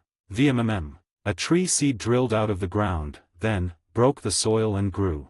Aramaki's figure reappeared on the ground. Haha. His body seemed weak but was recovering at a visible speed. These monsters are Neverland's mythical beast lords. Looking at these powerful creatures with different appearances and abilities, but all emitting powerful auras, he recalled the legend of Neverland. It was said among the many dream creatures on this island, 6 were called mythical beast lords, guardians of the fountain of youth and the island spirit, the strongest and most beautiful kings among all dream creatures. Are you kidding me? Aramaki finally felt the absurdity felt by the mercenaries earlier. What do these violent, ferocious monsters have to do with dreams? This level of power was rare even among the countless creatures of this vast sea. However, though strong, they are just beasts after all, daring to act recklessly against me, who represents nature. The pain of annihilation stimulated Aramaki's nerves, making him angrier. Don't think. Rumble. His figure grew again, returning to the massive treant form. From beneath his feet, massive roots surged wildly. Black armament haki flowed on them, dyeing the newly grown trees pitch black. The trees themselves emitted a hardness like steel and sharpness like blades. They covered Aramaki's body continuously until he turned completely black.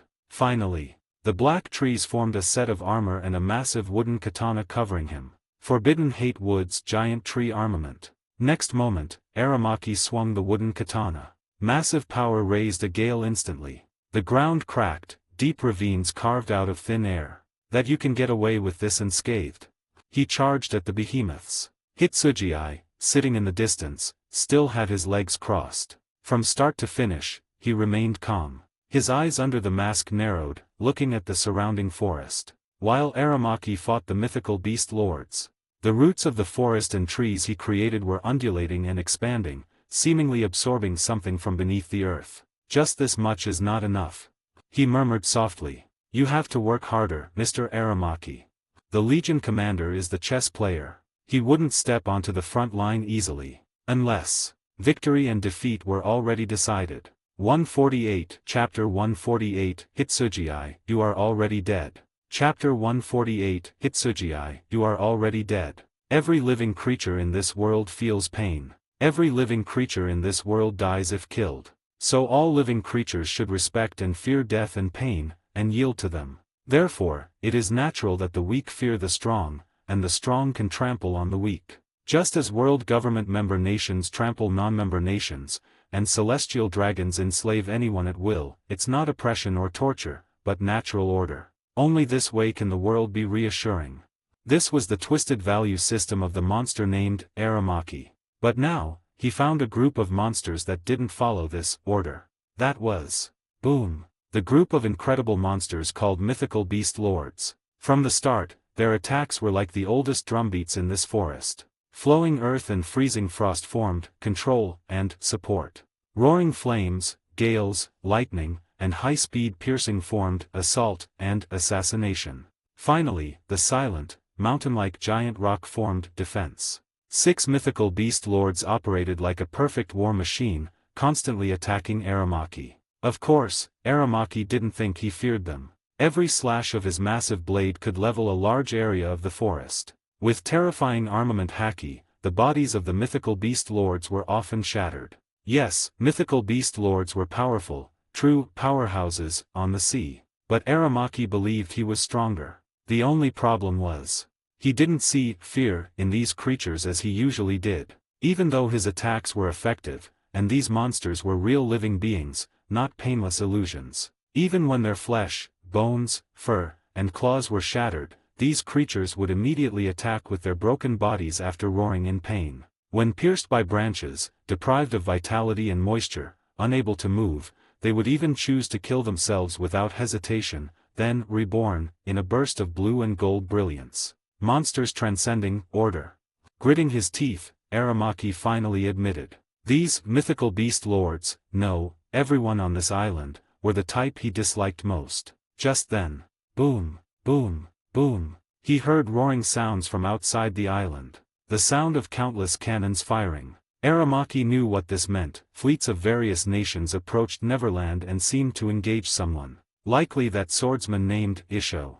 This won't do. Aramaki's expression grew crueler. I promised the king to retrieve the Fountain of Youth before other nations' fleets arrive. I've decided to offer it to the celestial dragons for pardon. He ignored the attacks of the mythical beast lords, letting them tear his body. Pain stimulated his nerves, making him angrier and more excited. Excitement for the impending destruction. Powerful aura gathered around him.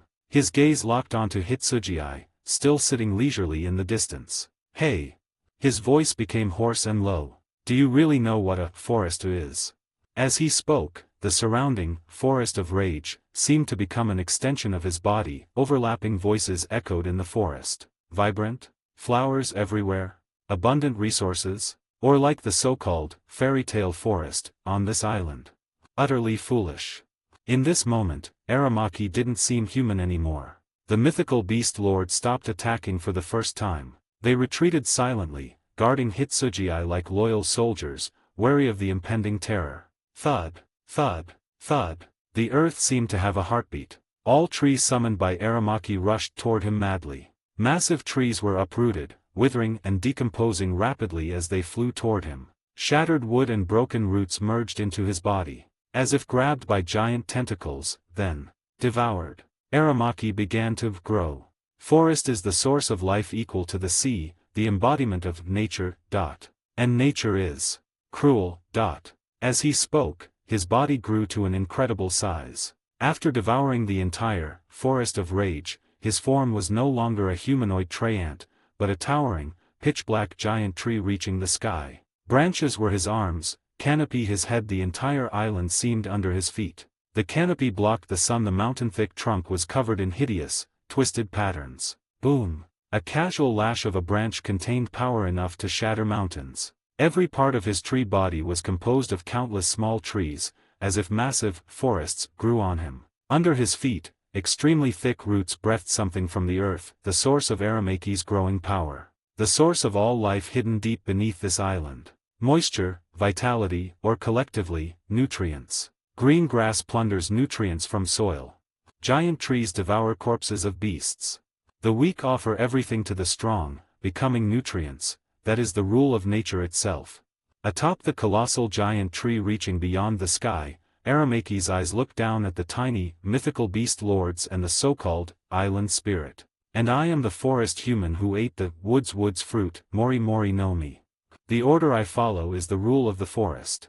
Yes. Aramaki was a Logia, woods fruit, user. His ability was unique among Logia. Unlike normal Logia users, his elementalization didn't grant immunity to physical damage. Trees weren't elements but had tangible bodies. He felt pain. This made every battle incredibly angry and painful for him. But in return, he gained abilities far stronger than ordinary Logia elementalization. As forest, he could create needed trees at will. His trees could photosynthesize or draw nutrients from the earth to sustain him. Even under haki attacks, he could heal rapidly with this ability. He accepted the offering of the entire forest, just as the masses offered to the world government and celestial dragons. That was the order he revered. Fruit awakening, endless woods world tree. His current state was the ultimate manifestation of this ability. Under the constant suction of his roots, Neverland's vegetation and earth dried up visibly. Streams dried up, ground cracked, even moss withered. But he didn't care. That was his goal. This annoying island was filled with destruction of his order. Neverland, and you monsters, should all be destroyed without a trace. This was his resolve. He would take the fountain of youth and destroy Neverland. He raised the branch on his right. The massive branch looked like a terrifying giant sword capable of splitting the island. He raised the branch, ready to strike. But moments later, he froze. He discovered a figure appeared in front of him unnoticed. It was Hitsugi. His appearance was no longer casual. Golden, blue, and white flame clouds surrounded him. A beautiful single horn grew on his head, colorful ribbons drifting around him. Most importantly, Aramaki saw faint, dreamlike rainbow light emanating from Hitsugi. Countless illusory figures floated within the rainbow light. Most notably, the figures of the 6 mythical beast lords. Besides them, countless other dream creatures existed within. That appearance, as if the existence named Hitsugi was also a dream creature not belonging to reality. No, even that wasn't accurate enough. He was like the Lord of all dreams. Extra fusion effect, King of Dreams. Dream Kylan is the king of all dream creatures. Can merge all nearby dream creatures with self, entering true Kylan form. In this form, combat power greatly enhanced. User becomes a dream creature, immune to damage until merged dream creatures are exhausted. World Tree Branch of Destruction.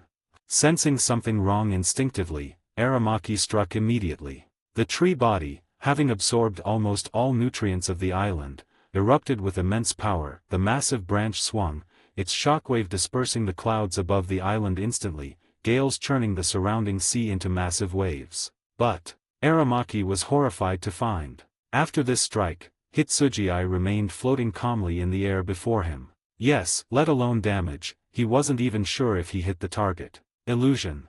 Aramaki instinctively thought Hitsugi might be an illusion. But the next moment, he knew this guess was wrong. Because he saw Hitsugi slowly extend his hand. VMMM. A massive sword appeared out of thin air in his hand. Aramaki recognized it, the sword held in Yazi's mouth. But now, the sword burned not only with Yazi's flames. Frost, earth, rock, lightning, gale, powers of the mythical beast lords entwined on it. Dream/6 beast sword.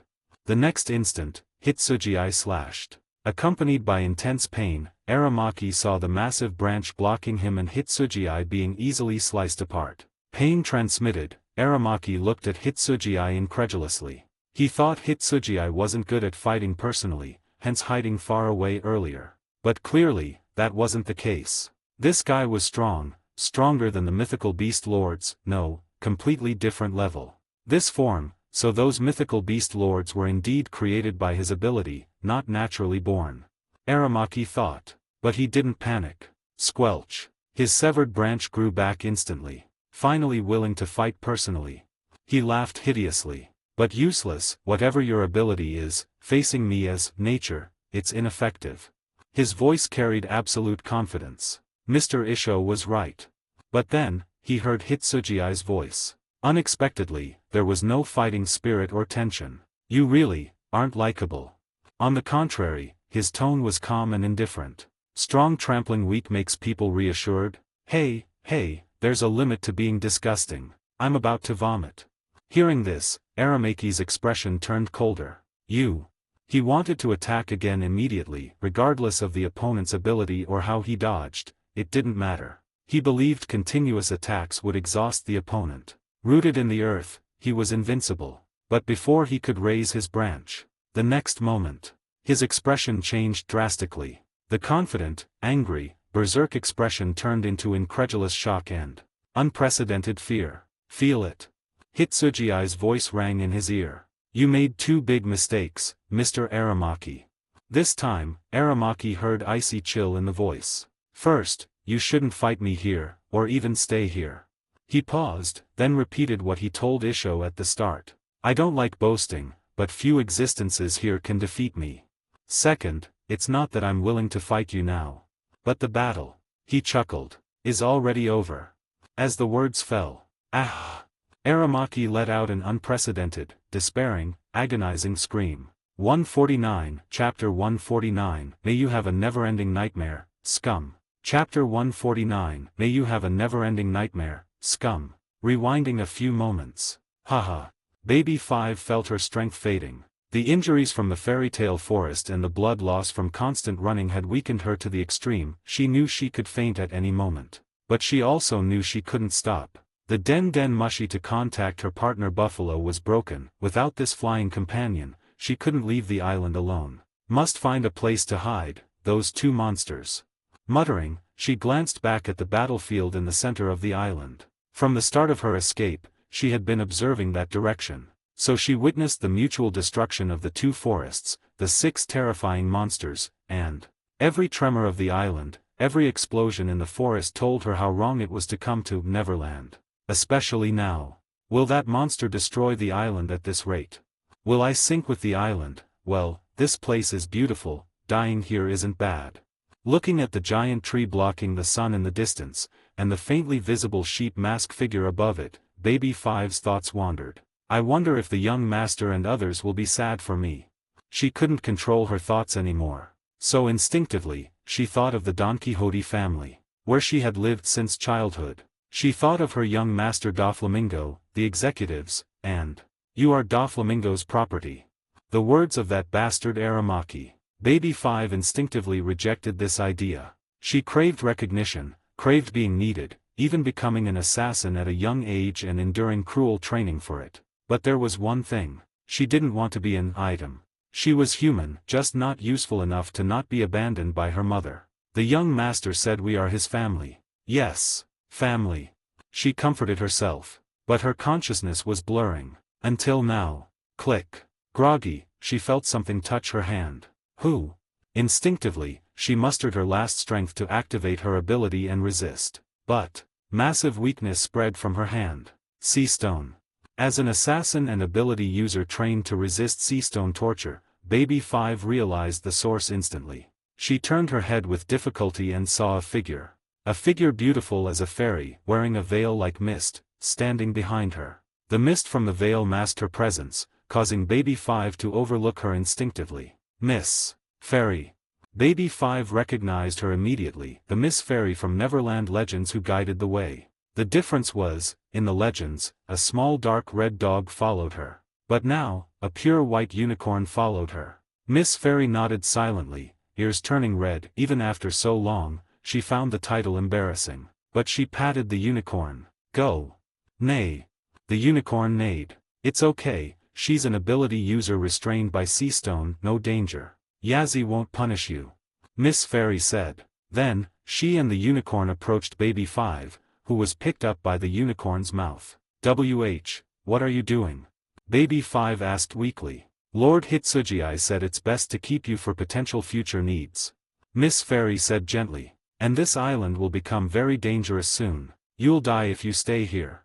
Very dangerous? Isn't it dangerous now? Baby 5 didn't understand, but she struggled to resist. Assassin training taught her not to be captured alive. So despite being unable to use her ability, she tried to bite her tongue. But, Lord Hitsugi said biting the tongue won't kill you quickly. Miss Fairy sighed. Besides, life is precious. Since you survived with difficulty, please cherish it. After all, there will always be people in the world who care about you. The guide of the island spoke gently. Baby 5 froze. Instinctively, she stopped trying to commit suicide. Miss Fairy ignored her, patting the unicorn. The unicorn leaped away toward a specific location on the island. Hey, where are you taking me? Survivor's home? No, it should be called Emerald Greenhouse, now. It's a safe house, created by Lord Hitsugi, also where dream creatures rest. By the way, your prison cell is nearby.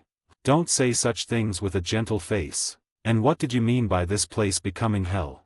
Baby 5 asked. But clearly, she didn't need an answer. Because in her peripheral vision, she saw it. The change in the entire Neverland at this moment. It was a dull red. In Baby 5's view, starting from the edge of the island, dull black-purple spread like fire. Wherever it passed, flowers and dreamlike vegetation turned into poisonous plants spewing purple foam. Crystal-clear streams across the island became turbid and sticky. Tree trunks twisted, beautiful leaves turned black, even rocks melted into poisonous liquid flowing down. This scene left Baby 5 speechless. She could even see the soil below corroding and rotting. This dream island yearned for by the entire sea turned into a terrifying place Baby 5 had never seen in just moments. Now she understood Miss Fairy's words. Compared to the island itself, the monsters in the forest earlier weren't dangerous at all. This is Neverland. She heard Miss Fairy's calm answer. An island created by Lord Hitsugi. When he wants it to be dreamlike for some, it is the island of wishes. When he wants it to be nightmarish for some, it is the island of hell. She said calmly. Some people? No explanation needed. Baby 5 understood naturally who some people referred to. After all, besides her, there was only one other intruder on the island. And it was true. Argh! At this moment, agonizing roars echoed through the island. Baby 5, under Seastone's influence, struggled to glance. She found the screams of fear and pain came from the massive, sky-blocking black tree formed by Aramaki in the center of the island. Ugh! Aramaki, transformed into the giant tree, had completely lost consciousness. Seeing this, Hitsugi wasn't surprised. Or rather, from the moment he saw Aramaki, he had predetermined this ending. Devil Fruit user, Aramaki, discovered. Confirmed Devil Fruit, Logia Woods Fruit, analyzing. LV5, Fruit Awakening World Tree. Devour all surrounding forests, transform into a massive, world tree. In world tree state, the body naturally devours all nearby nutrients and performs extreme photosynthesis, gaining almost infinite life and stamina. This ability was the key Hitsugi valued. Yes, Hitsugi created Neverland and attracted outsiders for two purposes. One was wealth, the other was collecting massive life essence to create the Dream Legion, for the upcoming big plan. Originally, although the collected essence wasn't small, it wasn't enough to sustain the entire Dream Legion. But Aramaki could solve this problem. The power of the Woods fruit symbolized infinite vitality. Photosynthesis alone produced endless life force, the best source for extracting life essence. Of course, this was just a thought initially. Aramaki was the future Admiral Ryokugaya. Though often mocked as the weakest admiral, he was still a top-tier powerhouse. Normally, making him a container for extracting life essence was impossible. But clearly, the current situation wasn't normal. Because Aramaki and Hitsuji were on Neverland. And don't forget, Neverland was essentially Plague Island. Every stream flowing here was once a poison pool. Every piece of land was toxic, only transformed into this vibrant state by Hitsuji's island fruit, combined with venom fruit, and reverse fruit. Once Hitsuji stopped the transformation, everything on the island would revert to poisonous substances as they were now. And due to the venom fruit, the transformed poison was far more potent than Plague Island's original toxins. More importantly, Aramaki's massive black tree body was changing at an astonishing speed. Inside the tough black bark, dark purple and crimson toxins surged. The tree body emitted terrifying sizzling sounds, becoming withered and decayed instantly. But moments later, Aramaki's massive vitality as the world tree restored the tree body to life. Simultaneously, his roots anchored in the ground instinctively devoured surrounding nutrients. This made the poison in his body almost never diminish. The infinite cycle of poisoning, recovery, poisoning was the true purpose of Hitsuji's plan. Tisk. Hitsuji smacked his lips. As mentioned, the venom from the venom fruit was the king of poisons. Containing effects of almost all poisons in the world, the pain was exaggeratedly intense. Even Luffy, with strong willpower, lost consciousness and screamed under Magellan's poison in the original story. So here came the questions. First, how much so-called nutrients, poison, did Aramaki absorb with his trees during the battle? Hitsuji didn't know. Second, how much pain would this amount of poison bring? Hitsuji still didn't know. Third, how desperate was the fact that this pain would never end, cycling infinitely due to the woods fruit awakening? Hitsuji still didn't know. But Hitsuji knew one thing. That was, I don't really care how much pain and despair trash like you feels. Speaking lightly, Hitsuji floated slowly to Aramaki. Aramaki had lost consciousness completely under the unspeakable pain. His mind seemed to have collapsed, making him almost like a real tree. But clearly, for Hitsuji this wasn't enough. He had to ensure absolute safety. So, light like flowing waves surged in his hand. Hypnosis, eternal lullaby. Can plunge living beings into an eternal dream they cannot wake from on their own. The target's willpower must be far weaker than the user. An ability from the Dream Kylan fruit. Of course, this ability wouldn't work on a top powerhouse like Aramaki normally. But now, sleep. Hitsuji raised his hand gently, light flowing into the massive tree. Welcome to Neverland. His final words lingered over the island. Have a never-ending, eternally painful nightmare, scum.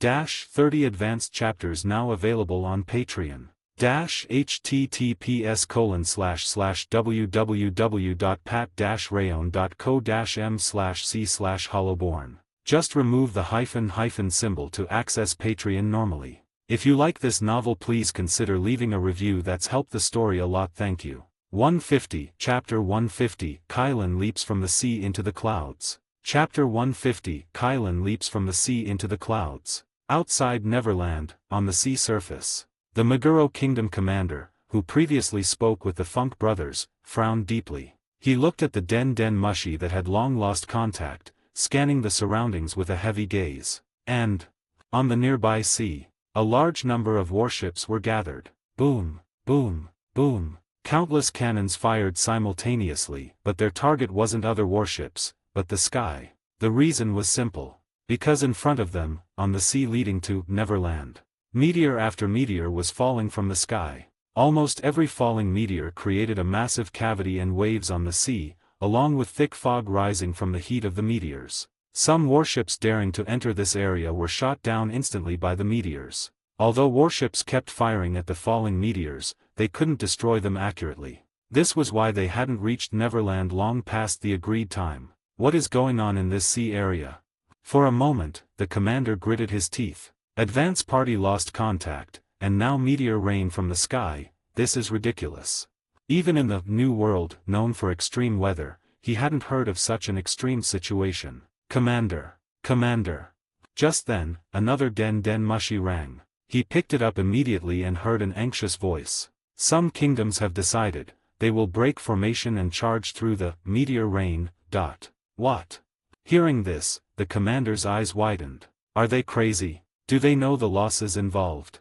Charging through such a massive meteor rain, losing 1 or 2 ships was an understatement. Having 1 or 2 ships left would be luck. Not them, their kings are crazy, Commander, Fountain of Youth.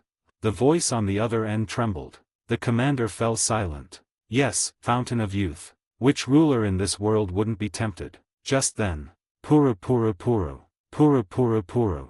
Another den mushi in his hand rang. This one wore a crown. The commander looked at the snail. He knew, once he picked up, he would receive the same order as other kingdoms. So, even as a seasoned veteran, his body trembled slightly. He didn't fear death or sacrifice for his country, that's why he was here and contacted the Funk brothers. But that didn't mean he wanted to die this way. Just as he gritted his teeth, reaching for the snail. Charge! He saw many warships charging into the meteor rain like madmen, amidst the wails of sailors and soldiers. Get the Fountain of Youth, the king will grant us titles. I don't want to go, this is suicide, I bled for the kingdom, I don't want. Retreaters will be executed, this is the king's order. But commander, you are crying too. My wife and kids are in the capital, what choice do I have? Charge. Get out of the way, I'll steer. Wails and roars echoed on the sea. At this moment. Sigh. Above the sky. Standing on a floating rock, Isho, who was sitting cross-legged with his sword, sighed softly. Knowing the huge losses, yet sending soldiers to die for selfish desires. No matter how many times I see it, the greed of those in power is unbearable. Whispering, he stood up slowly. His gaze fell on the crazy warships below. His eyes held pity. Such a way to die, even in the underworld, one would feel pathetic.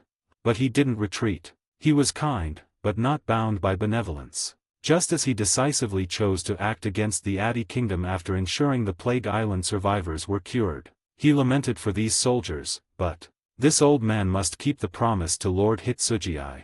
As he spoke, his hand rested on the hilt of the gambler's line. But just then, his powerful observation haki seemed to sense something. He turned to look behind him, and then, oh!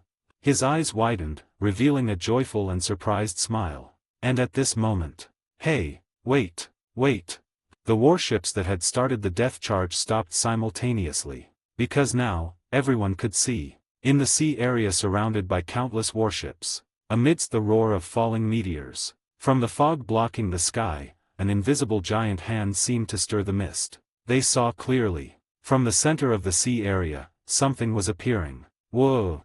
A distant, grand, clear cry resonated through the entire sea. Like a monarch in a dream awakening from slumber, announcing his existence to the world. Then, an unforgettable miracle happened. They saw clearly a massive creature soaring into the sky from the distant sea. Its size was as huge as an island. It had scales interwoven with white and gold, dreamlike flame clouds flowing at the edge of every scale. Thud. Its forehooves stepped on the surging waves without sinking. Instead, with every step, a dreamlike flower bloomed beneath its foot. Whoosh! Rainbow ripples spread as it soared into the sky, stepping on waves. Looking closely.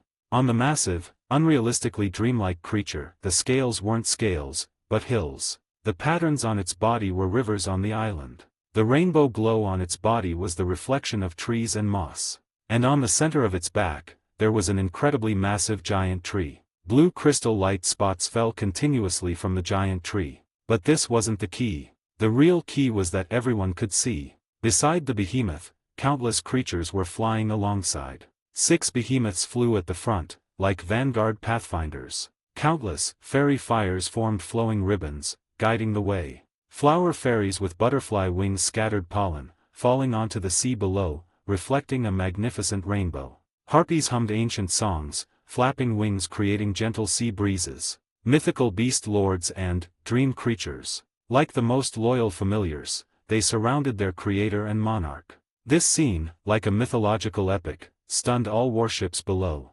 Needless to say, quick-witted people realized immediately. That is Neverland. Neverland, flew away. Is that the island spirit? I think I saw a lady on the island. Miss Fairy. I. Everyone came for Neverland. But undoubtedly, seeing Neverland truly was a first for them. so they couldn't have imagined seeing such an incredible scene. Of course, there were quicker reactors. For example, the Meguro Kingdom commander noticed. On the head of the massive, sacred, myth-like creature, there was clearly a shape resembling a sea beast mask, like a sheep head. And in this sea today, the meaning of his sea beast mask needed no explanation. So, impossible. The incredible guess appeared in his mind naturally. No, possible, Neverland's appearance was mysterious, and that organization too. This, could it be? His body trembled uncontrollably. Puru puru puru. Puru puru puru.